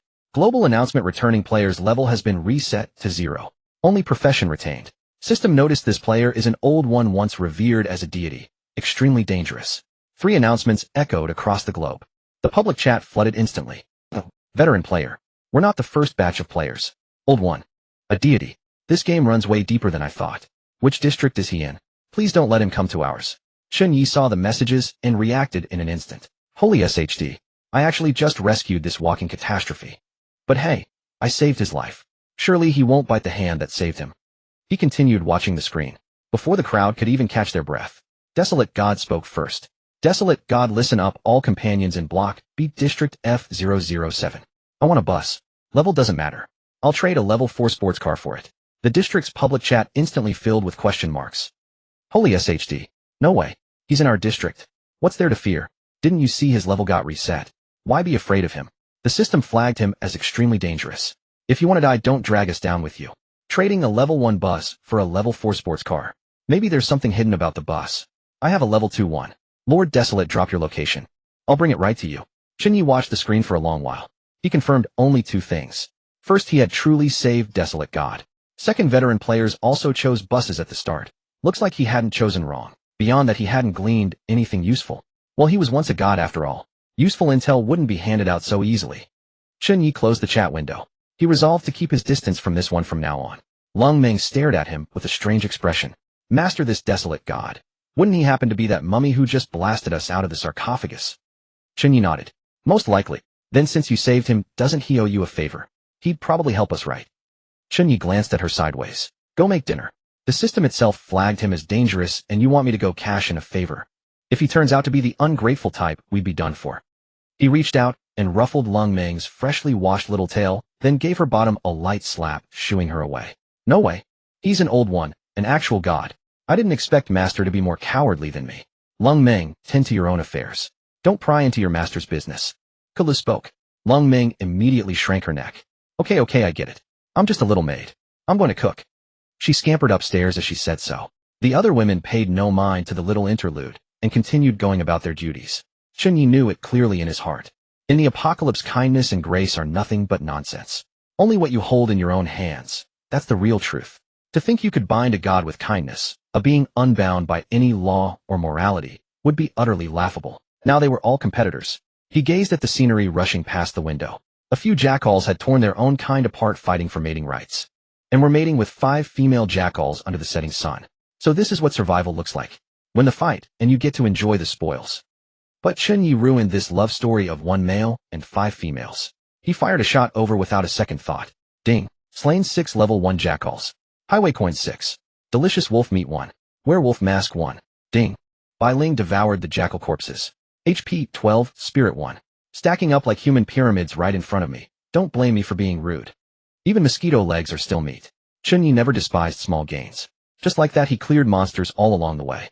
By the time he reached the Pet Paradise station, night had fully fallen. Highway coins had climbed past 1600. Bai Ling's HP had risen to nearly 400, and her spirit had broken past 20. Now she could collect highway coins within a 10-meter radius telekinetically, no longer needing Kali's help, though she still couldn't move supply crates. Lung Meng had already finished preparing dinner. She came over cheerfully to call everyone to eat. After the meal, Chen Ye donned the werewolf mask he had just obtained and headed alone to the dwarven shop. The moment he entered, he saw survivors lined up in a long queue. So many people still here at this hour. Everyone was chattering about the messages on the public screen. The dwarf shop sells chickens and ducks. Get one, and you'll have fresh eggs every day. Don't buy the 10-coin ones. They're all dead. Dummy. You get what you pay for. Spend 20, and you get live ones. Spend 30, and you can even pick the breed. Food was scarce now. In the eyes of ordinary people, egg-laying hens and ducks were more beautiful than a wife. As for what to feed them, nobody was picky. Household scraps, waste, even mutant beast meat. As long as they laid eggs, that was enough. Only the campus district players arriving after next month's district merger would stoop to catching bugs to feed chickens like Lung Meng did. Chen Ye bypassed dozens of people in line and walked straight to the counter. Hey kid, you think putting on a mask lets you skip the queue? Boss, someone's cutting in line. Beat him up. Yeah, take him out. The crowd jeered in unison. Everyone knew the rule. Anyone who had tried to cut in line before had been smashed into a pulp by the dwarf's hammer. The dwarf boss had just raised his great iron hammer, staring coldly at Chen Ye. Break my shop's rules, and you leave behind your life. Chen Ye said nothing. With a crisp smack, a pouch of highway coins was tossed onto the counter. Cutting in line fee. The dwarf boss's hammer, just about to fall, froze midair. He opened the pouch and counted. A full 50 gleaming highway coins. His face instantly switched to an obsequious smile. Oh, what can I get for you, dear customer? The bowing and scraping left the people behind him utterly dumbfounded. Boss, I was here first. He's cutting in line. The man who had shouted the loudest immediately grew anxious. It was only 50 highway coins. There were dozens of people here. If each bought 1 chicken, that was over 1,000 in earnings. He refused to believe the boss would break the rules for such a paltry sum. If you want to buy, get in line and wait. If not, get lost. Keep yapping, and I'll smash your head in with this hammer. The crowd instantly fell silent. None of them had expected the boss to really be bought off by a mere 50 highway coins. Chen Ye couldn't be bothered to waste words on them. Waiting in line would take at least 2 hours. And if by the time his turn came the egg-laying hens were sold out, the loss would outweigh the gain. Boss, how many egg-laying hens and ducks do you have left? What? You want them all? The dwarf boss's eyes lit up at once. He hurriedly brought over a small stool and began tallying the goods. The people behind all wore mocking sneers. Putting on airs. Want to buy out the whole place? There are over 100 chicken and duck mystery boxes here. Can you even afford them? Looking without buying will get you killed. Just wait for the boss to hammer you flat. Before long, the dwarf boss sidled over, his face fawning, and said, Sir, 21 hens and 16 ducks remaining. You want them all? Most mystery boxes held roosters and drakes. The egg-laying ones had long been snatched up. That's enough. Pack them all up. Right away. The onlookers were left completely stunned. Chen Ye had bought out all the egg-laying hens, and they were still standing in line. Their smiles instantly froze. What? He can actually afford it. 30 per bird. That's over 1,000 coins in one go. When did a scavenger get this rich? He must have robbed someone. Chen Ye paid no heed to their murmuring. After settling the bill, he stowed all the mystery boxes into his spatial backpack and turned to leave. The crowd's eyes turned blood red with envy. Holy SHD. This guy bought out all the egg layers. He's cutting off our only means of survival. Everyone charge. Let's rob him. Just as everyone was about to rush out the door, the dwarf boss leapt forward with his great iron hammer and blocked the entrance. Ladies and gentlemen, come into my shop without buying anything, and now you want to leave. Do you think this place is a shelter, a place for tea? Jiang Chun had just left the dwarf shop and was about to return to the eternal night when he caught a glimpse from afar of a beautiful woman in black crouching beside the vessel skulking around its perimeter. Yo, an old acquaintance. Jiang Chun concealed himself within the dark mist, his golden pupils piercing through the hundreds of meters between them with complete clarity, yet the other party remained entirely unaware. It was the beautiful spider. She was naked, spinning webs around the vehicle with her posterior to set traps. After finishing, she departed with satisfaction. Only after her figure vanished completely did Jiang Chun slowly emerge. He drew his M9 flamethrower, igniting the spider webs on the ground to clear a path, then hurried back to the vehicle. Master, you returned from the chicken shop so quickly. Lung Ming looked astonished, as everyone on the public channel had said buying chickens required waiting in line for hours. She never expected Jiang Chun to return so fast. Jiang Chen's face turned awkward at her words. If you can't speak properly, keep quiet. What do you mean by chicken shop? That's a pet store. Nearby Kaylai seemed to understand something and covered her mouth, giggling. Lung Ming also instantly realized what she'd said, her face burning red to the roots of her ears. Bowing her head, she ran back to her room to practice cultivation. By the way, Master, why did you use the flamethrower just now? Only Mayor asked without expression. Mayor had been sitting in the control room the whole time, so she had seen Jiang Chen's actions outside the car most clearly. Jiang Chen frowned. You didn't see that woman in black? All the women shook their heads. Jiang Chun instantly thought of the Qianma illusion eye last time, when he and Kaylai were digging for treasure boxes in the garden. They hadn't detected anything either. It's not your fault. She's an old rival. Could the master be referring to that spider woman? Kaylai immediately thought of the beautiful spider. Jiang Chun nodded. It's fine, she's far from being our match now. If she confronts us directly, she'll definitely die. But her illusion techniques are formidable, and she knows how to set traps, so as long as we don't get out of the car for now, we're safe. Jiang Chun secretly felt fortunate that he had noticed earlier, otherwise if he had returned recklessly, he might have truly fallen victim to her schemes. All the women nodded upon hearing this. Especially Kaylai, for as long as Jiang Chun was around, not only would she stay in the eternal night, this mobile fortress, but she'd even be willing to be locked in a room with him. Bai Ling, let's set off now and challenge the world boss. Jiang Chun glanced at the time and frowned. There wasn't much time left for him. Master, how could we possibly defeat a world boss? Bai Ling looked utterly shocked. Don't worry about it, just drive your car. Jiang Chun couldn't be bothered to explain and directly brought up the World Boss panel. World Boss Elite Mecha LV5. HP 150,000. Attack Power 8,000. Defense 5,000. Skills Auto Repair Laser Beam Concentrated Laser Cannon. By conventional standards, they truly couldn't fight it. Not to mention now, even in his previous life, 3 months later, no one could defeat this mecha. But fortunately, in his previous life, countless people had sacrificed their lives to expose its weakness. It was merely a simplistic mechanical AI with a strict maximum aggro range. Jiang Chun could simply kite it like a game, drawing it out until it exhausted itself. Exhausted to death. The Eternal Night has absolute armor penetration. There's no fear it can't breach that terrifying 5,000 defense. All the women possessed absolute trust in Jiang Chun, and no one asked further. They were all Jiang Chen's spiritual beasts. Even if he commanded them to die, they wouldn't hesitate for a moment. However, Jiang Chun had long regarded them as family and romantic partners. Not only would he never ask them to die, he couldn't bear to see them so much as scratched. Without the help of these beautiful, lowly, and mature women, he truly wouldn't be of much use. With merely 80 points of mana, he'd struggle even to operate the mecha for 30 seconds. Among the women, except for Lung Ming, who hadn't yet been contracted, everyone was obedient and busy with their respective duties. Mayor had been constantly crafting small robot spiders, flying insects, and drones. Though it consumed some materials and wealth, these little creations were extremely useful in combat, and Jiang Chun didn't regret it at all. Kaylai was his capable wife, helping him manage supplies and run small businesses, and at night, she would attend to his rest and help him recuperate. Jiang Chun went to the rooftop and handed over a backpack full of chicken and duck blind boxes to Todo. The treatment of his chickens and ducks was naturally worlds apart from others, feeding on wheat that could enhance physique along with fresh vegetables and fruits. If the survivors outside knew that Jiang Chen's chickens ate better than humans, they would probably beg to be taken in and become chickens or ducks themselves. Watching Tudo pull out old hens one by one from the blind boxes, Jiang Chun inexplicably began to daydream chickens laying eggs, hatching chickens, a beautiful dream of endless wealth.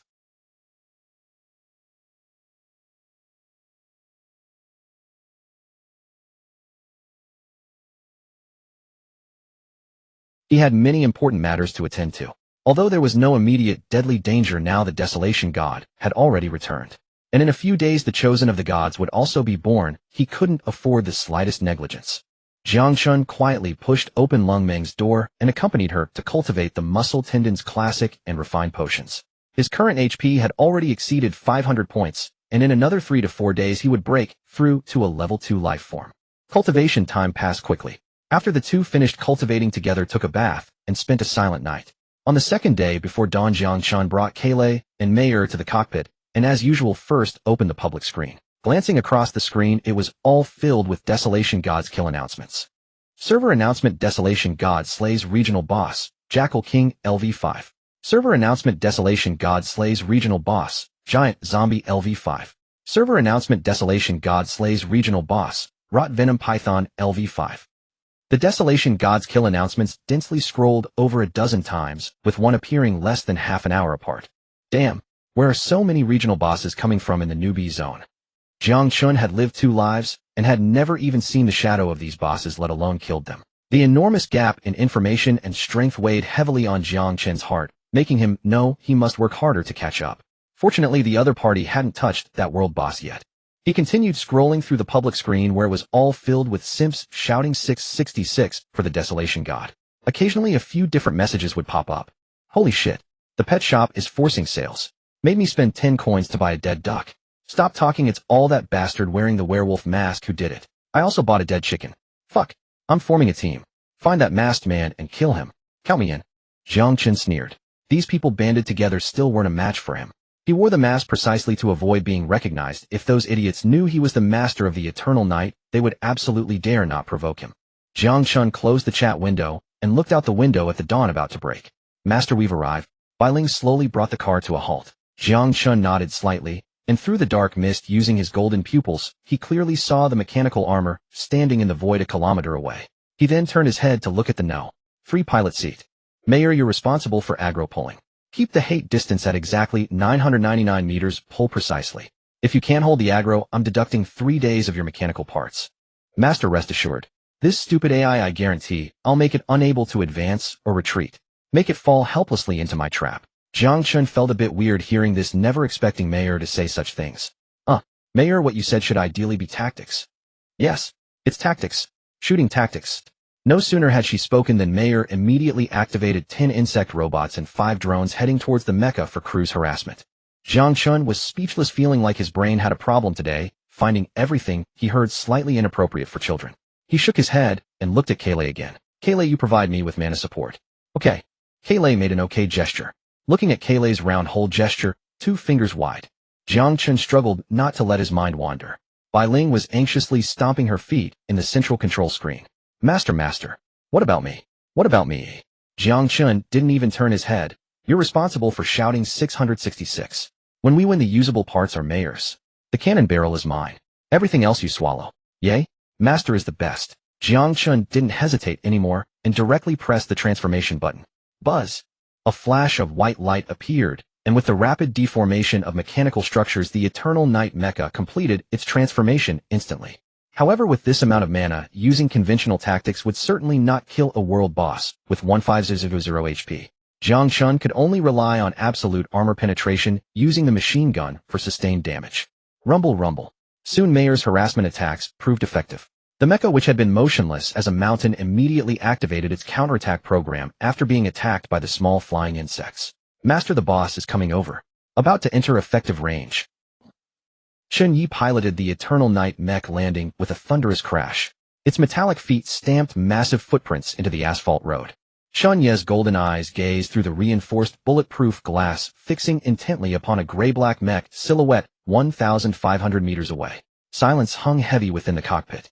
Bai Ling clung to the central display like a little mascot ornament. Chen Ye sat in the primary control seat, both hands inserted into the luminous control orbs flanking him. Cola and Mayor occupied the co-pilot seats to his left and right. Cola had been utterly exhausted by Chen Ye a full 7 times the previous night. After channeling her magic power, she had collapsed onto the console and fallen fast asleep. Mayer crouched before the right side data terminal, her fingertips dancing across the keyboard at blistering speed, then spoke. Target has entered effective firing range. Copy that. Chen Ye responded. The elite mech's effective killing range was only 600 meters, while his laser cannon could reach 1500. The advantage is mine. Chen Ye pressed his palm forward and fired. With a resonant hum, the air warped and trembled faintly. Minus 158 damage. The laser cannon struck true, hitting the elite mech's weak point, its head. Such pitifully low damage caused Chen Ye's eyes to widen. Damn, it didn't even break through the armor. Just over 100 damage, and that was forced armor-piercing damage. My armor-piercing stat clearly exceeds 200, so why am I only dealing 100 damage? Does the enemy possess damage reduction? Before Chen Ye could contemplate further, the crimson mark on the elite mech's forehead instantly regenerated in the next second. Liquid metal flowed as its health points surged back to 150000. Oh no, Master, we're toast. Should we beat a retreat? Upon seeing the data Mayer had calculated, Bai Ling's heart sank. What is there to fear? I was merely testing the waters just now. He had anticipated that the laser cannon would fail to penetrate the armor. Though he had never dared to challenge this creature in his previous life, he had gleaned fragments of its abilities from the public chat. The next moment, Eternal Night slowly raised its arm. With 2 crisp clicks, the laser cannon retracted, while twin Gatling guns emerged, their barrels beginning to rotate with deliberate menace. Rat-a-tat-tat. Countless bullets poured forth toward the elite mech. Minus 158, minus 158, minus 158. Damage values of over 100 blossomed across the enemy mech's frame. Golden tracer rounds formed countless luminous streams, pounding relentlessly upon the same spot. The Gatling barrels had begun to glow faintly red.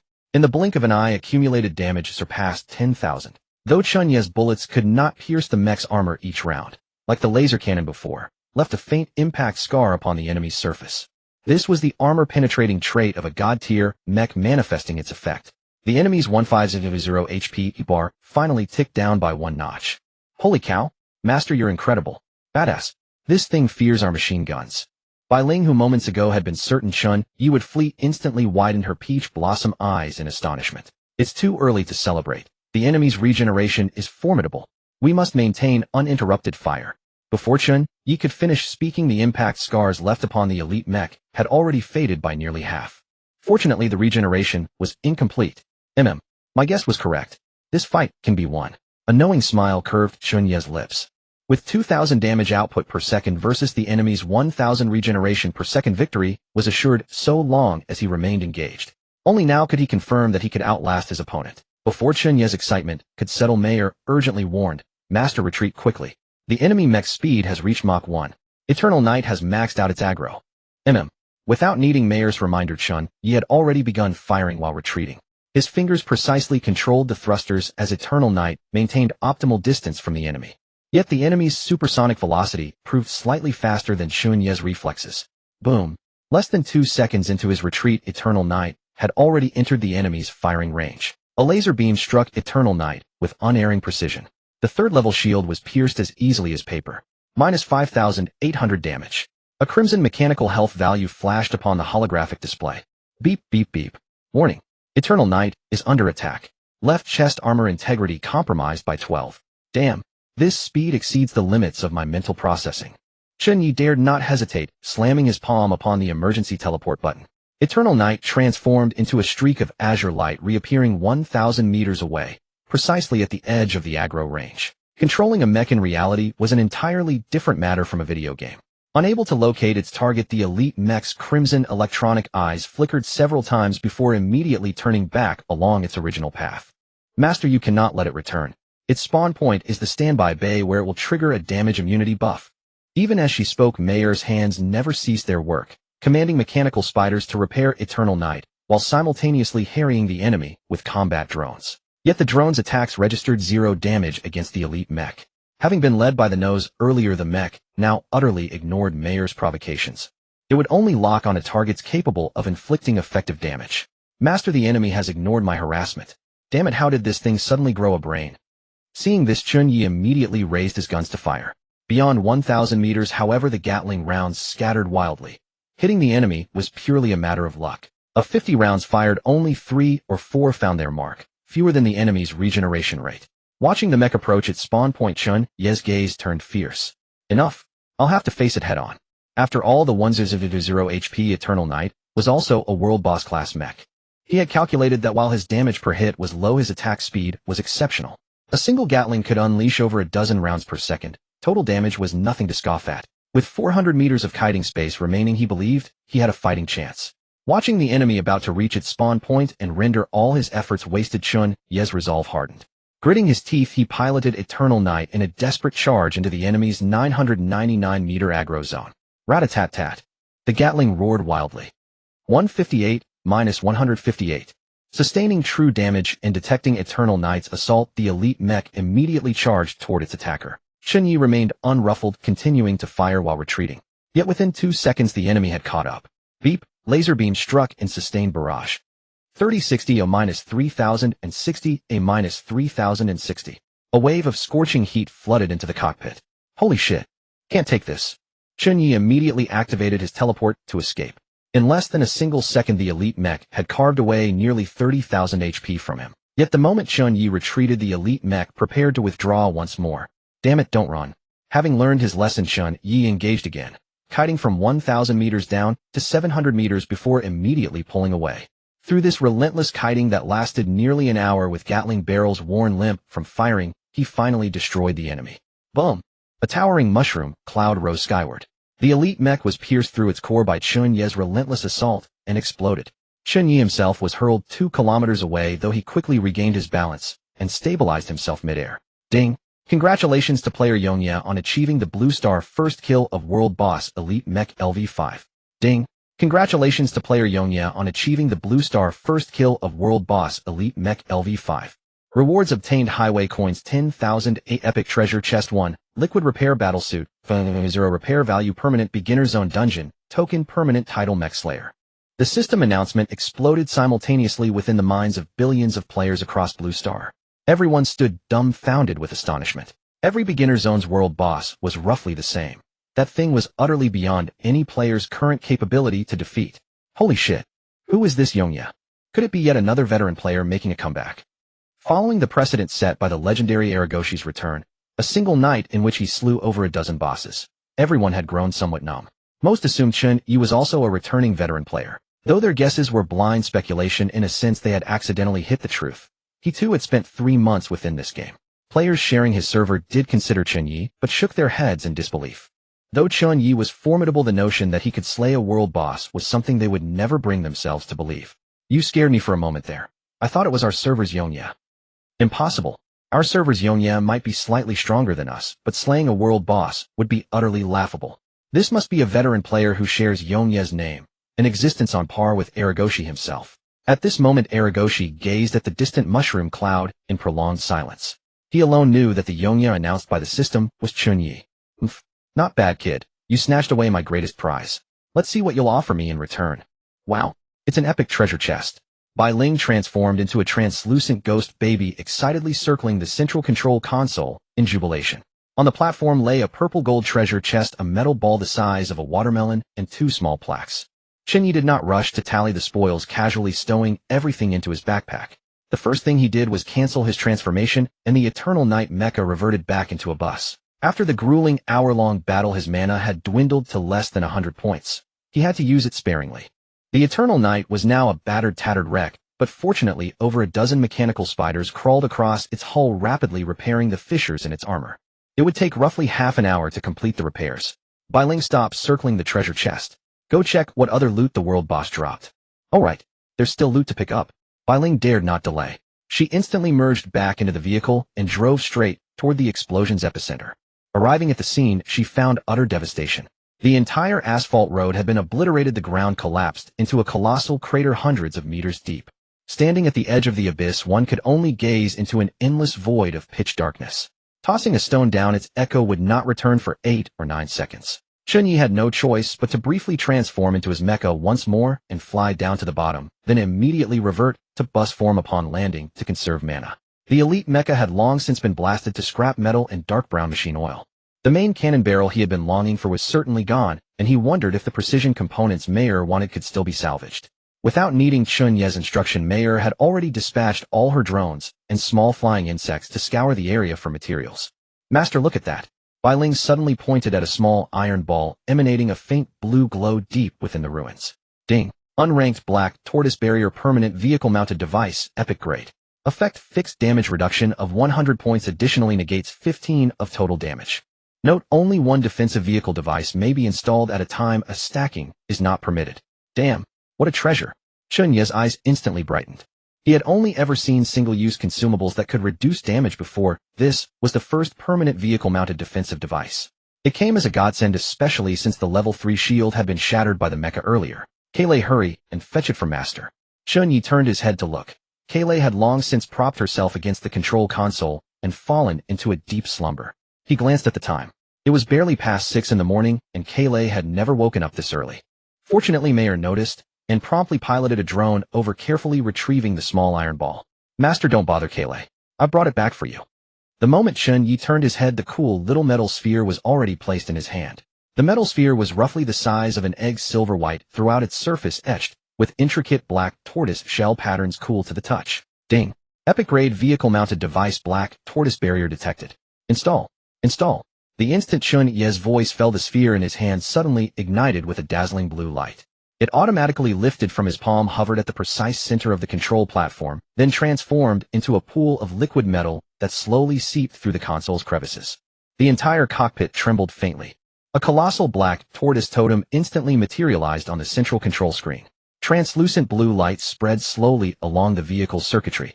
Even the mechanical spiders repairing the hull paused for a moment. 3 seconds later, the radiance subsided.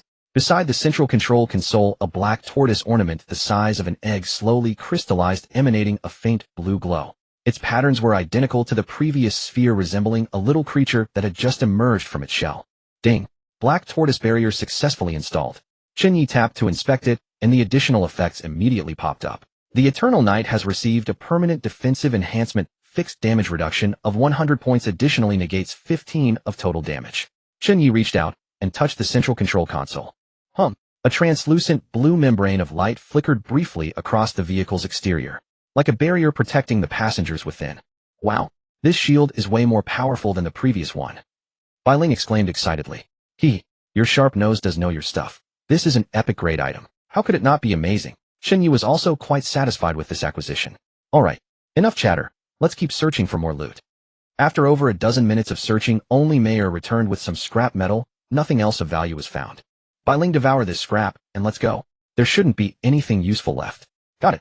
This is a world boss's remains. Who knows, it might boost my attributes by a huge margin. Bai Ling could barely contain herself as she activated Devour. Ding. Devoured remains of a level 5 world boss. Acquired HP 1000, highway coins 10,000, gold treasure chest 1. Wow. Master, I gained 1000 HP. Not bad. Battered to bits like that, and it still dropped a treasure chest. For Chen Ye with Kayle around, even a gold treasure chest could yield an epic grade item. As for the 1000 HP Bai Ling gained, it was mere pocket change compared to the Eternal Knight mecha's 10 HP. He carefully scanned the bottom of the crater once more with his golden eyes, confirming nothing was left behind, then directly transformed and departed. Bai Ling, you drive. I'll carry Kayle back to the room to catch up on sleep. Mayer, keep watch. Alert me if anything happens. Understood. Mayer nodded, remaining in the cockpit to organize the materials scavenged today and craft new mechanical scouts. Chen Ye then picked Kayle up in a princess carry, cradling her horizontally. Sleeping was merely a pretext. The real purpose was his morning exercise. For a sleeping Kayle was the most fun to tease. This mission had concluded perfectly, and Chen Ye felt he deserved to reward himself. Half an hour later, a middle-aged man dressed as a pharaoh, accompanied by a Medusa, 2 mummies, and a thin, 3-handed monkey youth, arrived at the bottom of the crater. That kid moves fast. Is he some kind of junk collector? He devoured everything so thoroughly. Not even a single piece of scrap was left behind. Desolate God frowned at the completely empty crater, his face sullen with frustration. The 3-handed monkey youth swallowed hard at the sight of the crater, resembling an atomic bomb strike, and asked, Lord, could this Eternal Knight be an old player like you? This person was none other than Ho Li, who had sold the treasure map to Chen Ye. He was also the vice commander of the Independent Regiment, and having earned Desolate God's favor, his body had fully recovered. The Independent Regiment's total annihilation was due to his instigating everyone to seek the treasure. He had not expected that without a map relying solely on his fragmented memories of multiple routes, the Eternal Knight could still locate this place. Desolate God cast him a cold glance. If not for the fact that he had awakened a rare thief class, and could lead the way, open doors, and crack hidden chests, he would have long since ordered the mummies beside him to devour this worthless trash. Do you think veteran players are as common as cabbage? The ones who've survived until now on Blue Star number fewer than 110,000 years. Eternal Knight. I caught the scent of the multi-eyed clan on him. At this moment Chen Ye was still unaware that he had just narrowly crossed paths with Desolate God. All his plans had now come to fruition. Not only had he obtained the treasure he wanted, but he had also slain the world boss. He now had 200 highway coins at his disposal, enough to buy another high-scoring beauty from the AI companion shop, just like Mayor. However, Chen Ye had no intention of purchasing another AI humanoid. After contracting Mayor, he had learned the drawbacks of AI humanoids. An uncontracted toy was nothing but a ticking time bomb. Time flew by, and by noon, Chen Ye had returned to the parking lot in the beginner zone. Along the way, he devoured a considerable number of scrapped vehicles, gaining a modest boost in attributes. Not everyone was as fortunate as Chen Ye in this dungeon expedition. Nearly a third of the players in their region were forever trapped within the dungeon. Chen Ye gazed with his golden eyes at the plaza behind the parking lot, at the colossal eyeball and the abyssal rift. That was where Kayle had been found. A sudden, inexplicable urge to explore welled up within him, a desire to venture inside. But he immediately shook his head, dismissing the wild thoughts. No one had ever walked out of that place alive. Master, shall we return to Station 1 now? Head back now. He was curious to see which deity would issue the chosen quest in this life now that Desolate Gods had been eliminated. After patrolling the beginner zone once, Chen Ye decided to retrace his path back to Station No. 1. Just then several players launched a sudden, unprovoked attack on him. Boom, boom, boom. Several grenades rolled beneath the Eternal Knight, muffled detonations echoing through the chassis. Ding. Your vehicle is under attack. The Black Tortoise barrier has been automatically activated, granting immunity to all damage. As the thick smoke cleared, the Eternal Knight remained utterly unscathed. That's the glowing piece of junk. That bastard wearing the werewolf mask. He escaped in that very vehicle. A measly tier 2 balanced vehicle putting on airs. All because he found some broken light bulb. Brothers, blow it to pieces. Loot everything he's got. These scattered players, swindled by the dwarven merchant, didn't dare to settle the score with him. Instead, they blocked this lone return passage, lying in wait for Chen Ye to walk right into their trap. Master, how should we deal with these people? Mayor inquired coldly, her fingertips already poised over the drone control panel. Spare their vehicles and send them scrambling. Any who fail to recognize their situation will be slaughtered on the spot. Chen Ye cast a cursory glance. 7 or 8 individuals, all driving tier 2 vehicles, not a single one at tier 3. Against such feeble adversaries, he couldn't even muster the inclination to lift a hand. Understood. The instant Mayor's voice fell, a dozen drones surged into the sky, their crimson laser targeting dots blanketing every silhouette below in a dense constellation. Zap, zap, zap. Several laser beams streaked forth, precisely piercing the arms and legs of the majority. They collapsed to the ground, wailing in agony. Only then did the survivors truly comprehend that Chen Ye was not someone to be trifled with. Damn it. How the hell does he have so many drones? This mark is tough. Retreat now. Several scattered players were terror-stricken, their souls practically fleeing their bodies, whipping around to flee. You want to leave now? Don't you think it's a touch too late? Buzz, buzz, buzz, boom. A dozen kamikaze bugs dove from above, instantly engulfing 2 leading tier 2 recreational vehicles in a cataclysmic fireball. Listen up down there. Those with sense, abandon your vehicles and scram. Otherwise you'll be blown to kingdom come along with your rides. Boom. Before she could finish, Mayor detonated another pickup truck that had attempted